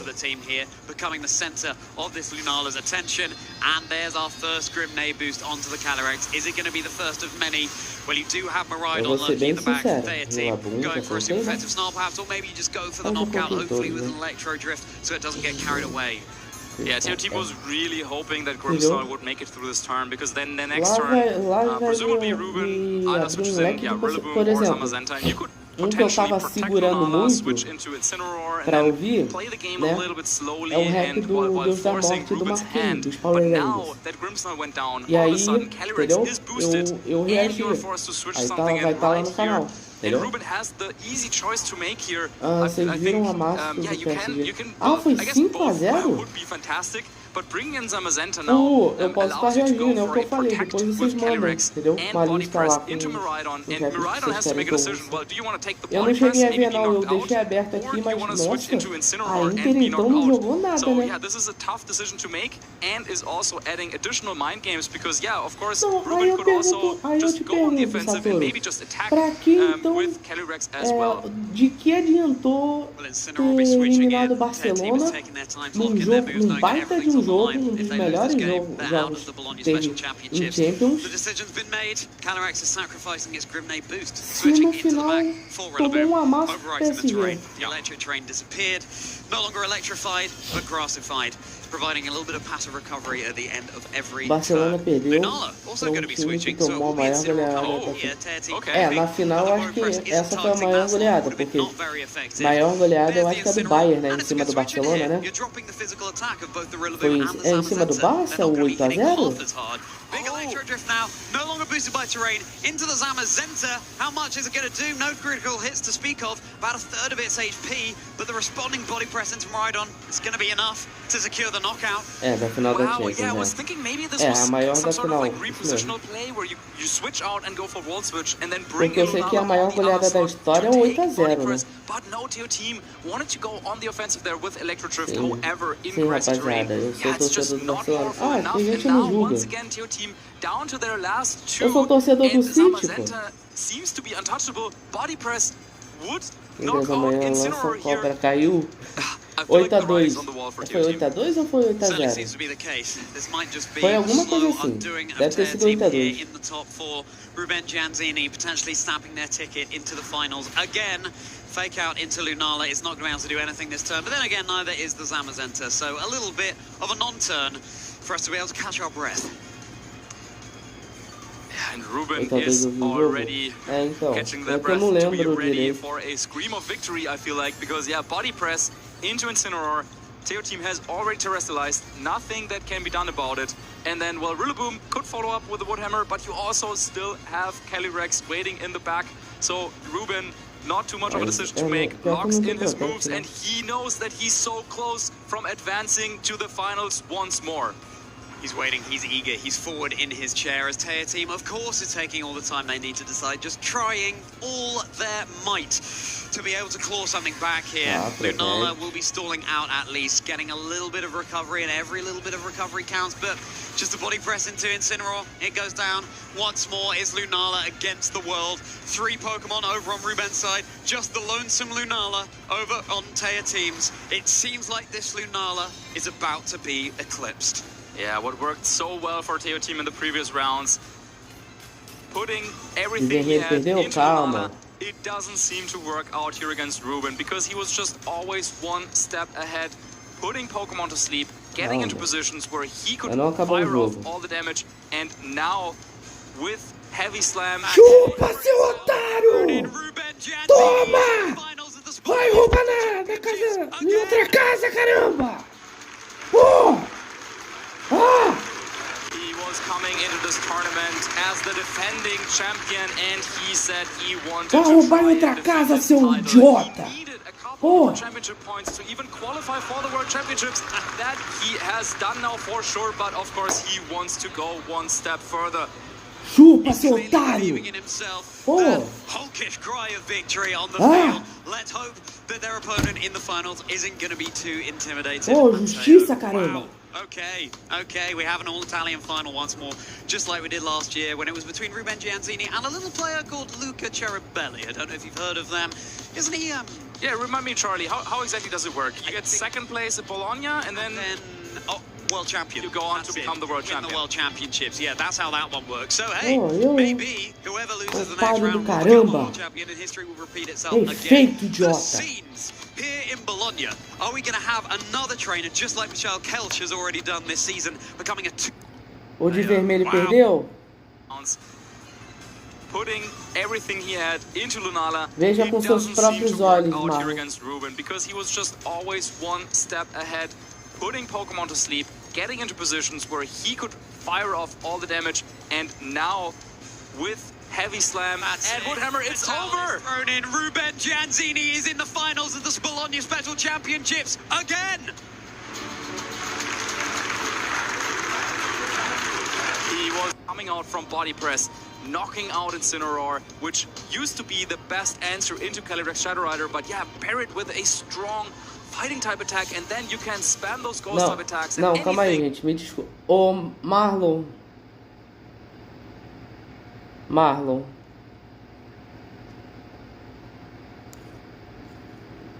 Marlon, você tem... Calma aí que você precisa ver minha reação, peraí. Marlon, você tem... Calma aí que você precisa ver minha reação. Não dá pra voltar, né? Ah, não dá pra voltar, que bosta. Não, não é TCG, não. Here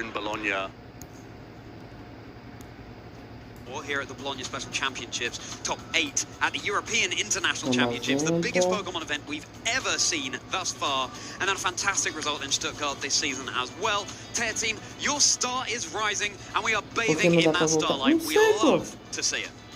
Absolutely, and also in the process, mas depois, o Marlon, no vote da live, pega a minha reação. Cara, eu só gritei baixo porque meus pais estão dormindo. Porque a minha vontade era de berrar de tanta felicidade. I should say, top 4 placing here in Bologna. Now that is something that is out there, that is on the map, that our players will have to consider going into NAIC and then also potentially going into Worlds as well. And those opportunities to try out different teams are dwindling, trainers. It really is just those two events, the North America International Championships. And I mean, you're not going to want to be trying things out on the Worlds, are you? You're going to have your team locked in. So really, that's it. We'll have our eyes glued to that stream, as I'm sure you will do as well in a couple of weeks' time. Yes, all eyes right now are on the Bologna Special Championships, because it really is that last chance saloon for these trainers to be trying things out. Ruben Gianzini and progressing through to the finals. De vermelho ia roubar de novo? Não, Alexandre, a gente estava querendo que ele perdesse. Porque ele roubou, entendeu? Repeat Bologna Special Champion Ruben Gianzini. A gente estava querendo que ele perdesse o jogo porque ele roubou o último jogo. Como é que você tá, Eric? Desejar um bom domingo pra você, cara. One step away from keeping 7 horas e 26 de live. Huge congratulations, my friend. That was an incredible set against Tail Team. How are you feeling? You must be so excited, but also understandably a bit exhausted. That was a tough match. Ele ter perdido. Nossa. Já volto, chat, rapidinho. I think that I wouldn't have done it without a bit of help from my friends. So I fortunately had the time to figure out the matchup. I also played against the Tail team during the last Swiss round, so we already studied a bit of each other's playstyles as well. And well, being again in the finals is unbelievable. I mean, I didn't think that this tournament would go like this, because I wasn't really feeling that prepared, and I think that also day 2 was would have been a bit of a struggle because of many hard teams, many hard matchups played by strong players. So yeah, this feels really unbelievable. I mean, believe it, my friend, you are here, and in what way for you to be able to do so? I mean, generally speaking, you're saying you weren't feeling very confident going into this weekend, but obviously the results have proven for themselves. You must have subconsciously been ready and you just didn't know it. Do you feel like there was any sort of initial secret recipe so far with how you've been able to do this like huge feat, make it through to the finals? Is there any secret sauce? Is it just your approach to the game every time? Is it the team? Is it just your experience? Okay, so I think that there is not really a secret. I mean, I'm not a wizard. I don't do any weird stuff before going into a tournament. But I think that since I have identified my, my comfortable playstyle.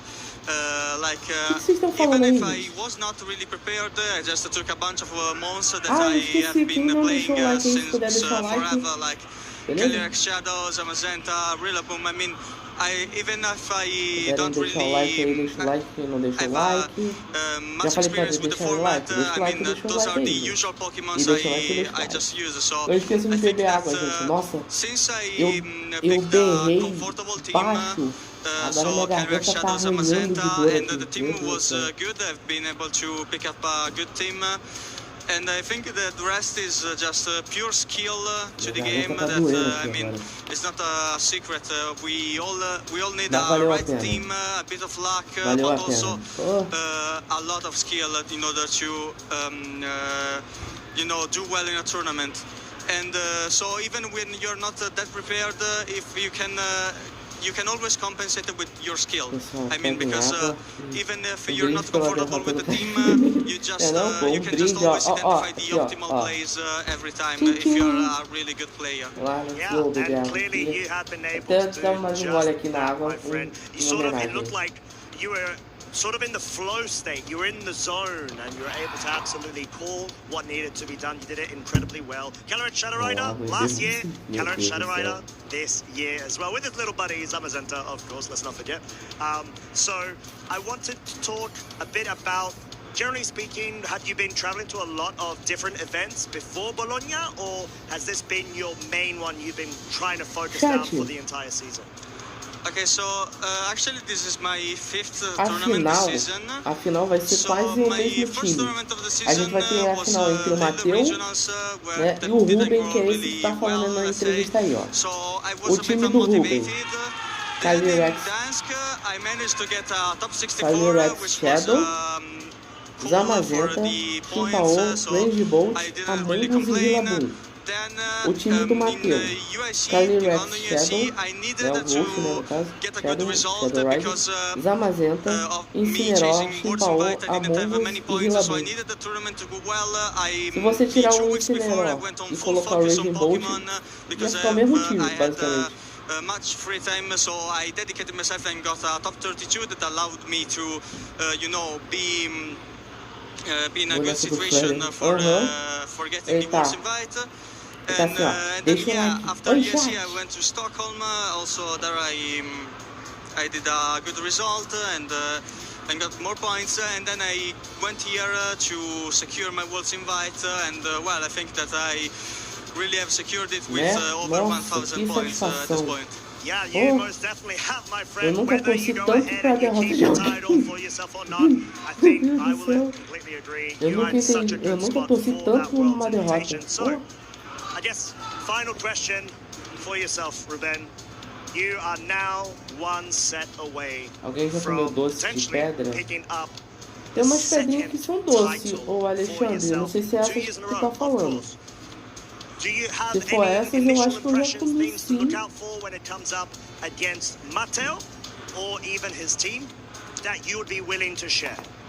Okay, so about Mattel, we actually know each other, so we're que parece umas pedrinhas, parece mesmo umas pedrinhas, é gostosão o doce. Some weeks ago we were playing like in our local Swiss round pretty casually, just to have some fun, and then today we're playing the regional finals. But it feels a bit weird, but well, I'm really happy for him. Even like he is a friend, so even if I don't get the title, a friend is going to get that. So I'm always happy with that.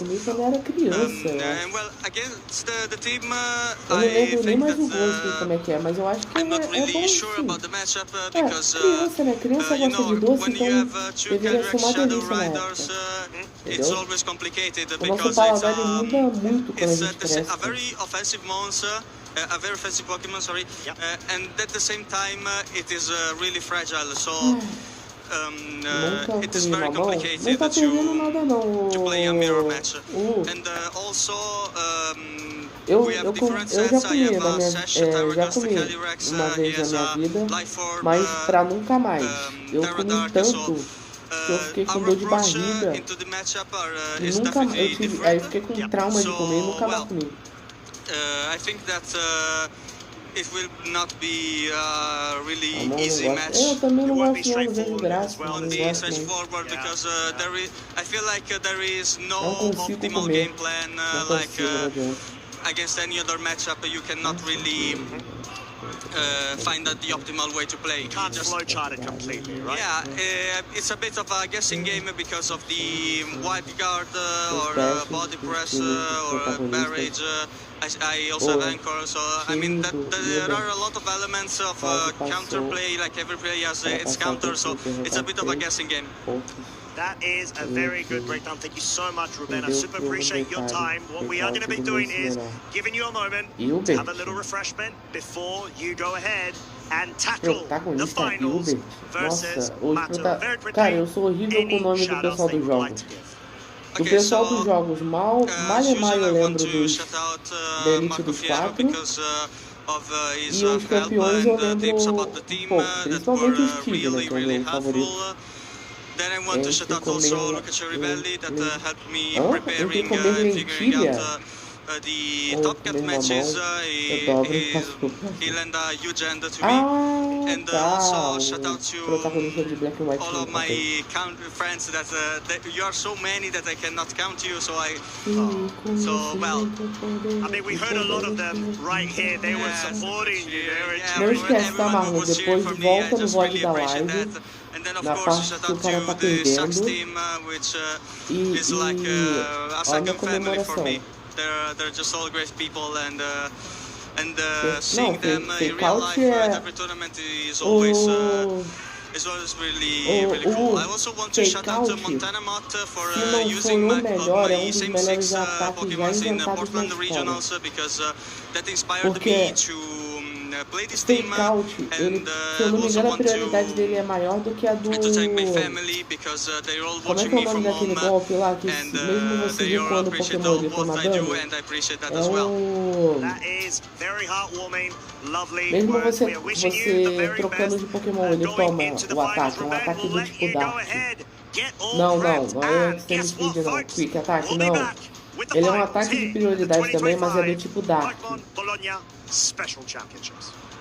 Caraca, como é que é o nome, cara? Let's talk about one of the sneakiest and most game-changing tools in competitive Pokemon, priority moves. Isso, Sucker Punch, isso. That lets them jump the line and go before almost anything else. That's what makes them so powerful. Priority doesn't just beat speed. Não é isso exatamente não, Alexandre. Fake Out é um ataque que você dá assim, ó. Dá uma batida na pessoa, a pessoa se assusta e não ataca. No caso, a pessoa seria um Pokémon, tá? Entendeu? Fake Out literalmente é você fazer assim, ó. E aí o Pokémon não ataca, ele fica assustado. This normal type move doesn't hit hard, but it causes the opponent to flinch, leaving them unable to act for the rest of that turn. It's the perfect tool to buy time to set up your strategy or preventing your opponent from executing theirs. Fake Out only works on the first turn your Pokemon is sent out. After that, it will fail. You will also need to watch out for items like Cover Claw or abilities like Inner Focus, which prevent the flinch effect entirely. And since it's a normal type move, you won't be able to fake out ghost types. You're completely immune to it. Speaking of ghosts, his next priority move is definitely one we want to see. Sucker Punch. Tem ódio de Coraidon. Por que do Collision Course dele? Collision Course, né? They're setting up, defending, or using a status move, it fails. It's a high risk, high reward, but when it connects, it leaves a serious mark. Pokemon like Chen Pao or Trigger should use Sucker Punch to pick up fast qualquer lendário que tenha golpes de muito contato, tipo Coraidon, Miraidon, com Electro Drift ou com o Collision Plus, coloca Rock Helmet no Pokémon que ele for fazer o contato. Porque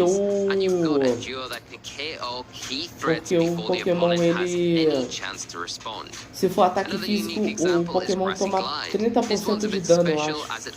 Entendeu? But when it is, it gains priority and a boost to its power thanks to the terrain effect. Pokemon like Rillaboom, you can automatically set Grassy Terrain with its ability, make the most of this move. Se você tomar dano de contato, eu acho que é de ataque físico. O Marlon pode me corrigir se eu estiver errado. But priority isn't all about damage. Helping Hand is a support move with the highest priority level in the game. It doesn't deal damage, but it powers up your partner's move by 50% and it always goes first. It's a great way to secure a big knockout before your opponent is even able to react. Marlon, que eu não vejo ninguém mais usando, principalmente aí nessas gerações. Actually take place after most actions in a turn. These are called negative priority moves. They're designed to go later than almost everything else. Eu não vejo ninguém usando mais o Weakness Policy. Será que não tem nesse jogo? What's interesting is even amongst these slower moves, there's still an order to who goes first. That means a well-timed roll can force out a Trick Room setter before they finish setting it up, completely denying the strategy. It's a clever and often unexpected way to stop a team from flipping the speed tiers. To make plays like this work or to pull off your own Trick Room safely, you'll often see redirection moves like Follow Me or Rage Powder. These have higher priority than standard moves, allowing a support Pokemon to draw in attacks before their partner acts. When paired with something like Fake Out to stop an opposing threat in its tracks, this combination can give you exactly the opening you need to flip the dimensions with Trick Room and turn the tide of a battle. So what can you do to stop priority moves? One of the best answers is Psychic Terrain. While it's active, all grounded Pokemon are protected from priority. That means Fake Out, Extreme Speed, Sucker Punch are all shut down. You'll often see Pokemon like Indeedee on teams just to bring the Psychic Terrain and block those early game priority plays. But there are also abilities that provide the same kind of protection. Pokemon like Farigiraf with Armor Tail and Serena with Queenly Majesty automatically block all priority moves from affecting their side of the field while they're on the battlefield. Unlike Psychic Terrain, these abilities don't rely on terrain staying up. They work the entire time that the Pokemon is present on the field. They're incredibly useful for teams that want to keep their setup or damage plan safe. Marlon, já pode testar isso aí, ó. Você não tá fazendo lá como buildar um Pokémon? Tenta fazer uma build de Pokémon onde tem um Pokémon que vai ter um Help Hand e um Pokémon que tem um Weakness Policy. Pra você atingir ele e depois usar o Weakness Policy ou o Help Hand para aumentar ainda mais o poder de dano dele.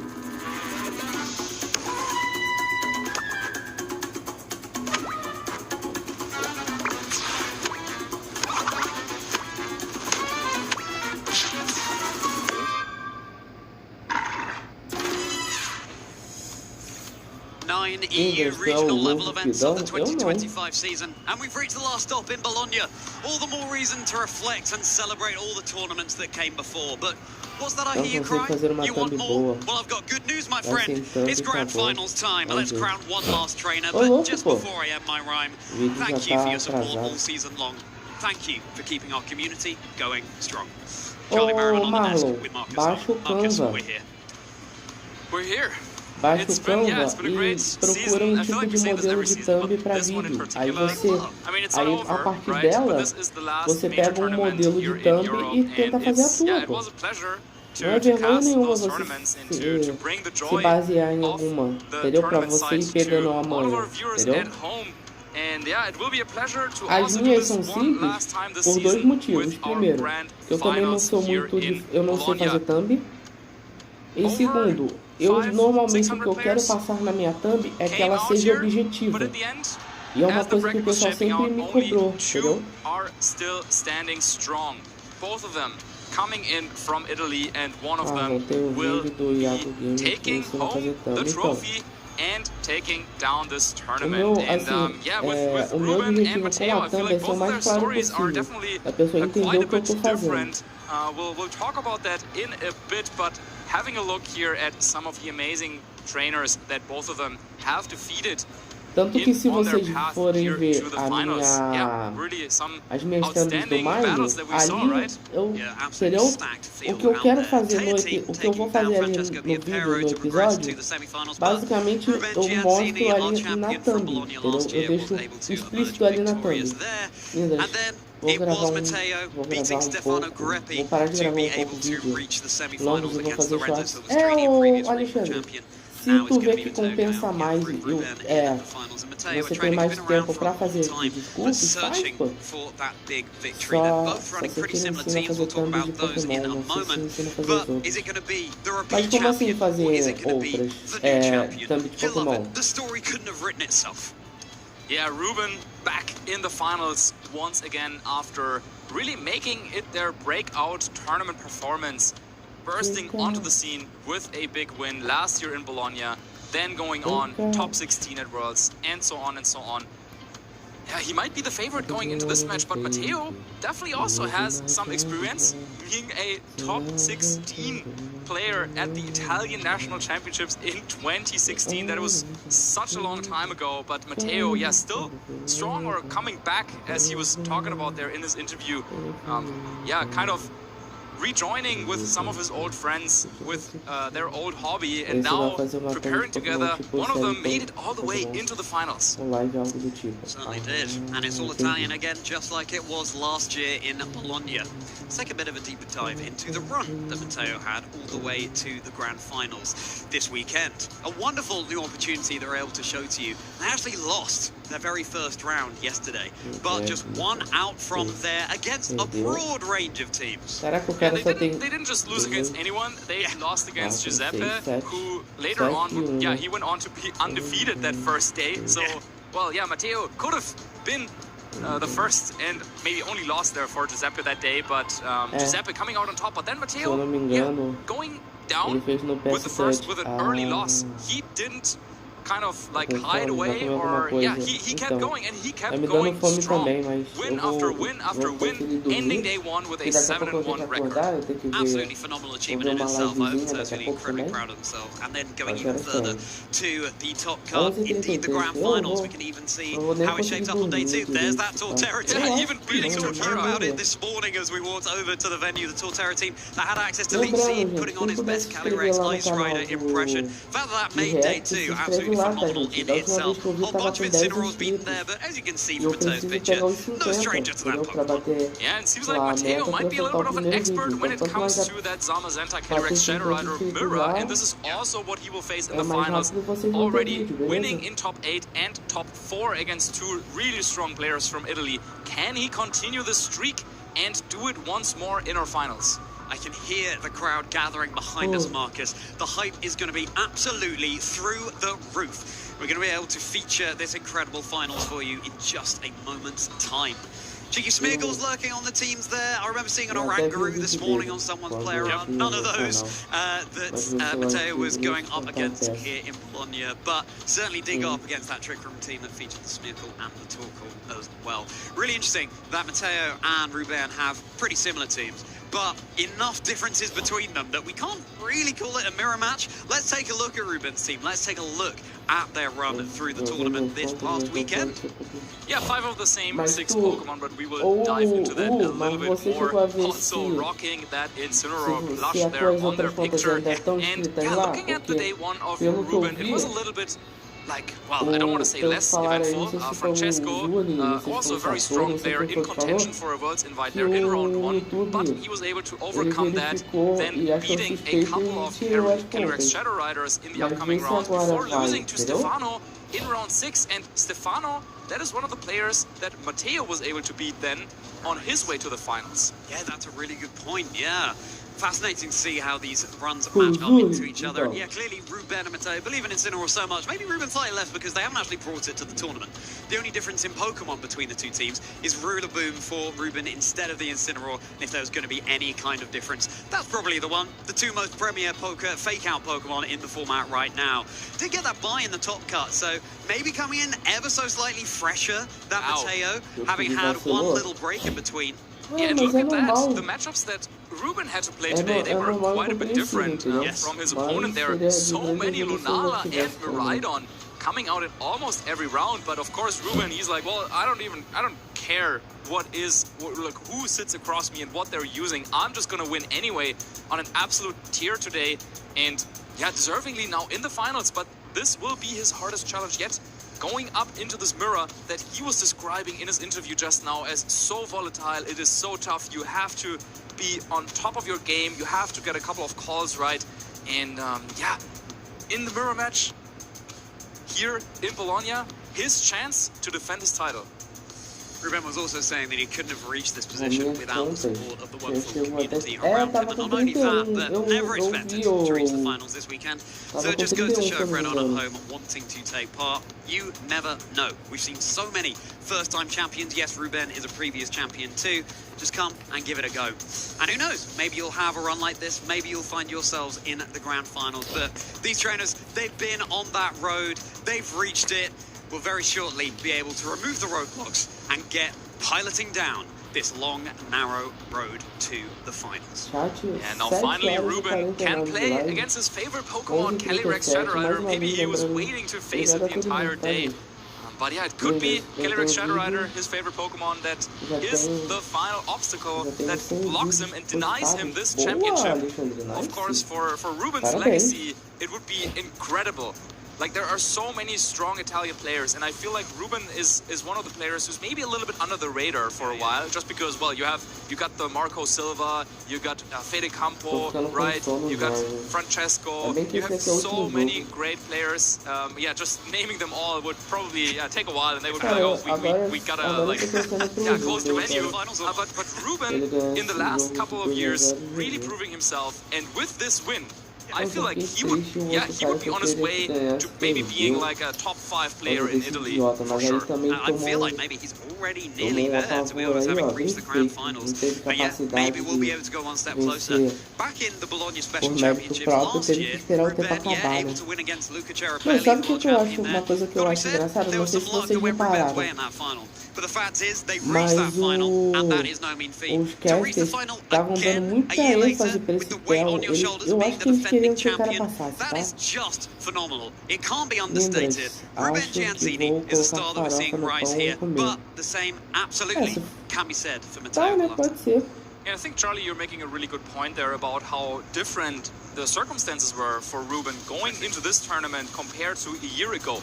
If you remember yesterday on our Players to Watch graphic, he was there, and now he's up on stage, so even from the very start of the tournament, it was clear that there would be eyes on him. This player, on the other hand, Matteo, he said he was here to have some fun, maybe get his runs invite. Both of them have done just that, but now one of them can become a champion. The crowd going absolutely crazy out there. They are so eager to get into these games. Ruben's going to have to stare down that Spectria that means so much to both of these trainers. There they are, in the split screen. They're looking fairly calm and composed. A deep breath for Matteo, and why not? Look at those achievements, as you mentioned, Marcus, stretching back to 2016 with a top 16 at the Italy National, but going all the way up as recently as Seville just a month ago, top 64 there. Ruben, of course, our Bologna champion, but being on a tear this whole season as well. Stockholm top 32, was top 16 last year too. This is going to be a match for the ages. Absolutely, and yeah, you can feel the electricity in the room, even though there is not going to be any Miraidon in this match. Instead, it's going to be this mirror match, Calyrex and Zamazenta. And Charlie, I have a quiz prepared for you. Yeah. Okay, how many differences can you spot between Matteo's team and Manda uma thumbzinha legal aí. Every single, like, detail. Of course, there's one Pokemon that is different. Faz uma thumbzinha legal aí. me manda lá no privado pra eu ver como é que é. There's gonna be a Rillaboom over on Ruben's team, but that is just one difference. How many more can you spot? Really good challenge for the viewers at home as well. Make sure you're taking a mental note of all of the choices that Mateo's gone for on their team here. As we break down how it works, Calyrex and Zamazenta, the most common restricted pair this weekend by a mile, and it's the one that we were all hailing heading into the format. Is this finally going to be the victory that's been so long hailed for Calyrex, Shadow Rider and Zamazenta? One that we thought would dominate, just hasn't done so much in the way we'd expect. The fist bumpers happen, the team sheet says James right. Here comes Ruben's team. How many differences can you spot, trainers? Let's get into this. Faz o seguinte, faz uma thumb de Mombocombo pra mim, pra eu ver como é que fica. Que eu, na thumb, I counted them. It's 11 differences, so that's 10. Cara, pior que eu nunca lembro como é que qual é o tamanho da resolução de uma thumb de YouTube, cara. There is a Terra Fairy on the Amoongus versus Terra Border. There is Sludge Bomb versus Pollen Puff. There is Ice Spinner versus Ice Compression. And many more. And all those decisions can play a huge role in your tournament run. And some of them might also come up here in this finals. Antes de você pesquisar, tem umas opções pré-setadas lá. Deve ter uma opção escrita miniatura de YouTube, ó. Aqui, ó. Olha aqui o meu aqui rapidinho. Deixa eu só mostrar aqui pra você rapidinho o programa. Aqui, ó. Vou te mostrar pelo meu aqui, ó. Ele não... Pera, o negócio não fica deitado. Vai ficar, ó, vai ficar em pé mesmo. Tá, desculpa, vai ficar em pé mesmo, ó. Mas se tu ver ali, ó, tá escrito, ó, miniatura de YouTube, ó, primeira opção. Entendeu? Ó. Tá vendo que tá ali no cantinho ali, ó, miniatura de YouTube? Entendeu? Miniatura do YouTube. Assim que você abre o teu Canva, deve ter essa opção. Aí você clica. Ó. Aí ele já preseta o tamanho certinho da thumb, entendeu? É isso.